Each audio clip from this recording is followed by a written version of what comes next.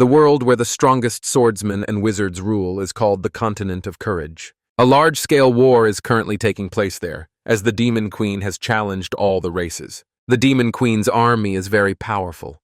They are like a hurricane, destroying everything in their path. The cities of all races were destroyed one after another, and soon only the human race remained. But after the human race rebelled in Neijiang, the last line of defense fell. Humanity was defeated.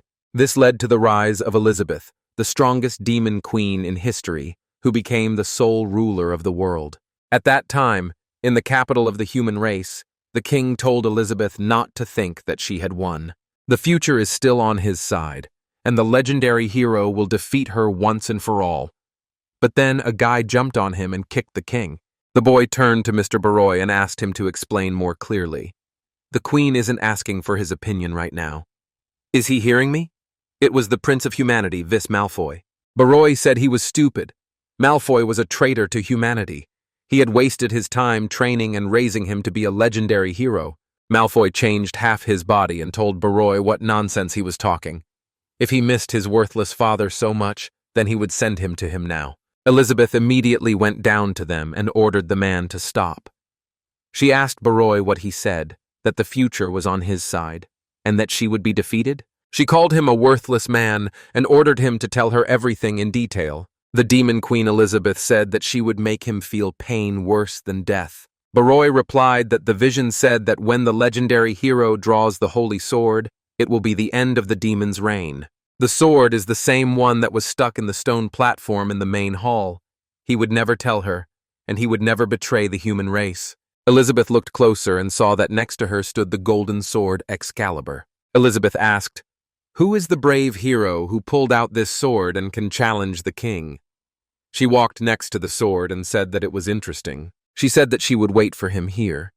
Elizabeth's reign lasted for years, but the people serving remained the same. After 15 years in the city, Goblin greeted Mr. Pete and said that the magic oxen in his shop today are very good, so let him come. Pete listened to him attentively and replied that he would, of course, drop in to see him that day. Under the Demon Queen's rule, all the old and unfair rules between the different races were gotten rid of, and everyone was able to live together as equals. Conflicts ended, and everyone was able to live and develop in peace. As a result, the Continent of Courage entered a period of unprecedented prosperity. Soon, the Alliance Against the Legendary Heroes was formed. This group was against the arrival of the so-called heroes. They were afraid that the fragile peace would be destroyed. At that time, in the territory of Elizabeth Castle in the capital of the human race, she gathered everyone and asked, "Nothing is known about the legendary hero yet. Do you have any news?" The elven minister Twyla replied that the elves had sent out all the trees and insects to search, and there were still no traces. The minister of the dwarf race, Heimerdinger, said that they weren't very good at collecting information, but according to the data they received from the weapons shops, they hadn't found any suspicious people. The minister of the human race, Aristotle, said that even if this brave man appeared, he would try to fight them all using only his own strength, and that would not be enough. Minister of the demon race. Lim said that Aristotle is new here, so she doesn't know. She isn't afraid of the legendary warrior, she wants him to come. To understand the prophecy, she carefully studied all kinds of ancient magic and martial arts. The minister of the orc race, Mughal, said that if Her Majesty wanted, she could destroy the entire Continent of Courage in an instant. Twyla said this was silly. She blamed it on Barlow. They were all lucky that Her Majesty was in charge. They would kill this hero. At that moment, someone came into the meeting and started shouting, "Down with the heroes!" Heimerdinger said, "And here comes Barlow himself." Barlow said that he supports the reign of the Demon Queen and opposes the arrival of the legendary brave hero. Elizabeth used her powers to grab him and demand that he explain the prophecy to her. "Where is the hero?" Barlow replied that it was impossible to say exactly when an object surpasses the understanding of prophecy, just like Her Majesty. Malfoy joined the conversation and said that it was very stupid to believe his prophecies. He told Elizabeth not to worry because he was working on a new study. Elizabeth didn't want anyone to interrupt when she was talking to someone, and she punched him in the face and told him to shut up. Malfoy, with a bruise on his face, realized his mistake and asked the mistress for forgiveness. He understood that he had done something wrong. Elizabeth didn't stop there. She also hit Barlow, calling him a horrible person. She said that she was a queen, that she had reached the top of this world and ruled over it. She is waiting for a hero to come and fight with her to make him the next step on the path to her glory. She studied the most ancient magic books of the continent of courage, and after countless hours of painstaking work, she created divine magic, waiting for him to challenge her. But this hero is nowhere to be seen. Where could he be? Since he's not coming to her, she'll go to him. Elizabeth immediately picked up her sword. The servants were frightened and told the mistress, "But she's not going to. Don't let her!" Elizabeth used her magic to say that she would go to him. The energy was very strong, and the sword also felt it. Lim used his defense technique and shielded everyone from the energy. Barlow shouted at the lizard to protect him too. Twyla said that this couldn't be happening. The Demon Queen is going to pull out the holy sword. Elizabeth's energy began to merge with the sword's energy, but she managed to do so and pulled out the sword. Elizabeth said, "Who said that only a legendary hero could pull him out?" But at that moment, she stopped and felt that someone was approaching from far away.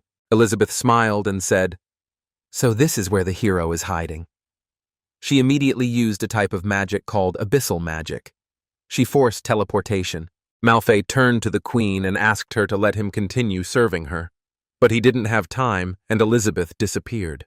At that moment, the newcomer village was quiet. The legendary hero said that farming was so calming for him. His name is Leping. He works in an office and has a boring life. He doesn't like anime or games. He probably likes watching videos on the way to work the most. He used to run his own channel, where he taught kids how to fertilize soil. He also taught the kids about making losifin. Pin watched the video the whole way, and sometimes he felt so excited that he wanted to live like that too. Then, suddenly, he found himself in this world. With the help of the beginner's system, he learned how to survive in this world. He didn't know anything about this world, but that didn't matter. Isn't this the life he dreamed of? He felt his body getting healthier and healthier. The system greeted him and said that by completing the training, he had fulfilled all the conditions to leave the newbie village. Pin was surprised and asked, "Isn't everything fine now? Why should he leave?" The system warned him that after leaving the newbie village, he would meet many different people. He could learn sword and magic skills from them to become a legendary hero and kill the Demon Queen. Pin responded that he didn't want to kill any Demon Queens, and he asked if he could just continue living there. The system refused him. After all, the player's mission is to kill the Demon Queen. Let him begin his adventure. Pin said the system kept trying to persuade him to leave the village and go on an adventure, but it only sent him messages, and it wouldn't stop. He refused and told the Demon Queen to go to hell. He just wants to live like this forever. However, there's a time barrier here because of a special time barrier.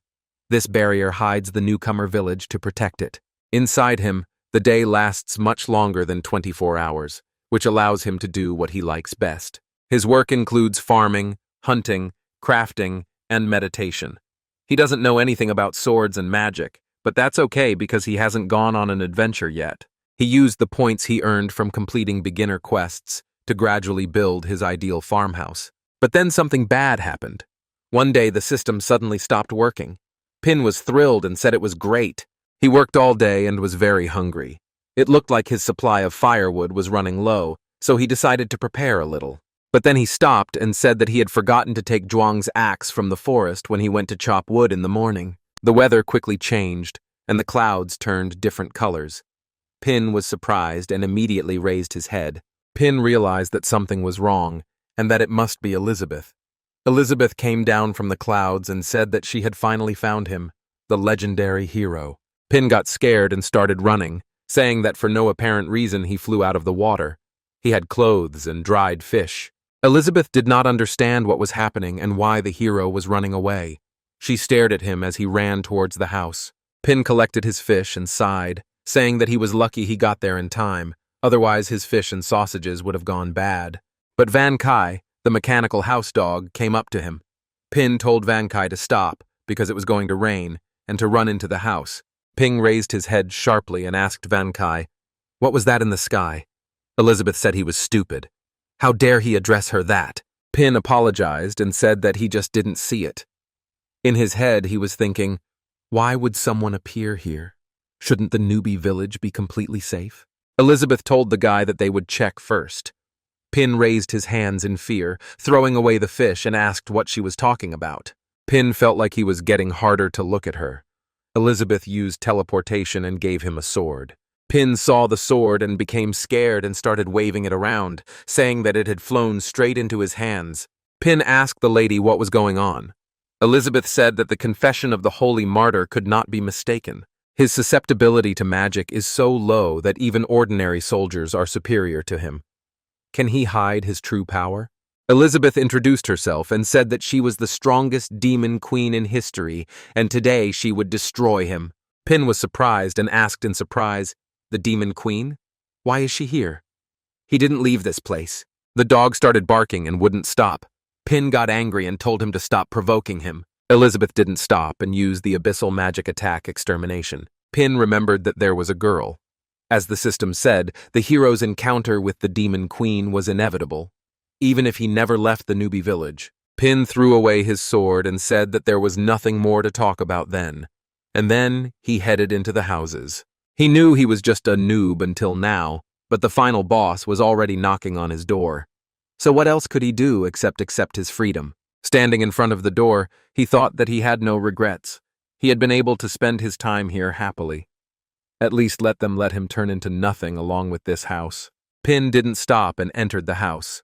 Elizabeth wondered what this guy wanted to say with that smile.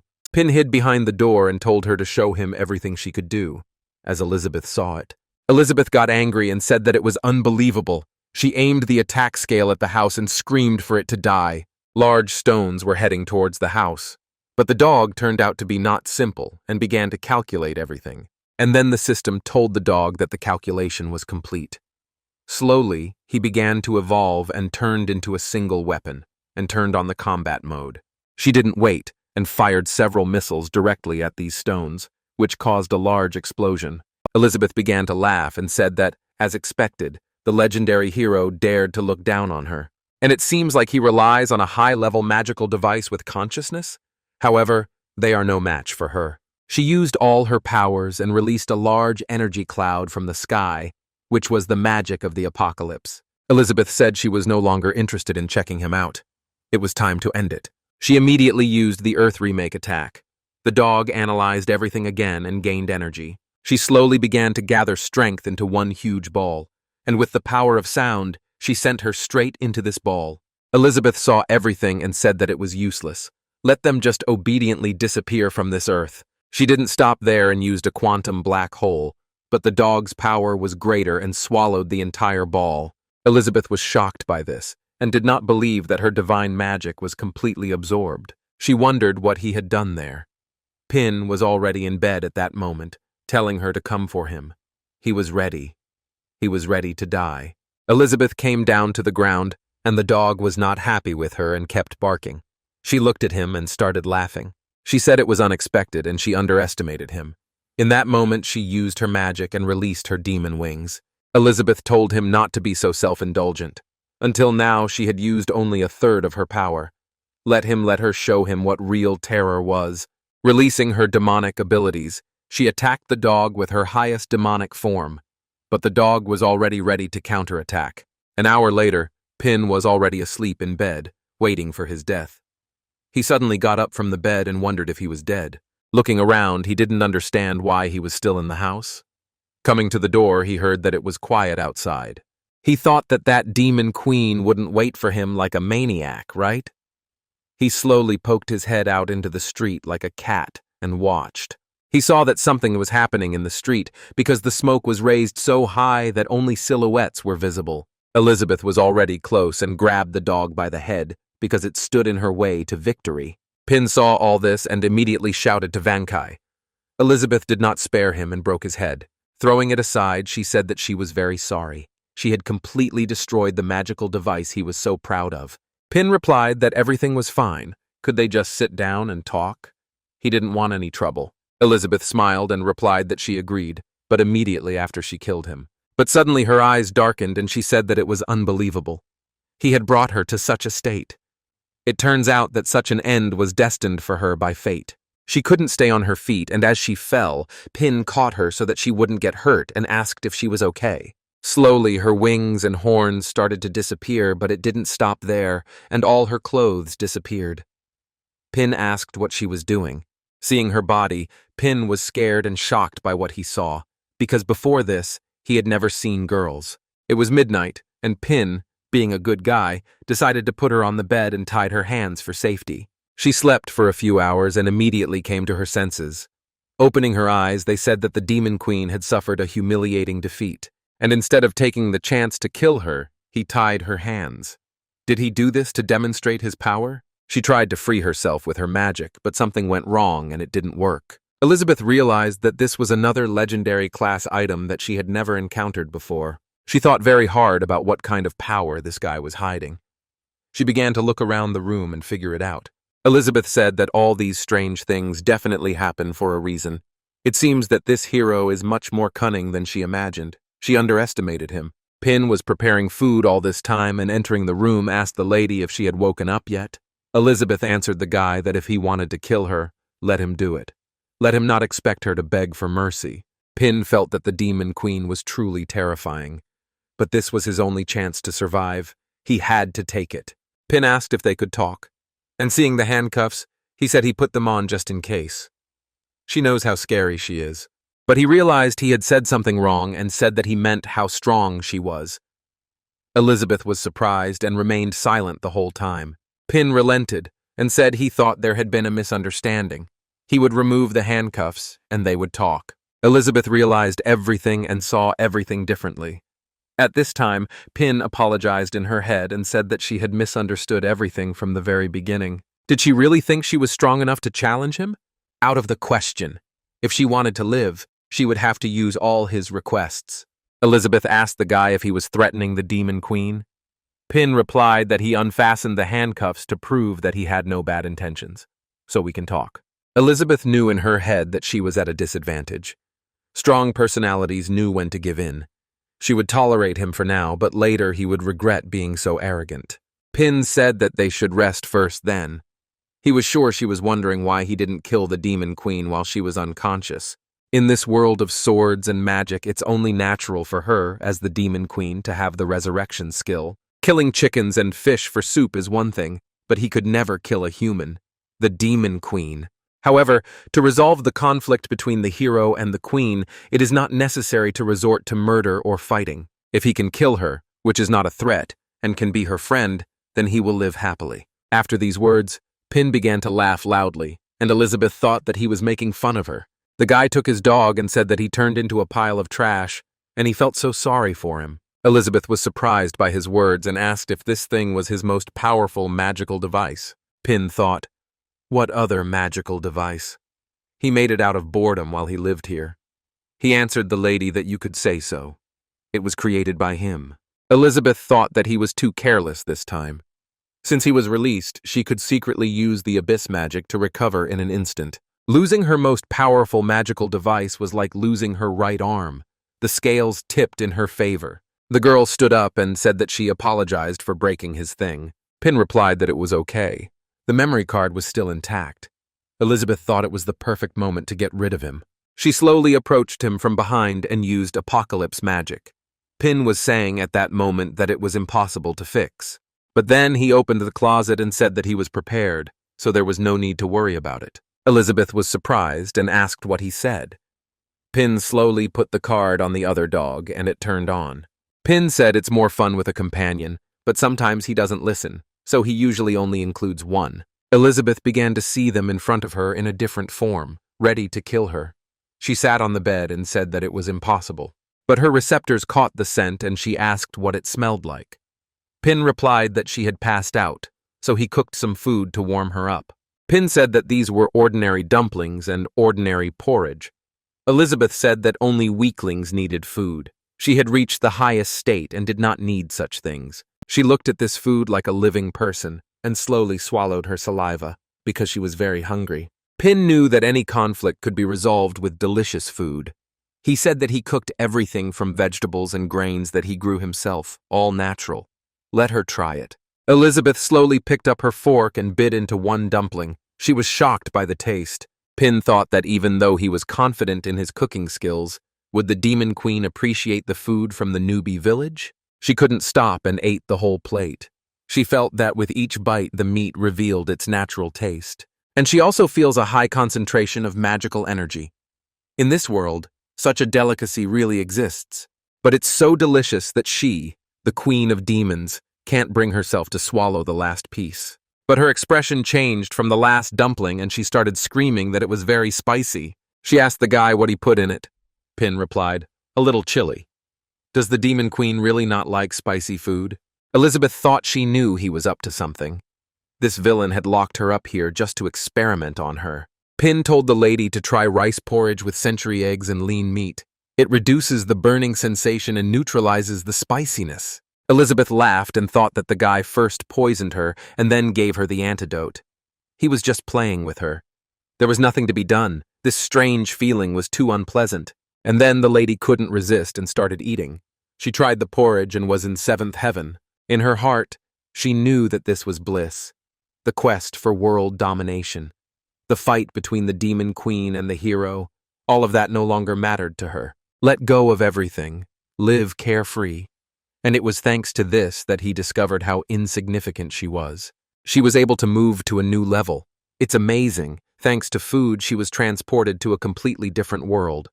Under the influence of two stimulants, her strength increased.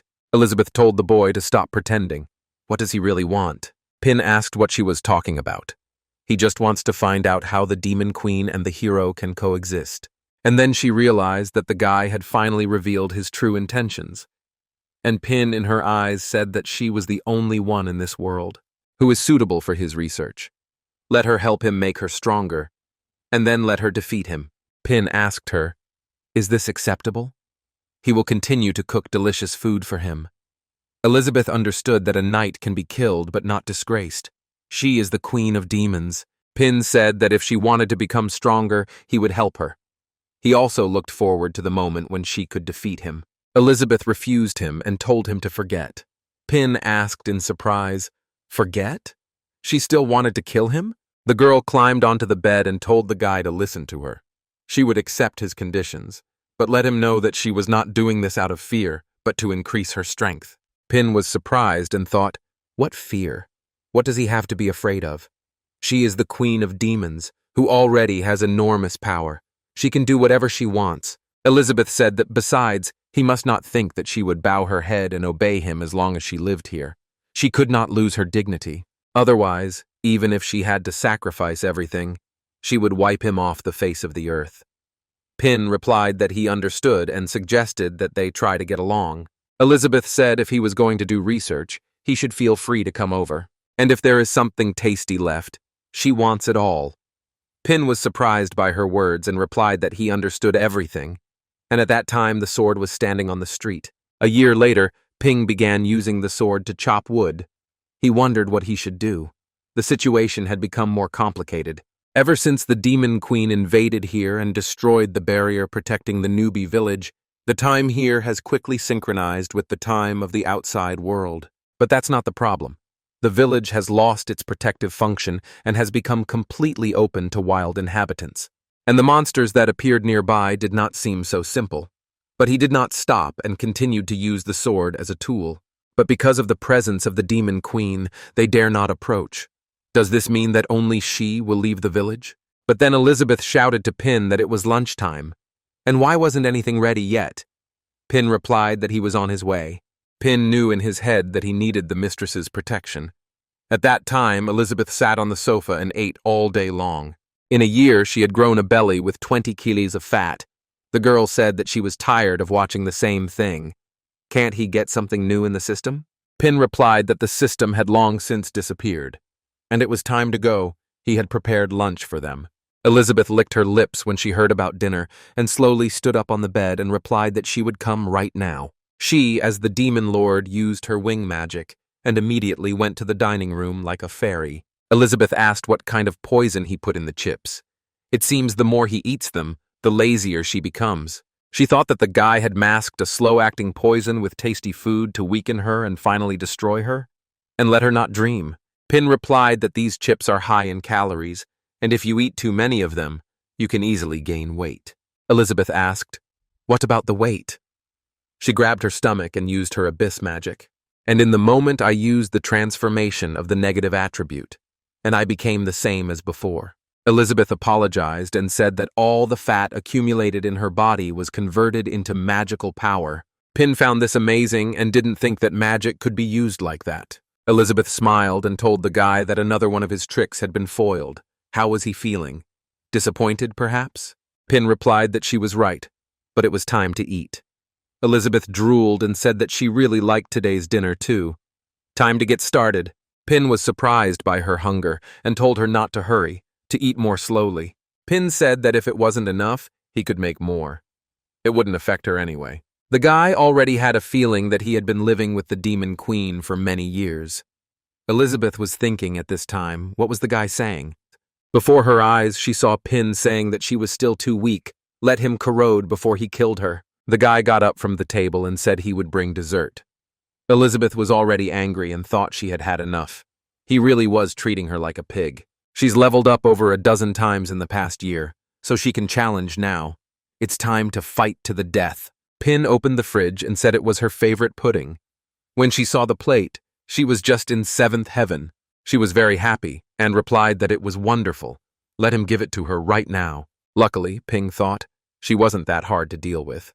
She could be easily calmed down with some tasty food. At this time, on the territory of this land, a man and a girl were running away from villains. They were being followed by demons. The demon turned to Gu and Sveik and used a space rupture attack. After catching up with the guys, he opened the second phase of the attack, a claw trap. The man turned to a girl named Elif and said that he would detain them, and she should run to the city because she would be safe there. Elif cried and replied that she could not leave him. The man said that he had promised her mother that he would protect her no matter what. But the demons were already on the offensive and used the ghost flame attack. It was something huge, similar to the planet Earth. Seeing this, the man said that we need to quickly end this with the help of the most powerful technique. He didn't stop and used the hero strike attack. Throwing out warm energy at the demons, he hit one of them. The chief demon was surprised to see that Gu was dead. He used his techniques and merged Gu into one. Elif also stayed to fight, and using her bow said that she would never leave her father. She shot an arrow of nature at the demons from a distance of several meters. But the demon used Gu and reflected these arrows.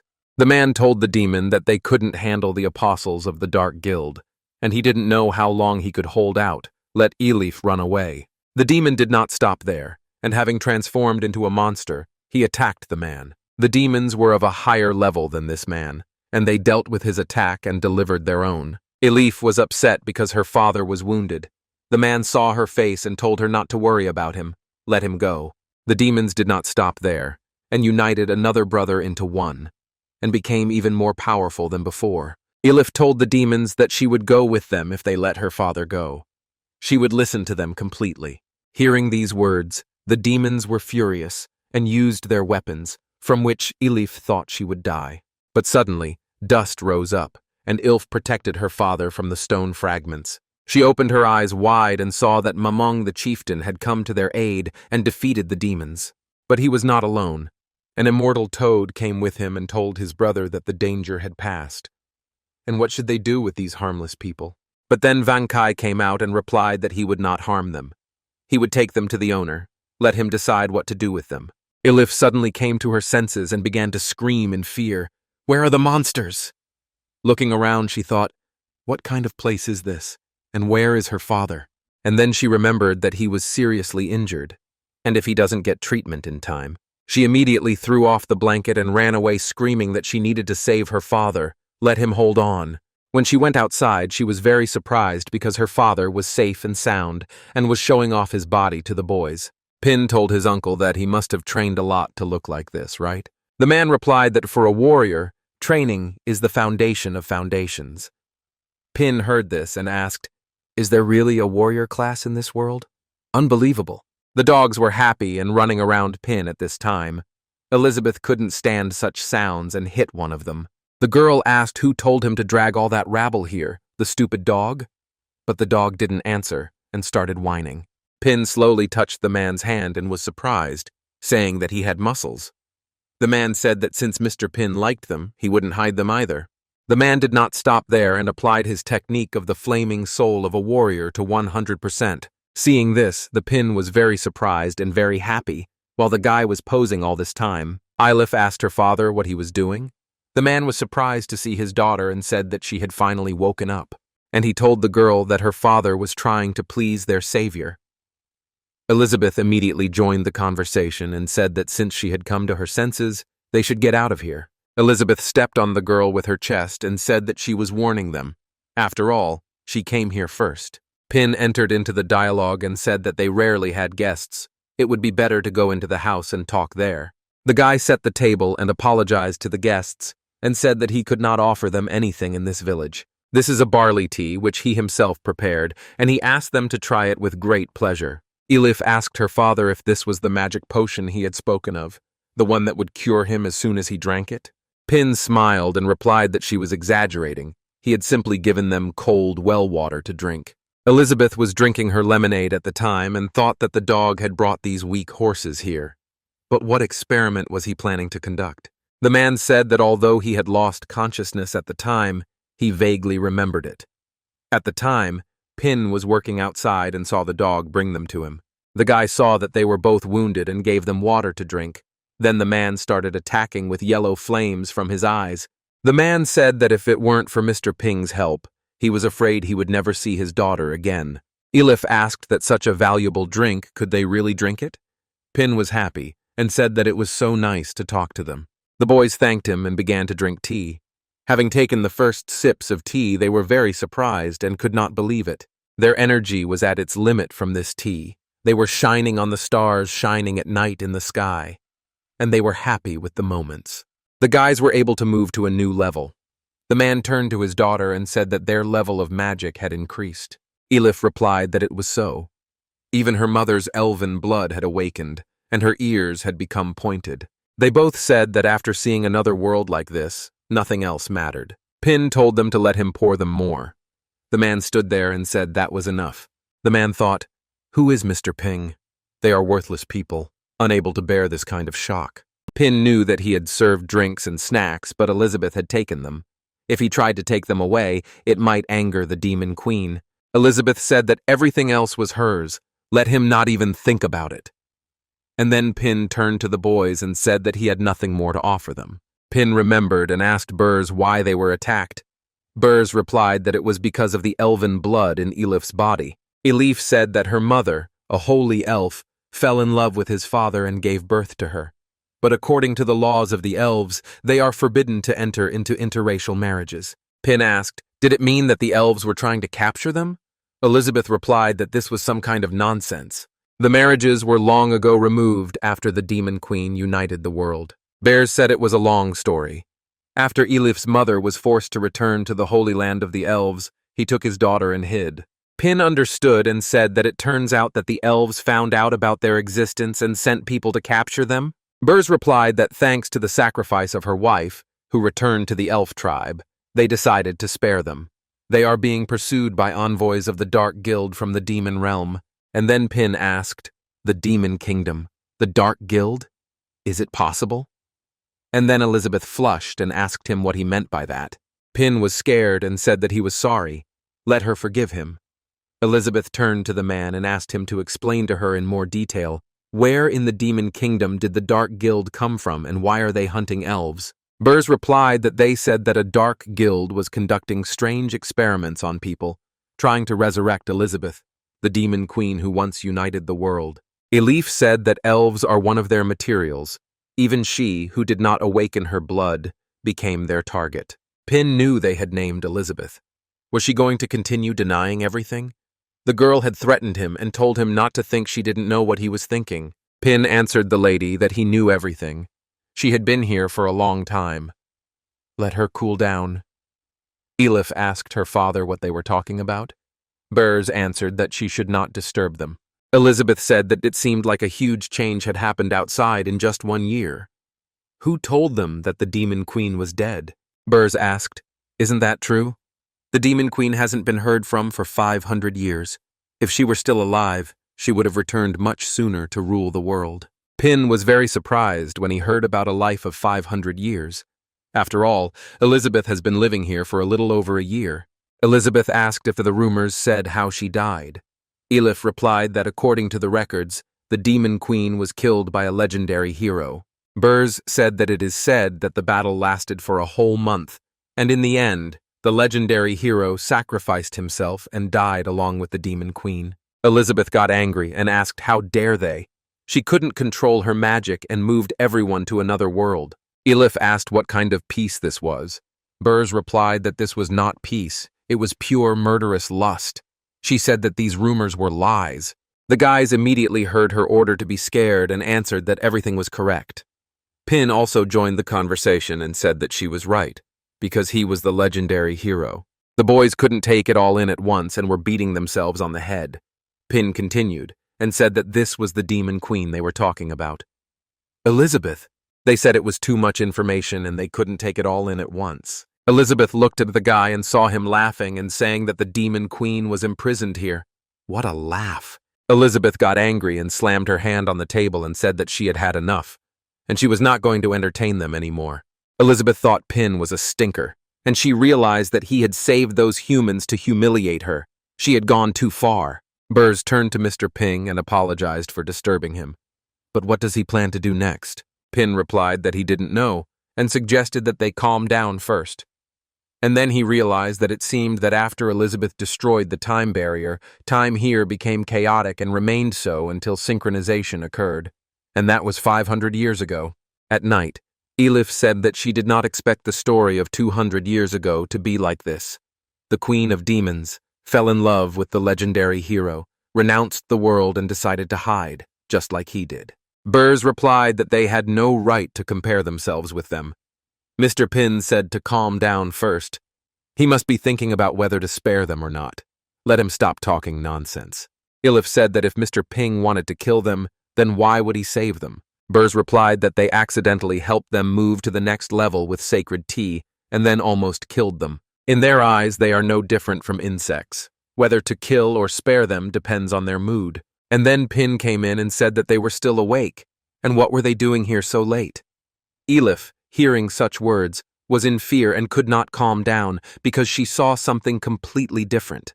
Pin came to them and asked if they were asleep and suggested playing cards. Beers was surprised and asked in surprise, "Cards?" They didn't turn on the lights throughout the house, and Pin told them that these were all the rules and asked if they understood everything. Burrs replied that everything was perfectly clear. Elif thought that, as her father had said, Mr. Ping had given them a test to decide whether to kill them or not. Pin said that he would then deal them cards. Elif asked Mr. Pin what the game was called, for she felt that the cards emanated an ominous aura. Pin was surprised and replied that she had taken him by surprise. He understood that the name was Landlord and thought that the people of this world would not understand. Pin came up with an idea and said that they would call it a battle with a dragon. The guys were scared by such words.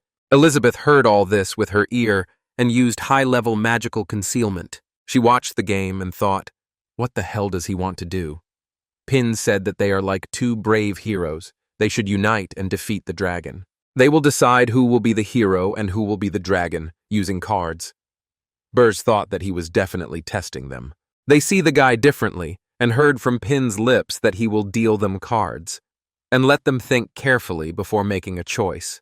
Pin smiled and said that he would look at his cards and let them look at theirs too. Burrs told Elif that there was no hesitation.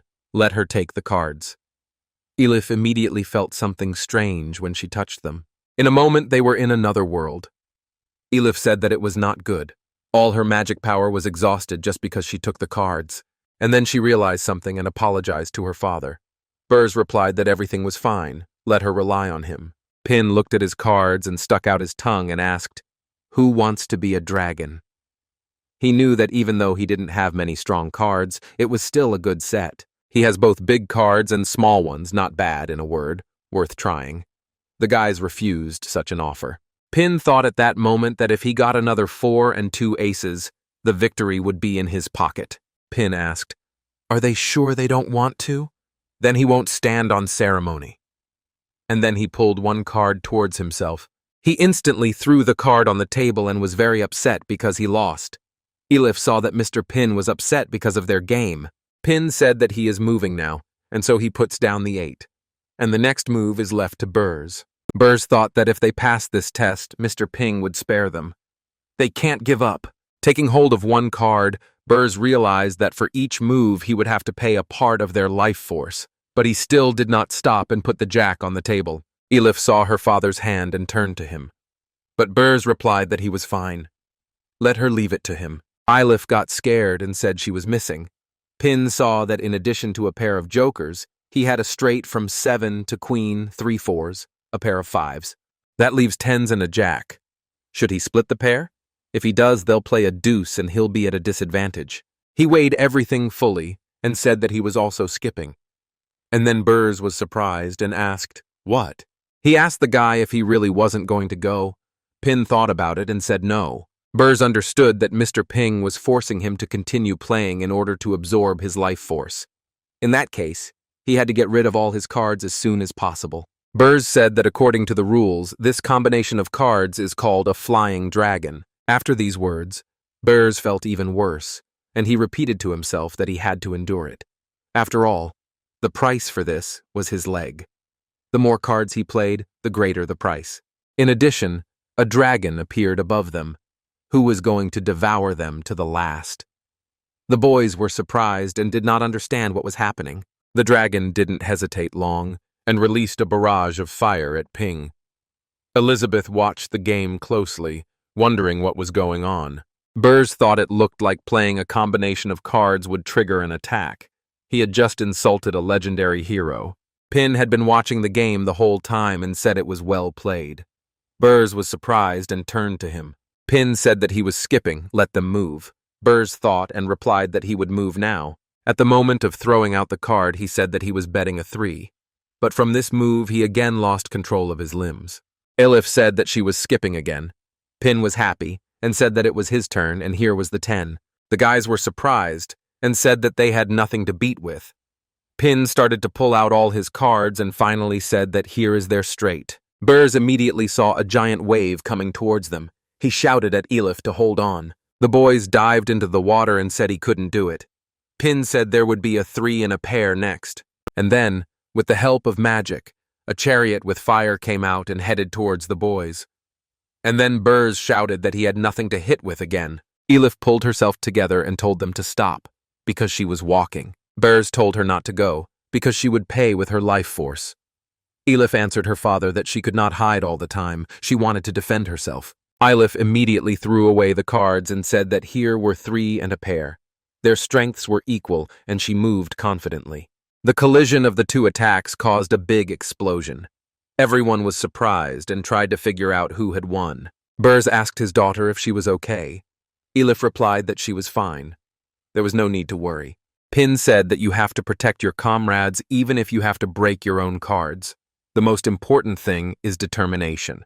In his head, the boy thought that he didn't expect them to master the cards so quickly. Burrs raised his hand and asked, "Determination?" Pin replied that it was, but it was too late. Elif was surprised and turned to him. Elizabeth saw and understood that this was not good, this ominous feeling.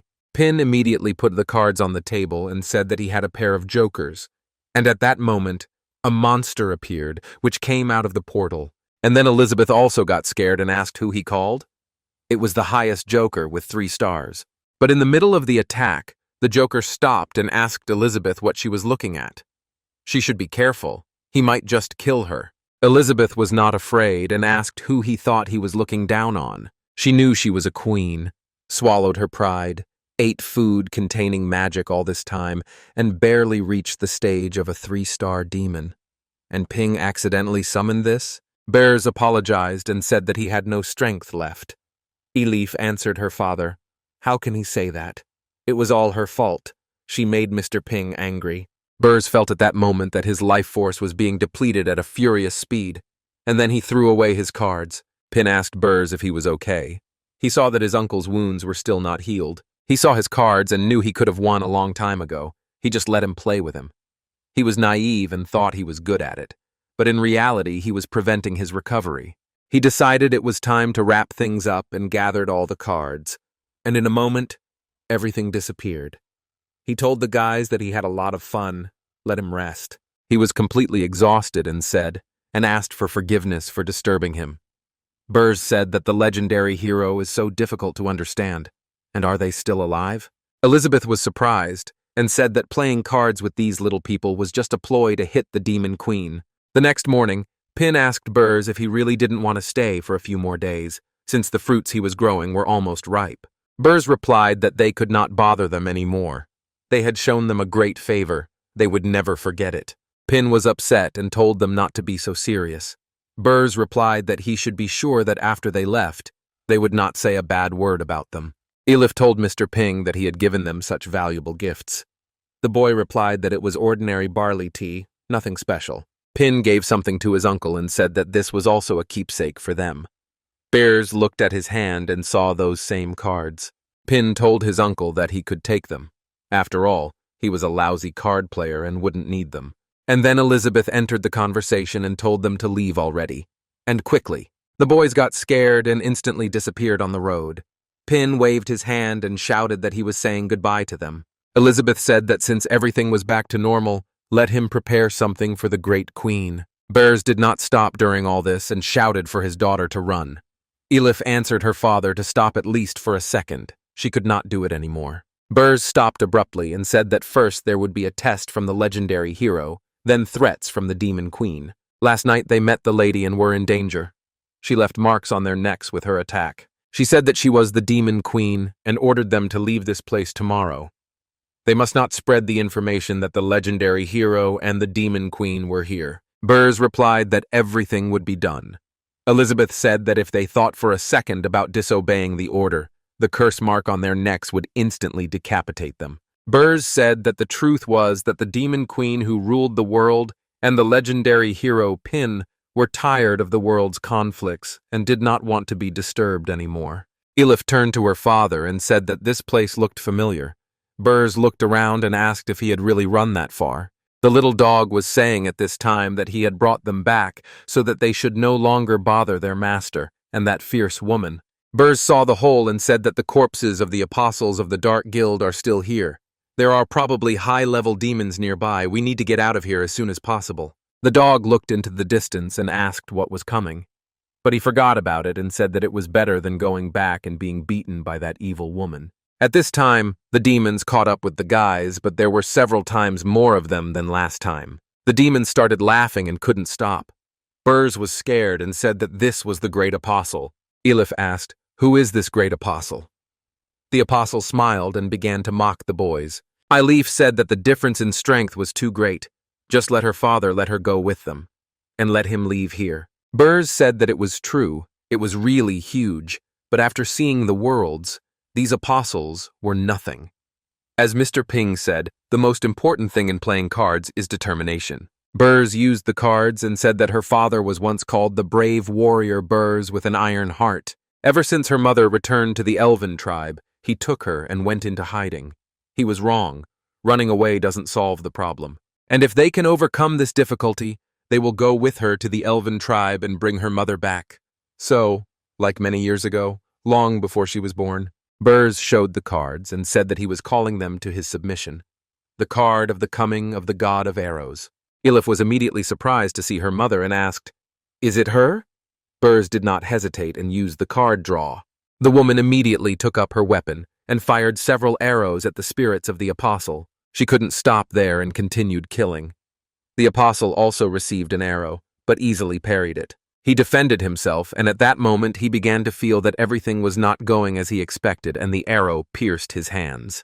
Burrs, seeing that he had won, gathered everything and fell to his knee. Elif was frightened by this and ran up to him. Burrs said that he thought he should change classes, and he seemed to understand what Mr. Ping meant.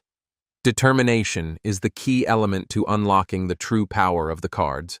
At this moment, a new class of cardmaster appeared on the continent of courage, and Burrs was one of them. After a week, Pin was able to grow his own vegetables and cut up watermelon wedges to taste the nectar. He said that the world of magic was amazing. His method of breeding hybrid fruits was successful.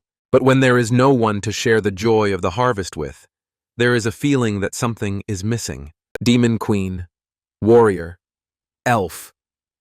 He originally thought that he would be content with just farming, but after coming into contact with the outside world, he wanted to see more. It's the nature of people. Sometimes they change their minds. But he's so weak, so he'd better forget about it. But suddenly Elizabeth came out of the house on a bench and said that Pin looked upset. What was he thinking about? Pin replied that he wanted to go out into the outside world, but he was too weak. Let her not pay attention to it. Elizabeth asked if he had finally decided to leave this place. Well, maybe they could go on a trip together. She knew the outside world was not comparable to his, but he was acting too arrogant. Pin was surprised and asked, "Really?" He thought, and was glad that it was a different matter when he was under the protection of the Demon Queen. Elizabeth told him to stop talking and get changed. Pin ran sharply and quickly changed his clothes. The girl saw him and said that his cooking and sewing skills were impressive. Pin smiled and replied that of course, that's what he does best. The dog immediately started barking and opened a portal for them. Elizabeth told them to go, because they could get to the nearest town there. Pin was delighted and replied that it was so convenient. But on the way to this portal, Pin stopped her and said that he had a couple of questions. Pin said after they exited the portal. First, she wouldn't leave him alone, right? Second, would she be able to control her emotions? At this time, Elizabeth saw everything differently and perceived it all in a different conversational way. Pin said that even after their journey in the outside world, would she come back with him?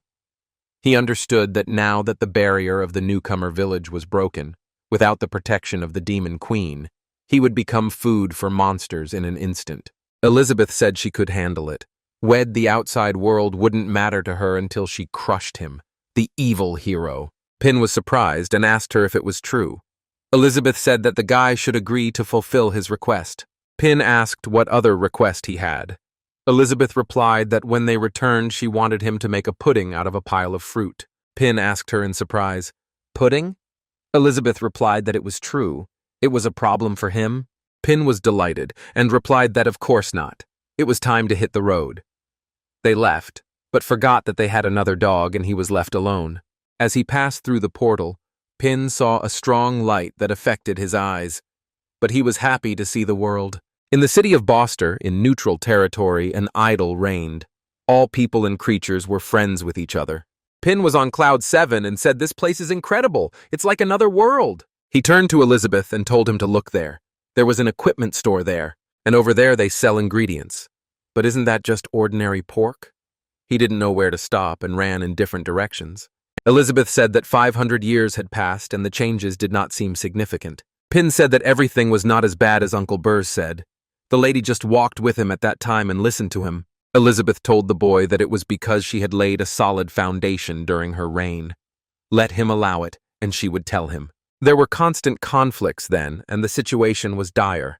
She used her power to suppress all those in conflict and to establish a set of rules according to which everyone was equal. So the one who really saved the world was she, not he, the so-called legendary hero. But all this time, Pin was no longer listening to her and was running along the road. Elizabeth was surprised and said that she couldn't believe it. He didn't care about her past achievements. Pin saw the toys and said that they were so well sewn. The stitches were neat. Did his sister really make this? The girl replied that everything was so, and if he liked it, she could lower the price a little. But then Pig came up to her and asked who gave her the right to open a store here. And then he destroyed the girl's store. Pig took her hand and told her that her church owed his gang protection money.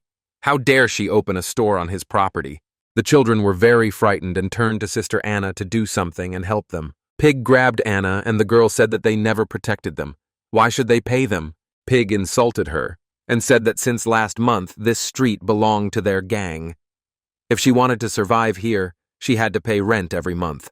Anna said that the church belongs to the nuns and when they return they will have problems. Pig asked, "Does she not get it at all?" Great. Today he will drive them away and tear down their old church. But then Ping stepped in and told him to stop. Pig asked the boy what he was thinking of doing this for, but Ping couldn't answer him because he doubted it. Elizabeth knew he shouldn't meddle in other people's business. Or did he want to play with those people again? Pin asked the girl to help him. Elizabeth refused and replied that she did not want to stoop to his level. Pig turned to him again and asked what he wanted. Pig was already very angry and did not understand what to do. He immediately started shouting that this pig-headed guy was hurting a little girl. Let them arrest him! But no one paid attention to him and just watched the performance of Pig making fun of everyone. The pig started laughing and asked the guy, he didn't think anyone would actually help him, did he? Everyone here knows their gang. Judging by his clothes, he's from the South? And the girl next to him is not bad. Pin suggested that they discuss everything. He has food in his backpack. Does he want to share it with him? The pig told him to stop talking nonsense. Let the others teach this boy a lesson and take the girl to their gang and lock her up. Elizabeth asked if he seriously thought anyone here could stop her. He tugged the tiger's whiskers. She didn't play with them and used the sky in captivity. Pig was surprised and asked why the hell the weather suddenly changed. Pin told her not to do it, because she would destroy the whole city. Let her cool down and they would scare them. She wouldn't fight the common people at full strength, would she? Elizabeth replied that she would spare them only because he asked. Anna saw everything and understood that this girl's magic was simply incredible. Pig asked, is it really going to rain? Spin asked them, do they want to stand up for these orphans? But he didn't understand what was happening to him. And why was he so uneasy? Ping asked him to divulge how much he wanted for protection. Pig replied that it was 10 gold pieces for 2 months. Elizabeth started laughing and said that he understood the fuss because of some pennies. What a fool. Pin turned to Elizabeth and said that she must have a lot of gold coins, right? The girl replied that she had so many that she couldn't count them. Pin asked if she could lend him some. He would sell his vegetables and return them a little later. Elizabeth said, what a fool. He wants to use her food to exchange for these trinkets? That won't do. Besides, she didn't take them with her when she came in. Pig asked, so they have money? Pin replied that he had no gold coins. Could he pay with farm produce? The pig got angry and asked the boy, is he trying to play with him? That's enough. But then someone threw a bag of coins in his face. The pig asked, who else is he? But then he saw a bag of coins in front of him, and he couldn't say another word. A guy named Shotzi Taris said, stop bullying his friend. They got the money, now let them get out of here. The pig began to laugh, and said that it seemed like the thunderous Shaji from the Holy Sword Guild was in front of him, so let it be as he said. He said they were leaving, but next time he wouldn't get off so easily. Anna immediately thanked Taris. Pin also thanked him and said that he had some fruit. Let him take it in honor of his kindness. Taris laughed and told them not to worry. It was a normal thing for him. But if they didn't mind, he would like them to help him with something. Anna asked how she could help him. Taris replied that they should talk somewhere else. If everything worked out, he thought it would also solve their money problems. Elizabeth said that they were not interested and ordered Pin to go. Pin replied that they should not go. He had helped them. It was better to listen to him. The child asked Anna if she would go too. Anna answered yes and sent the children to church, saying that she would be back soon. Taris called them into the pub and told them to stick close to him once they entered. As they entered, the men told Elizabeth that he was being followed by some trash. Would he like to join them? Elizabeth used her gaze and asked what he said. At that moment, the guys calmed down and kept quiet. She told Pin that it was his fault for dragging her to this lousy place and wasting her time. Pin said that they had come. Taris said that they should go into this room so that no one would disturb them. Entering the room, he said that he had returned. The girls immediately surrounded him and said that he had finally arrived. They were worried and were about to go looking for him. Taris said that he forgot to warn them that his wives were in this room. Pin was surprised and asked, his wives? Taris sat everyone down at the table and told them to allow him to introduce them. And next to him is Gasha. She is a warrior with a shield. These girls are Assassin Loloka and Mag Gailey. And finally, the last one is Gloria. She is an incredible elven archer. He met a girl of elven blood not long ago. Elizabeth told them to stop wasting time on idle chatter. Why did he call them? It was time for them to leave. Gasha turned to the gentleman and asked, who is this woman? Her behavior is irritating. Elizabeth said that this is the queen's nature. Any problems? The assassin replied that it was funny. She seriously calls herself a queen. Is everything all right in her head? Gloria told them to look at her ears. She's probably a half-breed with some elven blood, right?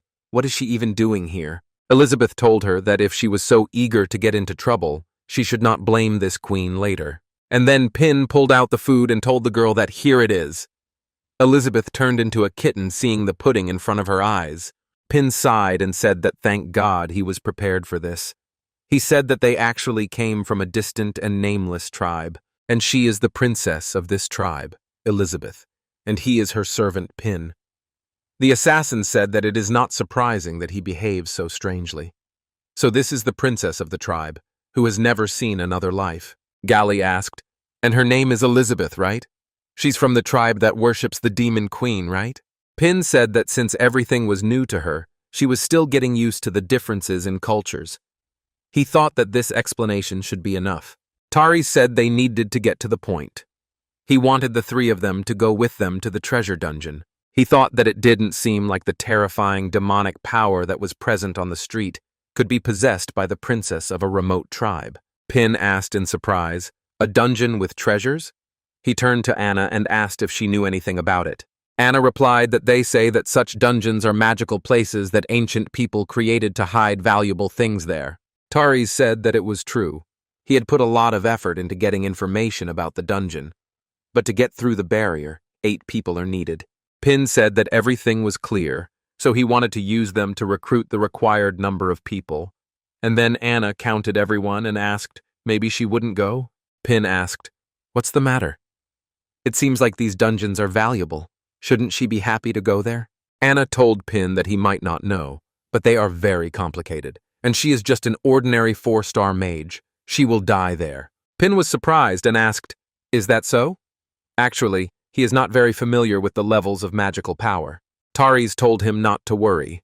They just needed to gather the necessary number of men. They would participate in the battle themselves. Their reward will be no less. He thinks they will be able to get at least several tens of thousands of gold coins. Gasha said that the master single-handedly repelled the attack of several apostles of the Dark Guild who wanted to capture Gloria a few days ago. If the strength is obvious. Anna asked in surprise, "Several tens of thousands of gold coins? Really? Then the money problem in the church will be solved." Pin turned to Elizabeth and told them to help them, okay? Elizabeth replied that he had already decided everything. Let him not disturb this queen who was enjoying a wonderful pudding. And at that moment, Gale pulled out a ball and put it on the table. Pin asked in surprise, "A crystal ball?" Tariz replied that it was a crystal ball for measuring the magic of Geli. They just needed to put their hand on it, and it would determine the level of their magical power. Pin said it was amazing. But what does 8769 mean? Anna replied that this ball can measure magic power in numbers. 8769 must be the level of a demon's deha. Tariz said that he is a 4-star demon spirit. His wives are 4- or 5-star archmages. Since they are going to cooperate, they should get to know each other better. Anna thought for a long time whether to put her hand on the ball, and in a moment she decided and put it. Gally was surprised and asked, "What, only 300? She had more when she first changed classes." Anna said that she was very sorry. She could not increase the level of her magical power. Pin started laughing and said that they should let him try it too. Even though he hadn't learned magic all these years, his potential strength as a legendary hero shouldn't be low. Pin had the most confidence and confidently placed his hand on the ball. And then they saw nothing, and the ball did not show. Tariz asked in surprise, "Zero?" Even masters of the arts couldn't have that. Pin thought that someone like him, who had been a farmer all his life, couldn't have magical powers. He immediately sat down on the table and said that he was doomed to be a mage in this life. The assassin asked him what he could do. He couldn't be completely useless, right? Pin replied that he was good at farming. By the way, these are the fruits he picked recently. They can try them. Gailey said that he was a typical villager from a remote area. Let him keep them. Assassin asked him if he was really an ordinary servant. Tariz approached Princess Elizabeth and told her that she should try too. Pin told her to just cooperate with them. Elizabeth thought, this is infuriating. He wants this queen to accompany them to mock these ignorant mortals? She slowly put her hand on the ball, and the color of the ball changed in an instant and was so bright that everyone was blinded. Pin immediately thought that if it turned out that Elizabeth was the demon queen, it would definitely cause a huge stir. And then Pin said to Elizabeth, she immediately replied that she knew everything and understood that they rarely went anywhere, so she would play with them. At that moment, the ball showed an indicator of 8768. Anna was surprised and said that this was the spirit of a demon, just like the centaur's brother. Gelly said it was impossible. Is this woman also a 4-star demon spirit? Taris said it was amazing. They were truly worthy of being the princess of the tribe. If they join them, their chances of getting the treasure will increase significantly several times. Anna asked him how they could get to the treasure. Pin thought that he had just stepped out into the outside world for the first time and had immediately encountered something like this. He needed to find out more. Taris turned to Gaily. She immediately understood his hint and used the creation of a teleportation scroll. The energy engulfed the entire room, and in an instant a seal appeared, which transported them to another world. Pin was surprised and said it was teleportation magic. It was just unbelievable. Anna said she felt dizzy. Elizabeth understood what it was. But then Taris said that they would not waste time and would go to the dungeon. Elizabeth said that she did not want to go there and asked Pin to let them go home. Gasha turned to her and asked what she was doing. She dragged herself here and decided to change her mind at the last minute. Gaily asked her if she had any idea how many crystals and magical power it took to create a teleportation scroll. Gloria also got angry and said that if she didn't go with them, she shouldn't even think that she could leave here so easily. Elizabeth asked, and who would stop her? Pin immediately entered the dialogue and said that they should not quarrel and just listen to him. Pin clasped his hands and told Elizabeth that this kind of chance didn't come around often. She should just let him take a look. Anna asked Princess Elizabeth if she had noticed. Inside the cave was a magical power similar to hers. Pin asked, "Is the magic similar to Elizabeth's power? What does she mean?" And then Taris pushed the guy and said that he was asking for forgiveness. Let them trust him. Whatever danger they face inside, he will protect them. Let Elizabeth go with him. Elizabeth walked alongside him and told Pin that she would go with him since they rarely went out. She took matters into her own hands and headed there first. Taris was very angry, but he knew that he shouldn't ruin everything. Entering the cave, they saw something strange and beautiful. Pin asked, "Did the barrier go down again? Couldn't they go back the way they came?"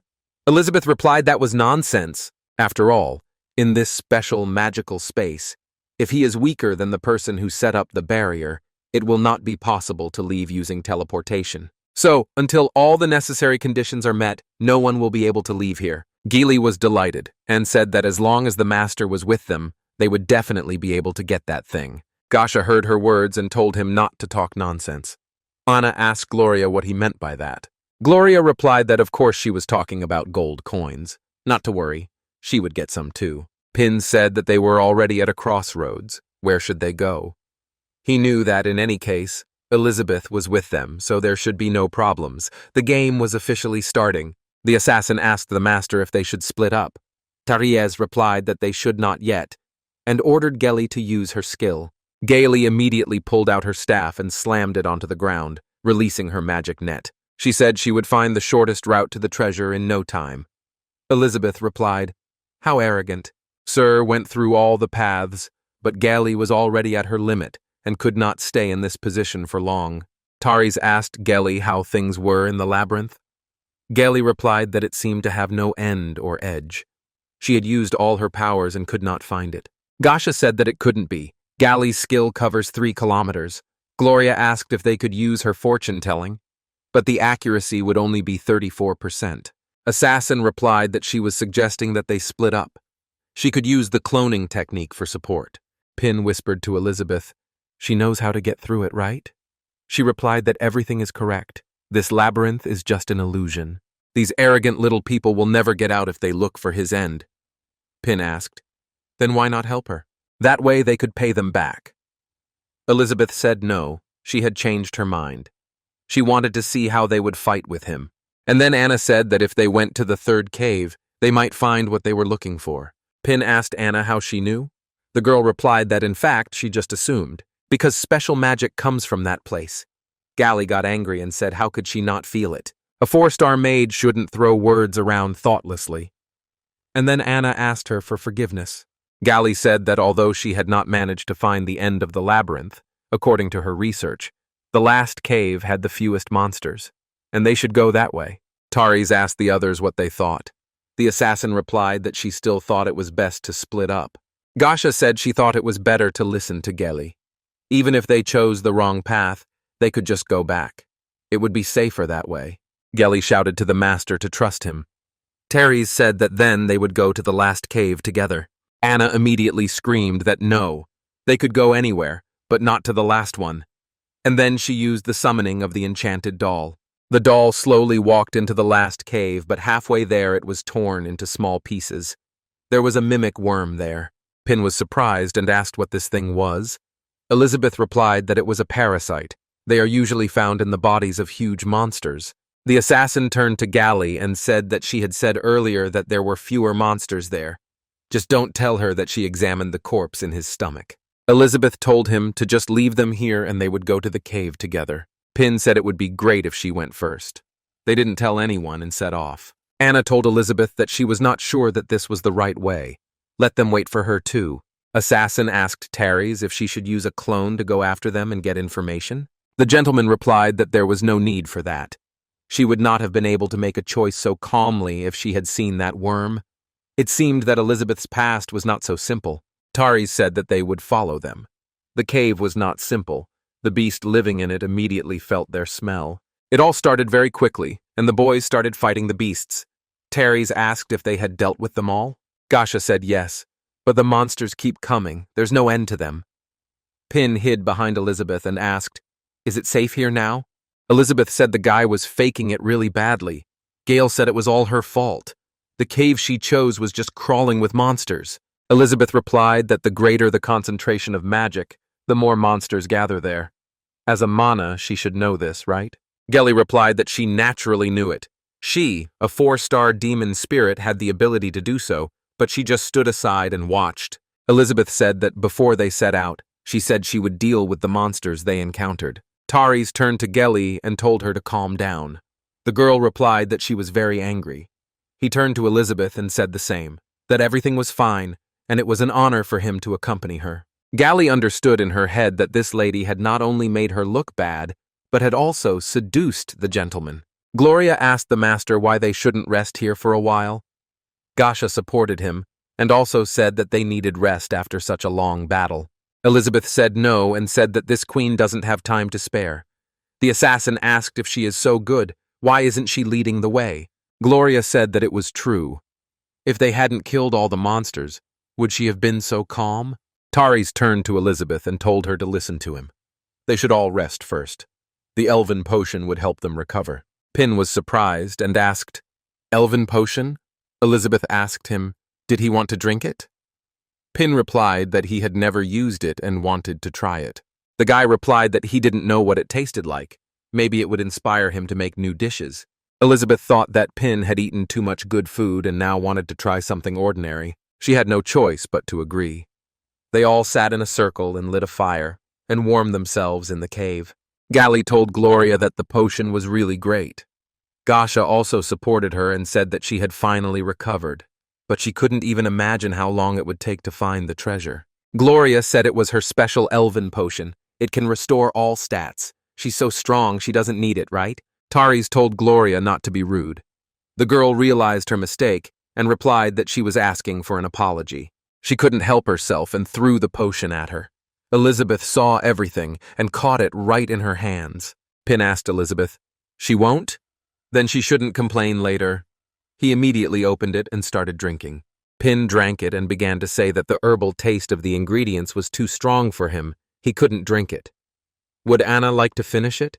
Anna thanked him and replied that she had only used a little magic power, so there was no need for that.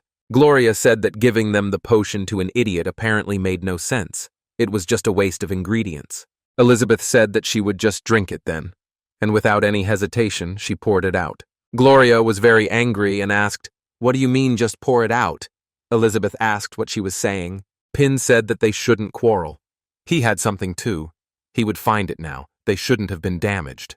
He immediately took out some regular bananas from his bag. He wanted to share them earlier, and finally, he got his chance. Pin came up to Anna and said that he had run out of bananas. Would she like an apple? Anna started crying and asked if he was really giving it to her. Pin replied that it was true, but what was wrong with that? It was just an apple, why cry? Anna asked if she could give it to her brothers and sisters. The orphans at the shelter had not eaten fresh fruit for a long time. Pin replied that he understood everything, and of course he could. As soon as he got home, he would collect more for her. and there would be enough for everyone. Gaily threw the banana away and asked who would need this rotten fruit anyway. Gloria supported her words and asked how it could be compared to her potion. Taris told them to have a snack of this for now. When she found the treasure, he would treat them to something tasty. Having bitten these bananas, everyone was surprised and did not understand where this banana got such a taste and powerful energy from. They were instantly transported to another world. Taris asked, "Where are they? And how did they get here?" And then music turned on in front of them, and live grasshoppers began to sing songs to them so that they would have fun. They turned into domestic animals and did not understand what they were doing. After all, the bananas clouded their minds. At this time, their thoughts and minds were in another world, but their bodies remained in the present, and all movements continued. Gloria asked the gentleman what they were doing, and then Taris came to his senses and said that he was asking for forgiveness. He had fallen out of reality for a second. Pin asked if this was some kind of performance. Elizabeth said she understood his intentions. Taris saw that his level had increased and asked what had happened. The others also asked, was the magic level constantly increasing? Pin said that this campfire show was amazing. The culture and customs of another world are really interesting. Seeing the centaurs dance is worth it. Elizabeth thought that Pin knew they would die if they went any further, so he raised their level in advance so that this game could continue. Gloria asked, "What's going on? How could the mania level have gotten so high?" Anna replied that it was because they ate Pin's brother's bananas. Gaily asked, "What kind of nonsense is that? Were those bananas bathed in holy water?" Gasha told Gaily that it was the bananas that allowed them to increase their magic power. Did she really get a level 2 demon star spirit? The assassin said that after eating the bananas, they were transported to another world. Were they enchanted by a demon lord level mage? Taris said that even he had jumped 3 levels, becoming a 3-star great demon spirit. It was simply unbelievable. He immediately turned to Mr. Ping and asked what the origin of the bananas was. What did he give them? And then Pin didn't know what to answer. Taris asked what was the matter. Pin answered that everything was fine. He just asked a question that he finds difficult to answer. They're just regular bananas. Taris asked in surprise, ordinary bananas? That's impossible. Pin remembered and said that it was a hybrid crop. But let them believe him. Even though it is a hybrid, the growing process is completely organic. He knew that only in this magical world could he use such a productive method. Gaily took the banana and said that since the master said it worked, maybe they could eat it and level up. They opened the banana peels and saw that they were already rotten. Gaily said that it was just disgusting. Anna replied that it was synchronization. Elizabeth asked the girl with glasses that she knew quite a lot, right? Anna answered Elizabeth that she was too kind. She learned all this from books. Taris asked what it meant. Anna replied that the nuns' magic books mentioned that special treasures usually needed to be used under special conditions in order for them to have an effect. She thinks that 3 or more people would have to eat Ping's brother's bananas at the same time for that to happen. Gaily got angry and told her not to pretend to know something she didn't know. Did she actually see her eating it? How would she explain that? Anna apologized and replied that she didn't know either. Unless the power of the person exceeded the power of the treasure, then it was nothing more than an ordinary thing for such people. Then Elizabeth told her not to look at her like that. Anna got scared and asked her for forgiveness. Gloria asked if it was because of her potion, the effects of which accumulated and then manifested themselves. Taris asked Pin if he could share some fruit from his backpack with him. Gloria asked the gentleman if he really believed this nonsense. Pin replied that of course he would be happy to share with him. And then he began to pull out his fruits.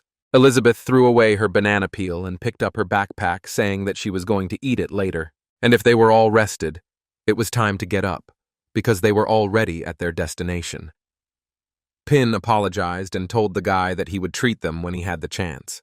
Taris said that everything was fine, they guys should go ahead, and he and his wives would catch up with them later. Pin asked, "Why aren't they going together?" Elizabeth was already on her way and telling him to get moving. The assassin asked the gentleman, "Maybe they'll just steal this backpack." Gasha said, "Who knows? Maybe they're hiding something much more valuable." Taris told them not to worry. The time was not right yet. Normally, people would not carry something valuable so carelessly. So she was definitely not just a princess from some distant tribe. Recently, one of the 4 major powers, Aristotle's kingdom, offered a huge reward for information on the missing princess. If he was not mistaken, she was right in front of him right now. If he can use this chance to turn the princess into his wife, he will gain power over Aristotle's kingdom. And then he will get more than just magical fruits. And he will use this to conquer her completely, the assassin said. Suddenly, the pheromone of charm began to come from the master. Gelly said that it was their fault that they could not satisfy the master, and then they laid their hands on Taries. In the depths of the labyrinth, the Shadow Wolf leader smelled the scent of people heading their way and called upon all his brothers. Pin told Elizabeth that it was getting darker and darker. Was this really the exit from the labyrinth? Elizabeth replied that she had already said that the maze was an illusion. They were almost there. At this point, they were already being watched, and animals were slowly examining them. Anna told Pin that something was coming. Pin asked what it was, and then, in a moment, dust rose and they stopped abruptly. And then Taries apologized and said that they had kept them waiting, and he was a little late too. And Taries turned to Elizabeth and said that he should allow him to serve him the rest of the way. If he wanted, he could even sit on his back. Elizabeth told him to get lost. He was not good enough to carry her. Gloria got angry and said that she was an arrogant girl and how could she be so shameless. But it didn't last long and Gloria lost her head in a second. Everyone was shocked and didn't understand what had happened.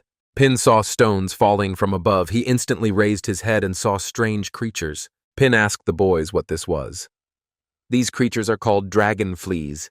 They didn't waste much time, and the fleas attacked Elizabeth while she stood still. Elizabeth was not afraid, and with just one look she destroyed the creature called fleas. Anna immediately covered her head and said that they were finished and they would all die. Pin was also scared and hugged Elizabeth. He was telling her that their lives were at stake. What should they do now? She knew that this was a test of human nature. First, she would let the selfish and arrogant creatures kill each other. Gasha did not stand aside and used her shield blade transformation technique. Gailey also used her magic shield, but she only protected her own, while Elizabeth and the others stood with the creatures. Pin asked the others what about them. Taries replied that he was sure they would find a way to protect themselves. He knew this was a great opportunity to find out what kind of power this woman had. If she didn't do anything, her servant and that girl would be eaten by monsters. Gasha asked, "Who needs them now?" Their cooperation was over. Gailey smiled and said that they should be bait for a while. But the creatures did not attack the boys, but immediately attacked others, and Taries had to act and fight. Taries decided to show his abilities and used a flash of lightning, and began to exterminate the creatures. Gasha was very angry and shouted that she would show the creatures what she was capable of, and she used a shield strike. The assassin also did not stand aside and used the technique of the killer. With her knives, she cut the creatures. But at that moment she fell and said that no matter how many of them she killed, there was no end to them. At this rate, they would die. The assassin was distracted for a moment and did not foresee the situation that the creatures pounced on her. But Taries saw this and managed to use his thunder strike. Elizabeth said that now that they have shown their true colors, does he still want to play this adventure game with them? Pin replied that she should forget. They had come here to repay him, and as they had said, it was time to split up. He realized that the outside world was indeed unpredictable. Perhaps farming was more suited to him. Elizabeth knew she had to make them show their true colors first, and then decide if they were worth saving. Elizabeth told him to get ready to go out. Pin was surprised and asked if they had already arrived. Elizabeth took his hand and said that they were going this way. Anna did not stand aside and also fought with the creatures. She used her hair, which destroyed the monsters. Anna asked what happened. Pin told the girl to follow them. Anna immediately said that she was going. Elizabeth walked up to the portal and touched it with her hands a few times and said a few words. In that moment, a door appeared in front of them, which was so big that Pin had never seen it in his life. Pin said that means the exit is a hidden giant door, and immediately they opened it and saw a white light. Elizabeth came through the door first and told them to get moving. Taries saw them leaving and Ping looked at him at that moment too. Taries saw that the others had already left and ordered his wives to climb on him and hold on tighter. Taries got angry and asked what they thought, that they could just leave them here? The doors were not open for long and closed in a second. But Taries and his girls managed to get through. Pin came inside and started saying that there were a lot of gold coins. They were rich. Anna was also surprised and asked if they could really take them, but Terry's came up to them and pushed Pin aside, telling him to step aside. Gasha also pushed Anna and harshly told her to get out of the way. Taris looked at the coins and said that the treasure really did exist. But the most important thing was the devil's nectar that stood in the middle of the room. Pin said that now they don't owe each other anything. They don't ask them to be grateful, but let them not go too far. Taris said that they did not expect them to help them so much, and as a thank you, they would let them die quickly. But suddenly one of the coins fell out and a devilish gaze opened up, ready to devour them. Slowly, a golden dragon rose up in front of them, and everyone was surprised and did not understand what was happening here.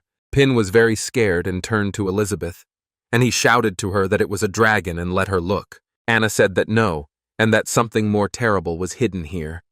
The dragon did not look at them for long and was ready to fight. Gasha asked the master what they should do. Taris replied that they needed to buy some time, and he would accumulate strength to deal with him in one blow. The assassin said that she understood, and in that moment they began to fight with this dragon to buy time. Gasha told the girl to distract him. The assassin heard her words and told her to rely on her. The assassin used the cloning technique and sent her fighters to the dragon to help the employee. Taris thought that now this huge dragon is the only problem. He needs to put all his magic power into one powerful blow. He raised his sword above his head and used his energy to make the sword pierce the dragon in one blow. The assassin began to attack the dragon from different sides and used the assassin technique. She understood that it helps to strike at a weak point, but it did not even scratch him. Gasha said she would deal with him and used the flamethrower shield transformation, but it was all useless because fire was like empty space against the dragon, and there was 0 damage. Gasha was delighted and said that it worked for her, and she learned this new technique after becoming a 3-star demon spirit. But the dragon did not leave this unpunished and immediately struck hard with its paws towards Gasha. Gasha was unable to do anything against the dragon's attack and said goodbye to her life in that very second. Assassin saw that Gasha was defeated and used her technique, thousands of clones. But even though she can't do much damage to him, at least she can distract him. The dragon saw them this would not work and used the golden hurricane technique to remove all the clones. At this time, Pin looked at the dragon and did not move from his place. Elizabeth said that the guy was calm, but this was expected. Pin knew he had just died. Anna decided to join the fight and used the summoning of an enchanted doll, called a bear. Mishka stood in defense of the boys and did not allow the coins to cause damage, while Taris was gaining energy. The assassin said that she needed to protect the master, and she began to repel all the attacks of the dragon with coins. Asai was delighted and said that it was great. She was able to withstand the dragon's attack. But it didn't last long, and in a second, the assassin lost her head. After all, the attack was still going on. Taris said that his power accumulation was complete, and then he used a 300% lightning flash attack. Taris said that even someone with demon sect level strength wouldn't be able to block this attack, but everything turned out differently. The dragon remained whole and unwounded, and Terry's sword broke into small pieces. Taris held his broken sword in his hand and said that this simply couldn't be.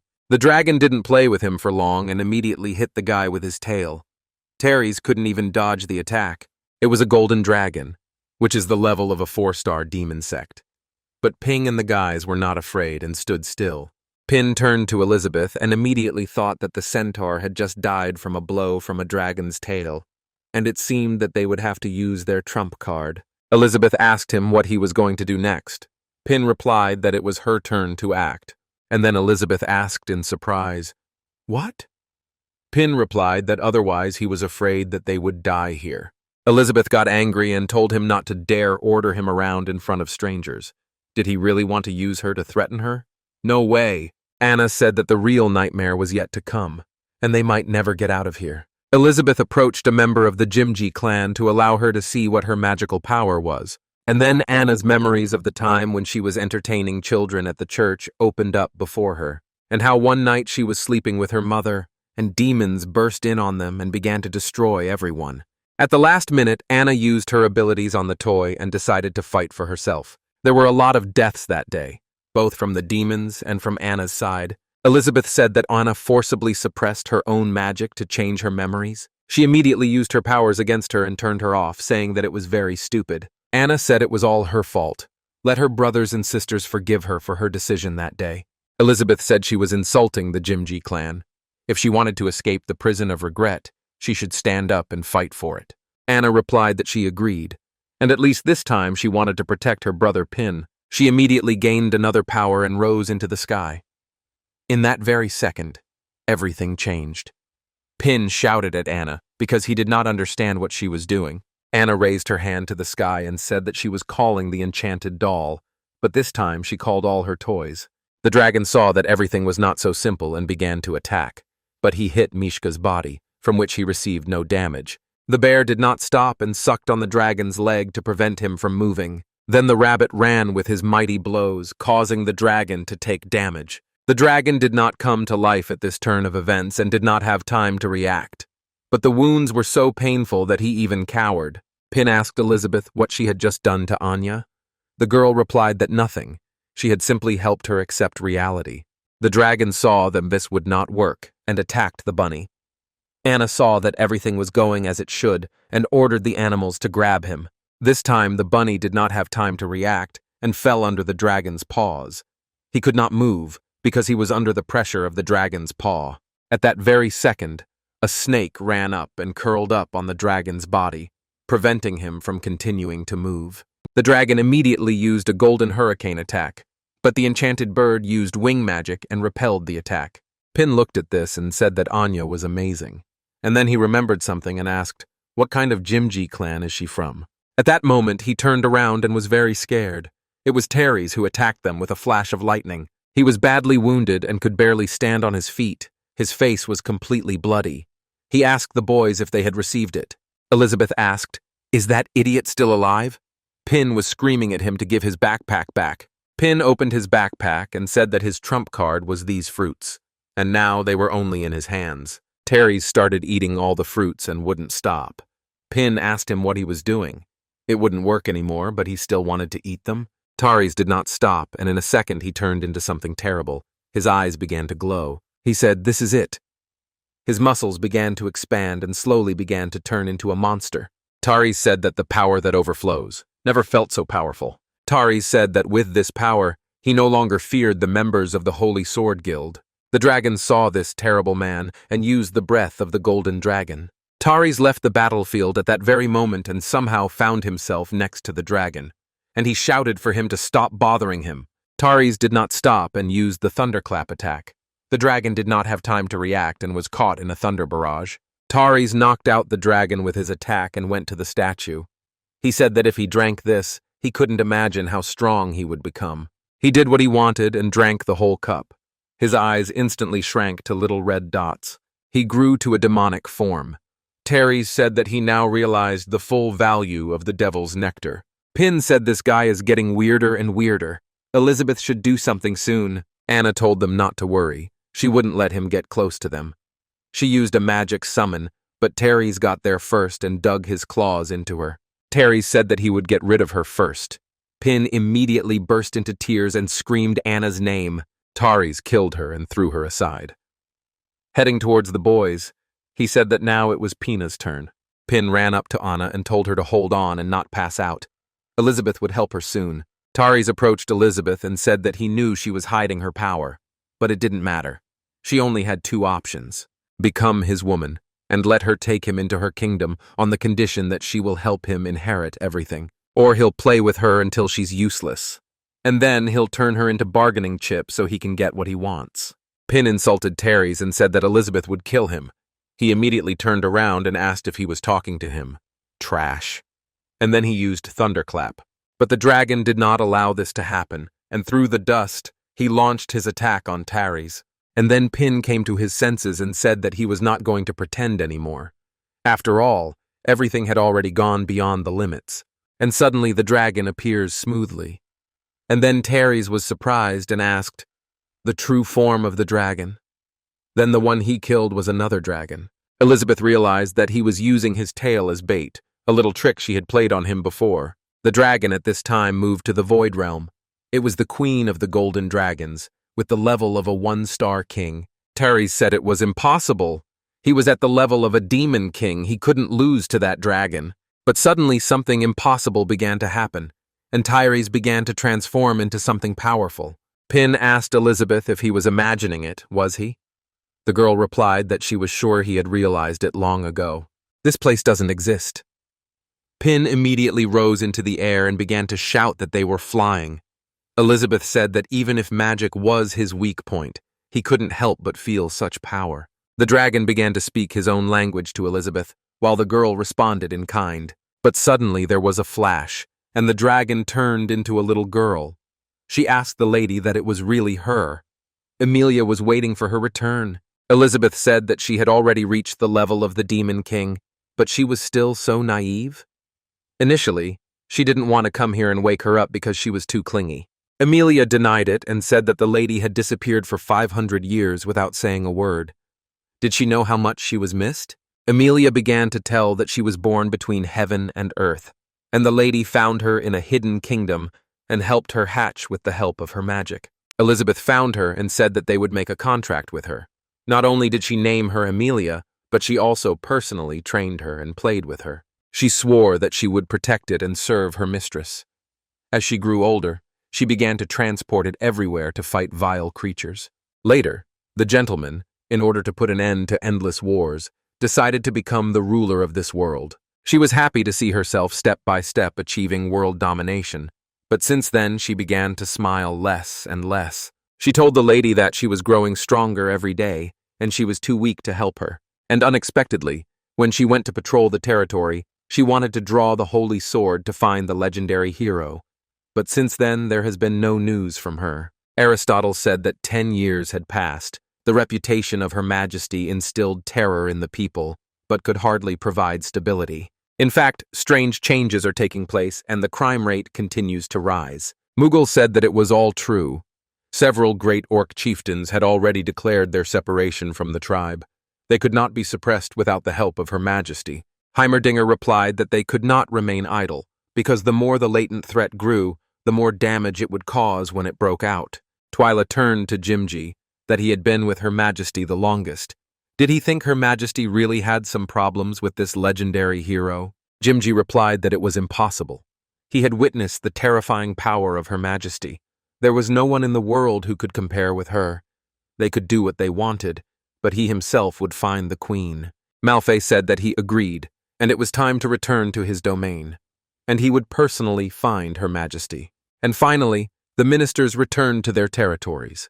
She was not interested in all this, so she took only the unfinished glass of wine, and she returned to where the Lord had found her, believing that one day she would come to this place. She waited and waited for her to return. She waited for several years, and now, finally, she returned.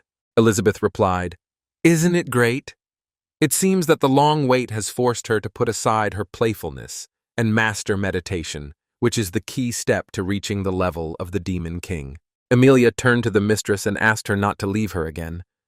It turns out that the mistress left for 500 years only so that she could master meditation and reach the level of the Demon King. It was all for her. Pin turned to Elizabeth and told him to stop remembering the past. He needed to save Anya quickly. Anna immediately turned to her brother Pin and asked where they were. Pin was surprised and asked if she was okay. Anna replied that everything was fine. She reached into her pocket and said that the apple her brother had given her was crushed.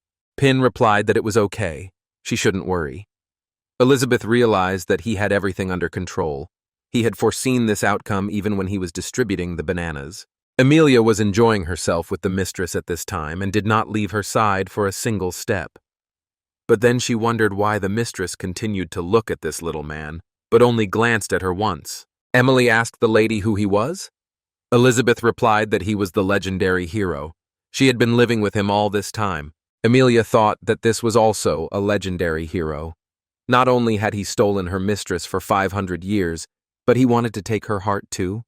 She would get rid of him, and with him, all her grievances once and for all. Pin introduced himself to her, and introduced himself by saying his name. Emilia thought that now that she had reached the level of the Demon King, she could match the strength of the queen. If they join forces, they will definitely kill him, the legendary hero. She immediately attacked the guy with the claws of the Dragon Queen and shouted that she was also glad to meet him. But then she collided with Pin and fell to the ground. Pin apologized and said that he didn't have time to react in time. Emilia thought that this attack could have destroyed an entire city, and he just repelled it. Pin said it was his turn now. Emilia thought he was no less terrifying than the lady. He can actually suppress her who has reached the level of the Demon King. Emilia immediately took cover and said that it was not necessary. Pin took her hand and said he was really sorry he didn't get to shake her hand. No wonder she was so calm. And it turns out that this dragon girl was her friend. Emily was surprised and asked, "Shake hands?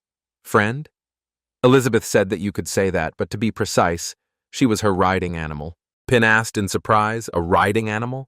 and immediately imagined Elizabeth riding on Emilia. Elizabeth immediately waved her fingers and said that was enough for today and moved them to the city. Emilia was surprised and said that her mistress was incredible. She thought that she was only able to create that place after reaching the level of the Demon King. The lady absorbed him in an instant, without making any effort. She is truly worthy of being called a queen. Pin was surprised and asked what it meant to come back was so easy. He thought that as long as Elizabeth was by his side, all his problems didn't matter. Anna immediately grabbed her stomach and said that it was too much, and then she collapsed on Pin's lap, spitting out the food. Her last words before passing out were that she was losing consciousness from teleportation. Elizabeth told Pin to take her into the house so she could rest, and she needed to talk to Emilia. Emilia turned to the lady and asked if she wanted to tell her something. Let her command her. She was impatiently waiting for her to be able to serve her. Elizabeth asked her if she had heard anything about the Dark Guild of the Demon Realm. Emilia replied that although she had not been in the outside world for 500 years, she had heard some news from the demonic realm before she went into hibernation. And then she said she remembered. It was founded by that guy, Malfoy, a human prince. Did the lady know him? And then Elizabeth replied that it seemed there was such a person. Emily asked, what was the matter? She wanted to ask him to do something. Was it something she couldn't do? She could learn. Elizabeth replied that she heard that this dark guild had committed a huge amount of murder under the resurrection limit of her. This made her displeased. Emilia asked, what did it mean to resurrect? Wasn't she alive and well? That was just disrespectful to her. What did she want her to do? Elizabeth replied that she must make them disappear from this world completely, but must not reveal any information about her or this place. Emilia replied that everything would be as the mistress ordered. Elizabeth said that she was so obedient. When she finished with this, she would release her, and then she could do whatever she wanted. Emilia told the lady to rely on her. She is going to destroy the Dark Guild. She thought that the mistress would set her free and let her do whatever she wanted, so she could climb into the mistress's bed every night, just like when she was a child. Emilia flew into the sky, but suddenly there was an explosion. She asked, what the hell? How dare he attack her? To penetrate her skin, he must be at least a demon lord level. He is extremely dangerous. She must get rid of the potential threat to the mistress. And then the dog said that the target is still alive, and the protection level increases to the second. Emilia was surprised, and then the dog used a large rocket and aimed it straight at the girl. Emilia decided not to take risks and used the wings of the Dragon Queen. Did he really choose her as his opponent? He attacked the wrong one. But at that moment she was even more surprised, because she saw that several missiles were being sent towards her. The missiles collided with her, Emilia, and a big explosion occurred, but she was able to resist it. The dog said that this target is still alive. The protection level is increased to 3. But then Elizabeth came and said that this is her subject. Let him get away from her. The dog replied that it was accepted. This person was added to the whitelist. Emilia was offended and said that this place was terrible. Meanwhile, Pin was cutting up some fruit and decided to make Anna some fresh juice. He told the girl that if she felt dizzy, she should try drinking orange juice. It helps clear the mind. Anna took the glass and thanked Brother Pin. After drinking the juice, her wounds began to heal in an instant. But she knew that each piece of fruit pulp contains magical power. When it bursts, a stream of magical power is formed, which activates all the nerve cells in the body and relieves fatigue. Anna said that this feeling is high-level divine magic, and then the mind was cleared. The girl's mind began to tell her that it was she, and stopped suppressing her true nature. Pin lay down and started saying that he was so happy to lie around on the couch at home. Going for walks was clearly not for him. And then Elizabeth came in and told Anna that she seemed to have remembered everything. Her ancestors had once sworn an oath to her that the Jimji clan would always be faithful to her. If her blood had fully awakened, then the power of the oath should have been as well. Anna immediately used her mind and saw herself standing in Elizabeth's arms. Anna asked Elizabeth that she was the legendary demon queen. Elizabeth replied that she was the ruler of this world. Anna said that according to historical records, didn't she die with the hero? Then who is Brother Ping? Pin replied that he felt a little embarrassed to say it, but he must be a hero. Anna said she understood everything. Then it was supposed to be like this. Brother Pin and Sister Elizabeth fought to the death, but after a month they developed feelings for each other. And in the end, they gave up the fight for the title of the strongest and joined in, and since then, they have lived in solitude for 500 years. Elizabeth said that it was okay to say that. Pin turned to Anya and told her not to say stupid things. She would hurt Elizabeth. Elizabeth said that being a descendant of a demonic line of the strongest warriors, she had fallen to this state. She was a disgrace to the demon clan. Pin asked, Anya belongs to the demon clan? Elizabeth asked, what should it be? It was about 600 years ago, right? The child named Jimji awakened, his eyes glowing red as he used magical power, and his fighting skills greatly improved. However, as his power grew at an incredible rate, he became incredibly cruel. Only constant killing could satisfy him. In just a few years, he plunged her northern territories into chaos, and over 100 elite warriors under her command were killed by him. This only increased his ambitions, and he came to her castle, trying to challenge her, and used the seal. Naturally, she quickly defeated him and sealed away his cruel side. From then on, he swore that his line would be loyal to her. Anna said she knew nothing. She remembers living in a church orphanage, and the nuns, brothers, and sisters were her family. Elihabet said that Anna killed everyone in her shelter when she went crazy, couldn't come to terms with reality, and therefore made up for herself that she was waiting for the nun to return. Elizabeth knew that with such power, Jimji could seize power. Why did he retreat? Was it about the others? It seemed there was much she didn't know. And then Anna replied that it was not so, her brothers and sisters. And then shed a tear. Pin turned to Elizabeth and asked, hadn't they met her brothers and sister at the market? Elizabeth told him to forget. She used a portal and told them to just expose the lie and see who her so-called younger brothers and sister were. She opened a portal and revealed that these were not her brothers and sisters, but simple, soft toys. Elizabeth asked Anna, did she understand? She uses her magic power to support the dolls, and therefore cannot rise above the level of a magician. Pin asked, is that what it is? Elizabeth said that she tried her power to protect her loved ones from the dark apostles, then went crazy and killed her family. This is the reality she is avoiding. Anna denied everything in her head and screamed that this couldn't be, and her head was splitting badly. Elizabeth stopped listening to all this and hit Anna. She couldn't hold back and lost consciousness. Elizabeth said that she knew Pin wanted to help her, but she was only temporarily knocked unconscious. She must remind him that if she cannot control herself and loses her mind again, she is afraid the entire city will be destroyed. Pin replied that he understood everything, and let Elizabeth let him fix everything. After all, he couldn't leave everything like this. Pin decided to bring Anna to her place of life. He decided to look after her and tidy her up. Opening her eyes, Anna asked Pin if he had brought her back. Had she caused him trouble? Pin replied that it was not so. He did it with the help of Elizabeth's portal. Is she better yet? Anna replied that she remembered everything. There was no nun. In fact, she was the murderer. Pin said it wasn't true. She was trying to protect her brothers and sister. She's not a killer. Anna started denying everything and said that it was all her fault. It was her fault that she ran away after she lost control. Pin said it was the Dark Guild's fault. She didn't want to lose control after waking up, so she should stop blaming herself. There's still a shortage of materials. Anna said that she killed them. That can't be changed. Pin said that details are important, just like in making dolls. She makes them very well, but she is afraid that the stuffing will come out somewhere, so she ties a lot of knots. As a result, the doll loses its soul. Pin asked Anna to let him help untangle the knots and remake it.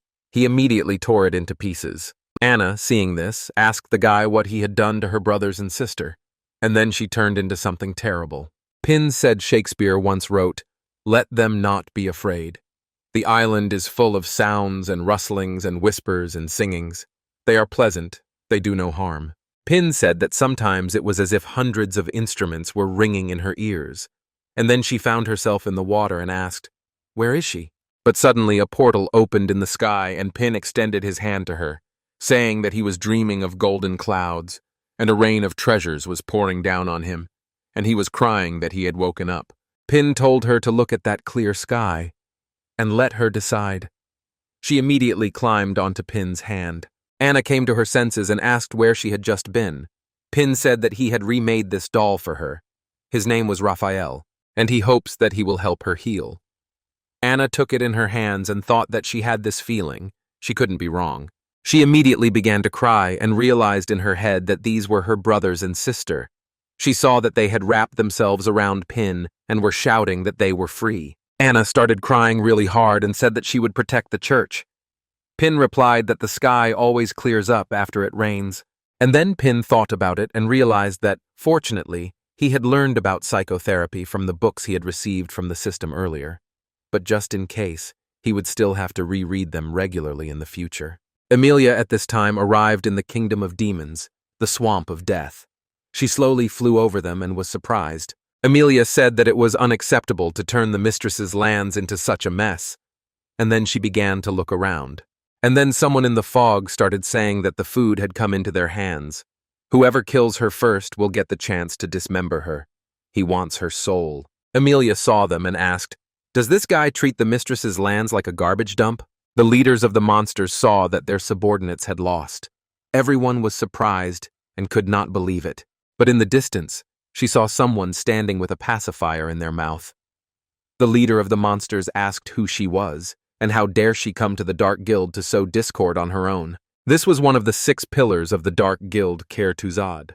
Let the girl approach him immediately. Emilia walked forward and began to see something impossible. There were bottles with monsters giving birth everywhere. In the hall of the Dark Guild, the man said that someone powerful had come to him. Farazdag Samawi said that the Ghanaian troops were completely destroyed when they invaded the Holy Sword Guild. Maybe they came for revenge? The girl Rug replied that it was not a problem. Kertuzad would meet them to find out and teach them a lesson. Experiment number 24 asked, "Does William want to have fun?" William got angry and told him to shut up. Dago said that whoever it was, even the master of the sword himself, if he dared to come here, he would never return. The guy said he was worried about the missing materials, and they came to him. It was the head of the Dark Guild, Vis Malfoy. Kerr was defeated and asked, how is this possible? His abyssal mania was useless. Even his magic tools did not work. He knew it was no good. Her power was limitless. The best solution would be to use teleportation to return to the hall and pass on the information to the others. Emilia didn't stand on ceremony with him for long and attacked with the claws of the Dragon Queen. The girl-like creature asked if Mr. Kerr was really defeated by a child. Then wouldn't there be 2 empty spots for the guild pillar? The great apostle replied that they had had a hard battle. It was definitely seriously injured. They should take advantage of this chance.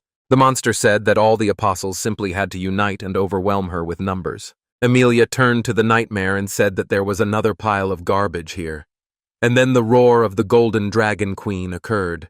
The monsters immediately began to explode from such a roar and cover their ears because it was unbearable. She destroyed all the monsters with one roar and said that that was it.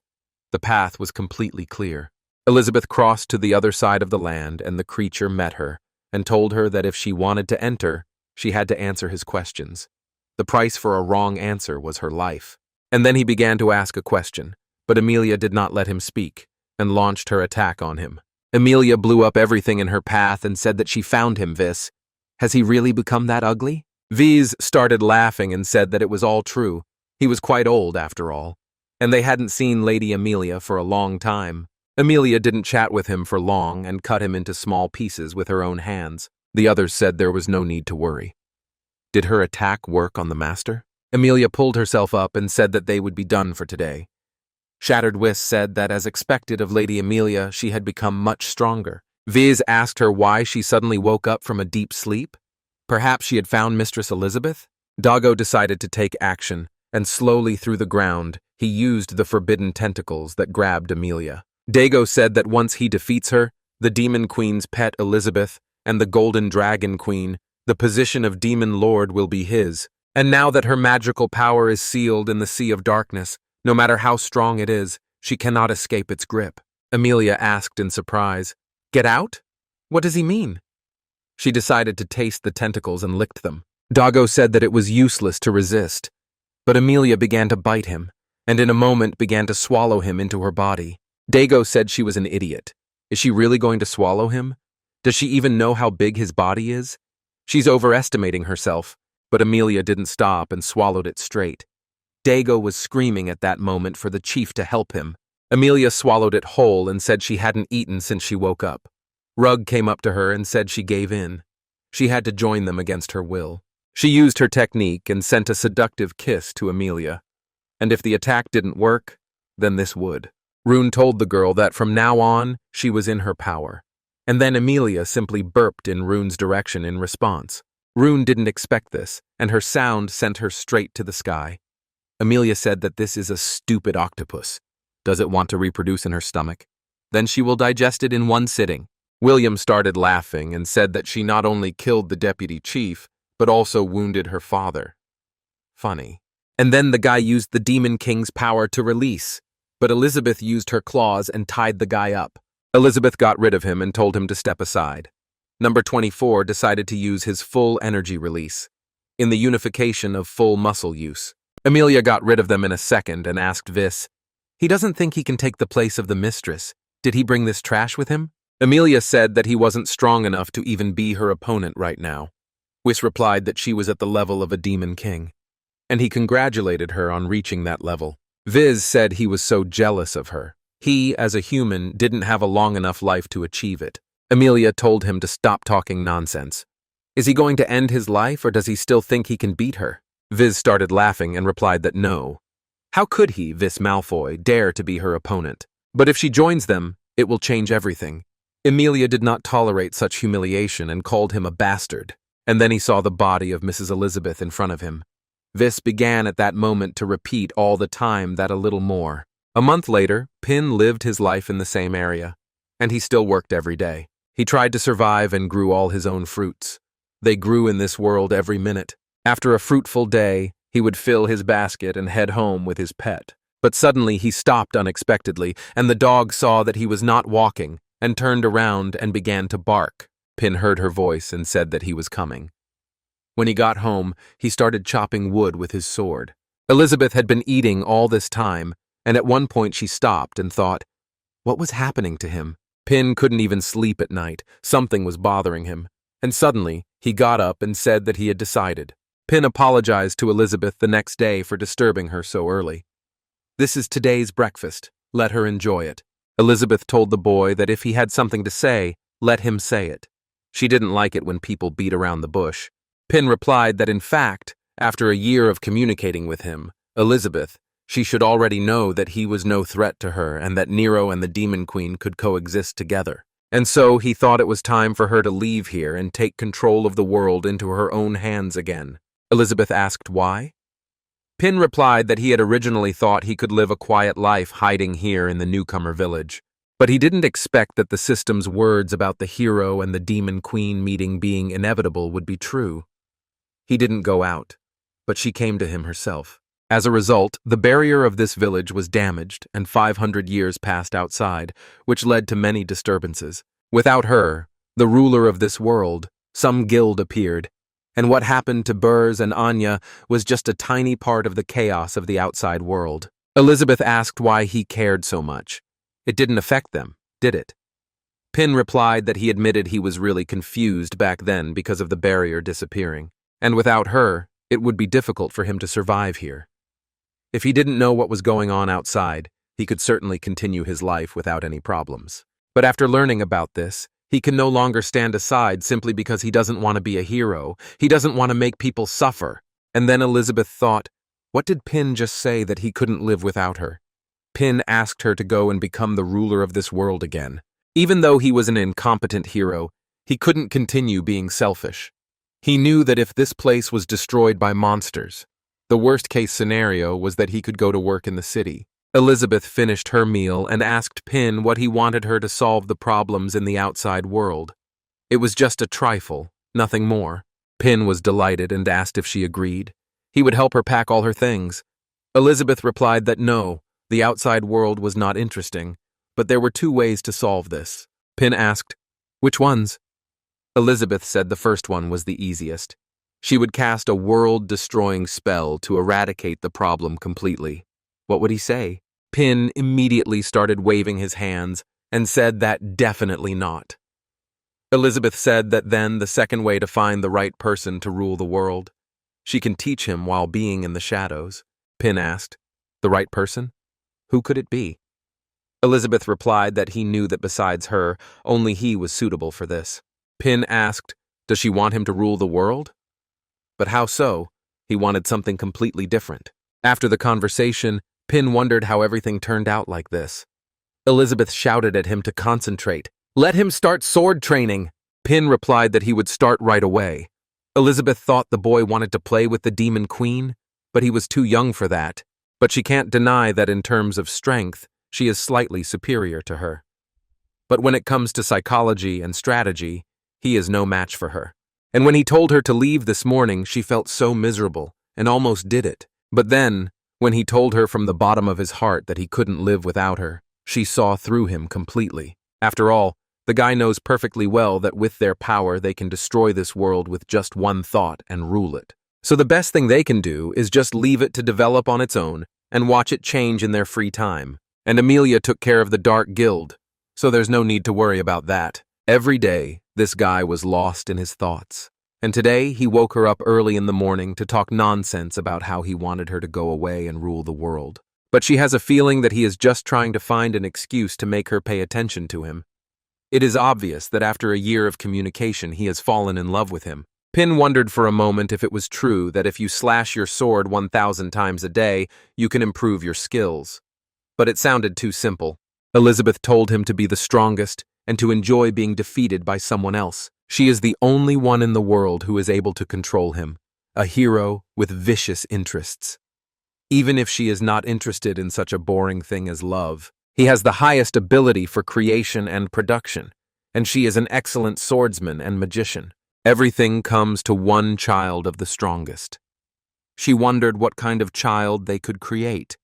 His true goal is to create a child who can transcend this world. She started laughing and saying that she wouldn't agree to it so easily, so she would let him improve his swordsmanship first. He had to become stronger to create such a child. Pin saw her laugh and wondered what Elizabeth was thinking. Was she really going to teach him swordsmanship and magic so he could destroy the Dark Guild? But suddenly everything turned out differently.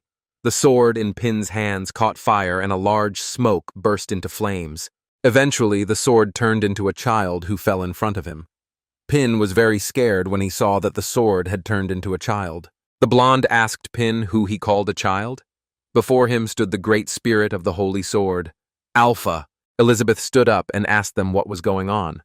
Alpha saw her and got angry and said that she was the demon queen Elizabeth. He didn't chat with her for long, but immediately attacked her with his blades, screaming for her to die. But Elizabeth proved to be stronger than the guy and immediately kicked him, sending him flying into the sky. She told him to sit down so they could talk. Alpha, with a bump on his head, calmed down, and they sat down to negotiate. Pin apologized to him and said that he didn't know he had consciousness even after so many years of use. Alpha replied that of course the guy didn't know that at the critical moment when the hero was fighting the demon queen, he came to the rescue. Alpha grabbed Pin by the shirt and asked him what he had been doing with it all year. Using the holy sword to chop wood. Did he know what it had been like? Pin pulled him at arm's length and told him to calm down. Alpha said that Pin had actually changed the plot and befriended her, and he had even turned him into a wood-chopping tool. He doesn't deserve to be a hero at all, Elizabeth asked Alpha. He doesn't want to kill her, does he? Alpha said no. It was because of some stupid system settings. Things are different now, given the circumstances. She is his savior. Elizabeth said that it didn't matter anymore, and since he was already here, let him help Pin rule this world. Alpha asked in surprise. To rule the world? Pin replied in the sense of saving this world. Alpha asked the boy what he was talking about. Pin replied that although he had been inactive for a long time, he had now decided to take charge, train, and then save the world. Alpha replied, to practice. Doesn't he know what kind of talent he has? He thought that he just practiced swinging his sword with him 100 times and accumulated experience equal to that of defeating a demon king-level enemy. Pin replied that he knew he had talent, but with two great mentors, him and Elizabeth, he believed he could do it. Alpha asked what the hell he was talking about. He tells him about, and then Elizabeth shut his mouth with magic and didn't let him tell the truth. She asked Pin to wait a minute.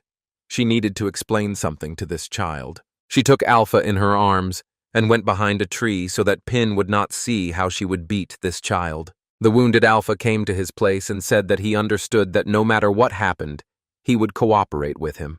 Elizabeth told them to stop talking. They could start their adventure in the outside world if he learned how to handle a sword. In one of the cities on a weekday, a girl said that the Grey Wolf Guild was recruiting new members. The pay was acceptable. So if people are considering changing jobs, they can take a look at this leaflet. Another girl shouted that crispy fried chicken, piping hot, was the best choice for a snack, especially when going to watch the guild competitions. On this day, the boys were walking in the city of Tatano. Elizabeth said that the magical power showed her that a large-scale event was to take place in this city. And of course, there are a lot of people here, so you can get enough information on their requests. Pin replied that he knew that the first step to world domination was collecting information. Alpha decided to ask if they wanted him to accompany them, wasting time in a place like this. Elizabeth replied, would he believe her if she said she could break him in two? Alpha, threatened by the mistress, jumped on Pin's brother and said that he would be at his disposal at any time.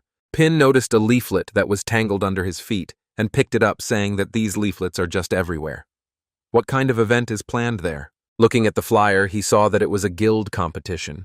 He asked Elizabeth if she knew about it. Elizabeth replied that the guilds send their representatives to fight. At that very moment, a gong sounded in one part of the city, and it was announced that the participants were entering the arena, and it was time to place their bets.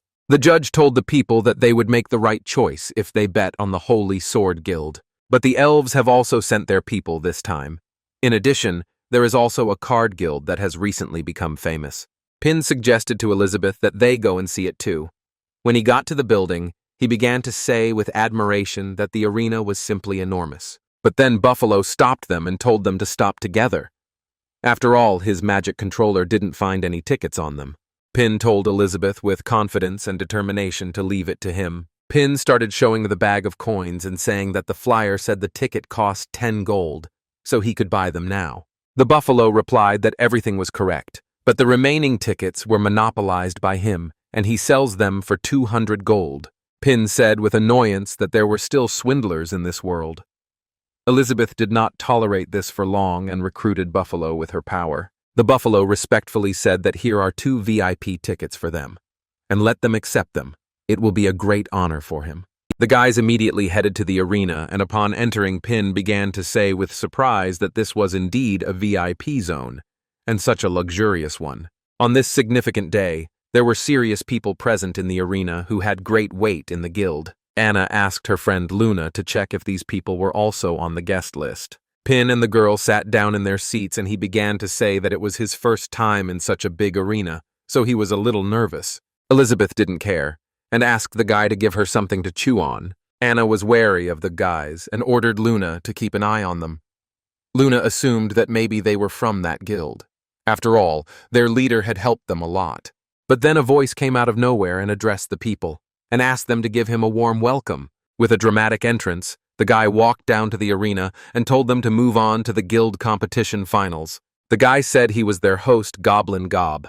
And without further ado, let him introduce the 4 contestants who made it to the finals. Gob said that one of the finalists was the genius swordsman of the Holy Sword Guild, Ching. The second finalist was the ferocious general of the Giant Bear Guild, Jail. He was followed by a handsome man from the Elf Guild named Travi. And last but not least, a special guest from the Holy Sword Guild, a representative of the card Lydia Pwors. Gob asked who would win this competition. He immediately flew up into the sky on his chicken and shouted that it was time to begin. And then a fierce battle began. Travi assumed that this mountain of muscle from the giant bear guild looked too stupid. He was most likely just cannon fodder. The ferocious general of the giant bear guild, Jail, shouted throughout the arena that he would crush him. Travi thought that regarding the newly created card guild, the only reason they were eligible to participate in this competition was because they helped the Holy Sword Guild kill the 6 demon pillars. They are just a second-rate guild affiliated with the Holy Sword Guild. They are represented only by the leader. This one is not dangerous to him either. So the only one who can pose a threat to him is the blue sword from the Holy Sword Guild. Gola took action and attacked Travi, using the attack of a fierce bull. And then came the crushing, breaking, and crushing. Travi quickly reacted to his attack and took out his arrows and said, "What kind of primitive barbarian is attacking him?" Travi shot an arrow and hit another man. At that time, he also began to fight and attacked Chin. Gaola caught the arrow in the air and said that this woman's words were so rude, and he would be the first one he would kill. Having broken the arrow, vines came out of it, which surrounded it from different sides, and a cage was created from the roots. Travi recoiled from the attacks and said that such an uncultured beast as he should be locked in a cage. Gola asked in surprise, "What is he trying to close it with these rotten roots?" The guy lost his temper at this point and said he would destroy them all, and he used a bull ram. But everything turned out to be much more complicated. The roots began to slowly tear him apart in different directions so that he could not use his powers. Gola asked what was happening. Travi replied that it was the roots of the eucalyptus. When struck, they contract and secrete an extremely sticky liquid, and he decided to get out himself, and taking out his sharp sword, he used the breaking technique and began to cut the roots. But it was simple. Travi thought that this guy's speed was so high that even the roots couldn't reach him. At this time, Ching had already escaped from the cage with his skills. He said that he apologized for destroying his plant. Travi replied that it didn't matter, and he could pay with his life. After all, he knew that defeating an enemy like him would delight him. Travi decided to fight Ching, and in a moment, he shot several arrows towards him, and used the attack of the furious butterfly dance. King said with confidence that he had no fear, doubt, surprise, or confusion, and it does not exist. He immediately used the bluebird technique, and the blades pierced all his roots and cut Travi's hand. Travi was confused. How could this be? Falling to his knees, he knew he couldn't handle him. Ching came up to him and said he had lost. Travi turned to Ching and said that he truly deserved to be called the genius of the Holy Sword Guild. But let him not forget that he is also a genius of the Elf Guild. But it was not that simple. Travi used his roots and used the butterfly explosion. Ching did not have time to dodge this attack and received several wounds but still remained alive. Travi at this moment held mucus in his teeth, which he spat out in front of himself, after which a plant was formed. It was a healing lily. Travi said that the Holy Sword Guild is really strong. Lily instantly latched onto Travi's hand and slowly began to unite with him.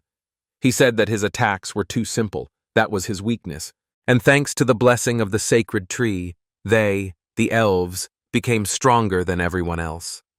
But at that moment, Gaola came out and hit him from behind. Gola started laughing and said that as he said, he would kill first whomever he killed, and braggarts irritate him the most. Gola said that it was his turn now. Ching said that the aura that was coming from him, and then the people started shouting for Gaola to crush him again. Gab said that Gaola's revenge excited the crowd. The first to leave the competition was the handsome Travi from the Elf Guild. How did he leave him? It doesn't matter. What matters now is whether the wounded Ching can withstand Gaola's attacks. Ching didn't take any chances and summoned his sword to his hands. He saw that Gaola had used her sweat to slip out of the cage. Luckily, he used his blade in time to defend himself, so the damage was minimal. Gaola said that strength is decisive. He will crush him, and used the release of muscle strength 70%. Ching used his gymnastics skills to dodge the attacks, then launched 5 instant strikes. Gaola took it all on his body and asked mockingly, "Is that all?" Ching looked at his weapon and saw that the blade was damaged. Then Gaola used the release of 80% muscle power. Ching didn't have time to dodge and began to defend himself with his sword, but Gaola hit the target straight on. Ching couldn't resist and retreated a few meters, but he saw a flaw. His sword was completely destroyed. Gola took no risks and used 90% muscle power release. After making several attacks, Ching was able to dodge all of them. Ping said that such a tense fight. And who do you think will win in the end? Anna said that his sword, a weapon of dwarven rank, was broken by a simple blow. Luna turned to her sister and asked if they should stop this. The Holy Sword Guild couldn't be disgraced any further. Anna thought, when did the members of the Giant Bear Guild manage to become so strong? Was it the Dark Guild that did this? She told her sister that there was no need for that yet. In the VIP area, Hui Greysword asked Elder Bali, "This is an apostle. Should they intervene?" Elder Bali replied that the two of them should be able to handle it on their own. Doesn't Burrs think the same? Burrs Mangji, the leader of the Card Guild and former member of the Holy Sword Guild, replied that anything was possible. Hui thought that everyone knew that Mr. Burrs hated the Dark Guild. Just the mention of the apostle made him barely hold back. He was shaking with anger. He doesn't know what he went through to want to create his own guild to fight them. In the past, he killed hundreds of apostles with his own hands. Elder Burrs saw familiar people ahead and thought, how is this possible? How did these two get here? He saw another picture before his eyes. While Pin asked Elizabeth that if they did not live up to his expectations, what would he do with them? Elizabeth replied that he would kill them all. Burrs thought that this must be why Mr. Ping is here. He wants to check if he is using his cards and barley tea correctly, and fortunately, to meet his expectations, he mastered the basic skills, actively hunted apostles, and dedicated himself to maintaining peace on the continent. But will this be enough? Gola shouted that Ching was a small insect, and now he would squash him. Ching knew that he had one last trump card left, but would he be able to use it now? And then he gave up and realized that he shouldn't doubt himself. He should remember the teachings of the Swordmaster. If he wants to enter into a state of selflessness, he must cast aside all distracting thoughts. Gala used his magic, and immediately pulled the earth directly into himself, and was very surprised, and used high-level magic earthen tablecloth. Ching fell into a big trap, which made him very disappointed. Gaola said that Ching must have thought that they only specialized in strength, but in fact, they also study earth magic, and they are not inferior to those high-level guilds, does he understand? But here in the ball there was a micro-cut. Gola was immediately frightened and stepped back. He saw that Ching had used something that cut his hand. King said that there was no fear or doubt, surprise and confusion, and then he had to use the energy of the magic sword. King said that he doesn't exist. Gaola was very angry and said that he would kill him, but Ching used all his strength, and from a distance he used it, and wounded Jail very badly. King said that this was his last chance. Gaola immediately told him not to dare to play with him. King turned into a monster, and said that in this competition, it is enough to simply use force. As for the illegal drugs, do not use them unless necessary. Did he understand? Gola replied to the teacher that he understood him. And in his mind, he thought that he didn't expect that the people from the Holy Sword Guild had such strong skills. Should he use the banned drug? In the worst case, his body simply won't cope. King said that if he decided to give up the power given to him by the Dark Guild while he was still of sound mind, he would spare his life. Gaula used his powers and realized that he would reach the level of the Demon King and kill them all. But Ching did not play with him and cut him into all parts. He was very cruel to him because he did not want to fall into a trap. But everything turned out differently. At this time, the guy helping Pin was sitting in a cage made of roots. He wondered if he could do this, or if he should just give up and let it all end. Ilif was in the Card Guild at the time, and she was trying to train to increase her level. Ilif said that the transition to the next level, 5-star Demon Spirit, 1-star Great Demon Spirit. She said that meditation and leveling up takes a lot of mental energy. Luckily, this magical barley tea helps calm her thoughts and prevents her from getting lost in this universe of cards. It has a stunning effect. She was able to obtain the Great Demon Spirit level in a short time despite her mediocre abilities. And then Burrs came and said that he had come. Ilif was happy to see her father. She asked what happened to the Holy Sword Guild. Is he okay? Burrs replied that the Dark Guild's invasion had been dealt with, but the Holy Sword Guild's internal problems were much more serious than he had expected. This time, he had not met the Swordmaster in person. Ilif asked what they should do now. Without the recognition of the Holy Sword Guild, they would not be able to develop in this area and recruit people to make Mr. Ping's maps famous. Burrs said that although he had not met the master, he helped them repel the attack of the Dark Guild and received something unexpected. And then he opened the bag and Elif asked in surprise, "The dark mechanism of the great apostles? There are so many of them. She has the level of the spirit of the great demon, so she should be able to purify them in one day." Elif asked her father if this was something unexpected. She wondered how big the Dark Guild's attack was. Burrs said no, that's not all. The Holy Sword Guild allowed them to feel the finals of the guild competition. Elif asked, "A guild competition?" Burrs said that if she participated in it and won, their card guild would be recognized. Elif asked how she could do it. All the previous participants were geniuses. Their strength was at least on the level of the demon sect, and she just got the level of the great demon spirit. And she's afraid that she simply won't be able to glorify them. They'll also be disgraced there. Burrs said that it doesn't matter. The most important thing is confidence and determination. They are not what they used to be. Let her take Mr. Ping's deck of cards with her, and this level gap won't matter at all. Warrior Yi thought that even though her father had told her to take Lord Ping's cards, with her strength she could only use 6 at a time. And the rest of the battle will have to be fought with only copies of the cards, which will significantly reduce the power of her attack. But in order to properly honor Mr. Ping's cards, she must not retreat. And then Elif thought that determination is the most important thing. And then she used the card cut. In a second, she broke free from the cage and walked past her opponent's head. Ching said that hiding her strength and only acting at the end was a good strategy, but he was no match for her, so she should just give up.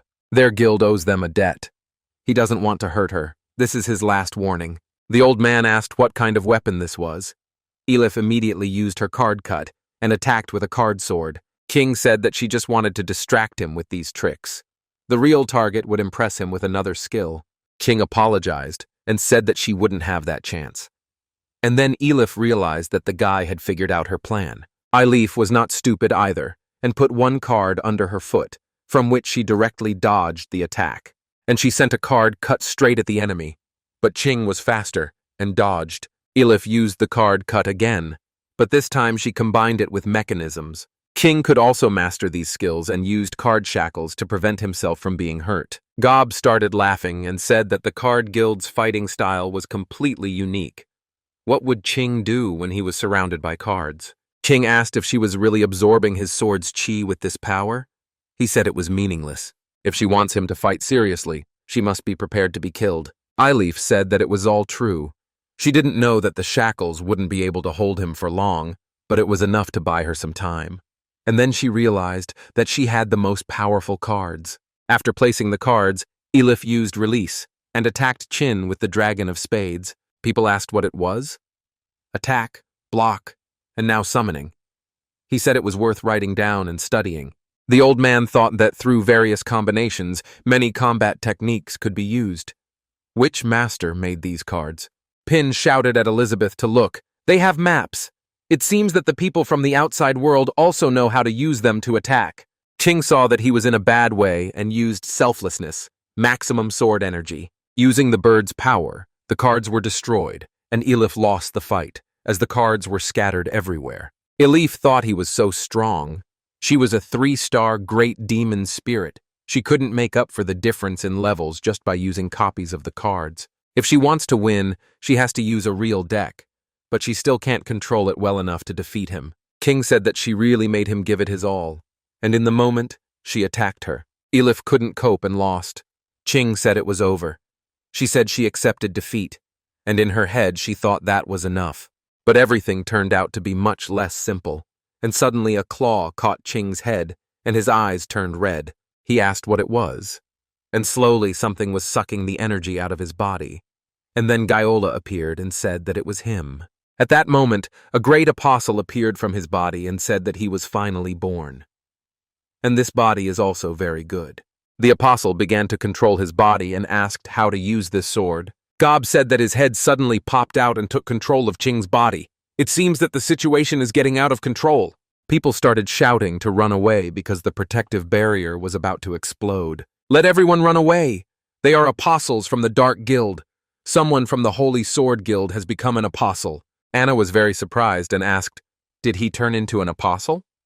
Luna asked her sister, What should they do? Tagore was smoking at the time and said that what an unexpected outcome. Pin also said that it was unexpected. He asked Elizabeth if it was worth helping them. Elizabeth said no. If he wanted to rule the world, he had to get used to these small changes. Otherwise, how was he going to rule the world in the future? Just watch. Pin said he understood. Burrs thought he understood everything now. The two of them knew about it, so they came here to make sure they could handle this matter well. So, we need to do everything right to satisfy Mr. Ping and the Demon Queen. Ba thought that if Burrs went to save his daughter, it would prove that he didn't have enough people to deal with the Dark Guild. And since the Holy Sword Guild is recruiting new people, he wants him to return to them and become the new elder. The apostle said that it was excellent and superb. He really liked this body. Elif immediately turned to the Dark Guild. The apostle asked Elif what was wrong with her manners. Elif replied that if her opponent was a Dark Guild, she had nothing to worry about. The apostle was surprised and asked, "What kind of powerful magic is this?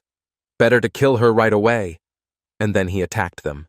But Elif was not weak either, and she used all her energy, turning her cards into a knight. Elif held up the cards in front of her and said that 5 bombs were a divine protector. Pin asked why it seemed so familiar to him. Brian was very surprised and asked what it was. He was deeply impressed that, compared to the maps that had come before, these seemed even more incredible. Tagore, seeing this, understood the same thing, that this was a summoned phantom. If he remembered correctly, these were the 13 holy warriors spoken of in the books. They really exist. Ba asked Burrs if this was the same technique he used to defeat one of the 6 pillars. Burrs replied that he used 9s then, and they use 5s. And he hoped that would be enough. Elif used her trump card and told the apostle to get out of his body. The apostle was subjected to great and sensitive attacks. Having received injuries, he asked, "Where did ordinary cards get so much power from?"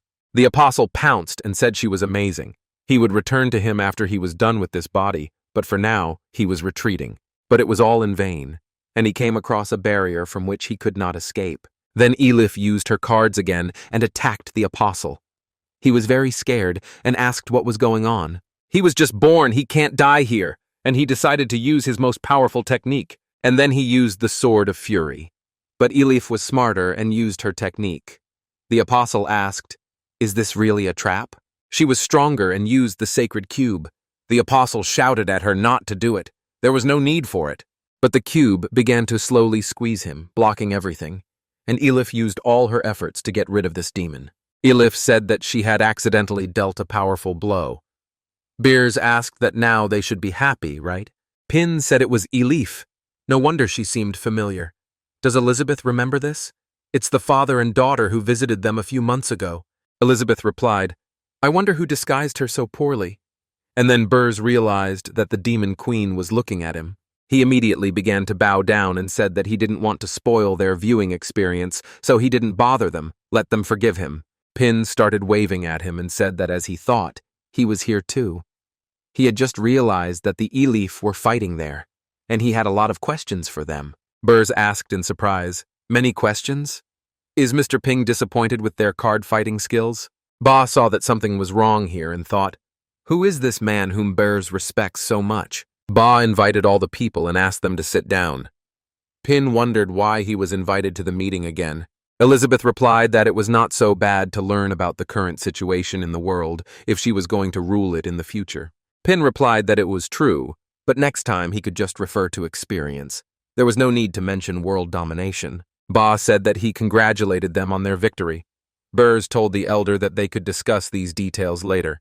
Let him first introduce the distinguished guests. This is the benefactor who saved him and his daughter from the Dark Apostle, Mr. Ping, and next to him, and then he saw the gaze of the demon lady. Burrs said that they could not say. Ba asked them why. Burrs tried to answer but could not. Pin thought that he must be afraid to reveal that Elizabeth was the Demon Queen because it would shock everyone, and that's why he hesitates. As soon as they go out into the outside world, they immediately create problems for others. Pin asked Elizabeth if he should call her princess from now on. It would be better to hide her true identity. Elizabeth told him to do as he wished. Pin said that they were actually from a small country in the south. She is a minister there. They can just call him Pin. As for the person next to him, She is a princess. Hui asked in surprise. The princess of the south? His hometown is there, but he has never heard of her. Burrs said that Mr. Ping does not lie, but he personally taught him how to handle cards. Pin said that Burrs was exaggerating. He didn't have much talent for it. Uncle Burrs was the best at handling cars.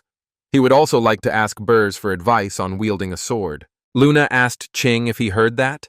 He wanted to learn swordsmanship after giving away such powerful cards? What the hell was he thinking? Ching replied that she should be careful. The elder was still here. Now was not the time to talk. Elif asked Mr. Ping if he had seen her fight. How did he like her skills? Ping asked in surprise. Skills? Burrs asked Mr. Ping to answer this question honestly. Is she missing something? Pin replied that he had nothing to say. He just didn't expect them to use his cards like that. Burrs told Pin that they could match him. He was so selfish that he made copies of the cards and created a guild without his permission. Elif apologized and said that this was her limit. Pin asked what they were all apologizing for. If they continue like this, they will be able to attract more people. This is very good. Ilif turned to Pin and said that he was saying that most people were actually the same as them, so their skills were suitable for them to learn. Burrs said it was much more suitable for their guild to advance. Pin said it was definitely a magical world. Tagore said it was becoming more and more funny. However, one emits a huge and powerful magical force, while the other emits nothing. And then Tagore saw the look and knew he had been found out. Impossible. He was using the demon eye to watch them. She couldn't see. What was this colossal pressure? Then Elizabeth said that she wanted to kill one of them. Pin was surprised and asked who he wanted to kill. Let her wait and look here and bring the pudding. If she has any questions, it's better to wait until the end of the meeting. Elizabeth was surprised and very happy when she saw the pudding. And then Ba said that they should stop chatting, and it's time to come to their meeting. This time, as part of the guild competition, he invited several people here. Ba said that he wanted to discuss forming an alliance, since they urgently needed to surround and suppress the Dark Guild. He immediately came over and put a bag with a tray on the table. He said that these were dark mechanisms collected with the help of the Sword of Purification. During the competition, each participant, including Gao Lu from the Giant Bear Guild, received 30 pieces in total. Pin asked in surprise, "Dark mechanisms? What is this?" Burrs replied that as long as they accept the power of the Dark Guild, such mechanisms will grow in their body. He also found them in the bodies of the apostles he hunted. Brian said 30 of them. The Dark Guild has really spread out. Luna asked, but didn't Gaola pass the test of the Sword of Purification? Did he really accept the power after that? Anna replied that no, the Dark Guild could have found a way to avoid the purification. Tagore said that only those with the lowest degree of fusion can be detected by the Sword of Purification. Otherwise, they can hide. In the first case, the lowest degree of fusion cannot bear it and suffers from the backlash. Then it turns into a dark apostle, like a puppet. In the second case, the host can bear it, but is unable to control it. He becomes what they saw in the arena today, and ultimately the host becomes a vessel for the great apostle. And in the third case, the owner can completely control the power. His power will grow at a furious speed, and he will become a demon pillar of the Dark Guild. However, Tagore said that no matter what kind of fusion it was, they must still obey the orders of the person who gave them powers, thus making them loyal servants of the Dark Guild. Ching asked, so he almost became a great apostle? Tagore replied that no one knew. After all, he was under control, but not completely captured. Otherwise, with his skills, he would have become a pillar demon. Ba said that fortunately Burrs came to the rescue. Otherwise, he might not have been able to cope with his old bones. Burrs replied that he was a former member of the Holy Sword Guild, so he couldn't help but help. King said that the guild was in trouble. He was on a mission and couldn't fight the Dark Guild, but today he saw the card skills that killed the Pillar Demon. His defeat is natural. Elif is strong enough. Elif said that no matter how you look at it, the main reason for her victory was Mr. Ping's powerful cards. Brian turned to the young man. Did he create these cards? Where did he learn such skill? And the sword on his back is not the most ordinary one either. Pin replied that he'd just like to tinker with things to kill time. It had nothing to do with craftsmanship. Brian laughed and said he was so humble. Luna said that if the Swordmaster were here, the Dark Guild would not dare to invade them. Anna turned to her sister and told her not to blab too much. Pin asked Burrs, "Is the swordmaster the strongest swordsman? Where is she now?" But Burrs decided to answer. He said that it might not be a good idea for him to voice his opinion. After all, he is no longer a member of the Holy Sword Guild. Ba told Burrs that everything was fine. In any case, it would not be possible to hide it for long. Some news had already begun to spread. Brian asked if the servants were truthful. Tagore replied that after the rebellion in the Holy Sword Guild, not only was their fighting power depleted, but their master had also gone missing. That was why the Dark Guild took this chance to attack. Ba said it was true. After the Swordmaster sent them information half a year ago, there was no news from her anymore. Ping asked in surprise, "Rebellion? Missing?" Hui said that to be precise, she was supposed to capture the Elder.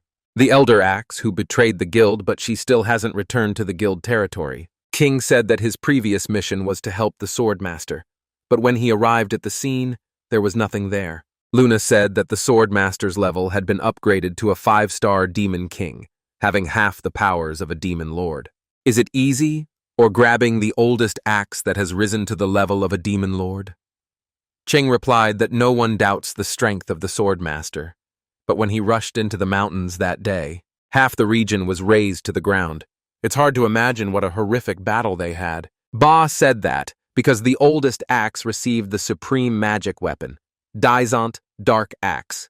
All he knows is that the giant axe named Daizang is emitting a terrifying indignation, and his strength is so great that the Elder can make up for the gap in strength between him and the Swordmaster. Brian said that he looked at all the S-rank weapons forged by the Dwarven Kingdom, and he couldn't find an axe that matched their description. He thinks that this is also a masterpiece of the Dark Guild. Pin said that he still can't figure out who this Elder is, and why did he betray the Holy Sword Guild. Burrs replied that the head of the guild is the Swordmaster, and under her there are 5 elders who assist her in solving various matters and guiding the students. The man next to him is Elder Ba, the Elder Sword, who is in charge of swordsmanship. There are 4 other elders, Elder Dagger, Elder Spear, Elder Shield, and Elder Axe. But since the Elder Axe betrayed the guild and rebelled, the Elder Dagger and Elder Spear were cruelly killed by him. Ba said that the Elder Shield later died in the battle with the Demon Pillar, so now he is the only elder in the guild left alive, and during the rebellion, many took this chance to betray them, including his precious son, Shatsi Taris. Pin asked in surprise, "Is this a centaur wielding a sword? Is the centaur really his son?" Ba asked the guy, "Did he meet his son? How is he doing now?" And then Ping answered that he died. Ba said that it doesn't matter anymore. That's the fate of a traitor. A combination of many factors has led to the Holy Sword Guild currently going through hard times. He wishes for them to unite to fight the Dark Guild. Brian said that it would not be difficult to supply them with simple weapons. However, with weapons of A or S rank, due to the lack of sharpening stones, there would be problems. But his father was already thinking about a solution to the situation. Tagore turned to the elder and stated that, as he had said, they were not in the best of times. So let me ask why they thought they could destroy the Dark Guild with their help. Ba replied that it was up to Burrs, and he thought that he should give up his own guild and return to the position of deputy head of their guild. Burrs asked the elder if he wanted him to become the vice leader. He was afraid that it was wrong. After all, he had left the guild for some time. Ba replied that if he said Burrs was suitable, then it was. Cards could be considered weapons just like daggers and knives. They can create a new division and let Elif become its elder, the oldest card. Elif was surprised and asked, "She?" After all, she is not suitable for the role of the elder of the Holy Sword Guild. Ba said that as long as Burrs agreed, he would guarantee that everything would go smoothly. The guild's resources would be used as he wished, and even he would obey his orders. Hui turned to Mr. Bears and said that the elder was truly sincere in his intentions. The position of deputy head meant that there would be 10,000 people under their leadership. Burrs asked Ping what he thought. With the fame of the Holy Sword Guild, wouldn't card skills spread faster? Pin asked Burrs if he was asking for advice. There is a saying in his hometown that it is much easier to become a top manager in a large company than to start your own. However, those who are more ambitious will prefer to open their own business, so the choice still depends on their personal desires. But in Burz's eyes, Ping was asking him what he thought, that one had to be someone's assistant to rise up. If they had such ambitions, he was very disappointed in them. Burz understood that Mr. Ping was trying to help him, but the elder was so stingy that to refuse him directly in such a situation would be a direct disrespect to him. It would offend the entire Holy Sword Guild. Ba told Bursu that if he was still dissatisfied, he should not hesitate to put forward any conditions. Burz immediately stood up and told the elder that he didn't need to say anything more, and he founded his own guild, not because he wanted to achieve fame and fortune, but because he wanted to improve his card skills. And as Mr. Ping can see, his will is firm. Ba asked Burz if he had thought it through well, but the elder saw that he could not sense the aura of this strong man named Ping. Burz must have said that he taught him to hide his past. Pin replied that the conditions were so good, and he thought that he could rely on his connections with Burz to learn swordsmanship in the Holy Sword Guild. Burz said that even though he refuses to return to the guild, they shouldn't worry. He will take responsibility for destroying the Dark Guild. Their guild will support them. Ba said he understood. Then their guild would recognize his legitimacy. He wanted to kill two birds with one stone, the elder thought. Not only bring Burz back to their guild, but also get those cards. And it seems he needs to go south himself to find out what hidden power lies behind this small southern country. Pin decided to say that his uncle Burz is very brave. Burz said that the most important thing is that Mr. Pin is happy. Elif supported him and also said that she would work hard. Ba asked Prince Brian that he was wondering when the king would return from seclusion. Providing high-ranking weapons could greatly enhance their combat power. Brian replied that he couldn't go into detail, but the shortage of whetstones was a big problem. The entire kingdom couldn't find a suitable replacement. Aristotle's kingdom refuses to cooperate, so his father conducts his research in seclusion. Ba asked Mr. Tagore, could he enchant weapons and people? Tagore replied that although he was neutral, if he simply cast spells for them, it would not be a big problem. Ba listened to everyone and said that this time it was time to discuss their plan. In 2 months, they would gather their strength. During this period, they would do everything possible to solve the existing problems. Do they have any questions? Pin immediately raised his hand and said that he had. He wanted to join them.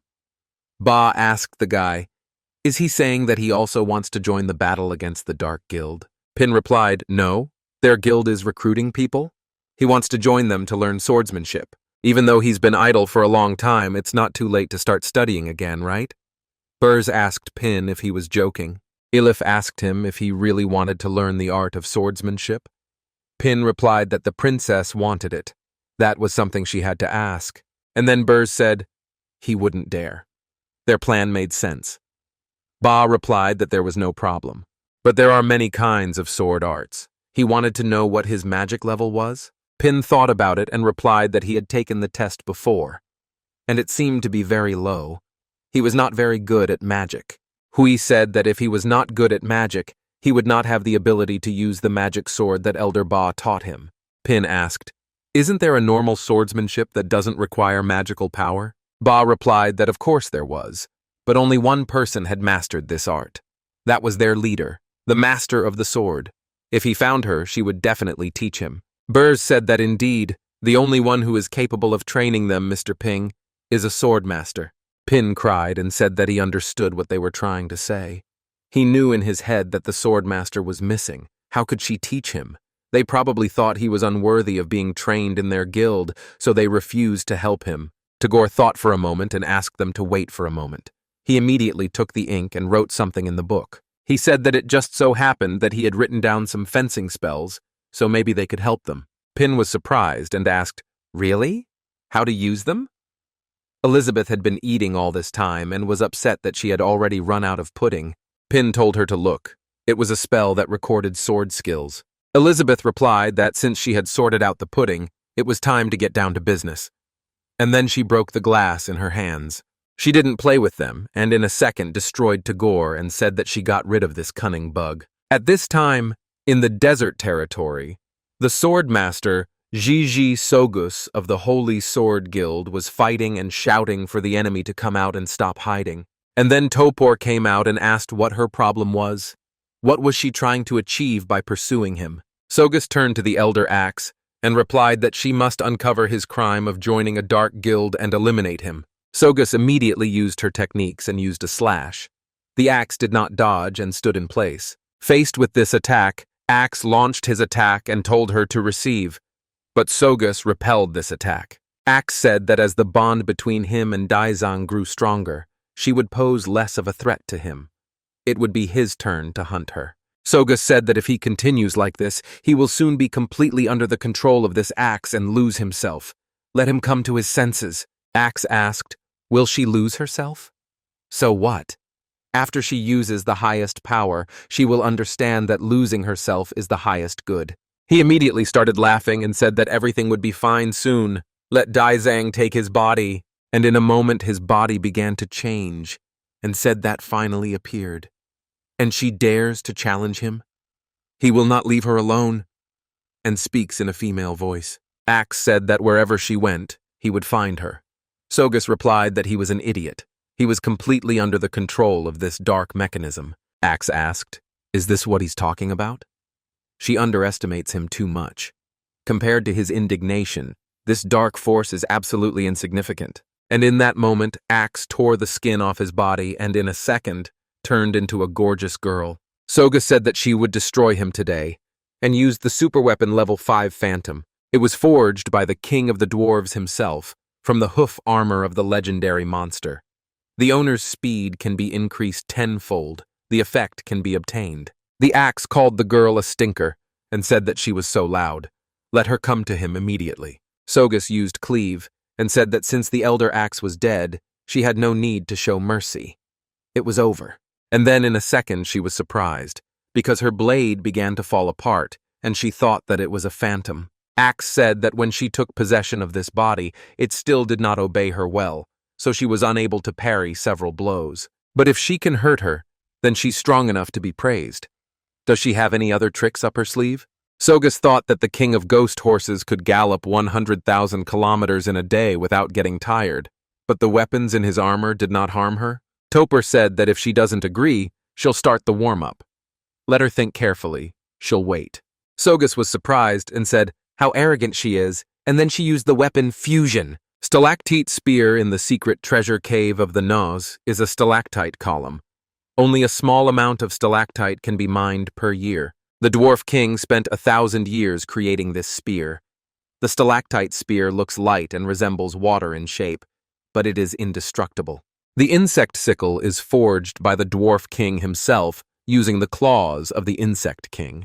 The spikes securely lock onto the target and then release acid to decompose and absorb, converting the target into magical energy for the wielder. But Sogus got really angry at her and used space distortion and aimed it straight at the girl. Axe came to her senses and said that the bones had finally settled down. She asked the girl who she was underestimating. Did she think anyone would escape? Sogus thought she used the stalactite spear to make the sickle, and then distorted space with the Cthulhu cane to allow the explosive knife to release the core's energy. She wished she could sustain the release of energy longer, but she could only hold the space for a minute. If she used it longer, her will would be broken. Sogus said that in any case, it was very close to destruction magic, and after delivering her attack, she shouted that she was advancing. She combined her axe techniques with arrows of destruction to destroy her once and for all. Axe counted a couple of seconds and used her devastating slash attack. Within 5 seconds, her attack reached its target, and Sogus realized that things were bad because dark magic surrounded her. She did not lose her head and used the magic of the abyss, the 7 swords of defense. Axe saw that she had to act, and attacked again. But Sogus couldn't handle the onslaught and was defeated. The energy completely tore her clothes apart because it was so strong. Topor started laughing at her and said she was a psychopath, and the warm-up was over, time to get down to business. She used her axe and said that now they will look. Where is she? The eye immediately began to recognize where they are. She managed to find Elizabeth's place and said that she was coming to her. At this time, Elizabeth lay down on the sofa and began to rest. She said there was nothing better than coming home, turning on the air conditioning, and eating chips while watching TV. She really should leave all this world domination stuff to him. Pin said he felt physically and mentally drained after each outing. World domination was clearly not for him. Elizabeth said no.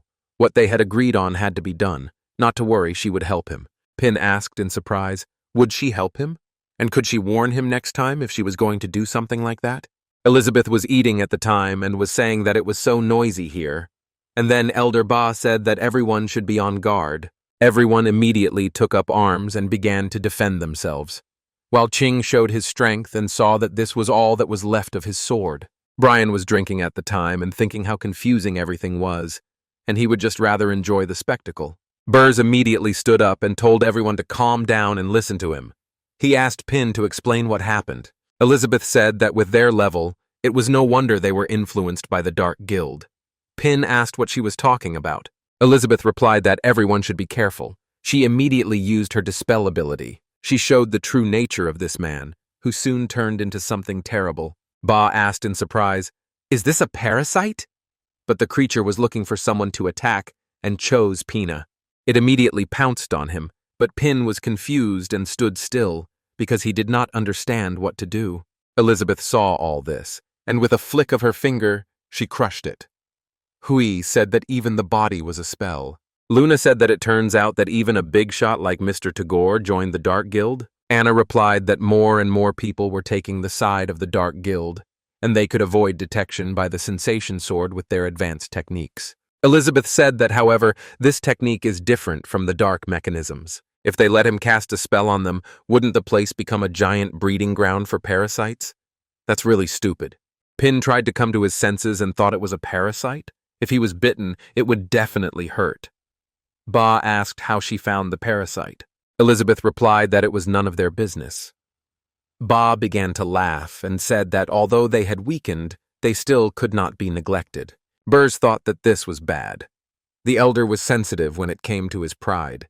If he didn't know who Mr. Ping and the Demon Queen were, he would definitely think that they were lower in status than him. Burrs turned to him and asked if he could explain. Pin replied that although they were asking him, he himself had not yet figured it out. Elizabeth grabbed Ping and said that the time for discussion was over. It was time for afternoon tea and to go home. Ping shouted to Uncle Burrs that they would see each other next time. Burrs thought that if Ping did not explain himself properly, this stingy elder would cause him a lot of trouble. Elizabeth asked what they had finished, and in a moment Burrs himself did not realize how quickly he closed his mouth. Ba turned to Hui and told him to follow him. They were heading south to investigate. Pin told Elizabeth again that next time she should at least warn him in advance so that he would be mentally prepared. Elizabeth thought there were two things worth noting. First, that guy's monocle could detect the magic of others. It was probably made by the Jimji clan, but it doesn't matter. Emilia destroyed the Dark Guild's base, and the source of this infection is gone. The rest are simply left for Pin to play his adventure. Pin said that magic really scared him. He hopes he doesn't have any of that stuff in his yard. Elizabeth, how could she sense that he was a bad guy? Can she teach him that too? But he didn't want to do it abruptly and told her to forget. Surely that requires magical power, right? He doesn't have the talent for it. Elizabeth thought that the monocle didn't study magical energy when it was used. So if he wasn't as strong as her, he wouldn't be able to detect it under normal circumstances. But in Elizabeth Pin's eyes, tell her to admit that he is better than her. Let him say it already. She thought that he was asking her about this on purpose to take advantage of the opportunity to put pressure on her, the Demon Queen. She told the boy that it wasn't worth her attention. Pin asked what he should do now. Was it really enough for him to just swing his sword 1,000 times a day? He should learn some sword techniques, right? But the Holy Sword Guild refused to accept him, so why wouldn't they teach him? Elizabeth replied that no. He had to keep the agreement. In order for him to rule the world, certain conditions had to be met. First, he can rule the world only with swordsmanship and magic.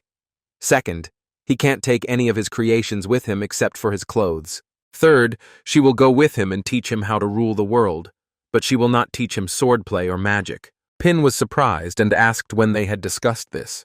Elizabeth answered confidently that they had just now. Pin said that then he would just ask Burrs again.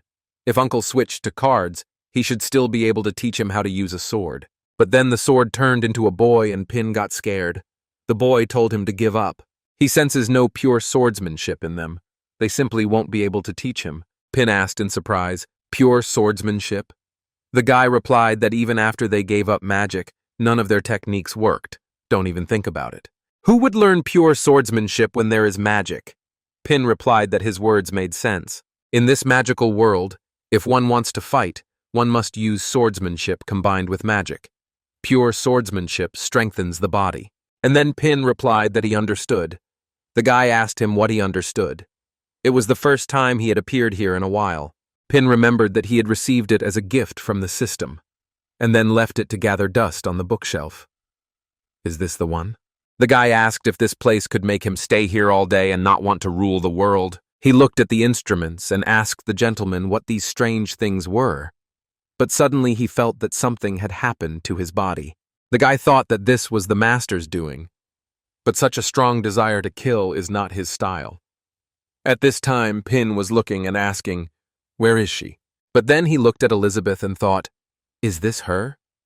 Her desire to kill must be more cruel and frightening. But she looked at the cutlery and thought, maybe they too? But how is that even possible? He is the king of weapons, the holy sword Alpha, some simple knife. And then Pin shouted out what he had found. The guy was very scared and said that he didn't want to stay here. Pin turned around and saw only traces of dust and asked what it was. He finally found her. This book was called Taiji Sword. He thought it was useless and just threw it on the shelf. He didn't expect it to be useful. He said that there are a total of 13 Taiji sword movements that seem quite simple and can be mastered by both old men and women. It does not require magic, but can they be used in combat? Elizabeth said that after so many chips she felt sleepy. Pin turned to the girl and said that he had found a guide to swordsmanship. Could she help him? Elizabeth refused and told him to do it himself somehow. She wanted to lie down for a while. Pin said he would then go and find Alpha and train with him. He immediately went to look for the guy. Elizabeth thought that he would not be able to figure out how to master the art of swordsmanship on his own. She will simply let him practice slowly, and when he does not understand what to do next, she will give him hints and recommendations. Only in this way will she be able to emphasize her superiority. Pin went outside and started looking for Alpha. He saw the sword standing in the tree and thought, why did he become a sword again? He started threatening him that if he ignored him, he would take it as his consent and start training right now. Pin opened the book in front of him, and taking the sword, said that he was ready to begin the first move. And he began to train and began to say that the first movement is called a dragonfly. It touches the water. At this time, 300 kilometers from here, an unidentified object landed on this planet. It was an immortal toad, and it was a 3-star Demon King level. He immediately used the acid blood fog technique. And at that moment, Axe appeared unexpectedly and said that as soon as she finished him off, the others would also obediently surrender. She didn't stop there and kicked the frog. The frog didn't have time to react and was badly injured. Axe said that there were so many high-level monsters here that she made them her guard dogs. No wonder she hid so well. She said that her peaceful days were coming to an end. But then someone used a soundproof energy barrier at the time of the attack. Topor saw something and said that here was a worthy opponent. At that moment, a dog appeared in front of her and started barking. The frog said that since his dear elder brother had joined the battle, he was retreating. Axe told the dog that if he didn't want to die, he should get out of her way immediately. The dog said it was using system restore. It wasn't found in the whitelist, and the risk level was too high. The dog showed refusal and said that he will not interfere in the life of the owner. According to this law, now he will begin to destroy this person. The level of protection increases to the 3rd. He immediately took off his gear and attacked with a rocket rain. And he released them so quickly that the girl did not have time to notice. At this time, Pin didn't even suspect this and continued to practice in his book. Pin wiped the sweat off his face and said that he finally learned everything. It wasn't that hard. But suddenly Alpha appeared and decided to show himself. Pin asked if he had finally decided to show himself, and then Alpha said he had recovered. Pin replied that it was just in time. He needed advice on his sword technique. Alpha asked, "Sword technique?" "What?" Pin replied that he shouldn't worry. He understood that Taiji sword training was only for strengthening the body, not for fighting. But as soon as he tried to exercise, he felt that his whole body was renewed. Alpha said that now he remembered. And why the hell are there so many weapons? One of them is enough to defeat him. He immediately ran out of the house and screamed that he didn't want to stay here. This place scared him too much. And with his head down, he said that the moment the weapon admits defeat, its aura will dissipate, and it will return to its original form. This sacred sword, in fact. And in that moment he realized that he had returned to his original form. He had almost lost his soul, and almost become an ordinary weapon. He is the pinnacle of weapon mastery, the legendary holy sword. But why does everything happen to him? If Ping hadn't started training with him and awakened his aura, this sacred sword would have turned into a useless piece of metal. He saved him with swordsmanship beyond his understanding, and then asked him for advice. During the training, Pin said that it develops the mind and body, relaxes the muscles, and stimulates blood circulation. But before Alpha Pin's eyes, there was another. He said that now he understood why he didn't want to look for the Demon Queen with him. Compared to what he had, he was just a pile of scrap metal. And then Alpha started saying that he was sorry and that he was stupid. What was the point of his existence anyway?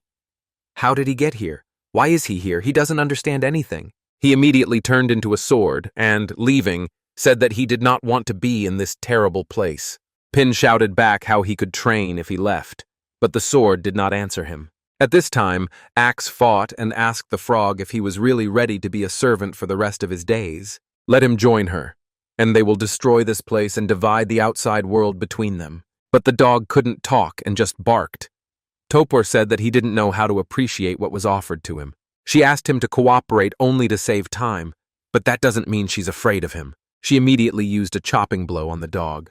The dog realized that things were bad and began to dodge. The dog immediately analyzed the damage.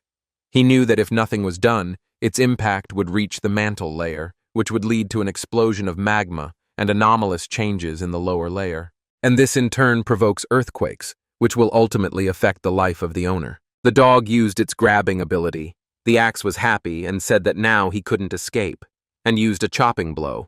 The dog pulled out his hands and tried to stop her attack. She slowly began to absorb it. Axe was surprised and asked how it was possible. He absorbed all her attacks and nothing happened to him. The dog said he had delicious energy. As a thank you, he wouldn't stop her if she decided to leave now. Axe pulled out her weapon and said that it was originally meant to fight his Heartless. But now she has no other choice. She must destroy the dog to stand in his way. She understood that the constant collapse of hope, eternal torment, sadness and rage from the fact that he was abandoned. The resentment had been accumulating in her for many years, and now it was ready to spill out. She said the dog was a stinker. He would soon realize how lucky he would be if he were chopped into pieces right now. The axe immediately used the limit of fierce resentment. The dog was surprised and used the perfectly smooth little mirror product of Pin. Axe was surprised that the dog was so smart and redirected the attack beam into the sky. Topor said that 500 years of her grievances simply disappeared. The dog at that moment had already changed and became Vankai Drone. Axe asked in surprise, "What is this?" "She will simply destroy him," and she used a force field of 10 hertz. The dog said that after that fierce woman, he was probably the strongest opponent he had ever faced. Luckily, he was constantly being updated, so it was all over for her. And then he used his clone and attacked with a 50 hertz force field. Axe said that her 500-year-old grudge couldn't end like this. She was so angry and screaming that she would not give in. And then the dog applied 100 hertz. She couldn't withstand such a pressure of energy, and in the end, unable to cope with it, she simply exploded. The dog said that there had been some pretty high-level invaders coming in lately. It looked like he would have to go back and rummage through the trash, pick up some of the materials his master had thrown out, and upgrade them. But at that moment a hand came out of the ground, and the dog was surprised and thought that she was not dead yet. She used the lucky pendant around the universe, and once every 10 years she rises over the continent of courage. Each time she appears, she loses a few shards. The swordmaster collected enough shards while traveling around the world and commissioned the king of the dwarves to personally craft them into jewelry. It is said that they can greatly increase the strike power of their owner. At this time, Elizabeth was watching TV and saying that there were these ads again. She should ask Pin to buy her a subscription to get rid of them. Elizabeth was eating all the time and at one point asked if she had really run out of chips already. But when she looked inside, she was happy and said that the most delicious part was left. She didn't throw it away and began to sort through everything with her fingers and enjoy the taste. Drooling, she said it was bliss. The taste of the chip pieces and the generous amount of seasoning was truly magnificent. She decided to get up and said that it was almost time. Pin was probably suffering from her sword training right now, but it was necessary. She had to go through hellish training before she could master the art of swordsmanship. She thought that at the exact moment when he wouldn't remember what to do and was ready to give up, she would appear to help him. Come to think of it, she really was stronger. Elizabeth asked the guy, "He's not messing around, right? How's the training going?" She came to check on him, but Pin gave them the finger and told her to be quiet. Elizabeth asked, "Did she tell him to practice? Why was he sitting with his legs crossed?" But Pin just ignored her. Elizabeth got angry and said that she was talking to him. She said she understood. It seems he failed and feels awkward, so he doesn't want to talk about it. Is she right? Well, it doesn't matter. She changed her mind. While he bows his head before her and asks for his help, she is ready to teach him a few tricks. She promises that once he masters them, he will be able to behave freely in the outside world. And then Pin came to his senses and asked Elizabeth, "Did she say something?" Let her forgive him. He had just finished meditating. Elizabeth said that's it, and he seems to think that he has succeeded in his practice? Let him delude himself, he must learn to wield a sword, and this meditation is meaningless. Pin immediately pointed a stick at her and asked, "What do you mean, meaningless?" These exercises develop the mind and body. While she was enjoying chips and watching TV, he had already mastered all 13 techniques. Would she like him to demonstrate them to her? Then she could give him a few tips. Elizabeth replied that she would watch. She thought that since he wanted to make a fool of himself, she would not stop him. After all, he decided that he became a swordsman to practice only cutting and stabbing blows. Ping said the most important thing in practicing Tai Chi is to remain calm, close your eyes, and then adopt the correct posture. Pin immediately began to demonstrate, and said that the dragonfly's first movement is to touch the water. Elizabeth was surprised. He achieved such power with just one move?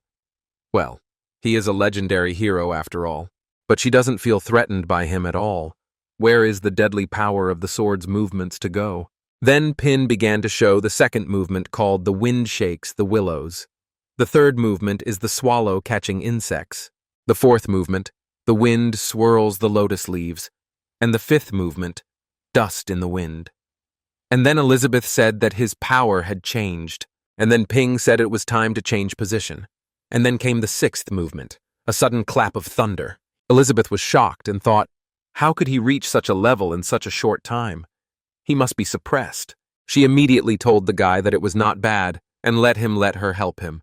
Pin continued, and with the seventh movement the blue dragon came out of the water. Elizabeth, seeing the waves, suddenly froze and said, "Is this really a technique for destroying the world?" She didn't stop there and said that she was calling for the coming of the demonic dragon. Pin did not stop and released his water dragon, which was supposed to fight Elizabeth's dragon. But suddenly something changed and Elizabeth was very upset. She asked, "Isn't it absurd that her power has weakened so much?" Pin said that one must make one's heart impartial, remain calm, and then all things will change by themselves, and all that remains for them to do is to contemplate their return. Only then will they be able to comprehend the truth of Taiji. He immediately hovered over the water and said that the eighth movement is to catch the moon in the water. Elizabeth said that Stinky Pin was trying to lull her into a false sense of security again. He was wrong this time, but Pin didn't stop and the moon grew larger and larger. Elizabeth said it was time to get down to business in earnest. Let him expect no mercy. She immediately also hung in the air, and at that moment she came under fire from stones and was very angry.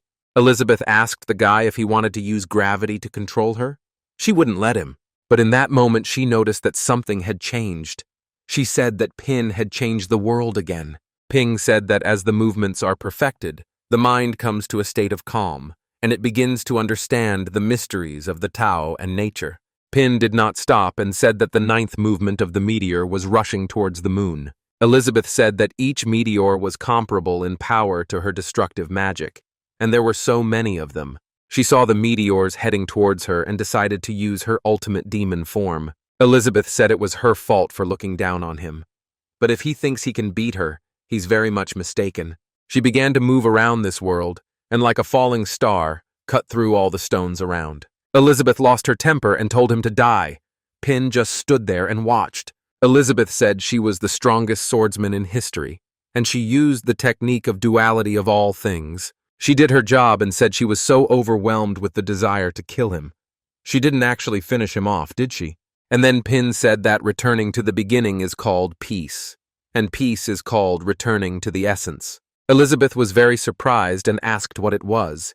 Pin replied that it was a state of mind. Then there is space, the embodiment of Tai Chi, and the body is close to nature. And now the 9th technique has come to catch the moon in the water. And immediately he grabbed this ball in his hands. Elizabeth said she was such a fool to get distracted because she was worried about him. And he decided he would take this chance. She decided to end it already, and use the technique of releasing all magical power. Elizabeth came to him and told him not to think that he was so great. What he can do, she can do. Pin immediately released the moon and said that the final stage, which focuses on developing the mind and meditation, is movement without a sword. He said the 11th movement is the sword of enlightenment. Tao gives birth to 1, 1 gives birth to 2, 2 gives birth to 3. Elizabeth asked, without a sword? What kind of nonsense is this? Cloning technique, right? Let it be as he wishes. She immediately decided that she would use apocalypse magic. 9 clones of the Demon Queen. She warned that these clones are not inferior to her in strength. Ping said that 3 give birth to all creatures. All creatures carry yin and yang within them. They are filled with qi and form harmony. Elizabeth asked him, is he retreating? It's too late. Her sword is faster than the speed of light, and they will see how he dodges it. As Elizabeth launched her attack, she saw that the boy had dodged, and then she said that he had not moved at all. The space had expanded and increased the distance between them. Pin said that when she meditated and became one with nature, her mind would naturally open. Elizabeth insulted him again and asked him what he thought, that just because he surpassed her in speed, she could not do anything to him? She said that as long as the target is alive, she can also strike at superluminal speeds. Elizabeth told him to let her demonstrate the most powerful strike of the world destruction technique created by this demon queen. She immediately attacked him with an arrow of destruction. Pin said that the 12th movement 3 gives birth to all beings. This arrow united with this world and disappeared in a second. Elizabeth said that the most powerful technique she was proud of was scattered like dust. Returning to the real world, Elizabeth said that the swordsmanship she had learned after so much hard training had failed her. Pin said the mind wanders through time and space before finally returning to the beginning where it finds peace. Elizabeth asked him how he could be so unperturbed. He still dared to lecture her, or did he want to humiliate her? And then she said she understood. As he had said, seeing the vastness of the universe, she calmed down. She forgot her past and the swordsmanship she had learned, cast aside her pride and asked him for advice. Pin told her to throw away her magic, even her life, no matter the cost or the consequences, just put her strength into the will of the sword. Now it's time for the final movement. Elizabeth said that beyond space and time, this is her own movement without a sword. Elizabeth said that within the confines of time and space, no matter how strong the blow, it cannot compare to the power of his movements. So in order to kill him, she must transcend time and space itself. She thanked him for his advice. And if she uses this trick, sacrificing everything, maybe she will die, right? But it doesn't matter anymore, because after she kills him, life will no longer have meaning. For them, it's a good ending, but let him remember that the person who defeated him was she, the Demon Queen. Pin said that here is the last movement. The 13th movement is all one. One is all. He immediately took her hand and pulled her towards him. Elizabeth did not understand what he was doing at all. Elizabeth immediately pressed herself against him, and Pin took her into his hand. In an instant, her wings began to disappear, and she felt warmth. Pin turned to her. And then Elizabeth went to the next level, and became a 7-star demon god. Pin asked what she would say. What did she think he could do? Elizabeth asked what she meant. Pin said that of course he was talking about his swordsmanship. Although these are simple movements, he feels that he is getting better at them each time. What will she say? Elizabeth found it very difficult to answer and blushed. Pin asked if he needed to improve anything. He also saw in his eyes that Elizabeth was very small right now. Pin said that she was staring at him. Something wrong? And then he decided that he shouldn't think about it. He can't hurt her, he still needs her protection. Pin let go of her and realized that the atmosphere had suddenly become awkward. He needed to say something to relieve the tension. And then he said that the effect was simply amazing.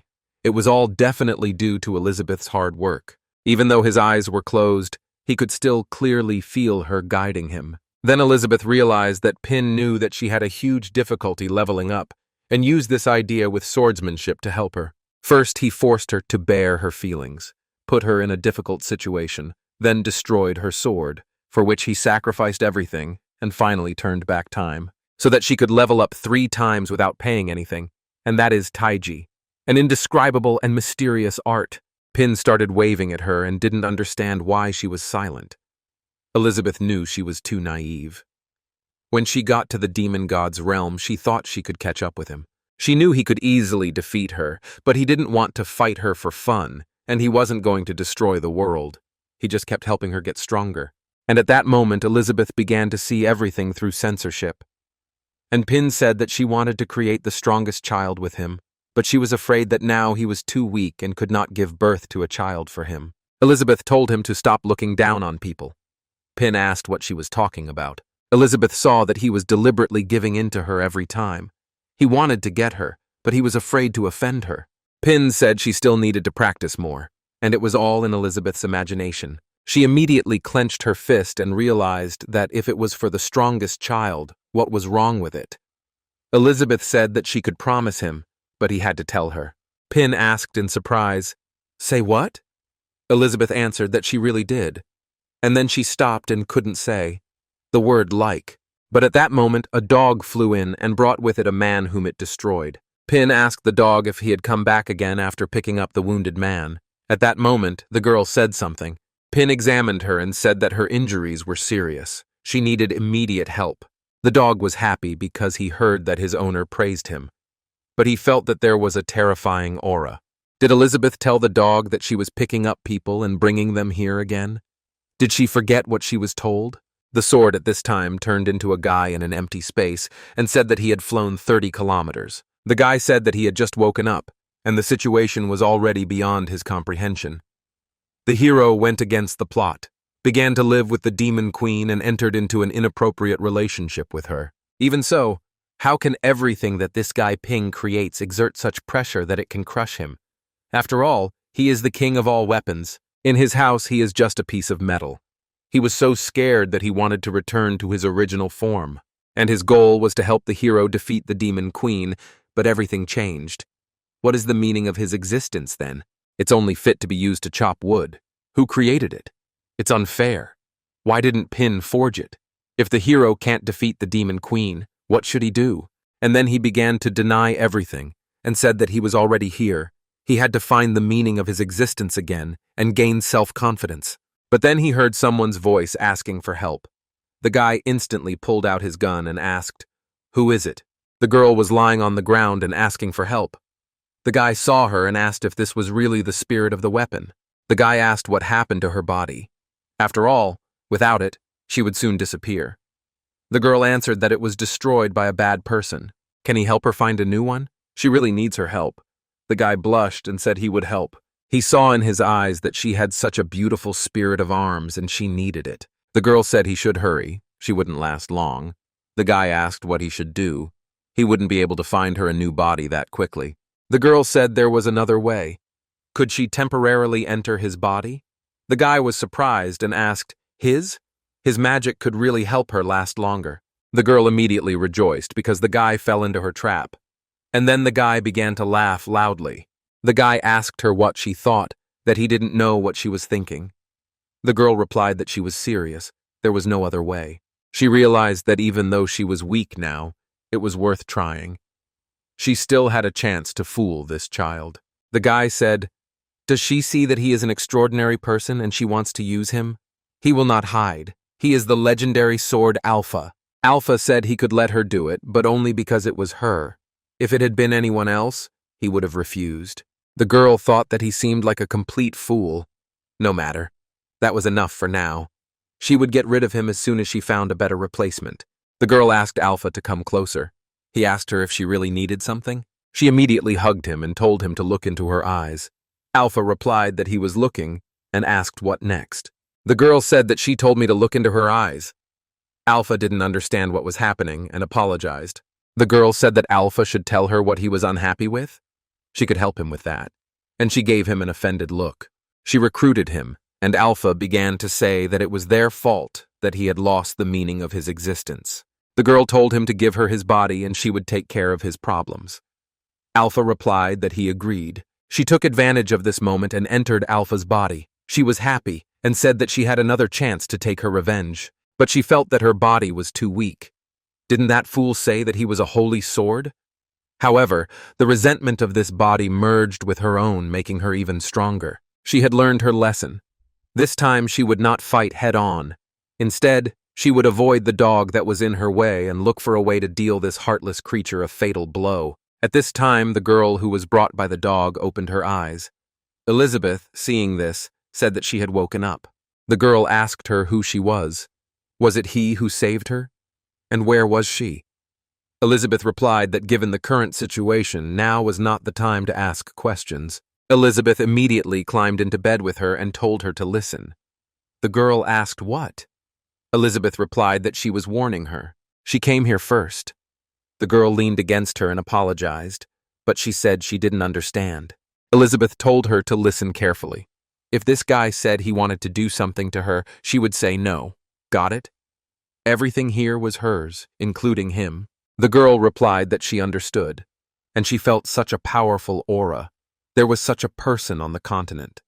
Or is it because she is injured, and who is she talking about? Then Ping came in and said that the noodles were ready. He was surprised to see that the girl had already come to her senses, but he blushed deeply because he saw two gorgeous girls lying in bed and looking at him. Pin immediately pretended not to have seen anything and slowly walked out of the room. He told the girl that given her injuries, it would be better for her to rest in the room for now. Pin asked how she got these wounds. Were she attacked by monsters? The girl replied that frankly she was chasing a traitor who had gotten involved with a dark guild, but she underestimated him and was badly wounded. Luckily, she met them. She knew that for the sake of her guild, she had to hide her identity. Pin thought it was another case involving a dark guild. Elizabeth asked if she was sure he was from a dark guild. They had just been wiped off the face of the earth. She thought, why the hell would so many minions of the dark guild be thrown nearby? What was Amelia doing there? He would spank her as soon as he saw her. The girl asked in surprise, the dark guild disappeared? She had been tracking the traitor for 3 months and knew little about the recent events. And her name is Gigi. What are theirs? Pin laughed and replied that he completely forgot to introduce himself. He is Pin, and he is trying to become a hero to destroy the Dark Guild. And the girl next to her is called Xiao Bai. They live together. Z was surprised and asked, do they live together? Elizabeth asked her what was the matter. Did she have something to say? Pin said that she was very straightforward, but she had a kind heart.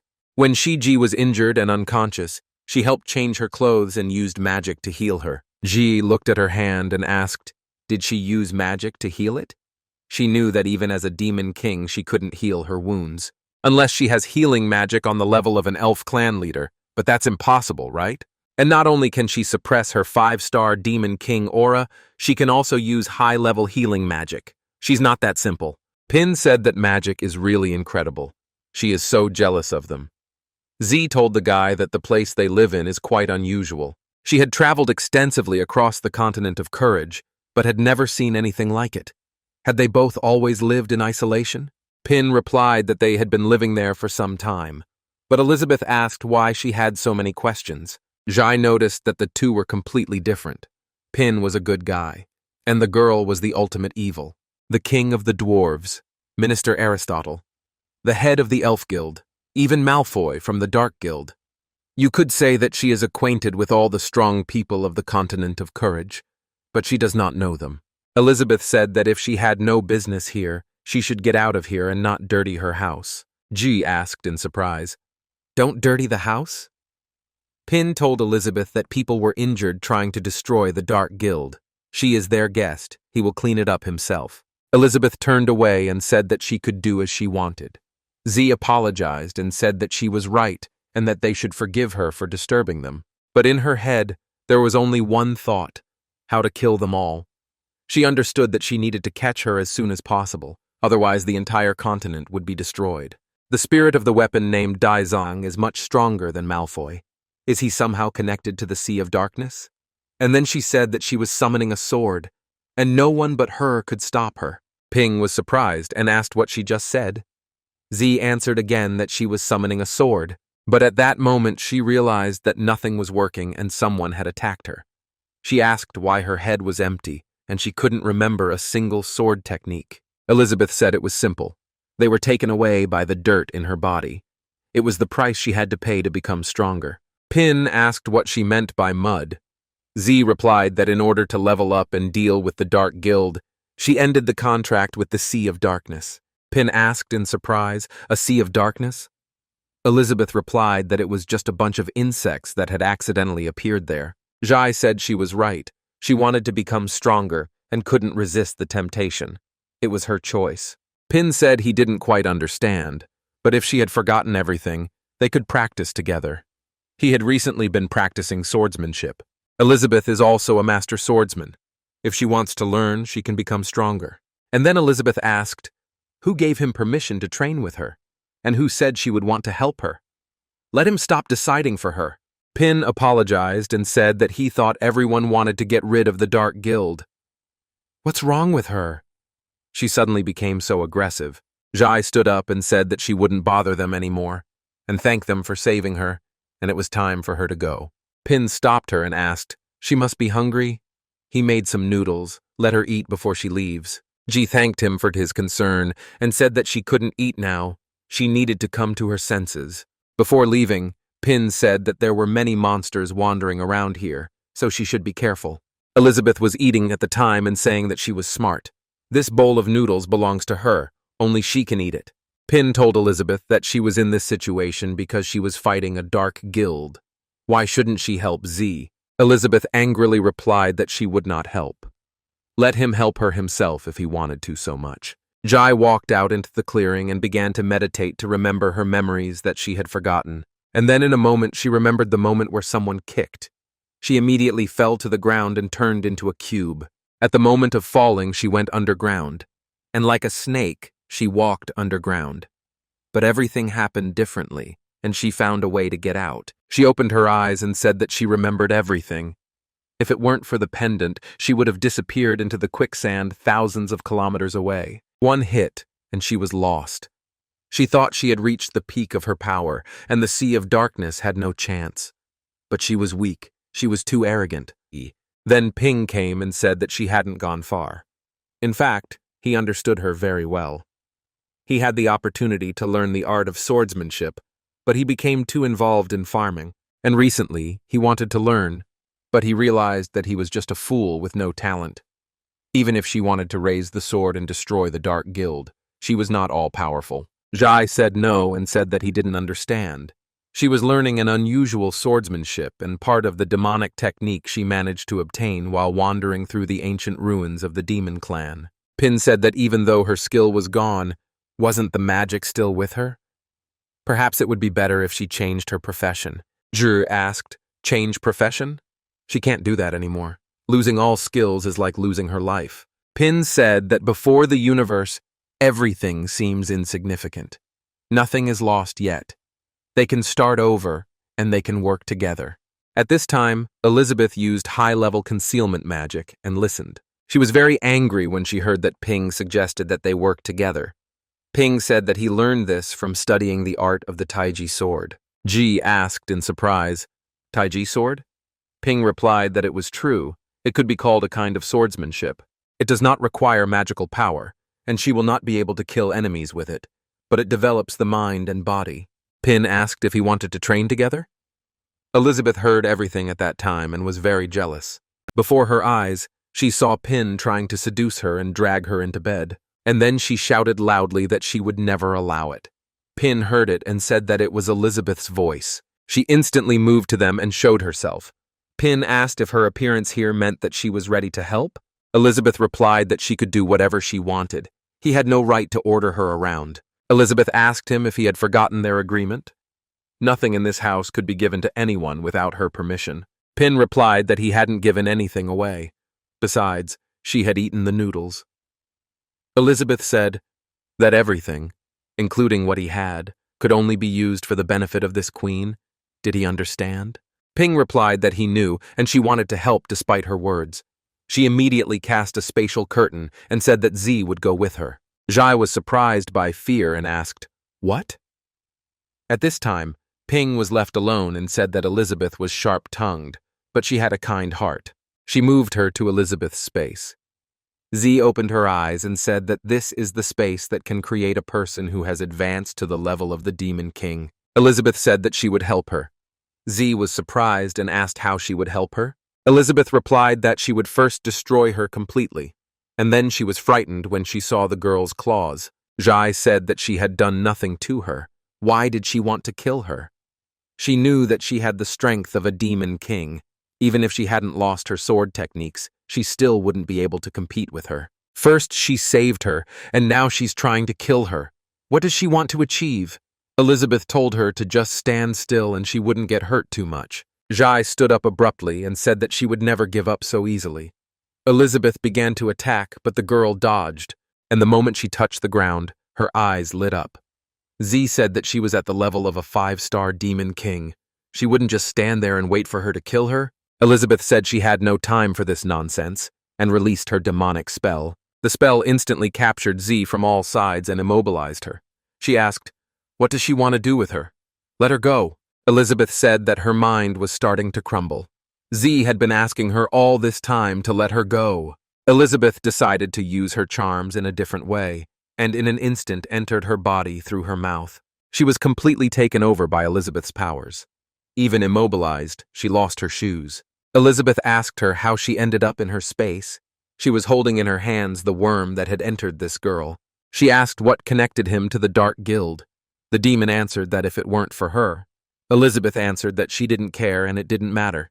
And then Z said that she would live in her body, and she could use her as a source of power that would help her reach the level of the Demon King.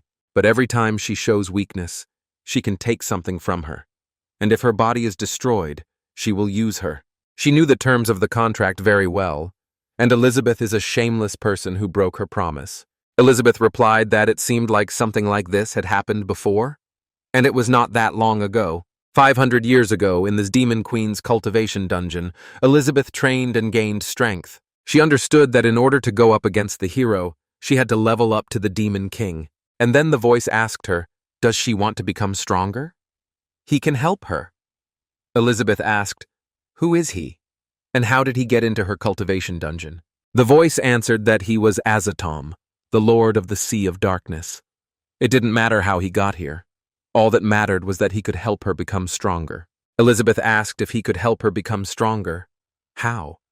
Azatom replied that it was simple, as long as she accepted his power and allowed him to inhabit her body. His power will help her reach the level of the Demon King, and she will not have to fear this legendary hero. Elizabeth asked, accept his power? Azatom showed the star in her eyes and answered that everything was correct, namely to accept.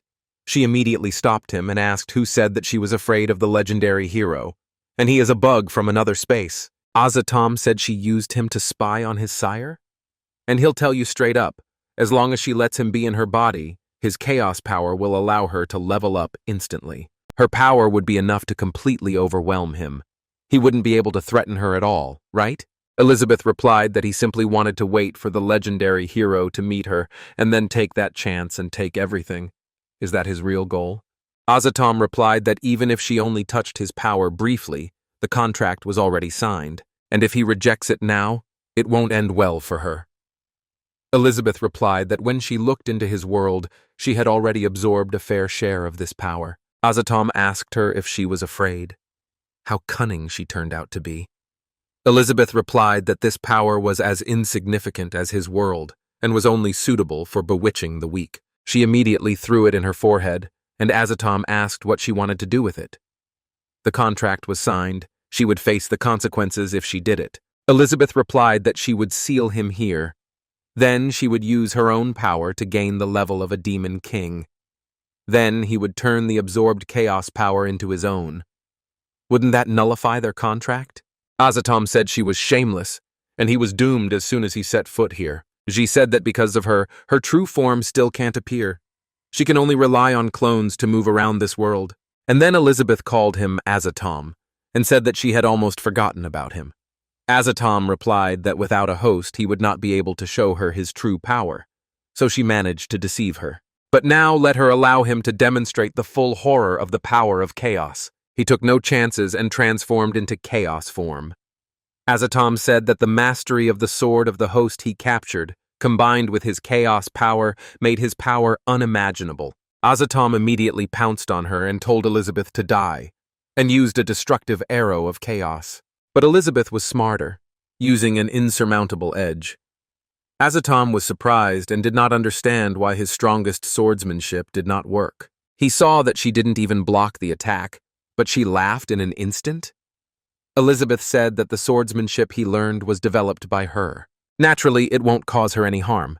However, the title of the strongest swordsman is a thing of the past. Azatom said that this couldn't be. He thought that after mixing the power of this body with his chaos power, according to the laws of this world, he should have reached the level of a 2-star demon king. Elizabeth said she was like a frog in a well. She could use everything he had. Azatom immediately assumed an attack pose and said that he would show her yet. He understood that it was better not to fight her now. He would run away until he removed the seal from his body. But Elizabeth decided not to let him go and grabbed him. Azatom was screaming at that moment for her to let him go, and then he realized that she controlled this space. But what could she do to him? No magic will dispel it unless she wants to destroy it along with the owner of this body. Elizabeth immediately threw noodles in his face and said that killing him was easy. She just didn't want to lose to the guy waiting outside. Let him have some noodle soup. Azatom said that the mighty lord of the Sea of Darkness, stinking woman, how dare he humiliate him? And then Azatom felt that energy was coming from this soup. It was penetrating his cells and depriving him of the power of chaos. He immediately started screaming in pain. Elizabeth said that after going through all of this, she still had to use something he made to solve the problem. She saw that in the end, everything went as he wanted. She was too weak. At this time, Pin was waiting for them in the same place and walked in different directions. And then he saw the portal open and said she was back. Is everything okay now?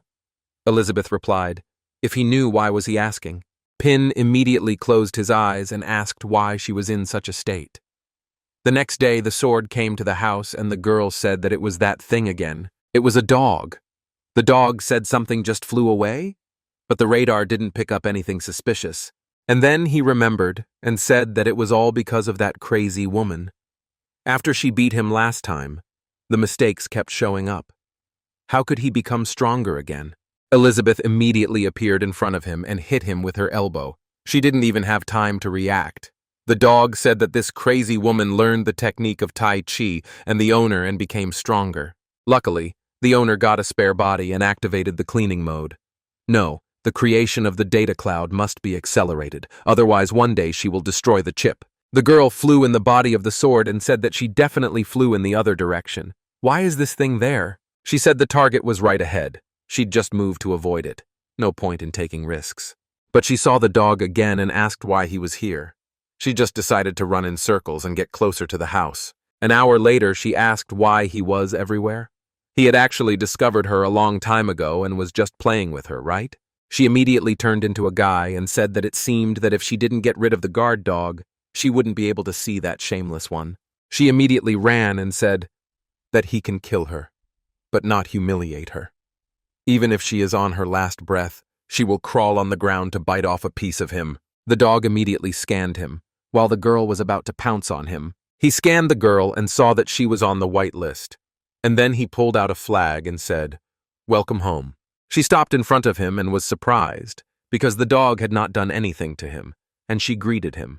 The girl came to the house and cried and said that she had finally returned to the place where she was born. She immediately remembered how Pin had worked for a long time and made all the tools they would need. Ping played with her like a child and shouted that it was wonderful, and from now on she would be called Da Zhuang. Zhuang was always running around the house, and with the help of her magic, she helped Ping with the housework. Every day she grew and became more mature. One rainy day, Pin was chopping wood and got caught in the rain. Zhuang watched him all the time and made sure he didn't get hurt. But one day she stayed because he forgot his axe. Zhuang was very frightened and screamed to her master. But the axe was still lying where Ping had left it. 500 years passed and Zhuang decided to exploit the growing resentment. But no one found her. One day, a human told the demons that they had received information about the Holy Sword Guild. How about helping him become stronger? The demons replied that it was a new potion from the Dark Guild. Let him drink it. The man asked if he could really become stronger. If that spell author hadn't told him about it, he wouldn't have believed it. He drank the potion without hesitation and began to transform. The man said that he felt new strength flowing into him. But at that moment, there was an axe standing in the ground next to them, which also transmitted evil energy. And in a moment, everything disappeared, and he didn't even have time to understand anything, as one great and two ordinary apostles were killed. Maybe it was that old man? But when he saw the object, he said that it was an axe. Zhuang immediately ordered him to fall to his knees. The man knelt down and asked if he could find out who she was. Zhuang immediately appeared and introduced herself. She asked him if he wanted to gain power, and she could help him. Zhuang said that she had been holding on to resentment for 500 years. So why is the first thing she feels when she returns home nostalgia? And then the door opened, and Pin said that he would go chop wood to cook some food, and let the two of them chat for now. And then seeing the sword, he said that he had returned. Zhuang was very surprised and thought that he recognized her. Pin turned to Alpha and said that he just up and disappeared. He was worried about how he would chop wood without him. Zhuang said that it was no wonder that the guy's indignation was so similar to hers. He knew her place. He turned out to be a traitor. He would rather use this broken sword than try to get her back. Ping raised his sword and said that if he continued to ignore him, he would just start. Zhuang immediately felt a very familiar feeling. Pin put down the firewood and asked Alpha why, when he picked it up, he experienced this long-forgotten feeling. Zhuang replied that he was done pretending, and now they would see what he could do. He immediately raised his sword above his head and cut the firewood into pieces. Zhuang cried at that moment and realized that he was a traitor. He would not lose. She immediately felt weak, because 500 years had already passed, and she still could not forget the joy of chopping wood with him. And then Pin asked Alpha, was that the weird sound he just made? But it didn't matter. Today, they were more perfect for each other than ever. Time to have some fun. With each chopping, Zhuang felt weak, and she said that she liked chopping wood with the owner the most. She asked the owner to use Zhuang as much as he wanted. Ping said that he had already made several axes, but he had never had such a feeling when he chopped wood. He could use it just like he used to use Zhuang. It was really very nice. Zhuang immediately told the master that it turned out he had never forgotten her. Now it was all over. Ping said that if the barrier had not disappeared and the outside world had not changed so much, he would have gone to look for Zhuang. This was the last time he would chop wood for her. Zhuang knew that this body was gone, and he would no longer be able to use her for this. Until now, her soul was nourished by resentment, but seeing him again, she can no longer hate him. Now that she has no more resentments, it is time to disappear. She was lucky to be created by him. Zhuang is the happiest person in the world, and he hopes that the next axe will serve him better. Pin told Alpha not to be upset. He would make a real axe later. From now on, he could fulfill his duties as a holy sword and go on adventures with it. He immediately left the sword in the log and, taking some firewood, said that he would now start cooking. And then Alpha appeared and said that they were both doing well. They had made peace. But what about him now? Elizabeth asked the girl how she knew about her swordsmanship. The girl replied that it began more than 100 years ago. At that time, the Dark Guild began to grow, capturing creatures of different races for their experiments. Those who had power defended only themselves. No one dared to fight them. After the Holy Sword Guild was created, she had no choice but to go to the demon realm on her own to gather information. But soon her location was revealed, and the Dark Guild sent a darkness of its apostles after her. At that time, she had just reached the demon sect level. Facing hundreds of apostles, she could only try to escape. And when she ran away in panic, she was pushed into the abyss. When she entered the Demon Queen's cultivation dungeon, to her surprise, she discovered rock paintings surrounded by magma. She was seriously injured and confused when she saw the Demon Queen's swordsmanship that Elizabeth had abandoned while practicing there. Even though it was just a picture, she imitated it, and her understanding of sword art suddenly advanced. She began to absorb energy from the environment. She studied like this for 3 months until the pictures disappeared. Then Pin came and asked what next. The girl answered that in order to fight against the Dark Guild, she decided to accept this power and let it be in her. But he said that his body was still sealed and couldn't provide her with energy, so he gave her tentacles as weapons instead. Elizabeth said it was true. This thing was sealed by her, and what contacted her was the clone's consciousness. Pin asked, "Is she talking about those tentacles? Is it like an octopus?" Come to think of it, he hasn't tried it in this world yet. Elizabeth asked if it was tasty. Pin replied that it probably was. He just didn't know what kind of horrible monsters were in their sea. Pin said that they should eat first. He cooked today, and immediately pulled out the lid. A bright light entered the room. The girl was surprised and saw what a colossal amount of energy. It was a hell of a curry. Elizabeth saw the food and said, "It's curry. She just loves it." She immediately started trying it first. After eating a few spoons, she immediately screamed that it was very spicy. She immediately began to drink water to reduce the spiciness. She didn't understand. She was a 7-star demon god level, but she still couldn't stand spicy food. Ping said that the peppers in this batch are a little hotter. Is it okay? He thinks it would be better to add some freshly grown ice crystal onions. Elizabeth replied that she was fine. Pin immediately began cutting the icy crystal bow. The girl saw that he used the split on his hand. He is so skilled. I think he said that he has no sword skills. Moreover, there is a knife in his hand. Pin immediately added it to the food and said it would reduce the spiciness. Would Elizabeth try it? She immediately asked him who he was looking down on. He wanted to eat spicy food. The guy asked Z if she wanted to try it too. Z asked if it was okay if he gave it to her. But then, as the food was being handed over, Elizabeth stopped him and told Z that she needed to think carefully before eating it because she could only choose one of 3 options. Ping asked what other options there were. Z asked her to tell her more. Elizabeth immediately used magic and lifted several objects into the air. Pin asked her what she wanted to do. Elizabeth replied that since she was here to deal with the Dark Guild, she would give her 3 options: a whole pot of curry, a Pina kitchen knife, or a sword manual. And then Pin asked Elizabeth to intervene. Curry, of course, was no problem, and the book, too. He had already learned all the tricks. But he did not say that he wanted to give up the kitchen knife. Elizabeth told him to be quiet. This was her test for her. Such games were not only for him, she wanted to play too. Pin asked, "What games?" And everything is fine, since she is the queen of demons and has the last word. Z immediately understood and said that this is it. Now it is being tested by 2 legendary figures, and the answer is hidden in their conversation.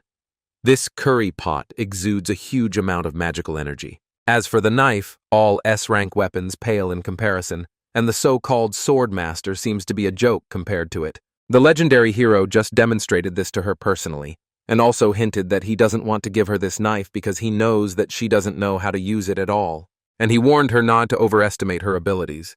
Z realized that she could not choose either curry or a kitchen knife, so that leaves only this incomprehensible sword manual.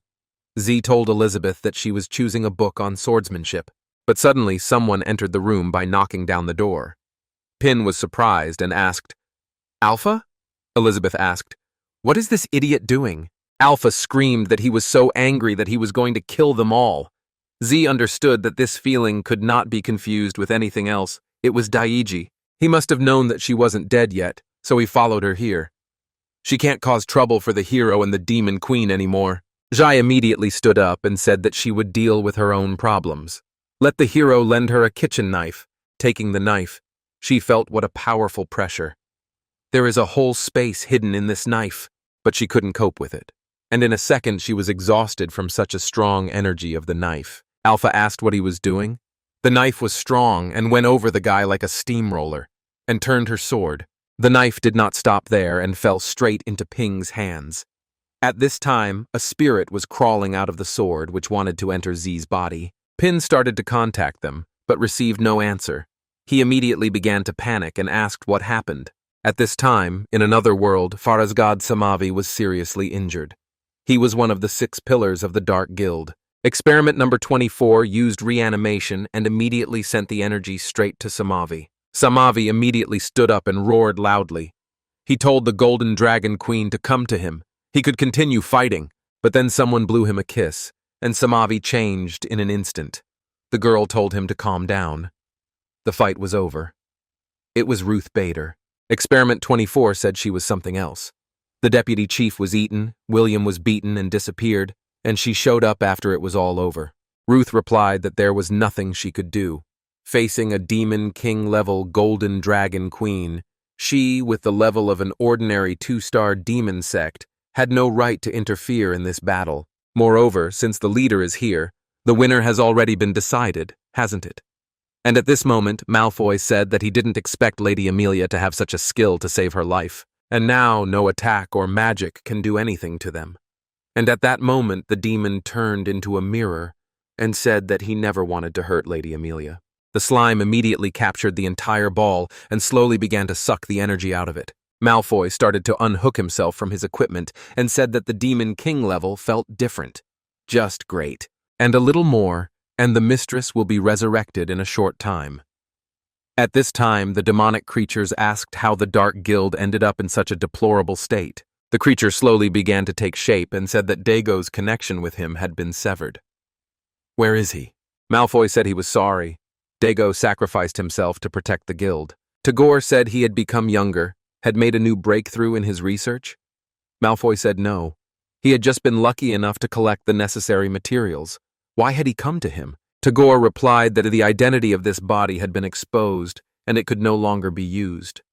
He had originally wanted to ask him for a new one, but he had not expected that there would be such a mess. Ruth asked number 24 who this guy was. Samavi replied that he was from the Sea of Darkness, like the deputy head Doggo, and he was also an outside agent of the head. After he became a demon pillar, he took over the guild. Number 24 said that the deputy head of Dago is already dead, so there is no harm in telling them now. Like Dago, he is one of the consciousness clones, and his name is Azatom. As for the so-called Sea of Darkness, this place is not in their world, but in another universe. They do not have a fixed form, and have to parasitize on the bodies of creatures to survive in their world. Ruth asked, from another universe? She thought that the Sea of Darkness was somewhere on the continent of Courage, although she still doesn't quite understand why the leader wants to cooperate with him. What is his goal? Number 24 replied that the dark robes they were wearing were made by the leader after studying his chaos power. As for what he was pursuing, even he didn't know. Tagore said that there were too many uncertain variables outside now, such as the emergence of the Card Guild. Plans to take over the Dwarf Kingdom and Aristotle's Kingdom have been temporarily suspended. Malfoy replied that there was nothing they could do about it. The apostles he had trained here had also been destroyed. It would be best to lay low for a while. Malfoy was researching experiments to create creatures and decided to make a demon queen. Number 24 congratulated the gentleman and said that the lady was finally coming back to life. But everything went wrong, and the body of the queen began to twist. Malfoy at that moment screamed so that this would not happen. He began to panic and asked why. What exactly was missing to create a stable mana reserve? But in a moment of nervousness, he began to bleed and said that his body had almost reached its limit. If he could not obtain the level of the Demon King, he would soon die of old age. He spent his whole life researching the resurrection of Mrs. Elizabeth. Why was he born a man whose life was so short? He is not happy about it at all. Number 24 asked that it was because number 24 was useless. His unlimited electricity magic could not be used as a power source. And then the creature asked him, does he want to become stronger? And with this he can help him once and for all. Malfoy asked who he was. And then the demon answered that his name was Azatom. He was from the Sea of Darkness and let him cooperate with him. Azatom instantly possessed the rat and turned it into something terrible, like a demon rat. Malfoy said it worked. As long as he infused the power of chaos into living beings and developed it, he could create a magical environment suitable for their world. As long as he created dark robes, the problem of being supplied with magic would be solved. Azatom said that they were well suited to each other. His chaos power was limitless, and he could give it constantly, and he could provide him with bodies. Azatom showed him all the bodies, and said that he had gone through tens of thousands of experiments. Why did he still not want to accept his power of chaos? Malfoy replied that there was no need. He simply wanted to resurrect his mistress. He had no need for power, and no interest in ruling the world. In any case, the deal was made. He gives him the power of chaos, and he creates an environment through which he can use the power in this world. He will not ask what he wants to use it for, and he will not explain his next research either. Azatom said he agreed. He needed to leave for a while anyway. He felt that Malfoy was wary of him. He couldn't rely on him completely. Azatom said that this is his second clone of Dago's creation. From now on, he will manage the Dark Guild with him instead of him. Malfoy replied that he would definitely organize the training of the apostles. Azatom said that he agreed and would leave it to him. Azatom asked how long it would take to grow a Demon King-level body for him. Malfoy replied that it would be difficult to do. The place was in ruins and all the test subjects had been destroyed. He had to extract many powerful people from outside, including the Swordmaster of the Holy Sword Guild. Azatom told him to stop pretending. He can reach the level of the Demon King in a matter of minutes. Why didn't he just give him the clone from the incubator? Malfoy replied that if he dared insult her mistress again, he would kill him. Somovi felt some kind of terrifying killing intent. He is a Demon King level, but he has actually been suppressed to the point that he can't even stand. Ruth asked, "Is this the true power of the leader?" Azatom said it was just a joke. Why is he so serious? He will just find himself a new body. He understood that Malfoy was a time bomb. Sooner or later he would completely get out of his control, so he shouldn't tell him about Elizabeth yet. Azatom said that in any case their cooperation continues. He will come to them if there is news. Malfoy hugged the vessel out of love and said that the mistress would soon be able to return to him and live with him. At this time, in the city of Boster in the neutral territory, Pin said that this time Elizabeth opened the portal and let him go alone. Everything needs to be carefully examined. He said it had only been a month or so since his last appearance in the outside world. Why was the entire city being rebuilt? He came to the church and said that it was time to check Anya's psychological state. I wonder how she is doing now. Opening the door, he saw a pig lying and crying, and someone was shouting for his brother to wipe it well. The pig asked, "Is this not enough for her?" And then Pin was shocked and asked in surprise, "What is he doing?" He immediately kicked the door and told him to stop. The pig turned around and asked, "What is it with him again?" Pin replied that it was him again. "And what about Anya?" Pig replied that she was resting comfortably. The pig got angry and asked the boy what he had just said, that he was being a fool.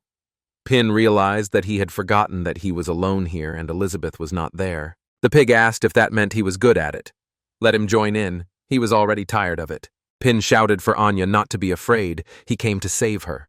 And then Anya woke up and asked Pin why he was here. The pig said to Anya, "Why doesn't she rest in her room? Let him just leave it to them." He immediately asked her to check his work, especially those stubborn stains on the floor that she had mentioned earlier. He personally removed them all. Anya was surprised and said that, as expected, the whole church was simply sparkling, and she thanked everyone for their hard work. Pin looked around and asked what they were cleaning. Anya didn't understand what was going on and asked him what he was talking about. Pin and Anya sat down to drink tea, and the guy said that it seemed like she had grown up. Anya replied that, as her sister Elizabeth had said, since she had regained all her magical power, her level had increased and she had also become stronger. Pin said he thought the Beast Gang members were looking for trouble. They used to collect protection money from her. Why did they suddenly become her little brothers? Anya replied that it all happened last week. Something happened to the Beast Gang, and it also caused serious damage to the city. Pin asked if this was the work of the Dark Guild. Anya answered that he was right. Everyone was shouting that day for everyone to run away, because the leader of the beasts became an apostle. The pig turned to him and told him to wake up. It was him, his beloved brother. At this time, Azatom looked on and said that it was easier for orcs to obtain the level of power of the pillar demons than for humans and elves. But it is extremely difficult to preserve the mind.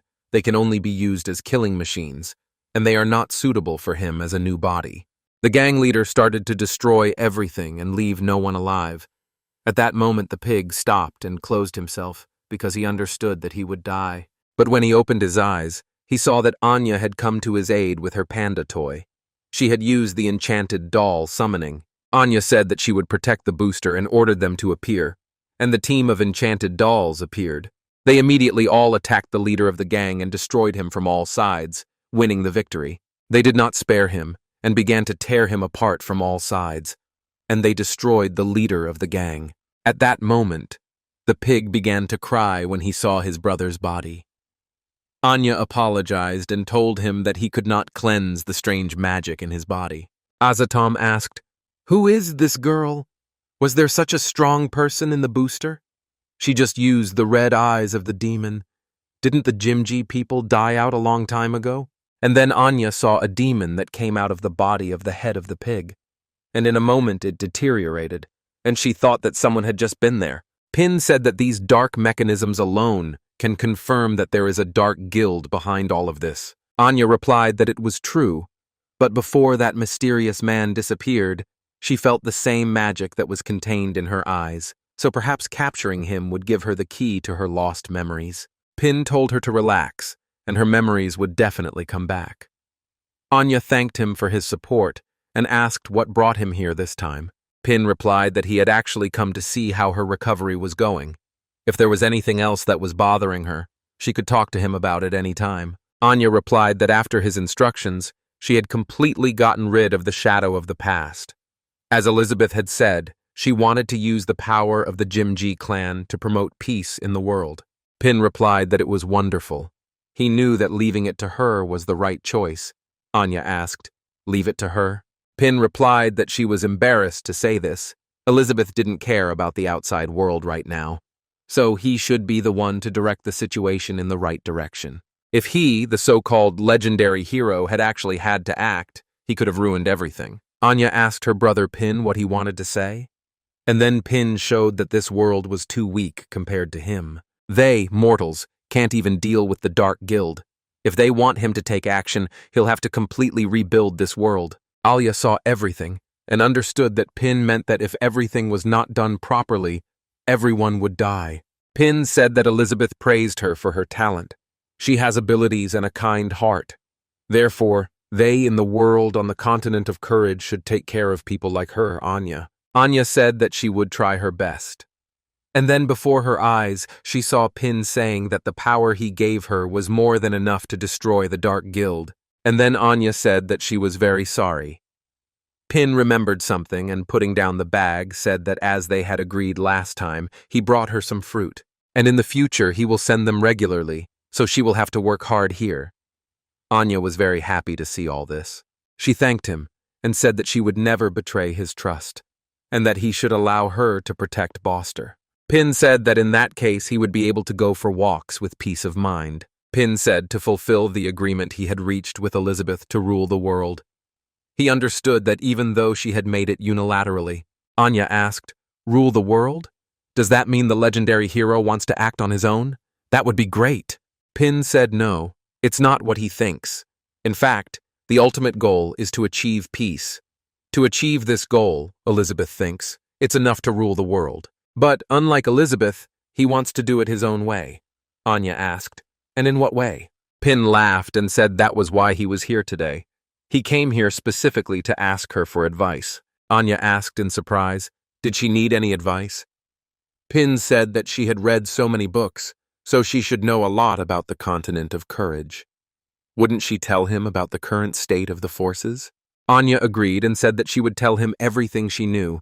She knew little about the Dark Guild in the demon realm, but since the Poisonous is an isolated area, and because of the Swordmaster's mighty power, everyone still maintained peaceful relations. But in reality, the other two sides were happy to see the Dark Guild actively taking action.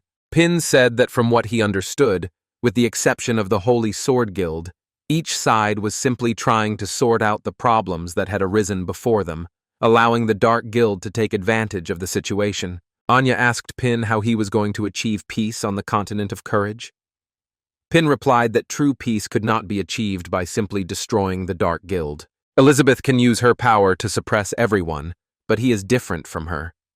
He hopes to unite them and allow them to form a true alliance in the process of fighting the Dark Guild. So perhaps the Dark Guild crisis can be turned into an opportunity for the continent of courage and maintain long-term stability and peace without a common enemy. But how exactly is he going to convince the major powers? He's going to have to go out there and try to do it. It's also the only way he can think of that's different from Elizabeth's. Anya understood and said that this was the point. A method that would be different from Elizabeth's methods. Maybe this was all just a bet between the hero and the demon queen. 500 years ago, little sister Elizabeth brought peace by governing simply and effectively.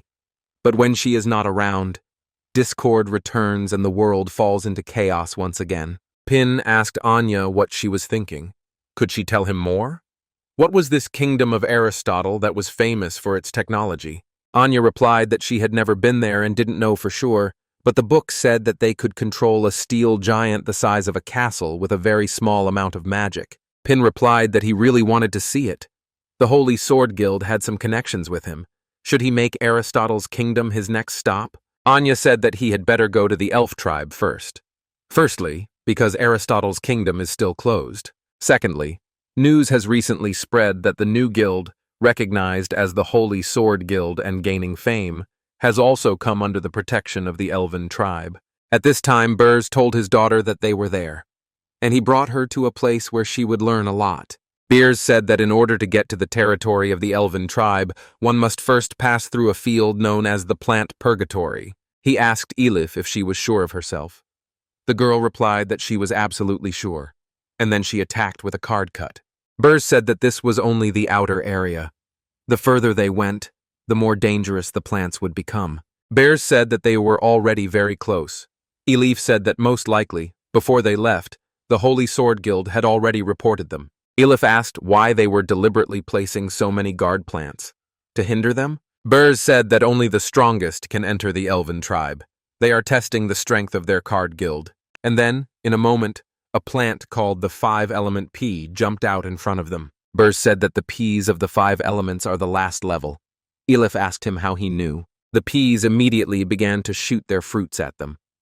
Burrs said that 30 years ago, when he was still in the Holy Sword Guild, he followed the Swordmaster, and this was the entrance to the territory of the elf tribe. Elif didn't take any risks and used card cuts, and she cut the fruit straight into 2 parts. Burrs told her to use combo skills. Elif listened and used cross-split. She said that the guard plants on the last level didn't seem to be very strong. Burrs told her not to relax. It was the 5-element peas. The plant immediately began to grow back and turned into a level 5 pea again. Burrs told Elif to immediately put up a shield and stand behind him. Peas turned into a triple and started shooting. Elif tried to resist, but the peas' power was even greater, and their defense cards began to crumble. Elif told her father he was right. She had underestimated the enemy. Burrs told her not to touch the wound. There might be poison there. Let her father take care of it. He used his powers in the moment and used the healing cards of hearts. Elif said that the healing combination. His skills improved again. Burrs told her to go to a safe place and rest. Let him take care of the rest. Elif said she could still fight. Burrs said that in that case she should be careful. This plant is becoming dangerous. Burrs said that poison, fire, ice, plant, water are the original form of the peas of the 5 elements. Elif said that it was no wonder that his strength was equal to the level of the Demon King. And immediately, the pea began to improve and turn into an even more terrifying plant. Burrs said that by combining the 5 elements, he can unleash various types of magic that can restrain anyone. That's what makes him so terrifying. The last time he saw the Swordmaster, he was dealt with in an instant. But after 30 years, it seems he has become stronger. Burrs said that the longer the fight lasted, the better he could aim at her. Let him use his treasure deck. Elif asked her father if he was going to use the 10 bomb. Burrs said that no. To deal with an opponent who possessed elemental magic, it would be more appropriate to use the tri-bomb to summon the holy little mage. And then, an arrow fell near them, and Elif told her father that she felt familiar magic. Burrs said that it was natural. After all, the blood of elves flows in her veins. At that moment, a girl appeared in front of them and told them to come in. Burrs said that as expected, they watched their fight. They were recognized after all. Elif told her father that she had a question. If the mother is here, why didn't she come out to meet them? Burrs replied that the elves have a strict hierarchy and a complex structure of relationships. To protect them, her mother decided to return to the Holy Land. 16 years have passed since then. but he is sure that her mother's love for her will never change. Burs said that as for the truth, they must find out everything themselves. And then the place of the elven tribe opened up before them. The elves saw them and said that it was a human, and next to him was a hybrid. The girl said that they were here on behalf of the Holy Sword Guild, right? They would definitely want to ask for their help again. And they are indeed an inferior race. She feels a different smell coming from their bodies. And it is really annoying. Elif asked her father why she thought they were hostile to them. Bears replied that it was because most of the elves here had never left the tribe. They are more wary of people from the outside world. And she doesn't have to worry about that too much. Elif said that a high-level guild has quite a lot of elves. If the elf tribe is such a beautiful place, why do they go out into the outside world? Burs said that there is a hierarchy in the elf tribe. The tribe is located around the sacred tree. The closer they are to the center and the higher the level of the elf's bloodline, the more resources are allocated to them. Archery plant magic Burs said that, generally, those who leave the elf tribe are from their peripheral tribes, with a lower level of bloodline but some ability. But of course, there are exceptions. Elif became curious and asked, what other exceptions?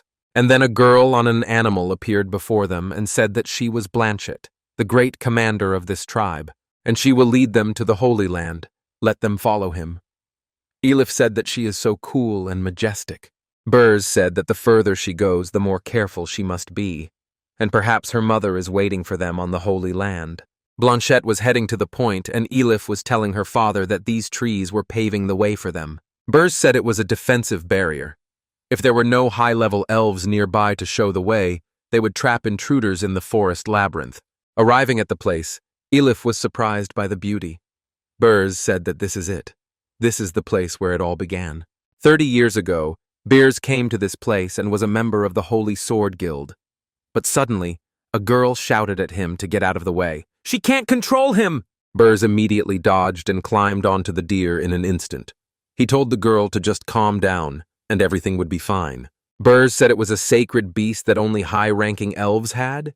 If she wanted to pay him, she could just borrow it for a ride. The girl said that she was very afraid, and that there was no need. She hadn't even learned to ride on a flat surface yet. Burs flew with him into the sky and was surprised. He said that it was not bad for the inner circle of the elven tribe. Impressive. The girl closed her eyes in fear and told him to hurry up and lower them to the ground. Burs said that she was a high-ranking elf, so why was she so timid? The girl apologized and replied that her father and sisters had told her the same thing. But she was just scared, so she couldn't learn. Burs told her to look. Her father was looking for her. The girl replied that it was very bad and he should hide.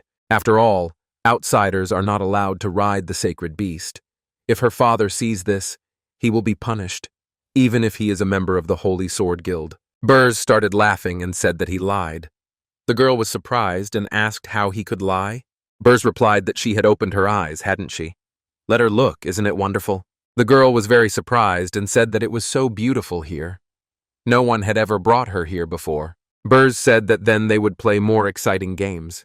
The girl asked what kind of games. Burs replied that they could go higher.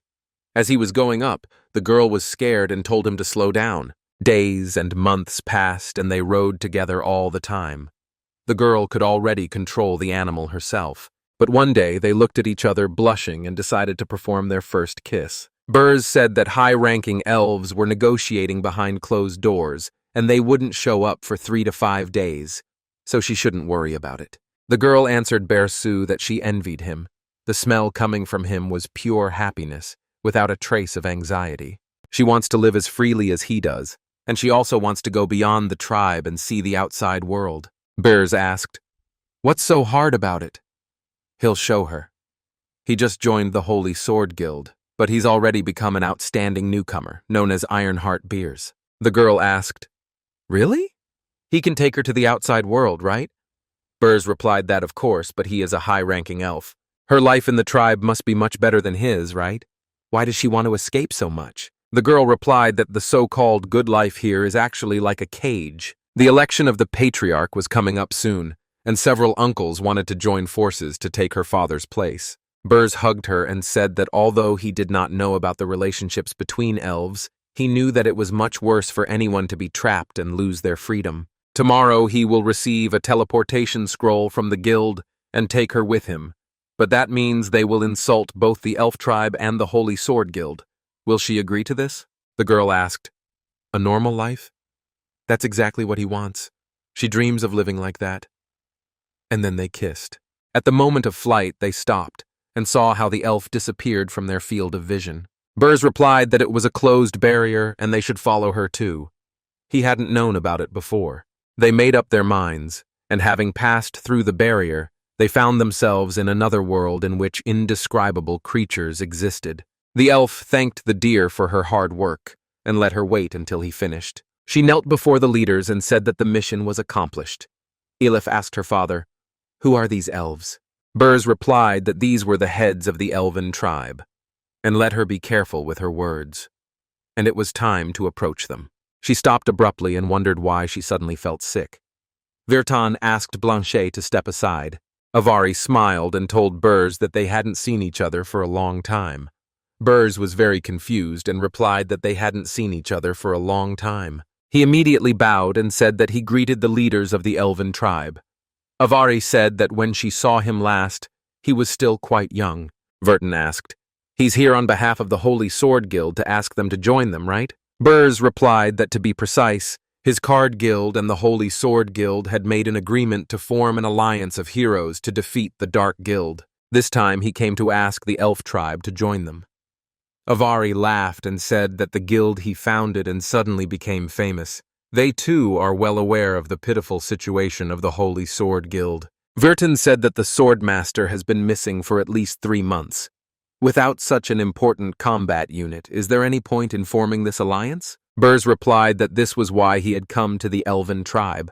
He also wanted to ask them to activate the plant magic and let the trees and insects help find the Swordmaster's tracks. The Swordmaster was 1 step away from becoming a demon king. There was no way she would fall so easily. She and the Swordmaster were old friends, so they should be well aware of her strength. Avari said that in order to activate all the plants outside the elven tribe, they would have to pay a high price. What can he offer in return? And then Elif said that now was not the time to worry about personal gain and loss. If they did not find the Swordmaster as soon as possible, the power of the Dark Guild would come to their lands sooner or later. Vertan immediately called her a savage and said that it should be based on equality between the two sides. She wants to be on the same side as them? She must prove herself worthy first. She said that the 5-element Ps were only at the lower level of the Demon King level in terms of strength. If they could withstand this attack, then they could talk about an alliance. Eilif immediately turned to her father. Burs said that everything was fine. Let her father do it. The pea plant immediately used a light cannon. The light was so bright that everything around it was shining. Burs said that the 5 bombs were divine protectors. They really did temporarily lose such an important combat unit as the Swordmaster, but he also hopes that they will understand the situation even if they do not join in. They in turn are confident that they can defeat the Dark Guild. Avari laughed and said that it was just a test, but he could withstand the Edge of Light, which is equal in strength to a 3-star Demon King, and Burs really became stronger. Vertan asked, "Can the card summon divine magic like that?" Elif replied, "Stop. What kind of test is this? They attacked them, intending to kill them, is she right? She said that when the Dark Guild invades here, they will regret it." Burs told his daughter not to be rude. Elrond told Burs that 16 years had passed. Burs replied that it had. Elif turned to her father and told them to quickly find their mother and get out of here. They were just trying to complicate things. Why should he be polite to them? Burs replied that it was because he was her grandfather. Elrond said that it was a coincidence. Nikita's daughter was also 16 years old. Elif was surprised and asked, "Grandfather?" Elrond raised his hand and asked her, "You didn't expect this, right?"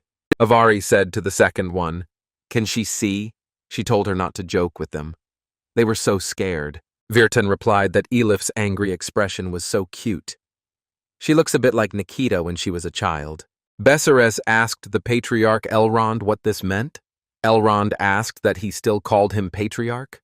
He should, like Nikita, call him father. Besser asked, "Didn't he say that he would never accept this? Where is Nikita?" Elrond told them to follow him. Elif asked her father what was going on. Burs replied that he didn't understand either. Maybe over the years the relationship between her mother and her grandfather had improved. Elrond said that the great sacred tree they had seen outside was only a magical projection. The tree before them was the real sacred tree of the elves. The birth of the sacred tree occurred in the troubled times that were 500 years ago, when the first matriarch, Lady Twyla, found it, used herself as a nutrient to activate the most powerful plant magic, the descent of the sacred tree, to found the elven tribe.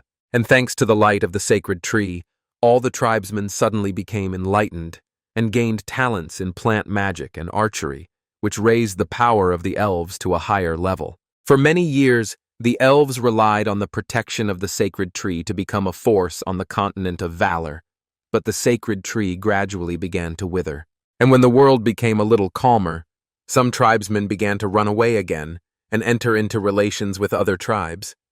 This is certainly contrary to the original intention of the Twyla lady, and that is why they strictly forbid marriages between members of noble blood and members of other tribes to ensure the preservation of the talents of their elven tribe. But what cannot be stopped is the depletion of the sacred tree's nutrient supply. The elf tribe will continue to grow. The elf tribe will soon decline along with their tree. And that's why he was against their relationship with Nikita.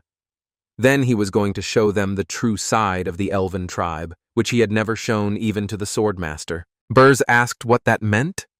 Elrond immediately cast Dispel Magic. Elif clutched her mouth and realized she had that sickening feeling again. Elrond said that this was the true form of the sacred tree.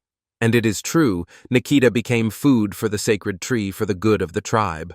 Burs immediately grabbed him and said that he separated them for more than 10 years, forcing Nikita to return only to turn her into nutrients. He immediately called him a selfish demon. Let him bring Nikita back. Give her back. Elrond turned to Virtan and Avari that the time had come. The girls immediately hugged the tree together and began to slowly suck themselves into it to serve as a nutrient. Elrond asked Burs, did he understand now? They are not selfish at all. To become food of the sacred tree and to dedicate their lives to the tribe is the highest honor for them. Nikita must have thought so too. Burs said it was terrible. He immediately fell to his knees from such news and situations. Elif immediately came to support him. Eldron says that one young leaf can prolong the tree's light for another year. He understands that it is difficult for outsiders to understand the nature of the elves' selflessness. But their visit today changed his mind. Nikita might be resurrected. Burs was surprised and asked, really? She can be brought back to life?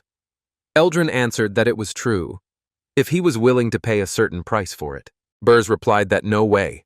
If he wants Elif, let him not blame him for being rude later. Eldrin replied that no, he had misunderstood him. He wanted the cards she had on her belt. Burs was surprised and realized that these were Mr. Ping's cards. Eldrin said that he felt a powerful divine power from this deck. If they offer them to the sacred tree, perhaps they will be able to fully revive it. They must know that everything comes from the sacred tree. If it absorbs enough divine power, it may be able to resurrect the lives that were sacrificed to it. He promises that he will prioritize resurrecting Nikita's. Burs asked if it was true, if the divine tree simply absorbed the card's magical power. Elif asked how one could return a life that had been taken. Moreover, the cards were meant to save the world. Eldrin said he understood their concerns. To be honest, he wasn't sure himself, but if it worked, not only would Nikita return, but all elves would be able to return to their former glory. He will not have any worries, and will be able to devote himself to the alliance to defeat the Dark Guild. Burs replied that everything was correct. It was all in order to defeat the Dark Guild and save the continent. Elif replied that if anything went wrong, the blame would fall on them. Burs immediately handed over the cards and said that he would take full responsibility. Burs said that he and Elif had half a deck each. Now all the cards are here. What next? Eldrin told them to give them to him. After he cast a special elven spell and allowed the sacred tree to absorb the magical power, Nikita could be resurrected. Elif asked her father if he had thought it through. Burs replied that he would have given everything for her mother. Eldrin told Burs that he was indeed a good son-in-law. And then, in an instant, he released vines from the ground and grabbed Elif. Burs asked him what it meant. Eldrin replied that he had not expected to be so easily deceived. Wants to know what it means? In fact, deep down he already understood everything, didn't he? He immediately began to transform, and said that the elves had long been on the side of the Dark Guild. Eldrin said that, in other words, he was no longer himself. And in that moment, one flower grew, which slowly opened. The clown appeared and told the leader of the elven tribe that they had been turned into puppets by him 10 years ago. To prevent them from dying, all their internal organs were replaced with dark mechanisms. And as long as he did not interfere, they could still act independently. But if he did, they would obey his orders. Eldron immediately knelt down and told his master to accept this. The clown said that, in other words, he is now the head of the elf tribe. Burs immediately turned to Elif, and the daughter said that she understood. Elif used magic and said that they should destroy them, but Eldrin used plant magic parasitism. Elif said that all her mana was completely sucked out. The clown laughed at this moment and said that it was great. The clown opened the book and said he would reward him later. Let him rest for now.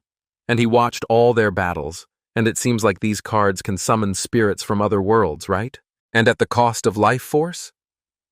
Burs thought that, fortunately, he didn't know the secrets of using these cards yet, so even if he got them, nothing bad would happen. The clown started playing cards and said that it was nothing complicated. He turned to the elven tribe and told them to sacrifice their lives, let them obey his orders. And then everything began to change. The light pierced the tree and the whole earth. In a moment, everything began to shake, and the elves asked, "Is this really an earthquake?" And then the magic began to leave their bodies and slowly be transferred to the tree that stands in the center of their world. All the animals started dying after that and couldn't cope with it.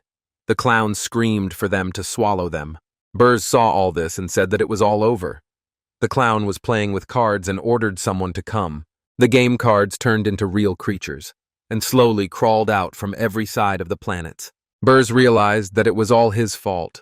This world would soon end. At that time, Elizabeth was telling Pin that she now realized that she had forgotten to remove the noodle bowl, and he hadn't been home for 2 days, so let him wash the dishes. But they didn't notice that a demon had appeared in the dishes. Pin approached her and said that he wanted to discuss something with her first. The demon tried to suck on Pin, but the robot vacuum cleaner said that it was cleaning and swallowed it. Pin said he wanted them to go with him to the elf tribe. Elizabeth asked if he was going to conquer new territory. Pin replied that it was not a question of conquest, but of persuasion. He had heard from Anya that Burs had gone there too, and wasn't there elven blood in Elif? Using such connections, they could convince the elves to join them and form an alliance to fight the Dark Guild. She did say that she knows the eye of the elven tribe. If they can't come to an agreement right away, she'll put in a good word. Elizabeth agreed and said that he would owe him some jelly. Pin said no problem, as much as he wanted. Elizabeth asked, what about them? What was he going to do with them? Pin replied that they said they wanted to play with Vankai. Jai said that in fact, once she joined them, they no longer needed to get involved in this mess. Anya said that she didn't expect the Swordmaster to be here either. She thinks they still don't know about Ping Ni's plan. Alpha asked them if they were done. Compared to him, they were just a support group. Ji showed the book and said, "This is a sword manual given to her by the legendary hero and the demon queen. After she learned it, she will destroy the Dark Guild, and she does not need their help at all." Anya replied that she had a rag doll made by Pin, and although she couldn't use it yet, it would soon become stronger. Alpha started laughing and said that they made him laugh and called them losers. How dare he talk about his relationship with his brother Pin in front of him? Not to mention that he had been in close contact with Brother Ping for the past 500 years. Wasn't what Brother Ping gave them just discarded trash? What was there to brag about? Alpha said that Brother Pin only has one younger brother, and that's him. He's the hero's sword. They should get out of here. Anna replied that if that was true, then there really was no one who could compare to him. After all, he was Brother Pin's exclusive weapon. She told the girl not to listen to him. Was the spirit of the weapon so easily offended? Moreover, she had seen many blades. There was not a drop of the legendary hero's forging style like the elder Wankai. Alpha said that, however, Pin reforged him to resurrect him. So now he has officially become a super mythical hero, the true holy sword. Anna asked the elder Vankai if what he said was true. Vankai replied that it could be said that way. The owner used a powerful invention to resurrect him, and what was left, he dug out of the trash can and put in his pocket. Alpha told them to look, right here. That's the mark from Brother Pin's forging. Jai said that there was no point in this chatter, since they could only leave one person to serve the legendary hero and the demon queen, and let their strength speak for itself. Anya replied that she agreed.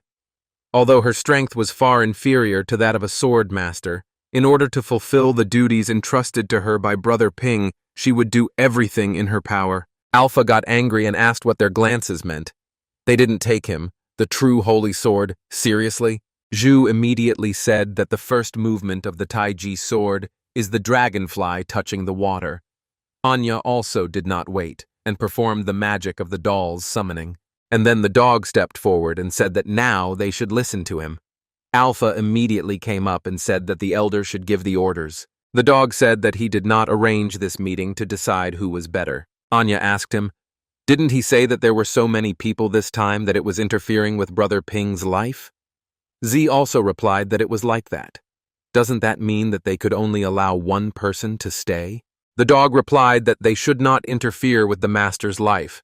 Indeed, that was the purpose when he invited them to this meeting, but he simply wanted to emphasize their individuality. But out there, he could control all the monsters he found and force them to drive away any intruders that might disturb his master. But ever since this fierce woman appeared, the master began to go out into the outside world, and this is not a place where he can just go. And the master has not touched him for a long time. Ji asked, "Then what should they be? Let the elder Wang Kai explain." Wang Kai replied that he meant that if the master wanted to live in the outside world, he would inevitably meet all sorts of people who would easily destroy his desire to live peacefully. If any of them are chosen, then let them serve the master in the outside world in his stead, acting based on the concept of a peaceful life, and let them remove all obstacles for the owner so that he can live happily. From now on, they are cleaners. And then the dog said that the owner was going to go out. Let everyone stand in their places. Pin asked the boys what they were doing.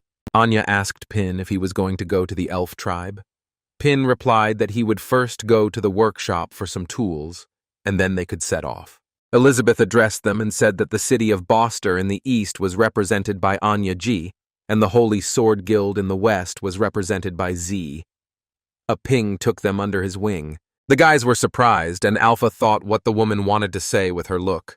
He absolutely cannot understand what the Demon Queen is thinking about. Anya thought, does little sister Elizabeth think she is not good enough? What should she do? The dog saw that the boys were asking him for help and told them to let him do it. He immediately began to discover his abilities and understood that in order to deal with her, a temperamental and fierce woman, he would use the latest research. Jai said that a battle between the strongest is a rare opportunity for learning. Alpha said that Senior Wang Kai should not let them down. He immediately pulled out a teasing stick and started playing with it, barking. And as they say, you can't hit a smiling person. But Elizabeth didn't feel sorry for him, and immediately kicked him. She said she had been getting angrier and angrier as she thought about it, and that stupid dog had gone mad. Would they follow him? And then the others replied that they didn't want to. Elizabeth replied that since they were all part of Pin's plan, he wouldn't say anything more, according to the agreement. She just wants to remind them one last time that if they stay with them, they should be ready to part with their lives at any moment. Although they have all experienced this, they may not be so lucky next time. They will have to deal with everything they encounter in the future on their own. The boys replied that they understood. Pin immediately came out and asked Elizabeth what they were talking about. He was ready to go and took a chainsaw with him. Elizabeth replied that it was nothing. They would go, but what was that strange thing in his hands? Pin asked if Alpha didn't want to return to his true role as a holy sword. So for future woodworking, he wanted to create a new tool. Alpha asked who it was. Anya replied that it was the spirit of the weapon, but she thought that forging it for her brother Pin was much more difficult than for him, right? Alpha replied, what does she know? The more complex, the better. Moreover, Brother Pin seems to be able to see only him, and not all the weapon spirits he created. This is his greatest advantage. Pin thought that he had heard that the elven tribe had many magical plants. If Uncle Burrs and Elizabeth had connections with them, perhaps he could get some magical plants to plant in his fields. Pin said that was fine. If everyone was ready, it was time to go. Elizabeth asked, "Didn't he say that he would only take 2 people with him this time? Who exactly?" Pin replied that everything was correct, because the purpose of the trip to the Elven tribe this time was persuasion. Ji approached him and asked him to take her. She had been to the Elven tribe several times and knew their current leader. She could definitely help. Anya also asked him to take her. Although she has no experience, her red demonic eyes have awakened, and she can definitely help. And then Alpha came out and apologized and told them to take their time and fight. There were only 2 spots anyway. No matter what, one of them must belong to him. As the exclusive weapon of the legendary hero, it must always follow him. And then Pin stopped him and said that because the purpose of the trip to the Elven tribe this time was to convince them to join the alliance. As a friendly gesture, he was not going to take any weapons with him. Elizabeth asked them to hurry. Pin said that the Alpha was staying here and to wait for their return. And then Alpha thought, why did he feel like this again? He felt like a loser, an outcast, unable to fit into Pin's circle. And then the system said that Alpha was being called and that he should answer. Alpha got scared and asked who was calling him. The dog asked him, "Is he still here? Did he learn from him how to survive?" Alpha got scared and asked, "Senior Vankai?" And then he realized that Pin had given him a most valuable opportunity. Vankai told them to go on patrol with him. Alpha was happy and said he was running. Anya moved to another place and said that her head was spinning. Z immediately asked her if she was okay. Pin was surprised and said, "It's great. Let Elizabeth see it too. This tree is too big." Elizabeth thought that in such a huge tribe there was not a single trace of life. Pin asked the boys how they thought this giant tree grew. Let them go and find out. Elizabeth said they needed to change. Z immediately closed herself off when she saw her bodies and realized that it was awkward. Pin looked surprised and asked, "Should I change?" But the girls were already dressed and ready for the trip. Elizabeth said that he wanted to change into clothes suitable for travel. As for the others, they were forbidden to wear clothes made by his own hands, otherwise it would all be pointless. Pin thought it was a strange decision, but she was the queen and had the final say. And again, he was very jealous of how she could change her clothes so easily. Pin asked if they could go now. Elizabeth asked him why he was so excited. Pin replied that he just wanted to study the plants here. At this time, they did not suspect that they were being watched, and the demon plant was watching them all this time. The clown immediately saw that he had guests. He thought that only 3 days had passed since he captured the representative of the Hero Alliance, but the Swordmaster Z, who had been missing for many days, actually appeared here. It seems that they are determined this time, and the war between the Hero Alliance and the Dark Guild is about to begin. The clown immediately looked at his hostages and asked if they had any information about them in their memory. The plant immediately figured everything out and showed on one common screen that they all knew each other. The clown became very angry at that moment because he saw a familiar face, the demon queen Elizabeth. He knew it had been 500 years. He hadn't expected her to appear here. She didn't look like the majestic and powerful queen she once was. He ordered his servant to go and separate them. Let him use all means, and kill everyone he can, but let him leave this man alive for him. The servant immediately replied that she would do it immediately. When she came to the tree, Z said that according to her past experience, if you come here for the first time, you can get permission to enter by killing all the plants. She wondered why the 5-element peas didn't appear at the last stage. Anya thought that the Swordmaster really had a lot of experience, and she helped Brother Ping a lot in his game.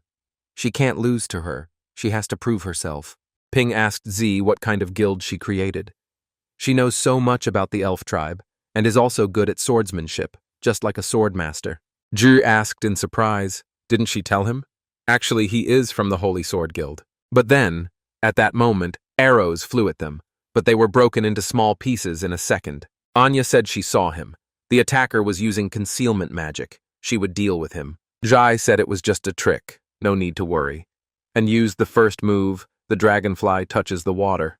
The servant at this moment saw that the enemies used a sword to dispel her concealment. This is truly the most powerful force of the human race, and aimed seed arrows at them. And then Anya released Mishka to protect them. Zhu said that what was supposed to happen would happen anyway, but this time there were many more of them. Pin told Elizabeth that she understood how he first went on an adventure with her a few months ago. Elizabeth replied that she understood. And why was he asking? And then the battle began. Pin replied that if he had been in the same situation then as he was now, he would have thought he was going crazy. But now he feels that he has gotten used to everything and no longer needs to pretend to be calm. Elizabeth laughed and said that it was nothing to brag about. In the past, it was only to study the outside world, so she had to be weak in front of outsiders. Pin asked in surprise, bragging. He was just glad he met her, and he hoped they would stay together forever. And then he suddenly fell silent, because the plant ate him and swallowed him. Elizabeth wondered if he had just confessed his love to her. But at that moment, all the plants began to disintegrate and die. Anya said that Pin's brother was swallowed and disappeared. Let him just catch her and interrogate her. The elf saw this and was surprised that self-destruction had occurred, and the mission to capture the man alive was accomplished. The elf said that although sacrificing 35 element pea sprouts was too much, it was obviously better than dealing with a sword master. Anya immediately used the protector doll. She said that she used up all her mana to prevent this explosion, and her bear and rabbit were seriously damaged. Jai said that even if she was at the level of the Demon King, she might not be able to protect them. She didn't expect that Anna's guardian magic would be so powerful. The elf thought that the breath of life had disappeared, but the sword master and the girl were still alive. They were truly the strongest representatives of the human race. She had to use all the remaining seeds. She immediately turned to the earth and used six-fold self-destruct. But Zai used the shield and defended herself. But she saw that things were bad, and an explosion occurred. The elf thought that defeating the guildmaster of the Holy Sword was not that easy, but it was enough to drive her into the forest where creatures much stronger than the peas of the 5 elements lived. She understood and said that she needed to go back and recover. But at that moment she felt that she was not alone. Elizabeth caught her right away and said that it seemed there was a lot going on here that she didn't know about. Let her come to her and explain everything. The elf was surprised and thought, hadn't she just been killed by a bomb? She asked her who she was. Elizabeth held out her hand and said she'd better see for herself. And then Elf realized that her intuition was telling her she must not fall into her hands. Otherwise, an end worse than death would await her. She immediately pulled the bracelet off her arm and used the suicide arrow. Elizabeth responded that it was a wise choice. At this time, Elizabeth was wondering if Twyla had also conspired with the Dark Guild. She said that it's only been 500 years and no one respects her anymore, right? And this time she'll strike terror into their minds. At that moment, the plant spat Pin out in another place where he did not understand where he was. Pin saw this plant and shouted for it not to come near him. The plant immediately attacked him and the guy asked Elizabeth to save him. But Pin opened his eyes and was surprised and did not understand what was happening. Why did the plant not touch him? And what was he eating there?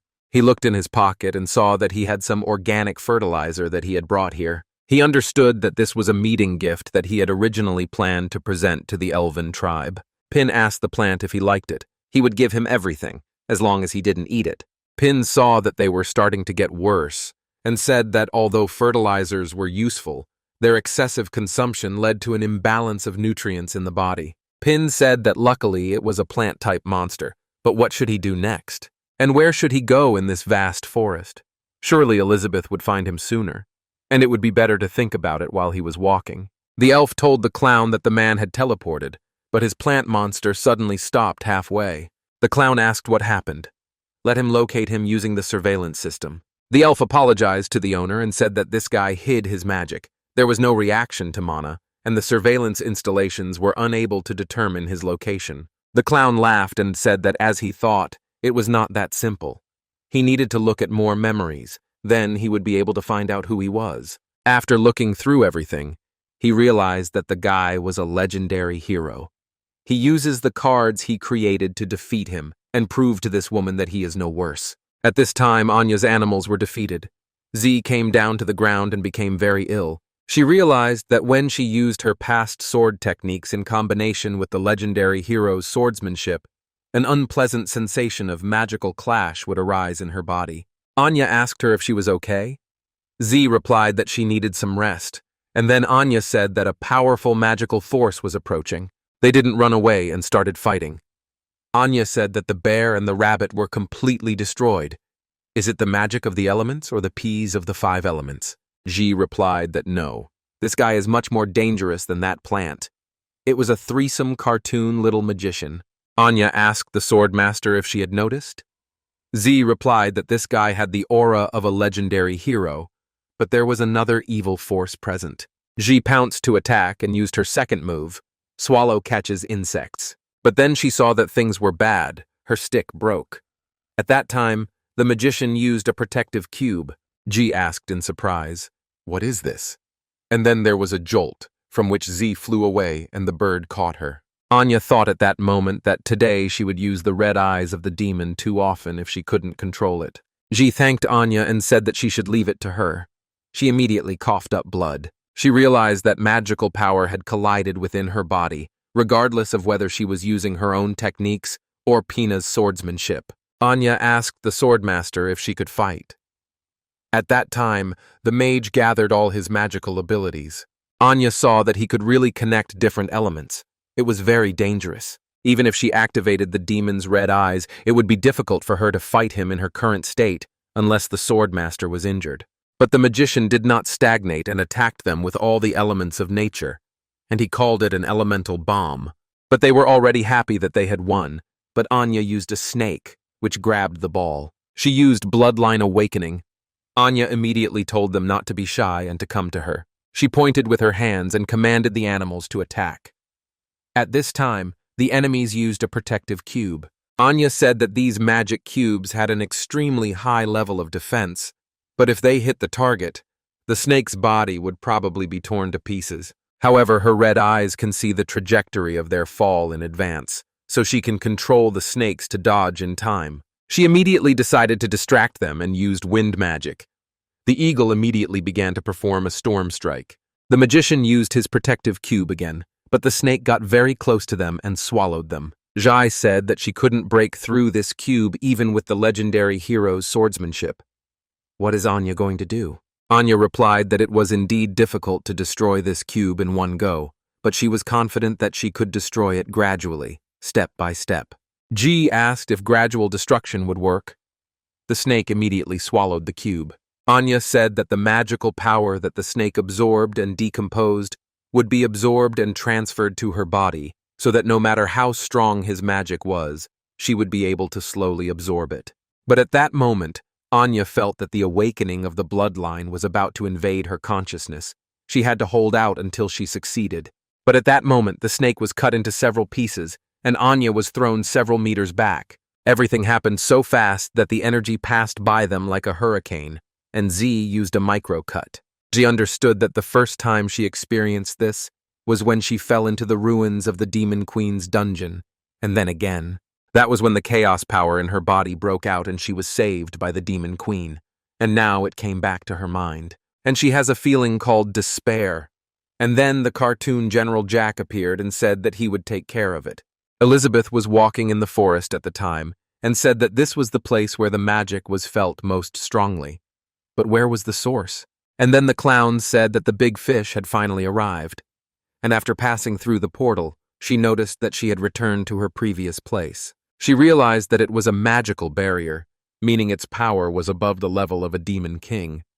She asked, were they trying to lure her into a trap? What a cheap trick. And then the clown said that the flow of time at each level would be doubled, and time at the 10th would slow down by 1024 times. No matter how strong she is, she will forever remain trapped in the cage of time. But Elizabeth was much stronger and destroyed the Matryoshka with her spell. The clown was surprised and asked why it didn't work. Elizabeth ruined everything and said that she had been living inside the time barrier for a whole year. She confidently told them to go to hell. But then, someone launched their weapon and pierced Elizabeth's body. The 7 card grabbed the queen's soul and pulled it out of her body, not suspecting what would happen next. But then special skills were revealed, and it was said that when capturing a target, he could extract the enemy's soul, regardless of his level. Elizabeth was not so simple and grabbed the 7 by the neck and said that he was brave. And who ordered him to do this, she asked. Let him answer now, and then she will let him die quickly. But the 7 felt the approach of death and evaporated. The clown at this time said that they were a piece of trash. Out of fear, he returned to his original form. He couldn't even extract her soul. Elizabeth thought that even if she hadn't been told, she would have guessed that it was Pina's aura. Could it really be that it was planned in advance to join the elf tribe? He wanted to test them, but why drag her into it? And she would find out, and then he would be in trouble.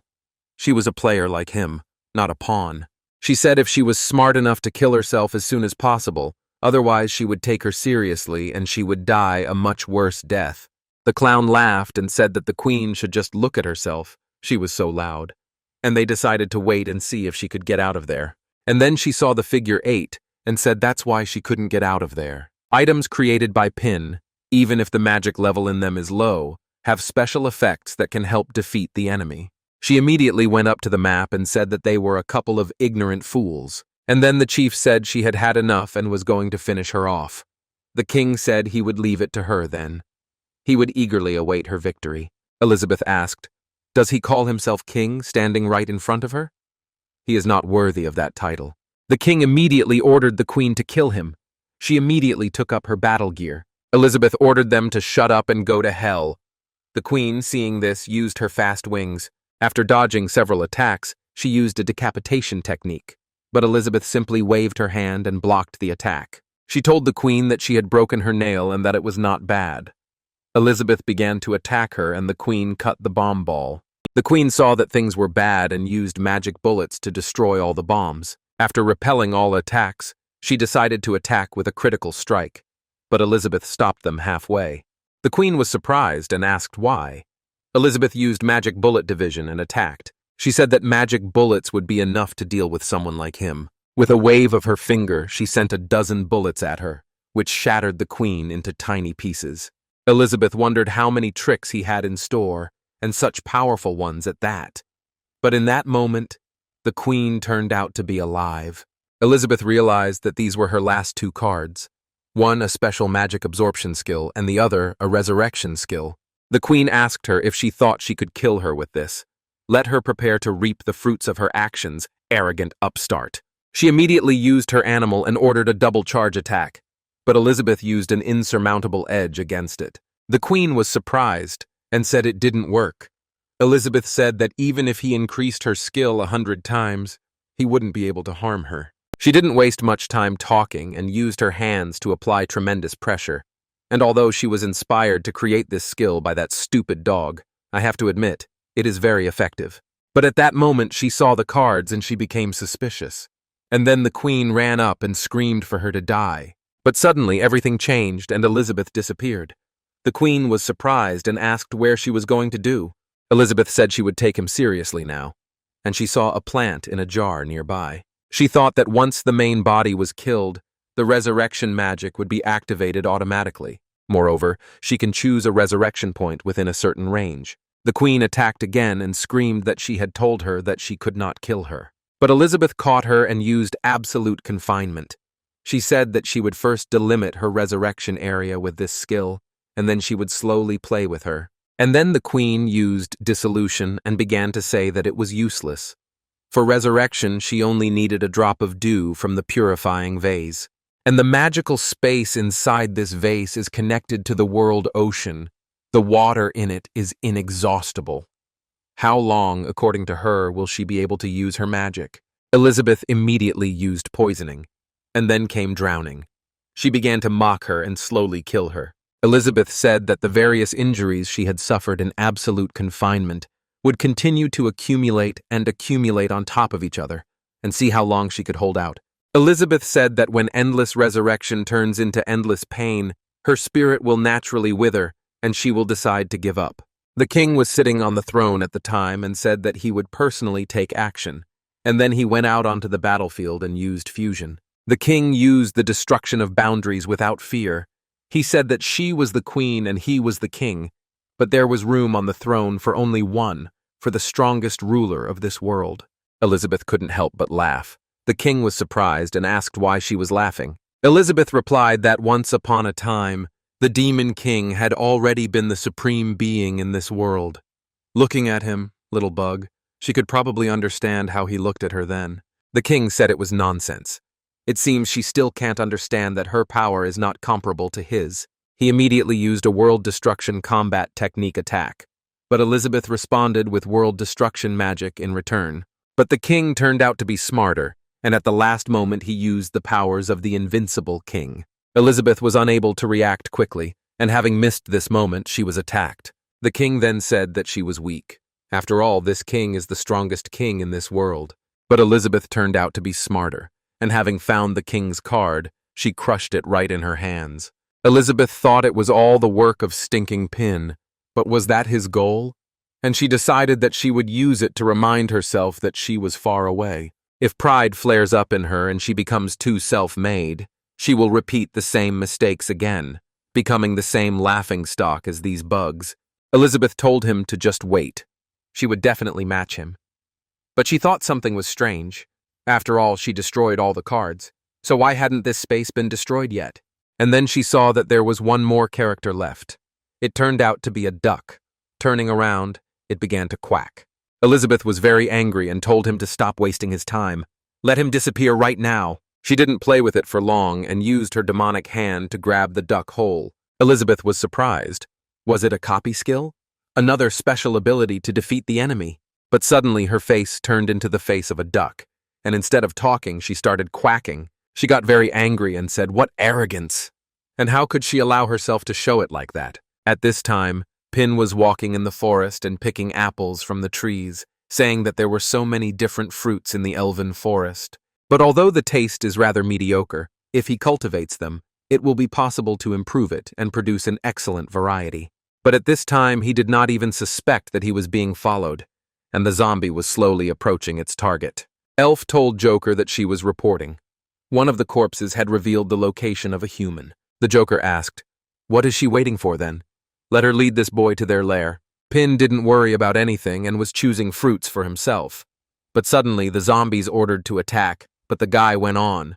But Zombie turned into a spider, which began to walk on 4 legs on the ground. And as luck would have it, Pin dropped his fruit. The apples scattered on the ground and began to roll towards the zombie. He couldn't hold on and fell to the ground. The elf was strong and evil because she couldn't catch this boy, and her subjects were hopeless. Pin at this time found something and said that in the forest of elves there is such a thing. It is truly a magical world. Climate conditions do not affect plants at all.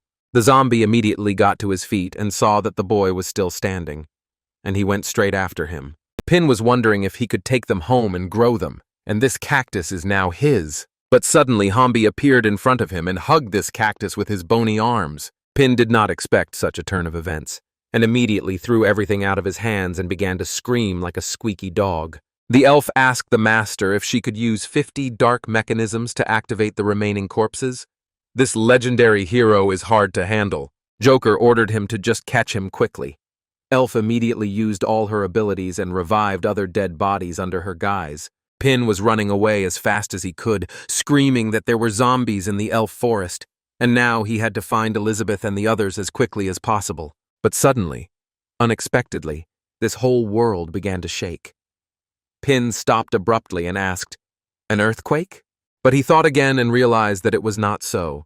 A big wave of something was coming towards him. Turning back, he saw a crowd of zombies approaching him, ready to devour him. He looked around and said he was surrounded. He had to be brave. He had to fight, but he hadn't brought Alpha with him. At that very second, suddenly someone started walking under him, and suddenly came out into the white light. Pin got scared and said, "Are they really underground?" The elf saw that everything was going as it should and ordered her subjects to attack him immediately. But suddenly Pin managed to think with his own head and used pea plants, which began to protect him. Pin asked the plant if it was him. The plant immediately smiled back and blushed a little. The elf thought it was no wonder that the plant magic suddenly stopped working. It turns out that the 5-element peas had been tamed. The elf told the master that this legendary hero could also be a powerful plant mage. Pin took matters into his own hands and started shooting at them. But unexpectedly, the zombies used plant magic control. Pin asked him why he suddenly stopped. But the zombies were not so simple, but used the magic of the head. The elf said that there were several generations of patriarchs and elders of the tribe in this wave. No matter how strong he was, he would not be able to compete with the strength of all the elves when it came to plant magic. But she used the magic of plants' degradation, and the pea plant instantly shrank. Pin was surprised and asked what had happened. Why had this plant suddenly become so small? The zombies gathered with their pile and used burial under the wave of corpses. Pin was scared and asked, "Is this really how he will end?" Turning into a giant wrecking ball, everything suddenly changed, and the zombies were crushed into tiny pieces. The elf also received major injuries and began to spit blood. But then she was cut into 2 pieces. The Joker was surprised and asked what was going on. Manipulating corpses can at best transmit tactile sensations. Now even real damage is transmitted back. Pin caught his weapon and remembered saying that he had a chainsaw, but how could it appear on its own? And suddenly the princess appeared and told Pin that she would not let him get hurt. But one of the zombies remained alive and started walking towards the guy. Pin got scared and told him not to come near him, but the zombies started to attack again and the guy had to use a chainsaw and cut them down. Joker said that the damage is transferred even if he himself uses corpse magic and does not use any additional devices. With the help of magic, damage is transferred back to the caster, and the strange weapon he holds in his hands has a true damage effect. The zombies turned out to be not so simple, and unexpectedly used a swarm of magic arrows. But Pin did not lose his head and immediately raised his weapon, which began to cut the arrows into small pieces. Pin started screaming at them not to come near him, and suddenly the effect of clothing reflecting 100% damage was activated. But at that moment, Joker felt that his hands had become full of holes. After all, Pin used his abilities. Joker said that even the damage that is reflected by the passive skill is transferred to him, and it seems that this legendary hero has reached a certain level of perfection in the use of magic. But he took advantage of all the advantages of this place, used the corpses and the magic power of each elf. With this, he can definitely kill him. Joker didn't take any chances and used corpse madness. Pin shouted again for them to stay away, but Princess used a slash. Such a powerful attack, they cut the zombies into small pieces, leaving no living place of them. The Joker was very surprised and shouted that the guy had cut his most powerful necromancy in half with just one blow. Pin, with his eyes closed, screamed that it was a zombie and he was scared. But suddenly, the zombies looked at him and started to get scared. Pin ran after them and shouted for them not to come. The zombies were very scared and started to run away. Elizabeth was fighting the duck all this time and using world destruction magic. But she turned into a duck again. Elizabeth used the earth alteration and said that for such an insult she would grind him into dust. She said that after all, it was created by Pin as a last resort, and used her ultimate demon form, world destruction combat technique. She, with her powerful abilities, cut the ball into 2 parts. But her face turned into a duck again, and she said that this was an insurmountable boundary. She asked how this was possible. Her most famous skill was used to restrain her. Time seal, soul attack, magic reflection, endless resurrection, and this perfect copy are all used by low-level summoners. But suddenly she imagined Pin in front of her, who said that the level of magical power does not decide everything. By understanding the principles of mutual assistance and resistance, much can be achieved, and even the weak can overcome the stronger. Elizabeth said that Pin had prepared so many things, as if he wanted to use this trip to the Elven tribe to tell her these truths. And now she decided that she would use this trick to determine the outcome, and she used her perfect copy. Pin ran all this time with his eyes closed and screamed for the zombies not to come near him. But suddenly Pin himself did not understand what he was doing. After all, with the help of his chainsaw, he began to cut the world. Elizabeth saw him and asked what he was doing. Pin opened his eyes when he saw her, but suddenly slipped and fell straight onto her chest.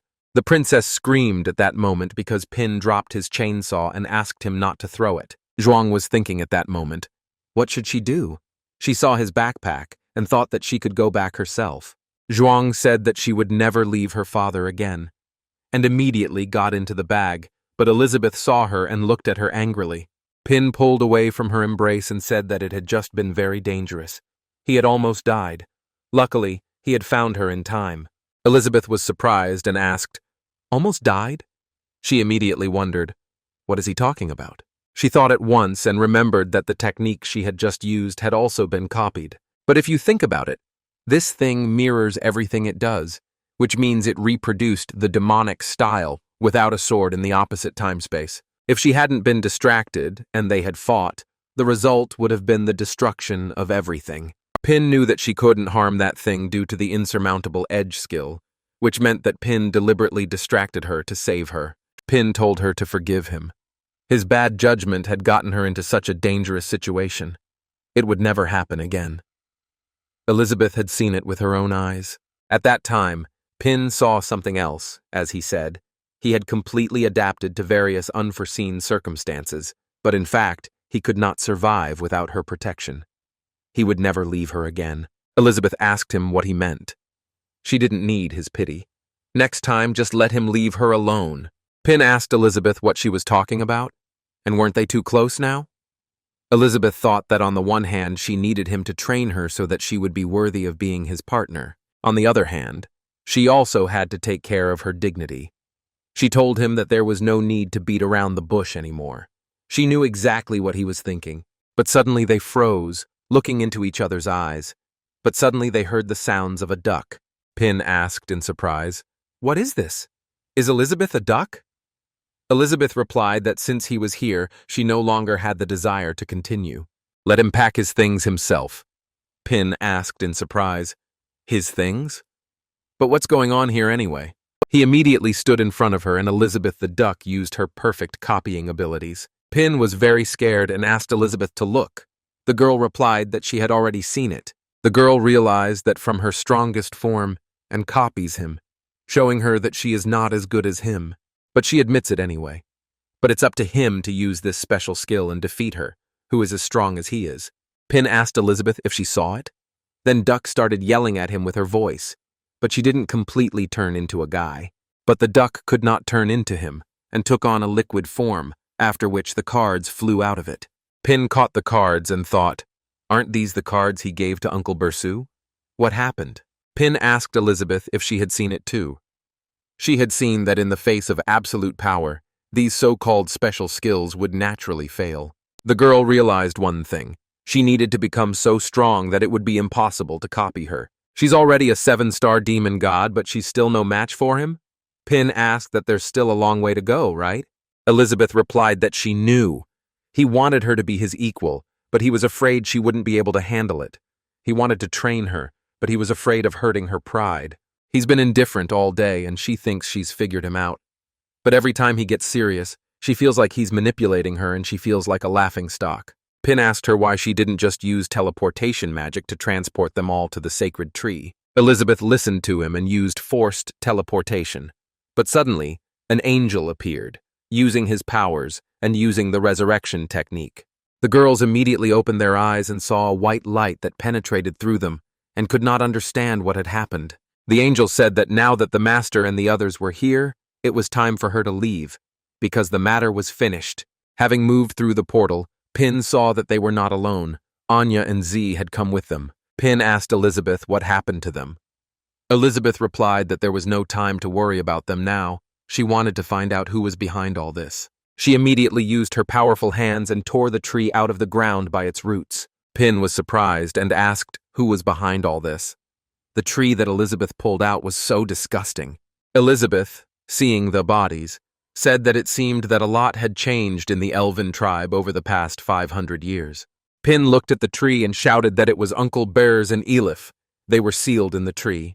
Pin immediately ran to save them, but unexpectedly the tree roots attacked him, but at the last moment redirected themselves to Elizabeth.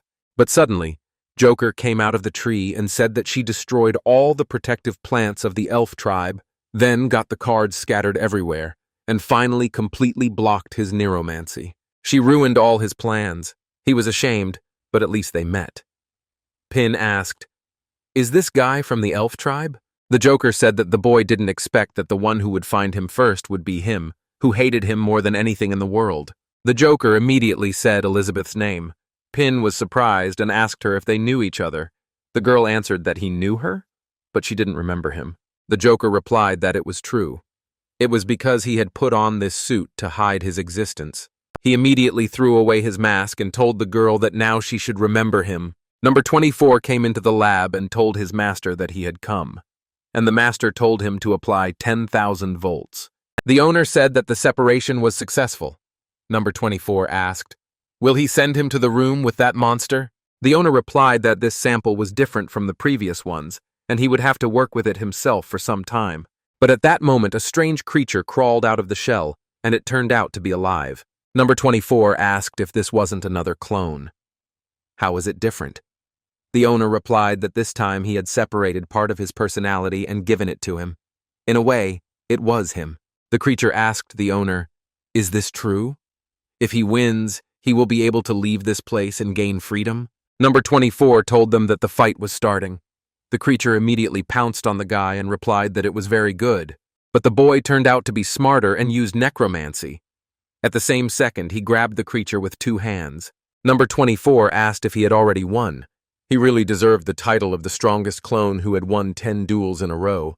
The owner replied that this method would allow them to select the strongest, but that was not the end. The creature was saying at this time that he couldn't move. He had taken control of the corpse cells. The guy immediately released his wave of corpses on him. The owner looked and said that it was very good. He had completely mastered this magic. The owner told the boy that since he had mastered his magic perfectly, he would teach him how to use devices and control dark mechanisms. And then he will be able to become a perfect clone and master all of his skills. When the time comes, he will have to infiltrate the elf tribe for him and hide there. Number 24 asked the owner why they didn't create more perfect clones to invade other places as well. The owner replied that the only drawback of a clone is that it cannot be mass-produced. One of the materials for it is his personality, and if he splits himself too many times, he will no longer be himself. But this guy is different. The submissiveness that was given to him is the very quality he wanted to get rid of the most. Only by losing this part of himself can he become perfect. Now he has no doubts left. He no longer feels unworthy of the mistress. The boy looked at the mistress's clone and called her Elizabeth. Number 24 told the master to be careful. His body was starting to emit electrical impulses, signaling an attack. The boy immediately pounced on his master and used corpse wave. The master told him to know his place. Because of love that cannot be found, hatred is born. He understands his feelings, but he must remember the purpose of his existence. The boy asked the owner the purpose of his existence. The owner answered him that he is just a tool that helps him, a real person, to achieve what he wants. The boy asked, "Is he a tool?" After decades of being in the shadows, he finally understood the purpose of his life. He is not a tool. He is he, and he is the one who has his own power. One day he will replace his original and kill her, and then he will live as he wants. Pin asked the girl if she had offended someone in the past and then forgotten.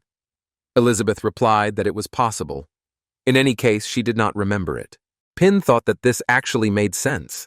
Elizabeth must have made a lot of enemies when she ruled this world. Elizabeth said she understood. So the elven tribe had become this. Was he afraid he wouldn't be able to plant the seeds? Pin replied, "How could he think of such a thing?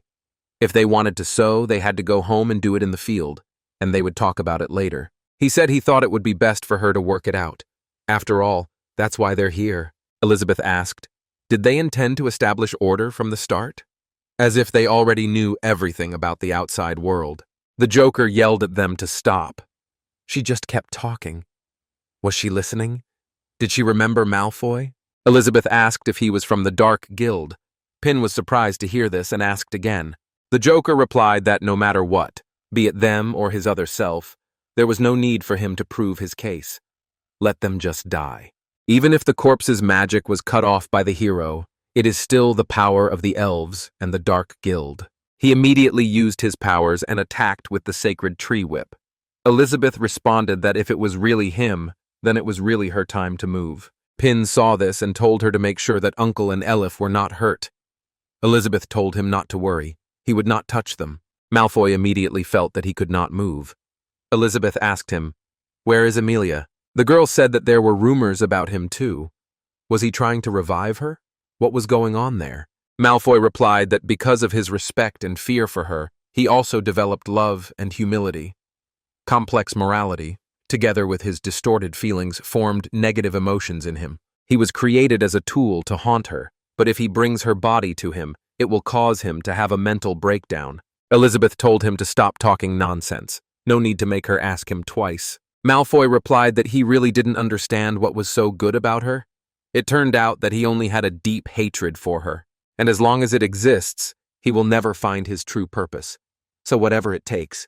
And then Elizabeth saw the sight and asked the demon god. Malfoy turned into a royal bomb, the supreme king of clowns' 3-star demon. Malfoy asked them if they had made a decision yet. Let him torment her soul for 100 years, and he could grant one of their wishes. Malfoy immediately turned to his killer and ordered him to kill them. The demon replied that it was easy. Elizabeth said them they are also the ruler of the world, but they obey to bring down the creatures.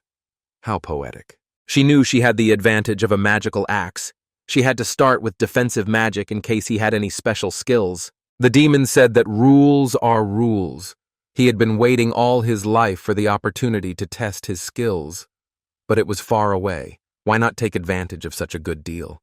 They are both masters of dark magic, so it's time to see who is better. Elizabeth immediately used the forbidden time zone against him.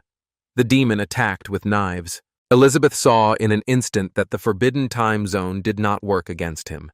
He had to play differently. The demon asked if she understood now. Magic and levels are just appearances. It is competing with the power of rules, and his abilities are higher than hers. Elizabeth realized that these special skills were actually rule-based, and the reason they were superior to her was because of their rules. But suddenly Pin asked her if she called him. The demon, seeing the guy, realized that it was the creator and got scared. The demon immediately attacked them and said that fortunately, he was in time. Malfoy did not understand at the moment what was happening, but things didn't go as planned, and the demon said that his master almost tricked him, and the knives were sent back into his body. Malfoy was surprised and asked, "What? He was afraid because he saw her? Let him kill them right now. Their contract is signed." The demon immediately released his flame and replied that his broken soul was worth almost nothing. Malfoy vanished in an instant. The demon told the boys that he was asking for their forgiveness. After all, black magicians always want to play around creating negative energy. He had just agreed to accompany her to cause him trouble. Elizabeth asked if they wanted to continue the fight. Pin asked how it happened that he suddenly turned into ashes. And who is Elizabeth talking to? Elizabeth thought that this guy was already evil enough. Not only was he not affected by magic, but he was also amplifying Malfoy's negative emotions. The demon replied that of course not. He hadn't expected that after so long without seeing each other, he and the creator had turned from enemies into friends. Let her tell the creator that he wouldn't be capricious anymore. He was leaving first. The demon said his final goodbyes and turned into cards. Pin said that these were the cards he gave to his uncle. Elizabeth told him that he had underestimated his power and that if this deck of cards fell into the wrong hands, it would cause great harm. Pin asked what this had to do with his cards. They were in the right hands of his uncle. Elizabeth said that what he means is that the cards are just a tool and the user is the key, but those with bad intentions will eventually destroy themselves. Elizabeth looked at the tree and realized that Twyla was already dead. They had gotten to this point in just 500 years. They needed to find out what had happened here. Elizabeth waved her hands and told Uncle and Elif to stand up. She ordered them to tell everything that had happened here. But they began to laugh. And Pin said that she should wait. Uncle and Elif were tortured by this evil. He had better give them water first. Pouring water on their faces, they were surprised and asked, "Mr. Ping?" The guy was happy and answered that they were healed. And fortunately, they have magic. The uncle and the girl fell to their knees and said that they deserved to die for causing trouble for the Demon Queen and Lord Ping. Uncle said that if they wanted to punish someone, they should punish him. It was because he overestimated his powers. He was the cause of all this. He was ready to take full responsibility. Pin asked him what had happened. Let him stop swearing and tell them everything as it was. Uncle replied that the elf tribe had been corrupted by a dark guild.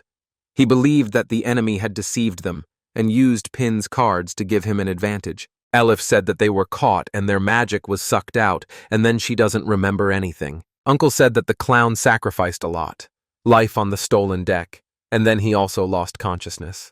Elizabeth said that their condition was probably due to them sorting out their memories. Pin asked what they should do. Elizabeth replied that she had to look at everything again, and she used forced memory extraction. Pin got scared at this point and asked her why she leaked them again. And then she said that she saw everything. Pin asked her if she had found anything new. Elizabeth replied that no, what they had just said was all they knew. She said that the entire elven tribe is on the verge of collapse. Who can they get information from now? Suddenly, an elf appeared from the ground and answered that she could tell them. Elizabeth recognized her immediately. Pin asked who attacked them earlier. The elf answered that the demon Queen Elizabeth and the legendary hero. He was the one who killed Malfoy and the clone, and then he was freed. Pin was surprised and asked, "Is this true?" "It turns out great." Elizabeth told her to stop there, but why should she believe her? The elf said that it was because of this, and immediately opened the bandage and showed her injured eye. Pin was surprised and shouted that she dug it up. Elizabeth asked, "Aren't these the gears of the Dark Guild? Uses the evil magic contained?" The elf replied that she had already pulled it out. Now they could trust her, because she had shown them. Elizabeth immediately used forced memory extraction on her, and said no, they don't believe it. Elizabeth took Pin's hand and said that this time he would watch it with her. They saw everything, and as this chief elf said to his own, that this month they had only 100 high elves who had grown up in the inner ring, let them take them. But suddenly, a being with the number 4444 appeared. She was the card archer, the 5-star demon king. Elizabeth got everything and said it was unforgivable. She said the sucking konjac was for her, but he gave it to others. Pin asked her not to be angry. He would cook more for her when they got home, and first they needed to recover. Eilif asked her father if she ate this, would it increase her magic level? Her father told her, of course. It was Pin who gave it to her. But how did it end up here, the holy sword? Zhuang replied that now they were working for the demon queen and the hero, and he should not call her the holy sword anymore. Elia said that she initially wanted to use herself to secretly save the two of them, father and daughter, but that was not necessary, and now they can talk face to face. Elif received the cards and asked, "These are 4 skills of the holy archer. What does it mean to talk face to face?" And then a girl appeared in front of them and said that they finally met again. The man asked, "Is it her, Nikita?" The man immediately started shouting her name. He hugged her and asked if this was a dream. He missed her so much. Nikita replied that she missed him too. The man shouted at Elif to come quickly, let her mother see her. Elif came and asked, "Mother? But isn't she dead?" Nikita answered that everything was correct. In the real world, she was dead. But her soul was reborn here in the holy temple. Touching his daughter, the man cried and said that finally their family was reunited. Nikita told Elif that she had grown up to be a beautiful lady. She wished she had stayed and helped her grow up. Elif couldn't hold back her tears. Nikita told her daughter that she had so much to tell her. Nikita suddenly remembered and said that time was running out. Where should she start? Nikita began to tell that her father forced her to return to the elven tribe. In order to protect her, she decided to devote herself to the sacred tree. And suddenly her soul found itself on a chaotic battlefield where many souls from different worlds live. It turned out that the evil clown god had summoned their souls and wanted them to kill each other for his amusement. They reunited to fight the clown god. Elif was surprised and said that her mother was so alive. The man answered that she was, indeed, so sweet. Nikita said that the evil clown began to send his army of shadows to deal with them, and they continued to fight. But the clown turned out to be sinister, secretly trying to seduce and destroy their united army. Once in his hands, they became his card soldiers. In the end, only 13 of them had the strongest will to resist the temptation and continue to fight. And so, in the final battle, her soul almost died at the hands of the evil clown.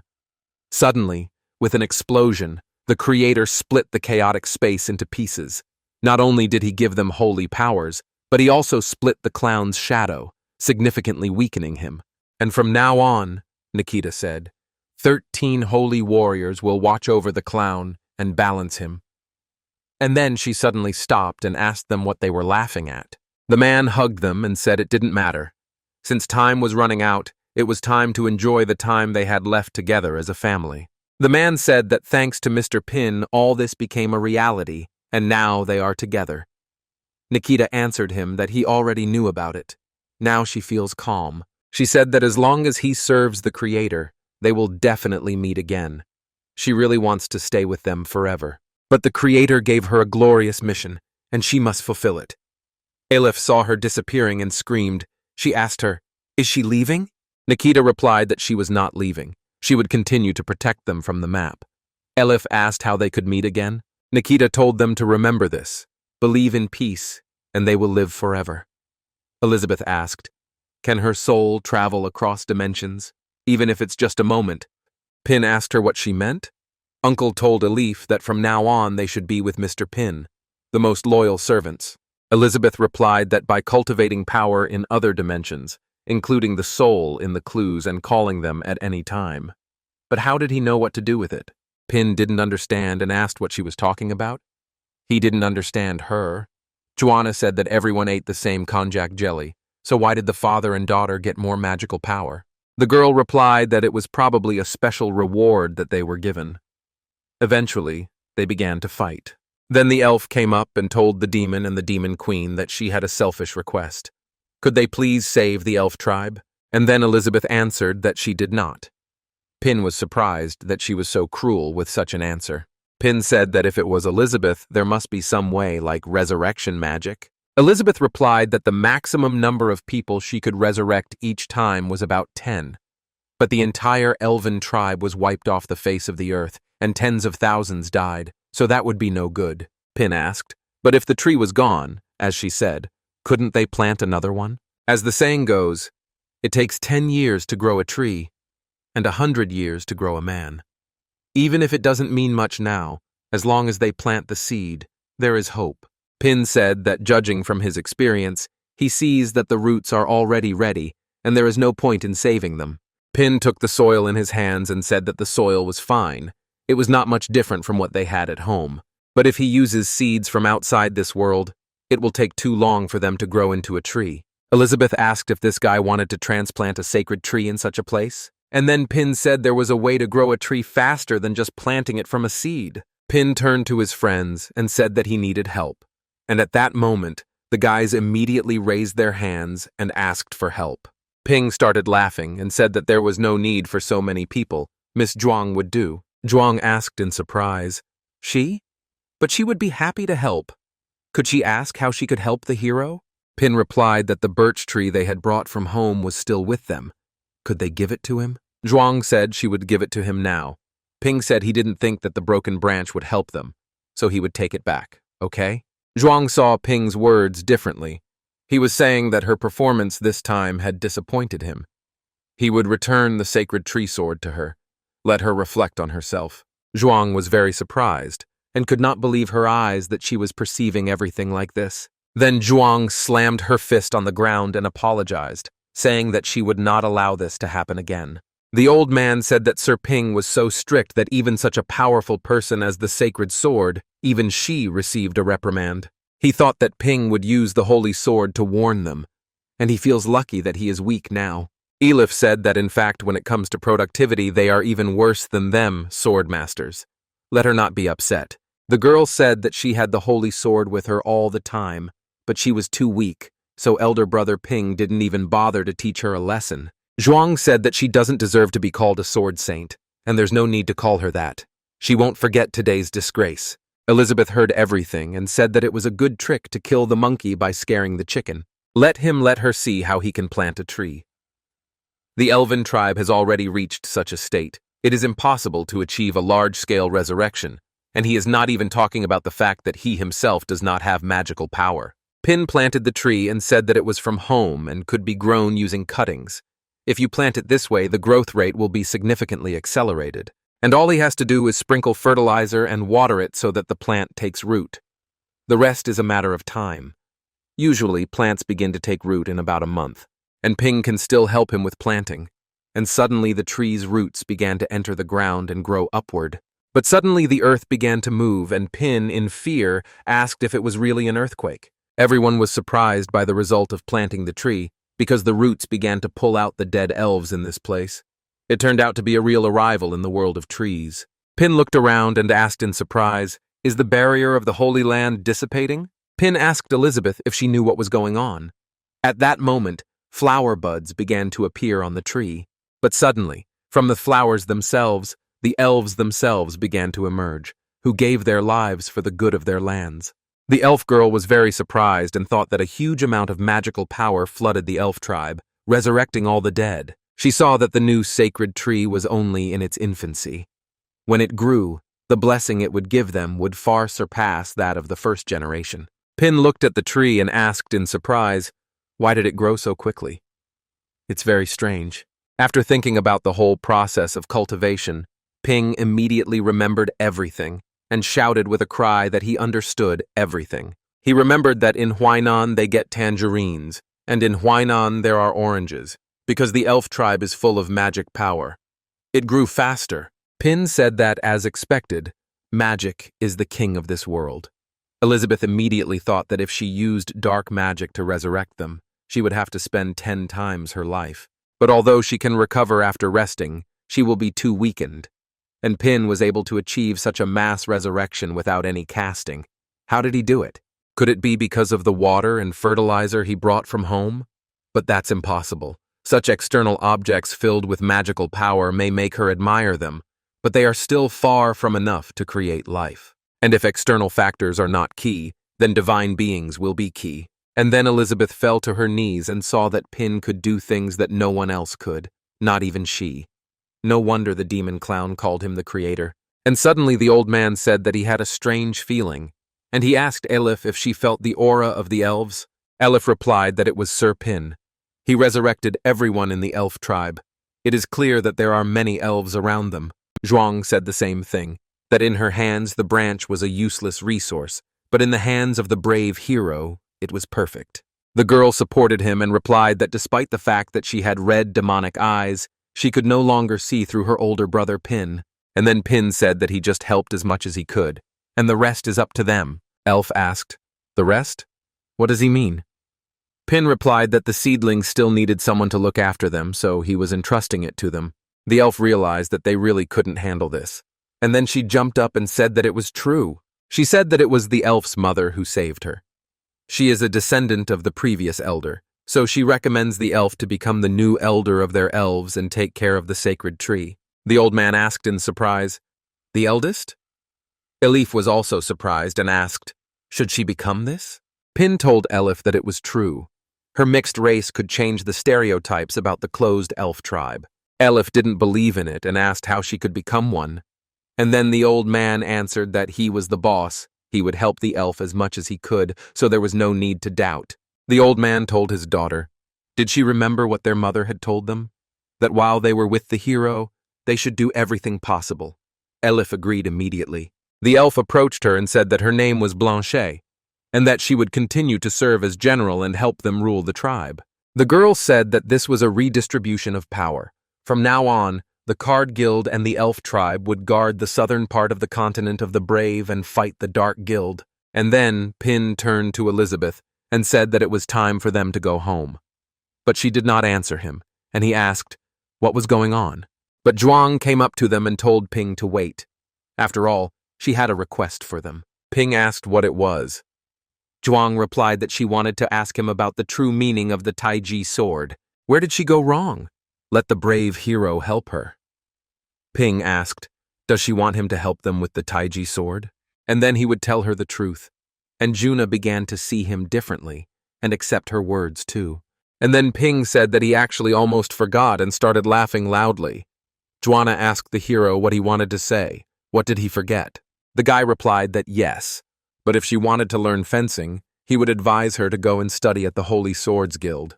Zhuang was very surprised, because the Holy Sword Guild is for learning.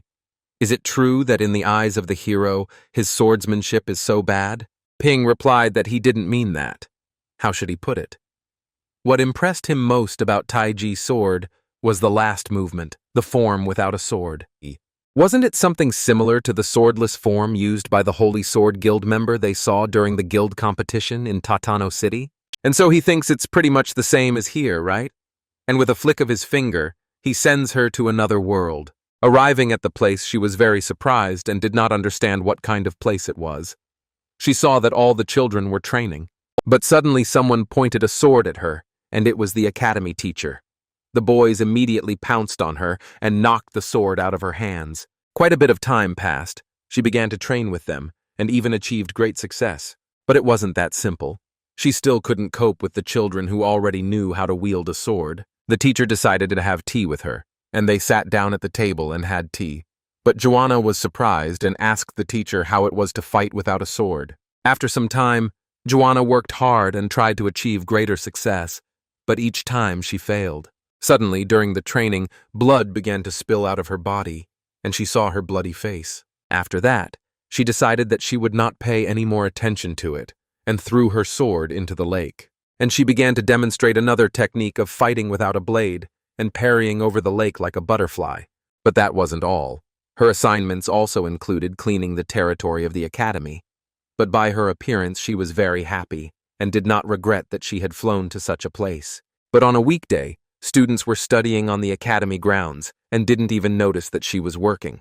And then she had to use her powers, and with a wave of her broom, she threw the students aside and covered them with leaves. After that, sitting at the table, the teacher asked her if she had studied Tai Chi. Joanna asked the master what he meant. She said that she came here to learn Tai Chi. She even forgot and started laughing. And then the teacher answered her that now was the time to return. Joanna asked in surprise, "Return?" The teacher told her to remember and forget about herself and become nature. Let her not forget about controlling Tai Chi, but integrate with it.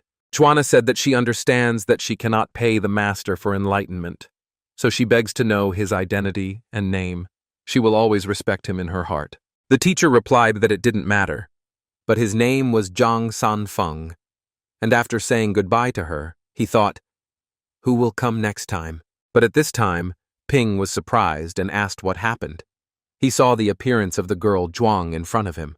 At this time, Joanna only heard one word, so that she would finally break through. The girl told elder brother Ping that he helped the Senate sword, and elder Zhuang broke through 3 times. Elif said that to pass 3 levels in a row? That's the level of the Demon King. The old man also said that it was impossible. Maybe in Sir Ping's eyes the levels are the same. Zhuang came to the real world and thanked Ping for such good instructions. She said her name was Zhuang, and she had already realized her mistakes and would follow his instructions. She would return to the Holy Sword Guild and learn from scratch. She would no longer be obsessed with localism, but would devote herself to Tai Chi. And then she disappeared before their eyes, and Ping suddenly said that everyone should watch. And maybe it's because his level is too low, but the powers that be are so unpredictable. Ping said that Miss Joanna left. What are Elif and her father's plans? Do they want Elizabeth to teleport them? Elif replied that she knew little about the elven tribe, so she wanted to stay and slowly get to know them. And the old man said that he would move the headquarters of the Card Guild to the elf tribe and help manage the tribe. The girl also said that she felt dizzy from teleportation, so it would be better if she returned on the doll herself. And thanks to her older brother Pin for his concern. Pin thought for a moment and replied that since they all had their own plans, he and Elizabeth would return first. Ping started to address her as Xiao Bai and asked what happened. It was time for them to go home, but suddenly, at the moment of takeoff, Joanna saw some suspicious people and decided to go down. The guy said that it was no wonder that at the last guild competition the giant bear transformed into an apostle. Now it makes sense. The old man replied that he did not think that these simple and understandable animals would reach such a state. The bear said it was simple and straight, forward. Is that the idea they have in their heads, humans?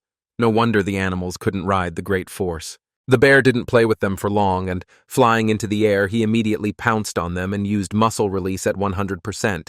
The boy dodged his attack and said that the enemy was at the level of the Demon Lord, and asked the elder Bali what should they do. Bali replied that he shouldn't underestimate himself. He shouldn't forget that by drinking the barley tea that their Holy Sword Guild received, he too became a Demon Lord. Bali pulled out his weapon and used an embroidery needle, and they immediately pierced the bear from different sides. At this time, the boy took his abilities to full force and used the breath of correction. His breath turned into slime that stuck to the bear's legs, and the boy attacked him with the swordsman's blunt sword, the shipbuilder of vibration. The guy stuck his blade into the bear's body and used the maximum amplitude of power and let him receive a crushing blow. After such a strong attack, everything around shook. The guy decided to act smartly and stood on one stick so that the attack would not touch him. Bali understood that it was the vibration of the particle, friction, all-round grinding. And in fact, among the 10 colored swords, he valued it the most. Although he was not as outstanding as Qing, he trained hard day after day, compensating for his weakness with perseverance and finally developing his own blade art. The guy pulled out his needles and said the vibration was complete. Bali replied that he was doing well. As Lao Shen said, if he believed in himself, he would soon surpass Qing. The guy said he thanks him, but he never thought about surpassing anyone. He just wants to be himself and work hard. But suddenly, unexpectedly, the bear turned to dust and exploded right before their eyes. The boy asked the elder Bali if he also felt this creepy aura. The old man told him not to get lost and used his magic power to activate the sword and shield. The boy immediately listened to the order and used 3 swords of defense. But it turned out that the monster was stronger and with one movement of his finger destroyed the shield. The bear said that the guy was right. The dark mechanism is just a tool for transition. Only the power of chaos of the Sea of Darkness is eternal. And everyone below the Demon King's level are just insects. It seems he has surpassed Malfoy now. But suddenly a girl arrived unexpectedly and attacked the bear with electricity. Bali was very surprised and asked, "Chief?" The leader asked Bali why he was here. Didn't she ask him to guard their guild base? Bali replied that they had come south with Hui to find out about a small country that might hold secrets that could help them deal with the Dark Guild. As for the guild, under his command, the colored swords fought back. Then he sent them to the demon realm to search for information. The leader told her to forget about it. First, he would bring them back to the guild, and then he would help her call everyone. She had an important announcement to make. At this time, in the demon realm, in the goblin cave, Ox said that he heard that the goblins here were completely different from the goblins outside. They have never had contact with the outside world and are very primitive and unintelligent barbarians. Pin told him not to worry. It's not just him, the green sword, but also the grass. If the goblins are infected, just destroy them. Elizabeth said that if she didn't want to repay the Holy Sword Guild, she wouldn't have joined forces with them. They had an advantage. The girl asked in surprise, "Unreasonable barbarians. This certainly sounds frightening." The bull replied that if there hadn't been any competitions recently, he wouldn't have taken part in reward missions. He hadn't even earned the money he spent on the ticket, so he had to risk his life. Pin suddenly looked at the girl's chest and said that he would protect her well. The girl replied that the magic stone had a strong reaction. Something alive was approaching them in huge quantities. The guy saw a pack of goblins and said that they had been discovered and should immediately prepare for battle. Immediately after that, they faced each other. But soon Elizabeth lay and thought how these barbaric goblins could defeat them, who do not even know magic. But everything turned out to be much worse, because almost all of them were defeated by the goblins. But one girl remained alive. Suddenly she saw the eldest goblin and his allies, with whom they had been fighting, coming to her. The elder goblin began to smile when he saw her and said that he would now begin breeding. But the girl was scared and asked him not to do it. The girl was completely absorbed and turned into a goblin herself. She then told the goblin to enjoy such happiness. But after that, the elder goblin took the girl's body as his own. He said that, of course, adding a little excitement so that it would not be so boring. And still, no matter how foolish the barbarian is, they will be as obedient as dogs before him. But it is so boring. After that, she took the mechanism and infused it into her body. And so she became the demon of the 6 pillars, Ruth Bader. Ruth said that if they had seen everything they were supposed to, they could go out without even being scared. But suddenly a strange animal came, and suddenly a guy who had previously been dead crawled out of it. The guy said that if they wanted to get the power of the dark gear, she didn't need to hide her identity and hunt for Malfoy's shifts. And he can give it to her, and if she does him one favor. Ruth replied that she saw that he was not on the best terms with the president. Did he really want to betray the guild? And immediately she used the fatal attraction technique. After which they began to see each other 2 girls. The guy told her not to waste her magic on him. He didn't care about her desires, and he didn't want to betray Malfoy. Ruth was surprised and asked him what he wanted her to do for him, and let him forget about it. After all, he hadn't even broken through to the Demon Lord level. How could she help him with anything? The guy started laughing and replied that she was such a cunning woman. She was afraid that he wouldn't be able to provide her with the conditions that would suit her. Let him tell her that the dark gear is only a transitional tool. If she signs a contract with him, he can give her 10 times more. This chaotic power is enough to allow her to skip the Demon Lord level and enter the Demon King. It is equivalent to her absorbing more than 1,000 dark gears. And frankly speaking, her charms are very special, and that's why he chose her. But he didn't choose to force her. She can choose for herself. The girl told him that she could directly enter the demon's house royal level. But then, after such conditions, they agreed with him. Pin was in his garden at the time and said that the magical world is truly magical. The planet can even understand man's nature, unlike the ordinary one in the things he grows. He even came back home now. And now his seedlings should grow together. After all, it will be better for all of them. After a hard day, he came to the house and told Elizabeth that he was back. And would she like some freshly picked apples? At this time, Elizabeth was lying on the sofa and eating her treats, but she told him that she didn't want any. Elizabeth said that these apples were not so good as snacks, but Pin said that she should not eat too many. In the meantime, he would go and cook them dinner. But Elizabeth suddenly put the treats aside and said it was noisy, and immediately understood the bottle of sparkling water. Elizabeth was already so bad that she did not even observe decency in the room and did whatever she wanted. But suddenly she got very angry with the water and couldn't stop. Pin looked at her and wondered what got her so carried away.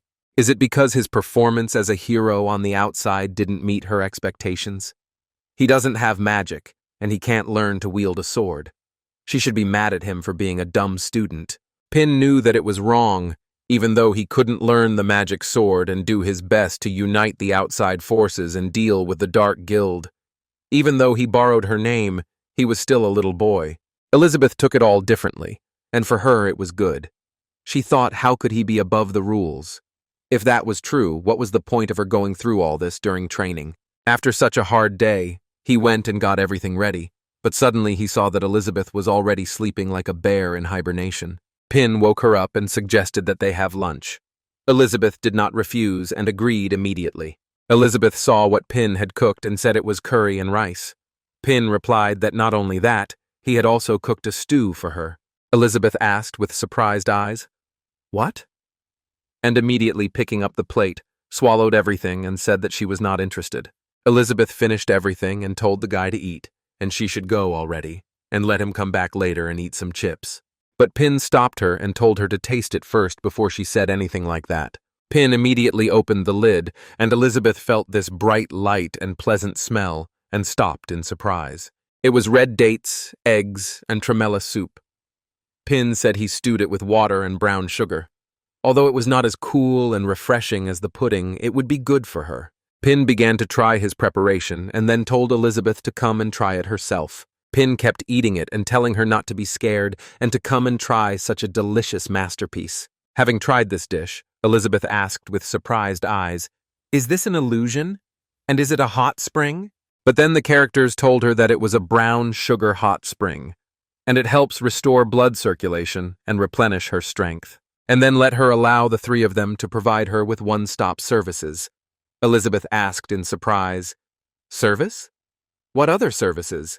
Tremella replied that, of course, it is a full-body massage spa service that nourishes yin and improves skin health. The characters immediately wrapped her in a towel and turned her over so that it would be easier for them to massage her. Elizabeth didn't understand what was happening and asked them what they wanted to do with her. Tremella replied that she shouldn't worry, she could help her. It would just be a massage, let her close her eyes and enjoy. Elizabeth suddenly blushed and realized that she felt so good that she couldn't even leave. Tremella said that hand massage can calm people down immediately without any resistance. Elizabeth began to feel that she was very pleased and did not even say anything and enjoyed the process. Tremella said the egg fluid was back, and the massage would make her skin as smooth as hers. After her massage, Granny came and said it was her turn to do it. Tremella turned around and asked Granny. She hadn't relaxed yet. Wasn't this too easy for her? Is she going to start acting yet? But for now, everything is fine. She has a good foundation. She should be able to cope with it. Grandma said that was fine then, and let her stretch her muscles. She immediately turned into something stronger than before. Elizabeth, seeing her appearance, was very frightened and asked what she was going to do with her. Grandma started to massage and told her to be more polite. Tremella told her not to be afraid. After all, a foot massage from Grandma Red Date can open her meridians and restore blood circulation. But Elizabeth refused and told them not to do it. But suddenly the grandmother said that it was already the end. and now the beating massage would take place. Granny began to hit her on the right muscles of her body, which was very painful for Elizabeth, and she even shed a tear. After that, Elizabeth simply leveled up and began to shine like a demon queen. Pin asked her how she felt. Did she feel warmer? Or did she not like it, and there was a difference in taste? But before Elizabeth's eyes, Pin was telling her that it was true. He could make her an equal by using the rules. But she still couldn't catch up with him. And the gap between them is so big that she won't be able to do anything, and it will be very difficult for her to accept. Elizabeth replied that everything was fine and there was nothing she could do, and it didn't matter what she ate, it was all the same. Pin was surprised and said that then she could rest a little. He would not disturb her. Pin told Elizabeth after lunch that he wanted to go outside and train with Alpha, right? Elizabeth replied that everything depended only on him. Pin went outside and approached the stump and asked, "Where did Alpha disappear to?" Ping said that he was hanged and recently met with Wan Kai, maybe they went for a walk. At this time in the forest, Alpha covered his ears and said that it was so noisy here that he could not listen to it for long, and a strange sound appears, more and more. The dog asked him, "The sound? How come he can't hear? Or is he looking for an excuse to become lazy again?" Alpha told him no. It had been buzzing in his ears lately, preventing him from sleeping, and it was so annoying. But suddenly the dog told him to be on the alert. This time there was a real suspicious sound at a distance of 3 kilometers. But suddenly they looked into the distance and saw a girl running towards them and asking for help. Ren was pretending at this time and thinking that she didn't expect to receive such wonderful information. Now everything is going smoothly according to her plan. In a moment, she remembered the boy's demands that he wanted her to help him kill Malfoy, who was possessed by the legendary demon queen Elizabeth. But suddenly she turned around and felt the fire. At the same moment, her goblins rushed in. Ren was surprised and asked what happened. She was shocked by this, because her servants were simply destroyed and roasted to the fullest extent. Ren looked at the pit and suddenly felt that someone was standing behind it, pointing a gun. The dog asked her who she was, and what was her purpose. Ren was not expecting such a greeting and was stunned. Alpha told Dog that he had scared the young lady. Clearly, she was just a pathetic girl being hunted by monsters. Alpha introduced himself and said that he is the right hand of the legendary hero, and he is the true holy sword. The dog told him to shut his mouth and not give out too much information about the master. He needed to analyze her. The dog released his technique and conducted a full analysis of this stranger, because every fugitive must do something in life. But Alpha suddenly began to see strange memories, where Pin asked him what he was thinking about and even called him partner. He remembered all the moments with the hero, and when they fought with him against the evil dragon. Every time they trained together, they were inseparable, and in every battle they were like brothers and felt their principles. But the dragon was defeated. After each battle, the sword would turn into a guy and shake the hand of the hero who fought with it. After each difficult battle, Alpha turned into a flying sword and moved his hero across the ground. But after that, they went to the Demon Queen and wanted to behead her and take control for themselves. Pin said that when he gets lost in battle, Alpha guides him in the right direction. When he is in conflict, he guides him again. Alpha laughed at these words and told him that there was no need to be so polite. This was their connection. But suddenly Pin himself ran up and threw the plate to the dog. She immediately felt the arrival of her owner and ran. Ren told them that as long as the desire existed, it was impossible to resist her charm, no matter how strong it was. And suddenly the dog said that a virus intrusion had been detected, scanning the entire system, and the location of the virus had been found. The dog immediately released all his combat weapons and pointed them at the girl. Ren asked that her charm was not working. The dog asked him who she was, and why did she invade his system and make him happy. And although she was not a threat, he did not know her initiative. So he decided it would be better to eliminate her. At this time, Pin came and started looking for the boys. The dog, hearing the voice of his master, immediately began to bark. Pin said he just heard a noise coming from here, so they must be here. Pin asked Alpha why he was laughing. Was he okay? And immediately hit him in the face with his palm. Alpha came to his senses after the blow and asked, "Big brother Pin?" Pin replied that he had scared him. He thought his brother had left, and had they been getting enough sleep lately? Alpha said it was possible. Pin said it was okay and not to put too much pressure on themselves. They should go back and chop down the tree. But Ren was lying on the ground all this time and trying to show that she was unconscious. But suddenly opening her eyes, she saw that there was no one nearby. Ren apologized and asked if they could help her. Pin turned around and asked who she was. After that, Alpha and the boys came home. Entering the room, he told the Demon Queen that he was back. But Pin did not leave Miss Rin and asked how she was feeling. Was there any pain? Rin replied that she was still a little dizzy. She would just rest for a while. Pin put her down and said that then she could rest on the sofa and he would go and get her some tea. But Elizabeth, seeing a new girl in the house, was very angry and did not understand what was happening here. And what did she want here? After this, the dog immediately pounced on Alpha and began to bite him. The guy was very scared and screamed that he did nothing. But Elizabeth was in the bad mood, and jumping off the sofa, she kicked the dog in the face with both feet. The dog told Mrs. Elizabeth that they had misunderstood everything. But the girl did not leave him and continued to beat him. Elizabeth asked him if he had picked up someone again. Didn't he take her words seriously? Ren looked at all this and realized that this was the legendary Demon Queen. But Elizabeth continued to beat him up and said that if she couldn't beat this guy up, then she should do it to him, right? Ren didn't know why at the moment, but it seemed like she had caused a quarrel between her and that weapon. And if she can capture the legendary hero named Leping, she will be able to kill with the hands of others and fulfill the promise she made to Azatos. Ren looked at the guy and realized it was time to capture him, and she used her fatal seduction. But Ping made her tea and didn't even feel anything. Ren immediately thought, what's wrong? The fatal seduction didn't work on him. Ping approached her and told her to drink a cup of barley tea. Ren 5 used her fatal seduction. She knew it was impossible. If he was a man, he wouldn't be able to resist it. But Pin said her eye was twitching. Was she unwell? And I thought maybe she was just scared of the monster outside. Pin told her not to be nervous. Everything was fine. Let her drink some tea and relax. And once she gets better, they will send her back to the outside world. Ren looked at the tea and felt a huge magical power. After taking one sip of the delicious tea, she began to feel an instant energy that raised her level to a 2-star Demon King. Pin asked how she liked the tea. Did she feel better? Ren didn't understand anything and dropped the mug from her hands and asked what he had done to it. Something strange began to happen inside her. A rush of blood flow began to flow to different parts of the body. Pin got scared and asked, "What's wrong? What's wrong? Is she allergic to barley?" Elizabeth said that it was obvious that she, like Z, was infected after signing the contract with the Sea of Darkness. Pin told Elizabeth that she should save her then, as she did with Z. Elizabeth asked in surprise, "Save her?" and said that she wouldn't even think about it.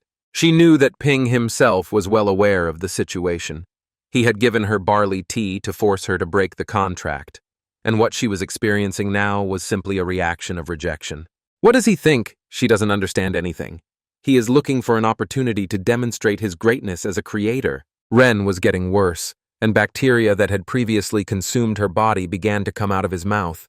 After spitting out this bacteria, she came to her senses a little. Pin said that this is the same magical insect. Bacteria said that he hid so well this time, and how did she find him? And between him and Elizabeth, irreconcilable enmity. He will curse her with his power of chaos. But the vacuum cleaner approached the bacteria and sucked it in and said that it was cleaning. Pin replied that he was scared to death and it was just a lump of dirt. Elizabeth asked her why she came to them. Ren replied that so that she wouldn't misunderstand, she was forced to do it. She understood that her contract with Azatos had been terminated so easily. She couldn't even imagine it. Elizabeth looked at her with angry eyes and said that she didn't think Rin could lie in front of her. Ren was very scared by this pressure and thought, isn't she at the level of a demon king? Why does she feel like a small bug in front of her? Pin started laughing and said that Elizabeth hadn't been in a good mood lately and suggested that he talk to them and let her not worry. She said she was forced. Is it related to the Dark Guild? And she can explain everything without rushing. Ren buried her face in his feet and replied that everything was correct. Seeing this picture, Elizabeth got angry and asked what she was doing. Ren replied that the Dark Guild had colluded with Azatos of the Sea of Darkness and forced him to do things for them. She didn't want to do anything bad, so she secretly ran away. But she didn't expect that they would implant such a terrible thing into her body. Ren asked Mr. Ping, will he save her? She asks him for such a favor because she is in great pain. Pin replied that of course. First, let him go and they could discuss everything. After that, Ren said that the clothes were a little small for her. Elizabeth replied that it was because it was made for her, not Rin. The girl said that she just borrowed it. No need to be such a cheapskate. Elizabeth said that no matter what her purpose was, she had to leave by tomorrow. Ren replied that she would not hide it. She was originally sent to kill her. But after being purified by Mr. Ping, she completely changed her plans. And of course, if the Demon Queen wanted her to leave, she wouldn't dare disobey. But if Mr. Ping wanted her to stay, she wouldn't object. Elizabeth said she was shameless if she wanted to stay here and eat and drink for free. What nonsense. What makes her think he would let her? Ren replied that even the hero would find it hard to resist the charm of a handsome man, probably because of her perfect body. But she didn't seem to understand it. Elizabeth asked how she thought she looked. She realized that she had been lying around lately and not caring about her weight, and immediately used the negative attribute transformation. Elizabeth asked, "Is this what she means by the perfect body?" Elizabeth approached her and asked where her confidence had gone, and let her understand that there was nothing in front of her. But when Elizabeth's chest collided, she said it was impossible. Ren believed in her beauty and tried to get rid of it. Elizabeth started screaming that this couldn't be happening. After that, Pin suddenly came and asked what happened. Ren took Elizabeth's hand sharply and slapped it across her face. She said that if there was something wrong with her, just let her say so and she would change. Pin was surprised after this and did not understand why she did this. Ren cried and told him not to blame Elizabeth, and although he saw her teach her a lesson with his own eyes, it was probably all her fault. Ping told Mrs. Ren not to cry. He thinks it was just a misunderstanding. Pin asked Elizabeth if he was right. Ren realized that no matter how she tried to justify herself, as long as she played the victim, he would be on her side. Elizabeth said there was no misunderstanding. She just slapped her. "Is there a problem?" Ren asked Mr. Ping if he could judge between them. Ping stood between them and addressed Elizabeth. Elizabeth asked what he wanted. Pin said he was sure she had her reasons. Pin told Ren that as far as she knew, Elizabeth was the Demon Queen. Her magical power was unfathomable. She probably noticed that there was still some evil in her body. Elizabeth's method may be a bit blunt, but it's definitely for his own good, so please be patient and cooperate with her. Ping told Elizabeth that he would not disturb her anymore. Let her continue her work. Ren did not understand this and asked Mr. Ping not to leave them. Elizabeth said that her trick was so clumsy. Ren realized her mistake and replied that she knew she was wrong. Elizabeth replied that she didn't take her seriously. Did Ren really think she would see her as a threat? Let her not delude herself. Ren was very angry after such humiliating words, but she could not do anything. That evening after dinner, Ren leveled up to a 3-star Demon King. Ping asked if she wanted more braised pork and rice. Ren replied that she had had enough. She was full. She realized that this magical dish was called braised pork with rice. And after she just tasted salty, sweet, and aromatic, her level is up again. She really wants to keep enjoying it, but her body can't handle it. Pin put some on Elizabeth's plate and told her to eat more. Ren wondered why they were eating such powerful supplements as if it was home-cooked food. Could there really be beings in this world that surpassed the level of the Demon King? No wonder Elizabeth was willing to leave the world and stay with this man. Ren said that little sister Elizabeth has an excellent appetite, but isn't she afraid that Mr. Ping won't like her eating so much? Pin asked in surprise, "How is this possible? He is happy when he sees Elizabeth enjoying the food he cooks. It is the only thing he is good at." Ren said she was so jealous. She wanted to eat his cooking every day too. But Elizabeth got very angry and slammed her hand on the table, saying that it irritated her and that she had even lost her appetite. Ren asked her, "Is she leaving already? And Ping's cooking is so good, doesn't Sister Elizabeth usually praise her?" Perhaps it is true what they say, that once she gets something, she stops appreciating it. And Mr. Ping is the best cook she has ever met. Ren asked Mr. Ping if he could teach her. She only wants to learn from him. Pin knew that mood swings were normal during the rule period, but for some reason, seeing her so depressed made his heart uneasy too. Ren decided to take a shower, and while washing her face with Pina shampoo, her level rose again to 4-star Demon King. She realized that water, food, bathing, these simple things can bring indescribable benefits. It's wonderful. She always followed the strong, hoping to get something, but she never thought about ruling the world, because it is impossible to do with charm. And now she really thinks about it. And as long as she has this man, she can have the whole world on a platter. From now on, she has only one goal, to get Pin, so just in case, she needs to completely abandon the past experience. Ren called out to Mr. Ping while taking a shower and asked him to bring her some clothes. Pin asked in surprise, did she call him? But Ren told him to forget. After all, she had already found a towel. Pin saw her and said that it was his towel. Ren replied that she had no choice. Sister Elizabeth's clothes were too small. They didn't fit her. Ren asked Mr. Ping if he had seen rebellion. Could she watch it with him? In the morning, Ping told Ren to let him help her. He would find her some suitable clothes. But Ren was upset that he had escaped. But she knew that it was impossible. There were many chances. As long as she continued to attack him, he would eventually be defeated. But Elizabeth came up and said that she had originally planned to lie down and not forget about a minion like her. But suddenly she wanted them to get to know each other. She was from a dark guild, so she should have some information, right? But Ren was very surprised and did not understand what was happening at all. Elizabeth told her not to worry. She did not intend to kill her as long as they cooperated. But soon it would be over. Ren was very scared by such pressure, because she did not understand how she should act now and not give herself away. Seeing that Elizabeth was going to torture her, she noticed that there were objects on the table that would cause pain to her body. After that, Elizabeth stood in front of her like a rapist. Ren asked what was going on. After all, she was supposed to fall into her illusion. Elizabeth replied that she was right. She had made sure that she would fall into her trap as intended, but she also dragged her into it at the same time. Ren asked her what she wanted. After all, Mr. Ping would be back soon.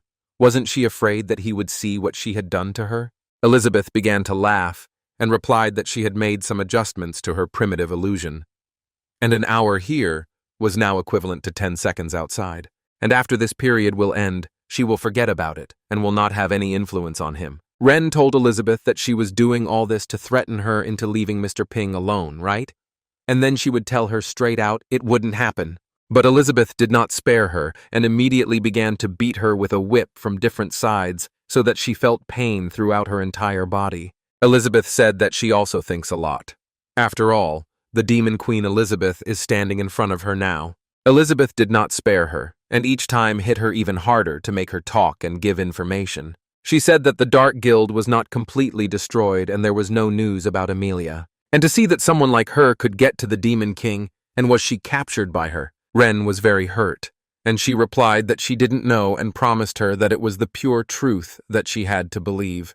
Elizabeth said that if she consciously planned to resist a lot, then they could continue. After the beating, Ren said she didn't know, and she could ask anything, but she begged her to let her go. Elizabeth thought and asked, does she really know nothing? And asked, where is Amelia going? But suddenly she heard Pin come and address her.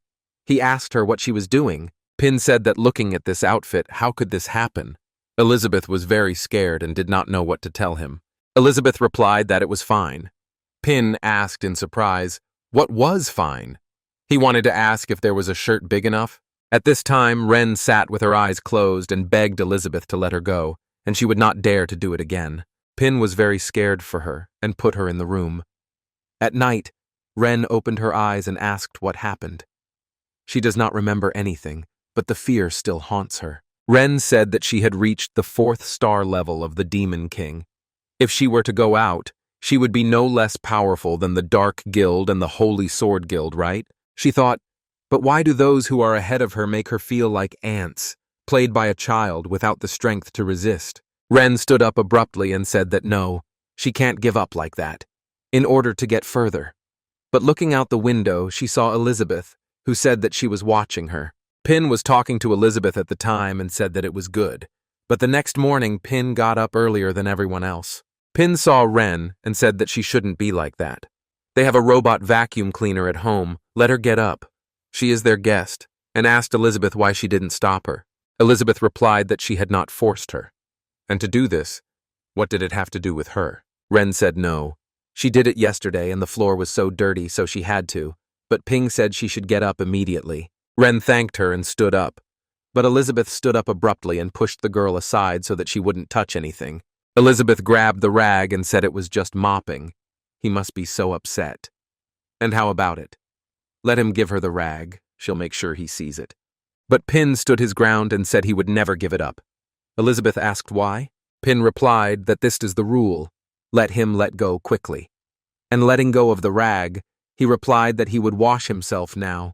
Let them wait a little. Ren told Mr. Ping that he thought so too because Elisabetta couldn't be that evil. Elizabeth answered her if she remembered that she had to go today. This was her last favor, and if she said another nonsense, she would destroy her right where she stood. Ren apologized and replied that she would be leaving soon, but she really didn't want to leave. Pin made breakfast in the morning and said that today it was egg cakes. Ren asked Sister Elizabeth if she could eat it. Elizabeth told her to eat quickly and went on her way, for it was time for her to go. Ren immediately started eating, enjoying her last moment with Pin as he looked after her. Pin approached her and asked if Miss Ruth would be leaving soon. Elizabeth replied that after finishing the bowl of noodles, she would use teleportation magic to send her away. Couldn't he bear it? Pin told Elizabeth that she was such a joker. He just wanted to ask if they should get involved with Uncle. After all, Miss Ruth also escaped the pursuit of the Dark Guild. Ren asked in surprise, "Uncle Boss? Is it the Card Guild boss? Or maybe it's Miss Chi-Chi?"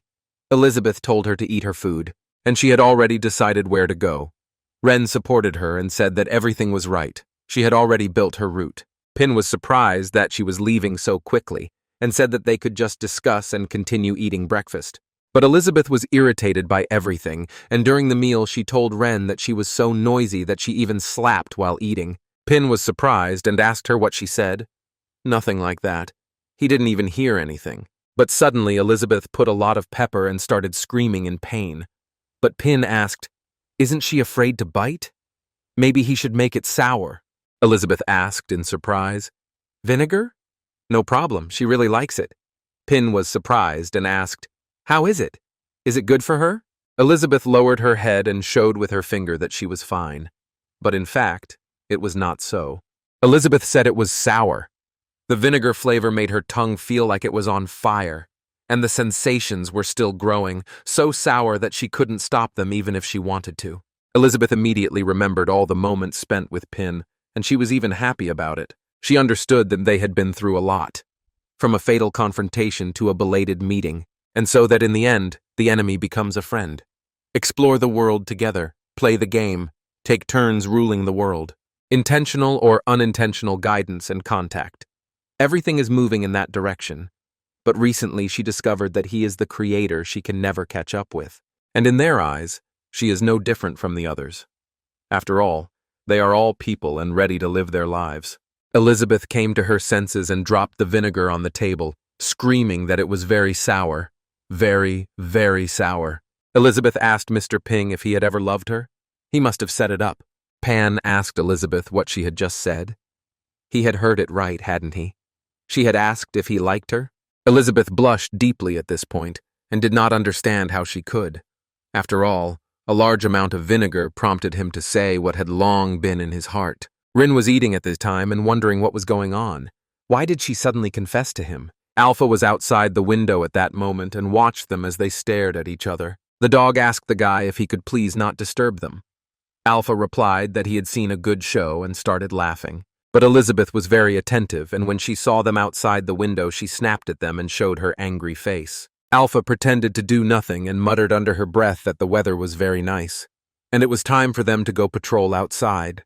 Elizabeth then told Rin too to eat her noodles and ignore them. Rin was scared at that moment and didn't understand why she was so angry at her. She had been silent all this time. Pin suddenly turned to Elizabeth, but he saw how she looked at Rin and did not hear him.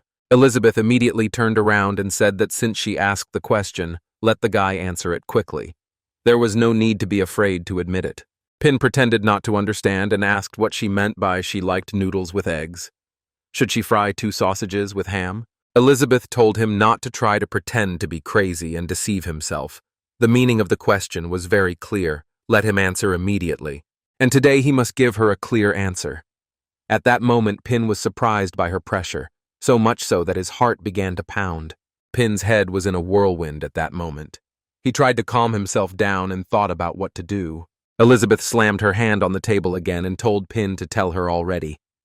Does he like her? Pin immediately remembered how he told her in those moments when they were alone, and how he said that he liked how angry she sometimes was, and he even likes that she looks forward to tasting his food every time, and he likes it when she takes him with her to see the outside world, and also how she protects him in difficult situations, but he just listened and at best can be considered a friend.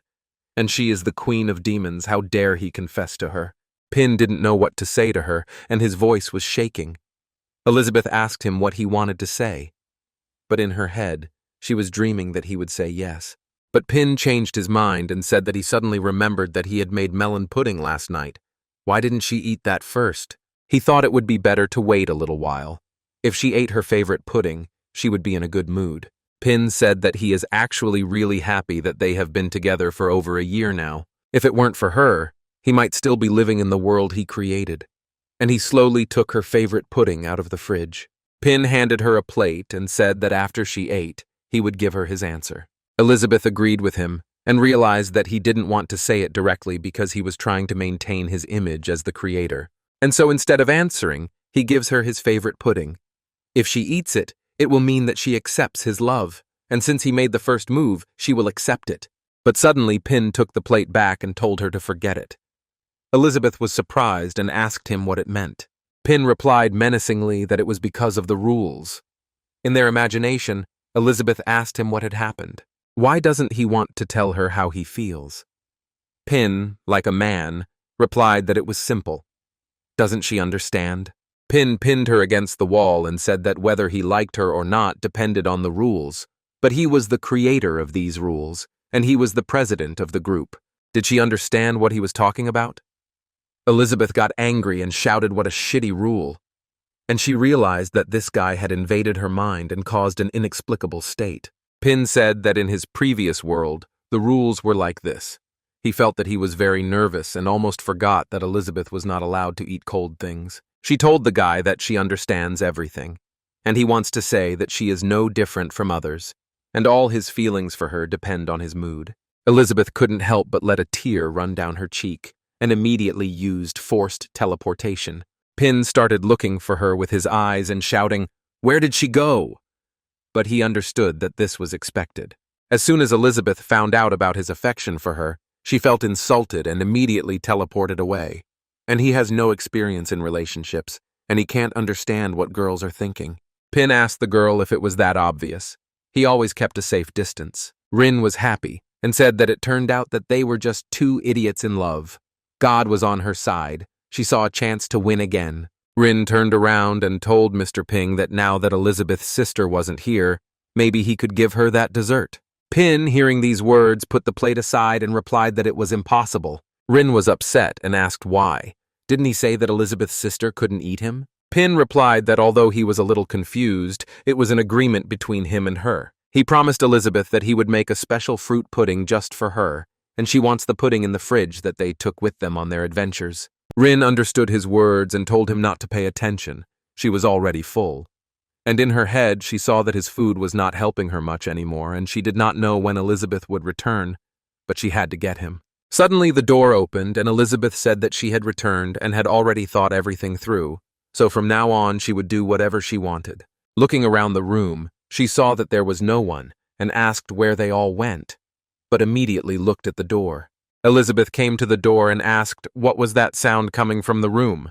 She kicked the door open and asked what they were doing here. Rin was enjoying Pin's body at this moment and absorbing his energy. Elizabeth saw this and fell to her knees and begged them to stop. Rin told her that it was too late. The rice was cooked. From now on, it would be hers. And she started laughing loudly. At that moment, Rin opened her eyes and saw Pin waving his hand in front of her face and asked in surprise, "What happened?" Pin asked her what she was laughing at. And what did she just say? Was she still hungry? Rin replied that no, she meant that she felt dizzy after breakfast, and the shock of being chased by a dark guild had not yet fully worn off. Pin was very scared and started screaming, and Rin pretended and said that she was losing consciousness again. Pin picked her up and said that he would help her get to the sofa so she could rest for a while. Rin was upset and asked, "Only to the sofa?" Pin was surprised and asked her in response, Where else? Rin replied that she wanted to go to her room and lie down on his bed. It would make her feel much more comfortable. Rin started licking her lips with an angry face and saying that she was comfortable, he was comfortable, and that meant everyone was comfortable. Pin asked in surprise why he should be comfortable. Rin pretended to faint, and he caught her and asked her to be careful. Rin apologized and replied that she was feeling a little dizzy and couldn't stand firmly on her feet. Entering Ping's room, she told the gentleman that his room was very elegant, and when she saw the bed, she knew that her target had been discovered. Rin headed for the couch and said as she fell that she was dizzy, and she didn't see the difference because she would just lie down on the bed and pull him to her. Rin slowly fell onto his bed, but Pin picked up a chair and pushed her, saying that he had promised Elizabeth.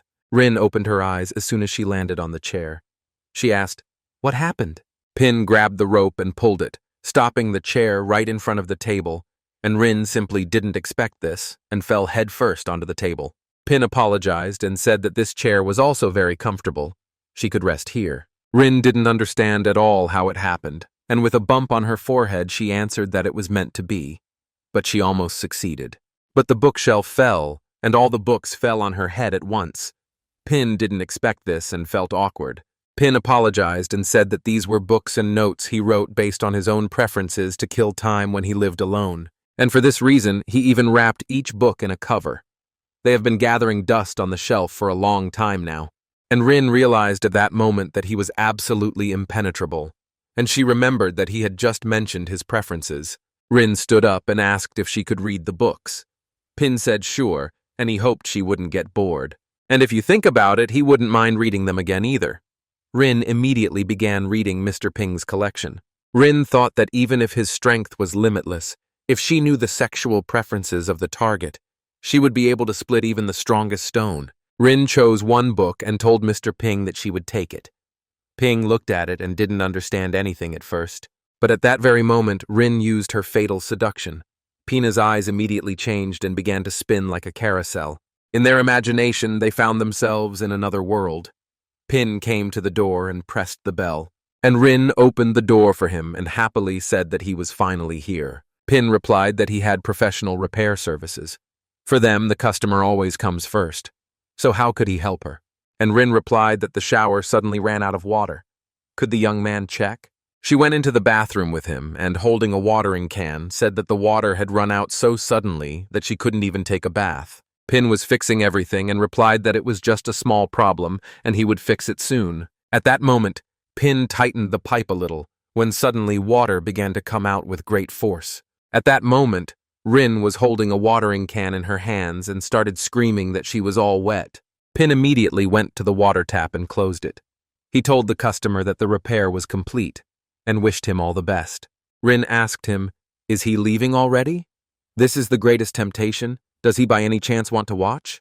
Pin froze at this point and replied that this was indeed the greatest temptation.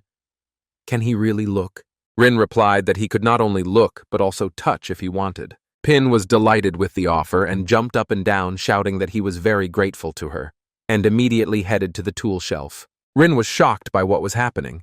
Pin asked her, "Isn't that a 3000 electric drill? It's incredibly powerful." Rin asked him why this happened. Where did this thing come from? And then, in the present time, Pin took the book from her.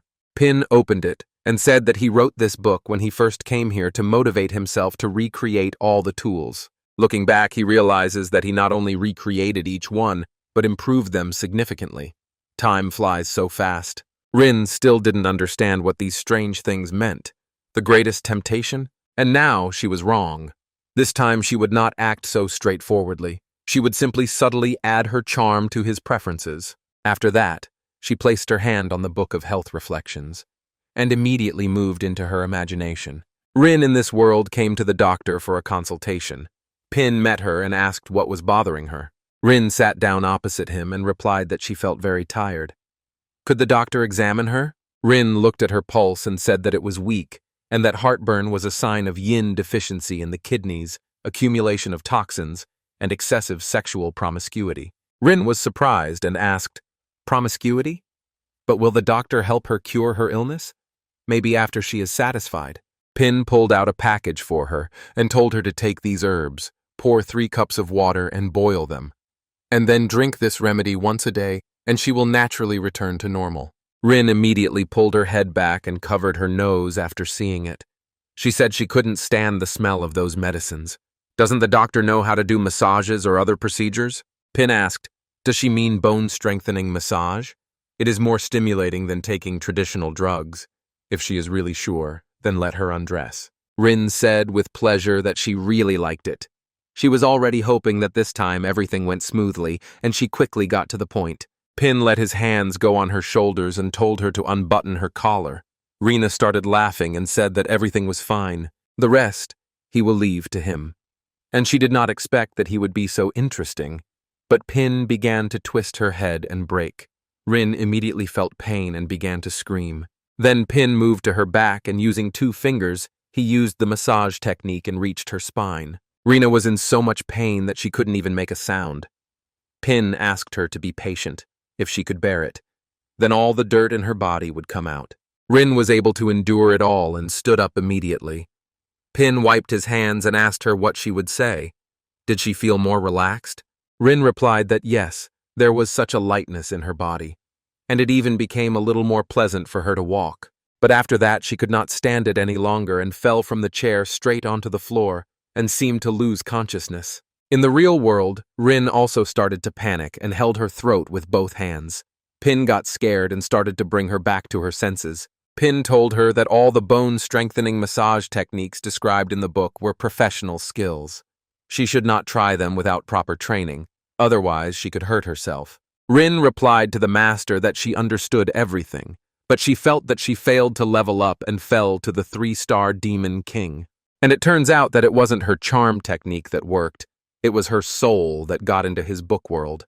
He probably realized it right away. He specifically revealed his preferences to warn her. And if she overestimates her capabilities and is greedy, then everything she ultimately receives will have to be returned in full. And this time the legendary hero had foreseen everything. How could she refuse such an opportunity that only comes once in a lifetime? And she decided that she would try again. What if she succeeded? And immediately she put her hand on the book and released her magic. This time she became a teacher and told Pin that he was probably tired after studying, and suggested that she check it out. Pin told the teacher that it was not necessary. He had already done his homework and was currently solving other assignments. Rin came over and said she would just take a look then. When she saw the solutions, she realized it was a magic circle and immediately got angry. She knew it was a very ancient thing. She felt an invisible pressure. If she could master them all, she might be able to get an idea of the world, but it was too difficult. Pin said these problems were easy to solve with high school knowledge, but would that be enough? He asked. Rin felt sorry for him and asked him not to push himself too hard. Resting is important too, but suddenly Pin saw that Elizabeth was calling him. He took the phone and told the teacher that her girlfriend was looking for him and that he had to go. Rin was surprised and asked what he was talking about. And he dared to bring a phone to school, and he was dating someone? Pin turned around and said that it was all a figment of their imagination anyway. He had long since graduated from school. They were just reminiscing when they were stressed. Pin asked her if she didn't believe him, but then he would give her all the tables with integrals and derivatives. Pin gave her all the calculations that the teacher could not bear it all and grabbed her head. Rin begged her to stop immediately and not to repeat it again. After all, her head was already splitting. Falling to her knees, she saw the formulas in front of her, but her gaze was directed at Elizabeth and Pin. Rin said that it wasn't true. Even though these spells could cause stress to people, they wouldn't cause that much harm to her. And this just painful feeling is like someone pulled out a seal from the depths of her soul. She saw Pin and the girl walking away into the dawn, slowly disappearing before her eyes. She screamed after him, telling him not to do this and to stop. But suddenly she came to her senses and abruptly removed her hand from the book, and all the glass before her eyes broke. But Ping turned to her and told her to take it. And as for the book, let her not read it. It just embarrasses him. And although it is a collection of geometry problems, he wrote it as a story about pure love during his school years. Rin asked him what he said about pure love. It turns out that this is pure love. Of course, she realized that it was no wonder that the seal that had settled deep in her heart had burst out. It turned out that it was her memories that had returned. After regaining her memories, She found herself in that world where the guy asked her to give him a chance to take care of her forever. But it turned out to be much more complicated. She was completely broken and asked, didn't he say that he would take care of her? Why did he make her accompany his guildmaster? But the guy told her that if she didn't make this old man happy, he wouldn't be able to join a higher level team. And if he can't make money, how can he take care of her, since that guy made her do it? She awakened the power of charm within herself and wandered the continent of courage, making a living by charming men and absorbing their magical energy. And the more she fell, the stronger she became. And because of this special ability, the Dark Lord invited her to join him as one of the pillars. But in reality, all this was just to make herself forget about the pure love that she longs for most. Rin picked up the instrument and struck it with a stick. The sound wave enveloped her completely and even lifted her into the air. Pin looked at her with surprise and asked why she had suddenly changed. After all, her clothes had changed and she herself had become different. Rin thanked Mr. Ping for awakening her. She would take this and send it to other worlds to spread the power of pure love and fight evil. Rin then hit again and disappeared straight away. Pin watched and said that he really didn't understand what people from another world were thinking. But at this time, somewhere in the kingdom of demons, a strange creature was looking for prey and was searching the ground with its claws. But strangely, she suddenly turned into a cat, and she felt that she was in great danger because a strange liquid got into her paws. After that, the earth itself began to completely devour her and pull her under itself. The cat suffered greatly, but nothing came of it. The shell of the dark earth swallowed her completely, and therefore sent her to the place where the other creatures were. The demon realm completely sucked in other beings to disband their powers. But an old man sat on the kingdom and said that he was so jealous that Lady Emily could become Her Majesty's riding animal and get along so well with her. And Her Majesty has not changed at all and is still as beautiful as before. But suddenly number 24 came to him and said that Samavi and Rin had been missing for some time, and he thought that they might have decided to betray them. Was the chief going to do something about this? He knew that ever since the guild had been in ruins, the chief had been hiding here. The chief replied to the servant that it did not matter. If they wanted to leave, let them leave. They did not need to do anything. But number 24 continued that, in addition, the connection with the clone of the chief in the elf tribe was recently interrupted. There are rumors that the elf tribe has been taken over by a card guild. Number 24 knew that the Golden Dragon Queen's magic power had long since been exhausted, and the leader still looked through her memories every day. Even if he didn't know the whereabouts of the Demon Queen, there was nothing he could do. The boss said it didn't matter. If he disappeared, so be it. And if number 24 understands, he finally got the attention of Her Majesty Elizabeth, didn't he? Otherwise, Amelia wouldn't have come to kill him. Number 24 couldn't deny the leader's words and replied that everything was correct. He knew that the guild had fallen apart, and the forces that had been accumulated with great difficulty were disappearing one after another. So the leader was seriously injured and could not recover. And now he had to do something to help him get back on his feet. And suddenly the magic step began to shine brighter. The chief immediately became wary and said that he felt pressure. Number 24 told the chief that it was her, and she came back. The chief was shocked and said that he knew. But the way he looks now, it will be a frightening thing for her. Elizabeth was in the demon world at this time and was very upset. And she said that Pin kept talking about rules, and now she understands that for him, the feelings he has for her are just soulless rules. Suddenly a tear fell from her face onto the ground, and unexpectedly part of the ground became covered with flowers and green grass. She fell into the clearing and said that she had been wishful thinking. She still felt sad and ashamed. When did she become so vulnerable, Elizabeth wondered. But suddenly she became firm and said that she didn't need anyone. And Pin, having lost such an opponent as her, loses a lot. She promised herself that she would never come back unless he asked her to. But suddenly she felt something. Elizabeth said that this is Amelia's aura. She is clearly here in the demon realm, so why hasn't she completed the task she gave her yet? Elizabeth used her powers and turned into air to move around the demon land. After this, she immediately turned into Elizabeth and opened a link to the real world, where it is light and good. Elizabeth looked and said that this dirty magic was everywhere and decided to just end it. Although she should have just watched and not interfered. She began to doubt herself and asked him to come to his senses. After all, she was no longer playing with him. Let him do what he wanted, and she needed to get down to business quickly. Elizabeth approached the source and asked Amelia why she was hiding here. If she accepted this dirty magic in pursuit of power, she would be very disappointed in her. But she received nothing in response and, angry, shouted at Amelia to appear immediately. Elizabeth knew that Amelia had a master-servant contract with her, and she could not ignore her orders unless she was a traitor. But then she started denying it, and said that Amelia had reached the level of a demon king, and her talent was unmatched. Even if she were to encounter an opponent of the same level, she would definitely be able to escape unharmed. Elizabeth used her demonic hands and walked across the ground to find Amelia. She went very deep underground and took out the ball in which Amelia herself was located. Elizabeth squeezed the vessel completely to release Amelia from the hands of those demonic creatures. Elizabeth then placed the ball in front of her and, after saying a few words, touched it with her magical hands to open it. Amelia felt the touch and tore the ball into small pieces and showed its true form. Elizabeth said that it seemed she had underestimated the Dark Guild. Her life was drained, and her magic power was completely absorbed, leaving only a shell of her. Elizabeth hugged her and asked her to come back and live 1,000 years of life, and she used her forced resurrection. After this, Elizabeth brought her to her senses and asked her to tell everything that had happened. But Amelia suddenly looked at her as if she were a stranger and asked the queen who she was. But then Amelia didn't understand who she really was and asked. Elizabeth immediately realized that Malfoy had deprived her of her memory, and now she would find him and crush him into dust.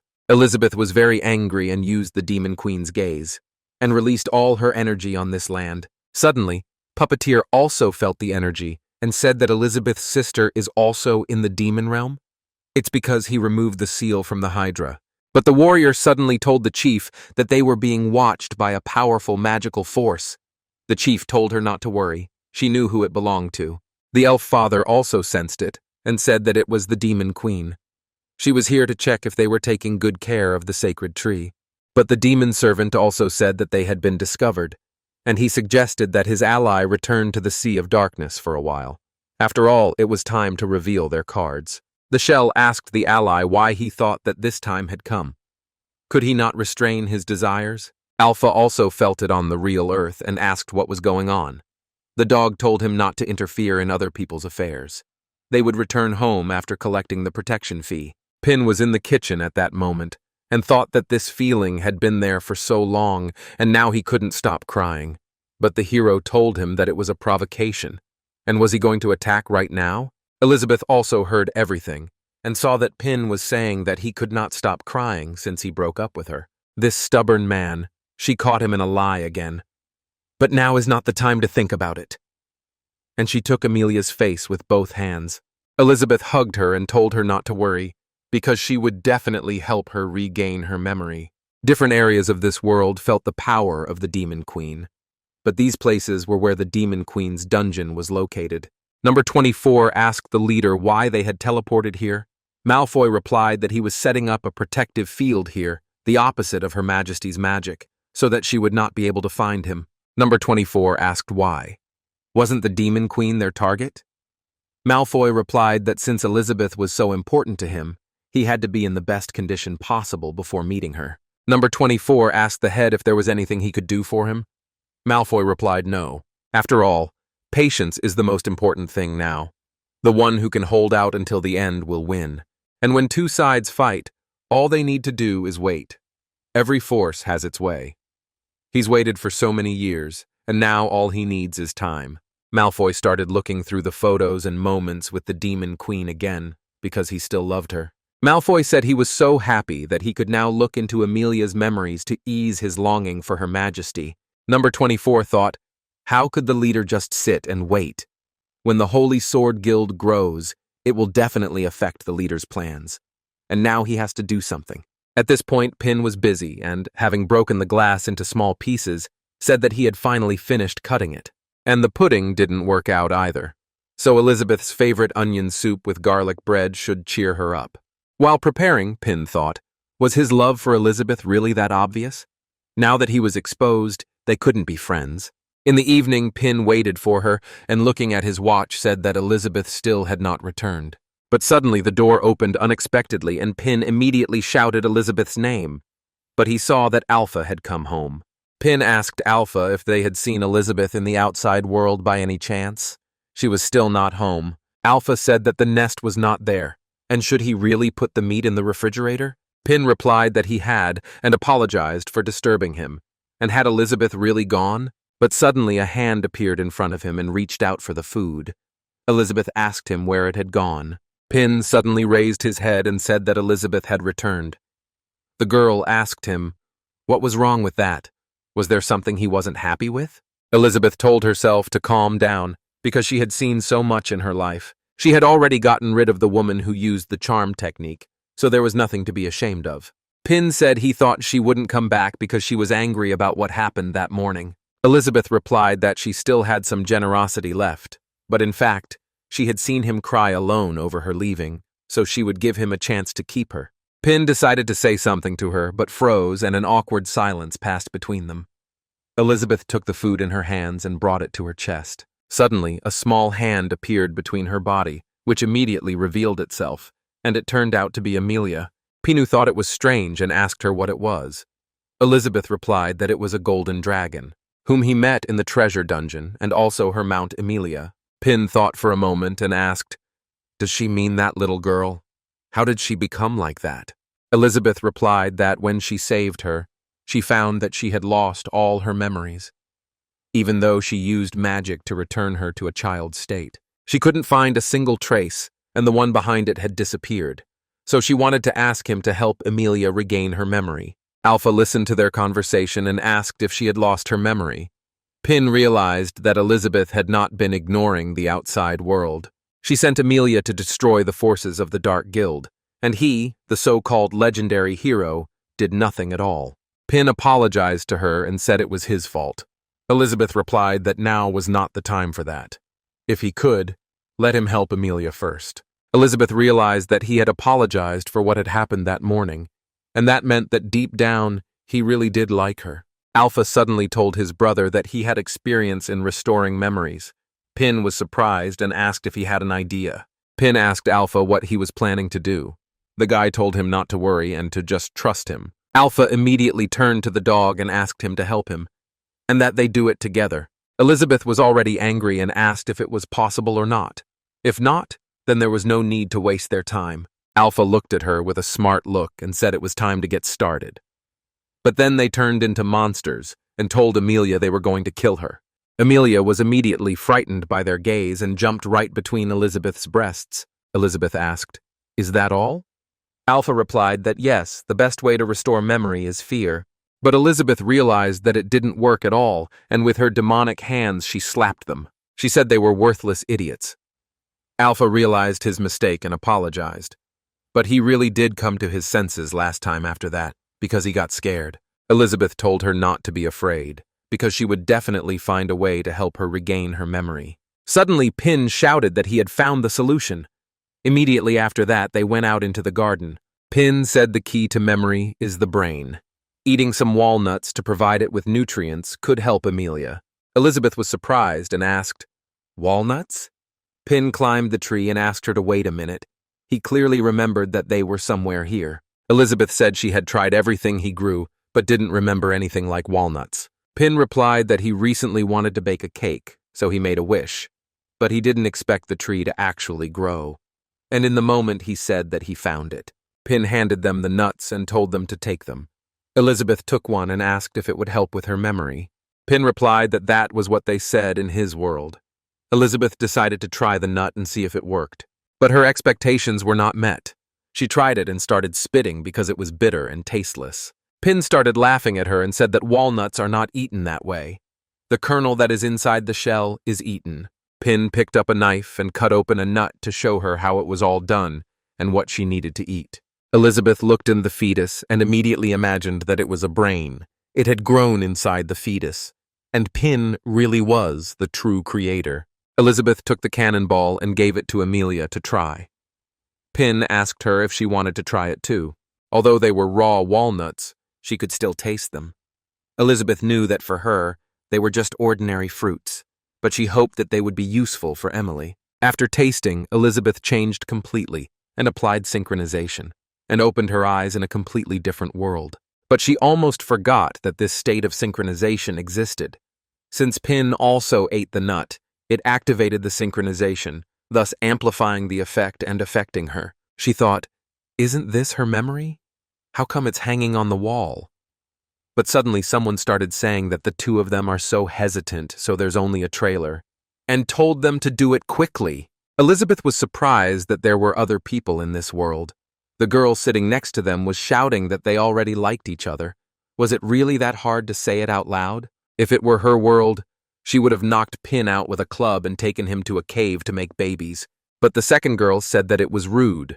Not everyone was as straightforward as in their world. Her husband, Ping, was moving forward step by step to pass the imperial exam and get close to her. Elizabeth thought at this moment, were they all from different worlds? But Elizabeth from another world said that in the cultivator world, he and elder brother Ping had gone through 81 trials. It was only after they destroyed the heavenly ancestor demon that they were able to be together. But Elizabeth the pirate said that her Pin knew how to fight her from the beginning, and said every day that he was the one who wanted to become the king of the pirates. And in the end, didn't he lose to her? She got the great secret treasure and became the queen of the pirates. In the end, he could only console himself with words like, she is her great secret treasure. Elizabeth said that it seemed that in different worlds, the queen got along with Ping differently. She became curious and asked where exactly this place was. The old lady replied that it was Elizabeth's theater, where she could watch Elizabeth's stories from other worlds. Elizabeth asked, who is she? Old Elizabeth introduced herself and said that she was an ordinary person in an ordinary world. Elizabeth asked how she got here. The old woman replied that she didn't know the details, but she knew that each Elizabeth had her own way of getting here, and it is assumed that the relationship with Pin must reach a certain level. Elizabeth asked, the relationship with Pin must reach a certain level? So her appearance here means. The old woman replied that no, it was just a trailer, so what she had in her hands could only be considered a temporary ticket. Elizabeth told her that she was thinking badly and her relationship with Pin was that bad. The old woman replied that you can't please everyone, and let him remember, every Elizabeth is the main character of her own world. Just let him follow the call of his heart. And truth be told, she didn't think any story could compare to hers. But when it was released, it didn't make the other Elizabeths cry. But for her, an old woman, it was a very happy memory. Elizabeth asked, really? What is the story? The old woman replied that she and Pin had an ordinary life. They met, then got married and had children, and eventually grew old together. Elizabeth was rewinding all her words in front of her at that moment, and even thought about it in the moment. The old lady asked, even if there is no magic or high technology, isn't it happiness to live an ordinary life? She remembered those moments when she spent time with him, and at that time, Pin was an ordinary salesman. She always made fun of him and threw tomatoes at him during arguments, and then she laughed. But Pin was not simple either, and he took water in a bucket and poured it all over her from head to toe, and then he made faces. After this quarrel, they fell in love with each other, and then they became engaged for life. The old woman said that the parents would leave, the children would grow up, and in the end, it would be Ping who would always be by her side. Life is short. It would fly by in the blink of an eye. Suddenly a movie turned on in front of them. Elizabeth listened to all his words as he confessed his love to her. She wondered if these were Ping's thoughts. It turned out that he had been in love with her for a long time, too. All the people who were in the film started shouting that they knew he was hiding his feelings. One of the Elizabeths saw that it was a trailer and said that it was crazy. And when is the movie coming out? And what about the baby conception scene? And she wants to see it now. Elizabeth from the other world responded that her attention is always focused on the bridal room, although she too is looking forward to how the couple's relationship will develop. And if you think about it, Pin is quite a gentle and kind person, so it would be nice to change your preferences from time to time. And how she is looking forward to this movie. I wonder if they will end up together. Elizabeth was shocked and frozen in the moment. The old woman told her that the trailer was over and her temporary ticket was about to expire, and let her remember that in each world, the fate of Pin and Elizabeth will be unique. So do not worry and just follow the call of your heart. Elizabeth asked, Then what will she come back? At that moment, Emilia also grabbed her head and began to tremble. Pin asked her if she could check it out. It seemed like she was in pain. Maybe she was allergic to nuts? Elizabeth immediately applied the healing technique. Emilia suddenly began to roar unexpectedly because she was in pain. Pin asked her what was going on. Elizabeth replied that he had overestimated Emilia. The guy asked her if she knew what to do. Pin was beginning to think that she might have a nut allergy. Elizabeth said that there was no other way out. She could only rely on herself. She understood that Pin used walnut synchronization to help Emilia regain her memory, but she was unable to restore her lost memories. And so the empty memory cells seemed to pierce Emilia's brain, causing her great pain. She searched the entire world, but could not find the one behind this. Pin extended his hand to her and asked her forgiveness. But suddenly Emilia remembered everything and saw a huge hand in front of her. She immediately felt a sense of terror and submission. Malfoy saw the spark at that moment and said that her original memory had returned. But how was that possible? Emilia came to her senses and, running away, began to scream at the lady and ask her to save her. Emilia didn't look ahead, and while running away, she unexpectedly hit Elizabeth right in the chest. Elizabeth picked it up and saw that Pin had used the power of rules to forcefully return Emilia's memory. But before, he didn't want to interfere in such minor matters, but for her sake, he made an exception again. Pin realized that he had made a mistake and approached them, asking for forgiveness and saying that it was his fault. He had scared her. Elizabeth replied that it was okay, she could handle it. She would just let her go back to the contract space and rest. After that, Pin and Elizabeth just looked at each other, and neither of them could even say a word. Pin turned around and said that it was quite a clear night. Didn't she think so? Elizabeth also blushed deeply and couldn't answer him. Alpha and the dog were watching them at that moment. He said he tried to scare her too, but his method was boring and low level, and what Pin did was amazing. The dog barked a little and replied that everything was correct, and how could Alpha compare himself to his owner? Suddenly, Alpha saw a text in front of his eyes, in which someone called him out and the request for punishment was rejected. The dog started barking because she saw Alpha fall to the ground and start holding his head. Alpha screamed that it was too loud and it hurt. His head was going to explode. The dog pulled out the headphones and gave them to the guy. Alpha suddenly calmed down and immediately closed his eyes. The dog told him that if he heard a noise, then he should put this on. What had happened to it anyway? Her receiver wasn't picking up any noise at all. No matter, he'd take it back to the blacksmith shop for a detailed inspection. Elizabeth said that if that was all, she would go. But Pin did not know what to say to her and simply remained silent. Elizabeth walked away slowly and thought, why doesn't Pin follow her? In other worlds, he is very active. But Pin's thoughts were very different. On the one hand, he wanted to catch up with her. On the other hand, he was so cowardly. But Pin knew that even if he was refused, he didn't want to regret it for the rest of his life. And Elizabeth, on the contrary, was also thinking, should she make the first move? But no, that won't do. She decided she needed to forget. Elizabeth and Pin each had their own unique destiny in each world. She would just follow her heart. She immediately used forced teleportation, and then Pin shouted at her to stop. Pin said that she had asked him earlier if he liked her. Elizabeth turned and looked in his direction. Pin took the plunge and said that they had been together for over a year before he realized it. He also realized how big the gap was between them, and he is a so-called legendary hero who knows nothing about swords and magic, and is generally unworthy of it. Pin said that if possible, he wanted to live a normal life with her. Elizabeth wondered if he really had to emphasize that he was the creator, and that he had condescended to live a normal life with her. Pin said that he is a homebody, has no experience in relationships, and does not know how to make a girl happy. Moreover, due to his status, he does not dare to express his thoughts.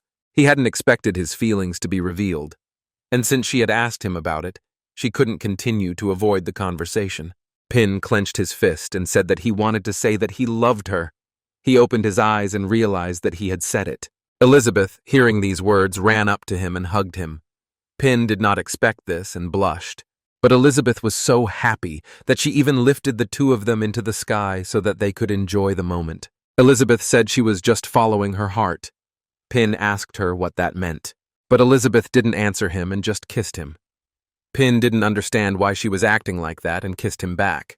Pin told Elizabeth that he loved her, but she covered her eyes with her hands and replied that she loved him too. And at that moment, Pin tried to hug her, but she disappeared. He even thought he was sleeping.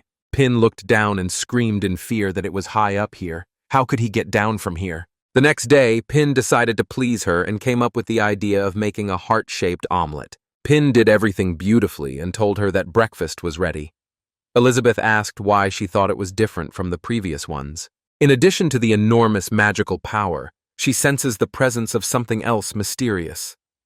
But what is it? She thought. Pin looked like he didn't understand and said they'd better eat it quickly before it got cold. The boy felt that he was being too straightforward. The special dish he had prepared for Elizabeth seemed too banal to her. Elizabeth said fine, and she began to eat. After the first bite, she felt love in his eyes. She knew immediately that it was love, and Pin had put a lot of love into that breakfast.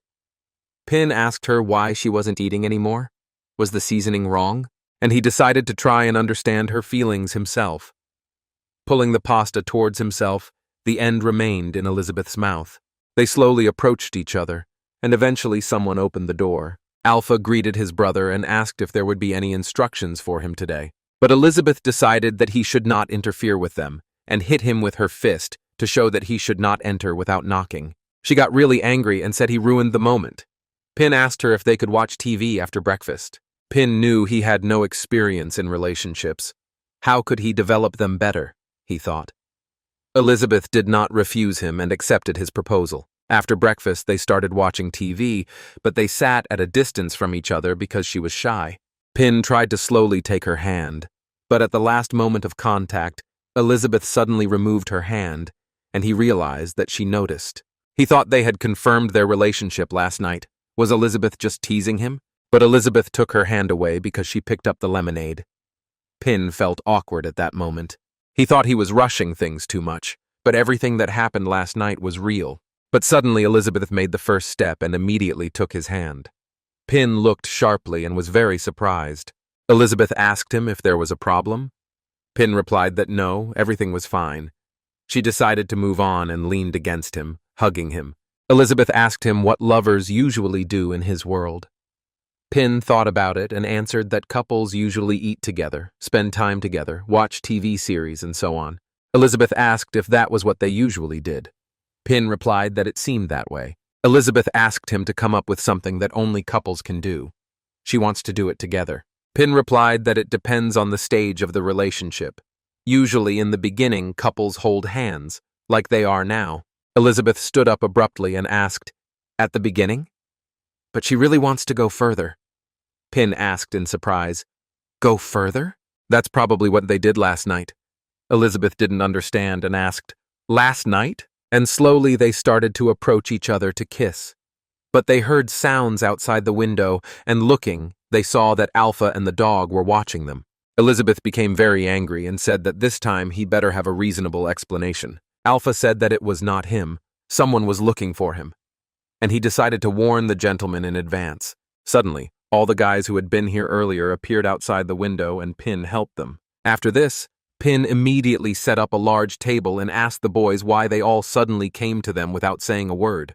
The puppeteer replied that yesterday she felt the magic of Elizabeth's sister in the demon realm, so she is here today. She thought that they must have found out that she had opened the nine-headed dragon's treasure dungeon without permission in order to test Raphael in a real fight. And the girl also replied that she felt their magical power, the demon queens, so she specially came here for further instructions. The elf chief said that the same applies to them.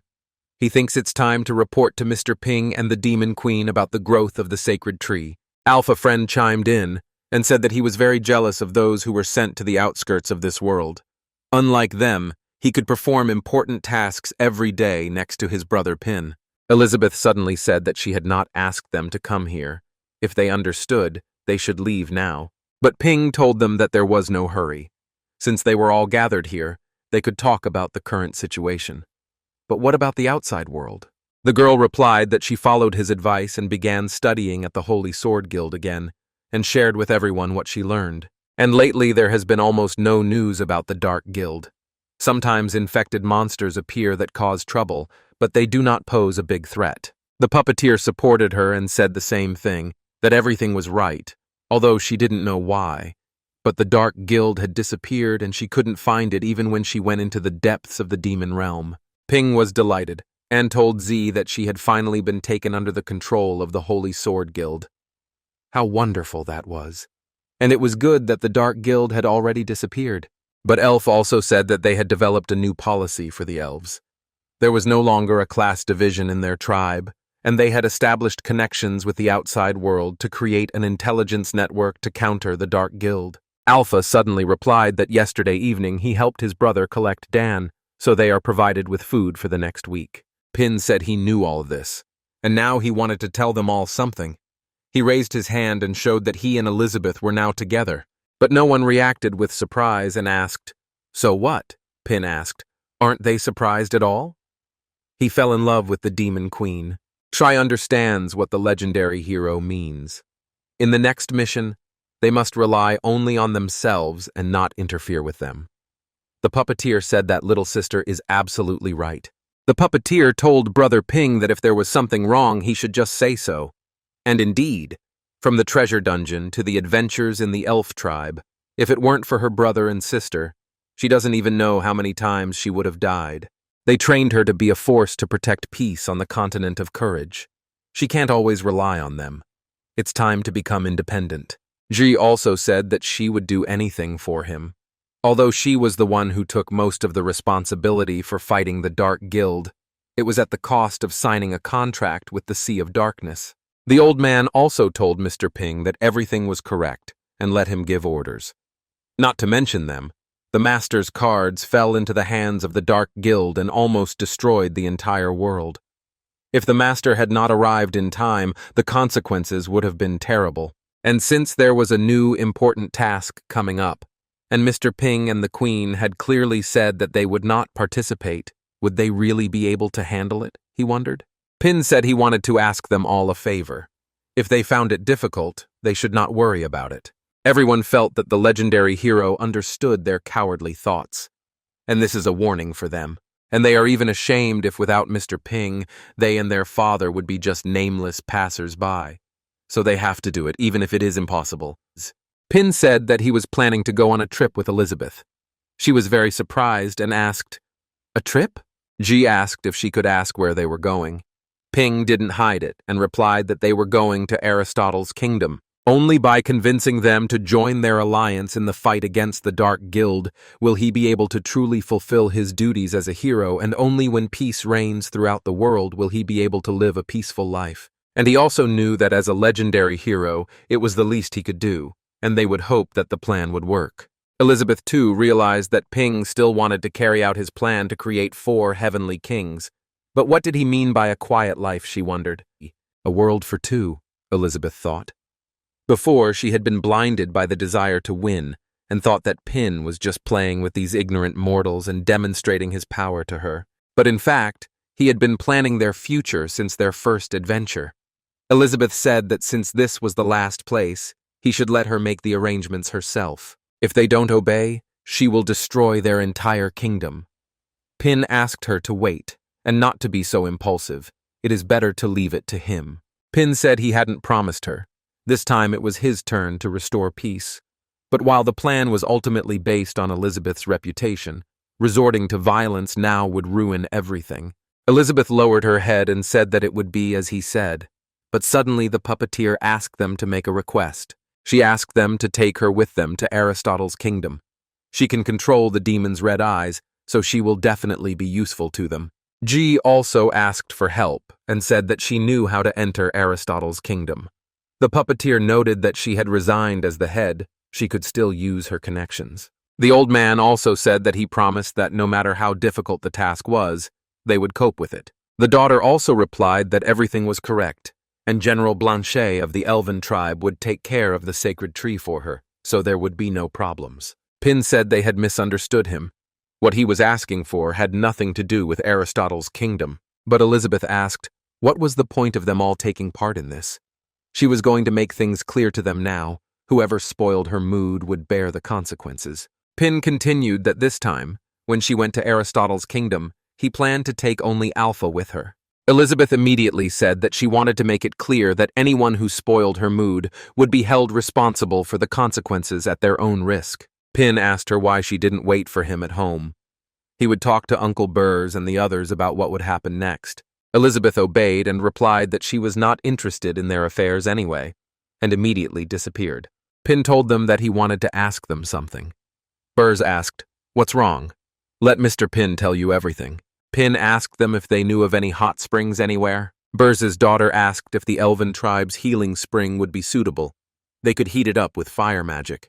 Pin replied that he had been to the elven tribe and was afraid that Elizabeth would not be interested. He needed a natural hot spring. Suddenly, the puppeteer said that she knew that there was one near the volcano in the demon realm. With a little work, it could become a natural hot spring. Pin was delighted and said that it was great, but could they help him clean it up and set up a spa? He wanted to surprise Elizabeth. Zhu also said, "Of course, no problem. The volcanic zone is not far from the Demon Queen's dungeon. Maybe the legendary hero is hinting at something." Burrs also thought it was obvious that he meant to tidy up.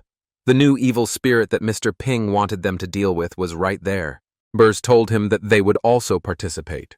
Z replied that if they all worked together, they would feel more confident. Pin was delighted and said that the hot spring issue was resolved then. No need to rush. They had a whole month. G told him to be sure that they would definitely cope with this. Ping went home and said goodbye to his friends. Burrs said that in a month, the evil will descend upon the volcano of death in the demon realm. The legendary hero and the queen will definitely not take any action, so they can only rely on themselves. G continued that this evil spirit might be a life form from another world in the sea of darkness. She would send them detailed information after collecting it. The puppeteer said that it was no wonder that when she practiced in the demon realm, the demon's red eyes always sensed the movement of a mysterious force. But Elf replied that, fortunately, she still had a month to prepare, and during that time she was going to raise her to the level of the Demon King. Alpha asked, "Did they all hear that?" This time, Brother Pin is the only one taking him. And suddenly, everyone used forced teleportation at once. But Elizabeth grabbed Pin's hand and said that at last no one would disturb them. Pin didn't understand and asked, what was the matter? Elizabeth replied that they would continue what she had not yet finished, what only lovers could do. A week later they set out, but Pin was completely exhausted and had no idea where he was. All this time he worked, did housework. But Elizabeth always came and said that they should maintain physical contact. All this time she told him that they had to maintain physical contact. Pin asked her at night if she was not used to resting in her own room. Elizabeth replied that she did not care. From now on, she would sleep with him. Pin kept thinking about how she could relax in this situation. And suddenly he took out his own miracle pills from his pocket. Alpha asked his brother what these were. Pin replied that they were pills he had prepared using herbs from his yard and the secrets of Chinese medicine stored on his bookshelf. Pin tasted one chocolate and immediately felt a surge of strength, and his whole body was restored. Afterwards, Pin was completely beaming and told the boys that he was alive. Alpha told the gentleman that he looked amazing, and asked him to let him try it too. Pin replied that it was not allowed for children. He was also a sword. He didn't know what the side effects might be. And Elizabeth noted that her boyfriend really did have a lot of secrets. And just by establishing a closer relationship with him, she rose from the level of a demon god to the level of a saint. And when she increases her power by a few more stars, it will be time to go further and create the strongest child. Alpha looked at them and said that since that evening, they really began to look more and more like each other. The dog told him to watch his language. His master rarely invites him anywhere, so he shouldn't do anything stupid or spoil their mood. Suddenly, Z came out on their way and shouted. Pin said it was her, and they reached the kingdom of the gnomes. After the meeting, they immediately came to the kingdom of the gnomes. They were very happy and immediately entered the city. After they entered the city, they immediately saw that these creatures loved their work very much, for everyone around them was doing something. Pin immediately said that the dwarves are really good at blacksmithing. There are weapons and equipment stores on every corner. But Alpha replied that there was no point in it anyway. There was no one on the whole street who could match him. But Elizabeth didn't understand anything and asked who could explain to her why they needed to visit the Gnome Kingdom first. Jai entered the dialogue and replied that the Dwarf Kingdom was the only place that maintained trade relations with Aristotle's kingdom. And so, if the Dwarf King introduces them, perhaps they can enter Aristotle's kingdom without getting involved in a war. But then the leader of the dwarves met out and said that Ms. Z said that they must have a way to help the Dwarven Kingdom regain the ability to forge S-rank weapons, though he also knows that they and Mr. Ping know how to create maps. And such weapons are not easy to obtain, as the supply of heavenly colored ore has been depleted. Unless there is absolute certainty in them, he advises them not to bother their father. He has a bad temper. Pin was curious and asked, what was celestial colored ore? The story said that celestial colored ore had fallen to the Bravery continent 200 years ago along with a meteorite. The impact was so powerful that it changed the landscape and formed a sacred mountain that protects the Dwarf Kingdom. And now his father is doing research in the deepest mine of Sacred Hammer Peak. Father was forging a sword at this moment and said that it was already a 10997 attempt, and now the draft had reached A rank. And this time, the hardest tungsten steel is used for the final grind. During the work he applied 20x magnification, and when he saw that there was no result, he immediately switched to 100x magnification. But father got angry and asked why it didn't work out, and what kind of materials should he even use. But he decided that there was no way he would allow it, and the blacksmithing of the Dwarf Kingdom would not be destroyed. But then the boys came in, and the dwarf told his father that he would like him to meet his friends. But his father told him to disappear and replied that he was mad as hell. And didn't he tell him he wouldn't see anyone while he was here? The gnome said that this time they were recommended by Lady G. Sogus of the Holy Sword Guild. His father didn't like it and asked him how dare he argue with him. Whoever they were, let them get out of here and don't stop him from forging. But G herself came out and addressed His Majesty, saying that for the sake of the long-standing cooperation between their two guilds, let him hear her out. And maybe it would help him find a new way to create S-rank weapons. But the dwarf told Mrs. G in a whisper that it wasn't too late for them to leave. Father, hearing such words, used his level 5 superweapon Flying Boots and galloped over to them, saying, "What nonsense!" Heimerdinger introduced himself and said he was the strongest blacksmith in the world. And now she's saying other people can solve problems he can't. G replied that yes, and she believes they can do it. And Dwarf asked his father to calm down. Heimerdinger raised his huge hands and said, "It's an insult, and he is a huge insult to him. And now let him prepare to take on the wrath of his iron fists." But suddenly Elizabeth came out and replied that there was no tiger on the mountain. The monkey ruled here. And showing her face, she told Heimerdinger that they had not seen each other for a long time. But Heimerdinger didn't stop and still used his hard punch. Jai was frightened and turned to His Majesty. The dwarf couldn't stop him either and shouted to his father. Heimerdinger fell to his knees and said that he had been foolish and didn't know that Her Majesty, the Demon Queen, was here. And 500 years had passed, he thought. Elizabeth interrupted him and asked him that he thought she was dead, and so he couldn't wait to declare himself king. Pin was also shocked and asked Elizabeth, was the Lord of the Dwarf Kingdom her vassal? Heimerdinger replied that he deserved to die for his crime, but the Lady Demon Queen begged her to listen to him. And he was forced to. He didn't even have a choice. Sitting down afterward at the big table, Heimerdinger said that the world is becoming more and more chaotic. And to save the tribe, he, the chief, must take this responsibility and return to the peak of the sacred hammer to restore the kingdom of the dwarves. The gnome said that it was actually a legendary hero and demon queen. And why didn't Madame G tell him that before? G apologized and replied that they had to hide from the outside world, so she couldn't reveal information about them and worry them. And since His Majesty is a subordinate of the Demon Queen, there is no need to hide anything anymore. Elizabeth got curious and asked, "What about the others?" "Let him tell her everything," Heimerdinger replied. Needless to say, it was Vis Malfoy who founded the Dark Guild and turned the world upside down, plunging it into chaos. He captured members of different races for his experiments with life magic, and many of their tribe of dwarves were brutally murdered by him. And Mr. Jim was looking for her, and it is said that he also met a human woman during this period, and they had a child together. But he later became a target of the Dark Guild, so his current whereabouts are unknown. And as for Mughal, he was miserable. All the great chieftains united and killed him. This incident was also dangerous as the beginning of the fall of the orcs, because after Mughal's death, the chieftains divided the territory as they saw fit. But this also increased the internal mutual dislike of the orcs, and they fell into endless cannibalism. Until now, it had been difficult for the orcs to become a unified force.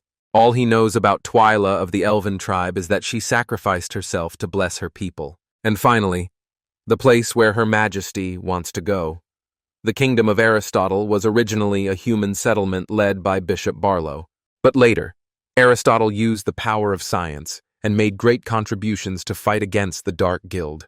To honor his memory, people of later generations named that place Aristotle's kingdom. But the lifespan of the human race is very short. He doesn't know how many leaders changed after Aristotle's death, but that place was becoming more and more closed. However, for the past few centuries, they have continued trade relations with the Dwarf Kingdom. Elizabeth replied that they were a bunch of fools. And did he know about the emergence of the Dark Guild? So why didn't they join forces to fight the enemy? Instead, everyone went their own way? Let them put aside racial animosity and achieved world peace. Did they forget her orders? Heimerdinger replied that he was sorry. At first, everyone followed her order, but in time there would always be people who were selfish and arrogant, and the humble ministers would also be forced to obey. Wynne told Elizabeth not to blame them. It's like not having a classroom teacher at school. There will always be people who make noise and influence others. Elizabeth replied to the guy that his words made sense. But G decided to speak up and wanted to ask the legendary hero to help the Dwarf Kingdom solve the problem of not being able to create an S-rank weapon. But the dwarf said that he didn't question the legendary hero's abilities. But the supply of heavenly colored ore had been depleted, and it was impossible to restore S-rank weapons unless meteorites fell from the sky again. Heimerdinger also went on to say that he doesn't want to admit it. But Brian is right. He has done over 10,000 experiments. Without ore, he can only reproduce A-rank weapons at best, not even low-grade S-rank weapons. Ping replied that if this S-rank weapon had to be made of heavenly colored ore, then it was indeed a problem. Pin realized at this moment that they really were dwarves from another world. They even used meteorites to make their weapons. But Heimerdinger said that no, the heavenly colored ore was not a raw material, but a special grinding stone. It was discovered in his grandfather's time. And long ago, they dwarves were just a wandering people, wandering in search of ore and making a living as blacksmiths. And until his grandfather led the tribe in search of minerals and came here. They discovered that this was the place for the dwarves to live, rich in minerals and the unique peak of the sacred hammer. So, relying on his talent for finding ore, Grandpa led the tribe to dig inside the peak of the sacred hammer until they reached the deepest point where they are now. And even here, a previously unseen colorful ore was discovered. Everyone was amazed, and Grandpa assumed the ore must be of extraterrestrial origin, so he wanted to use his pickaxe to mine it and study it. And suddenly, Grandpa's pickaxe was gold. Since then, the news that grinding with colored ore can improve weapons.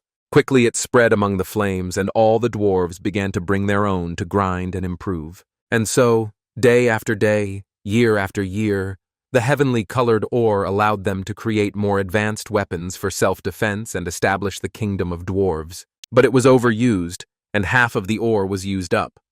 In the interest of the dwarf kingdom, the right to use the ore was nationalized, and only 100 of the best blacksmiths were allowed to use it. And as further wars broke out between different tribes, in order to create better weapons for defense, the use of ore continued to increase and the rules changed as well. The rights to use it were first held by 100 of the best blacksmiths, then by 50, 20, and finally 10. Fortunately, over 500 years ago, the Demon Queen had single-handedly resolved the disputes between the tribes.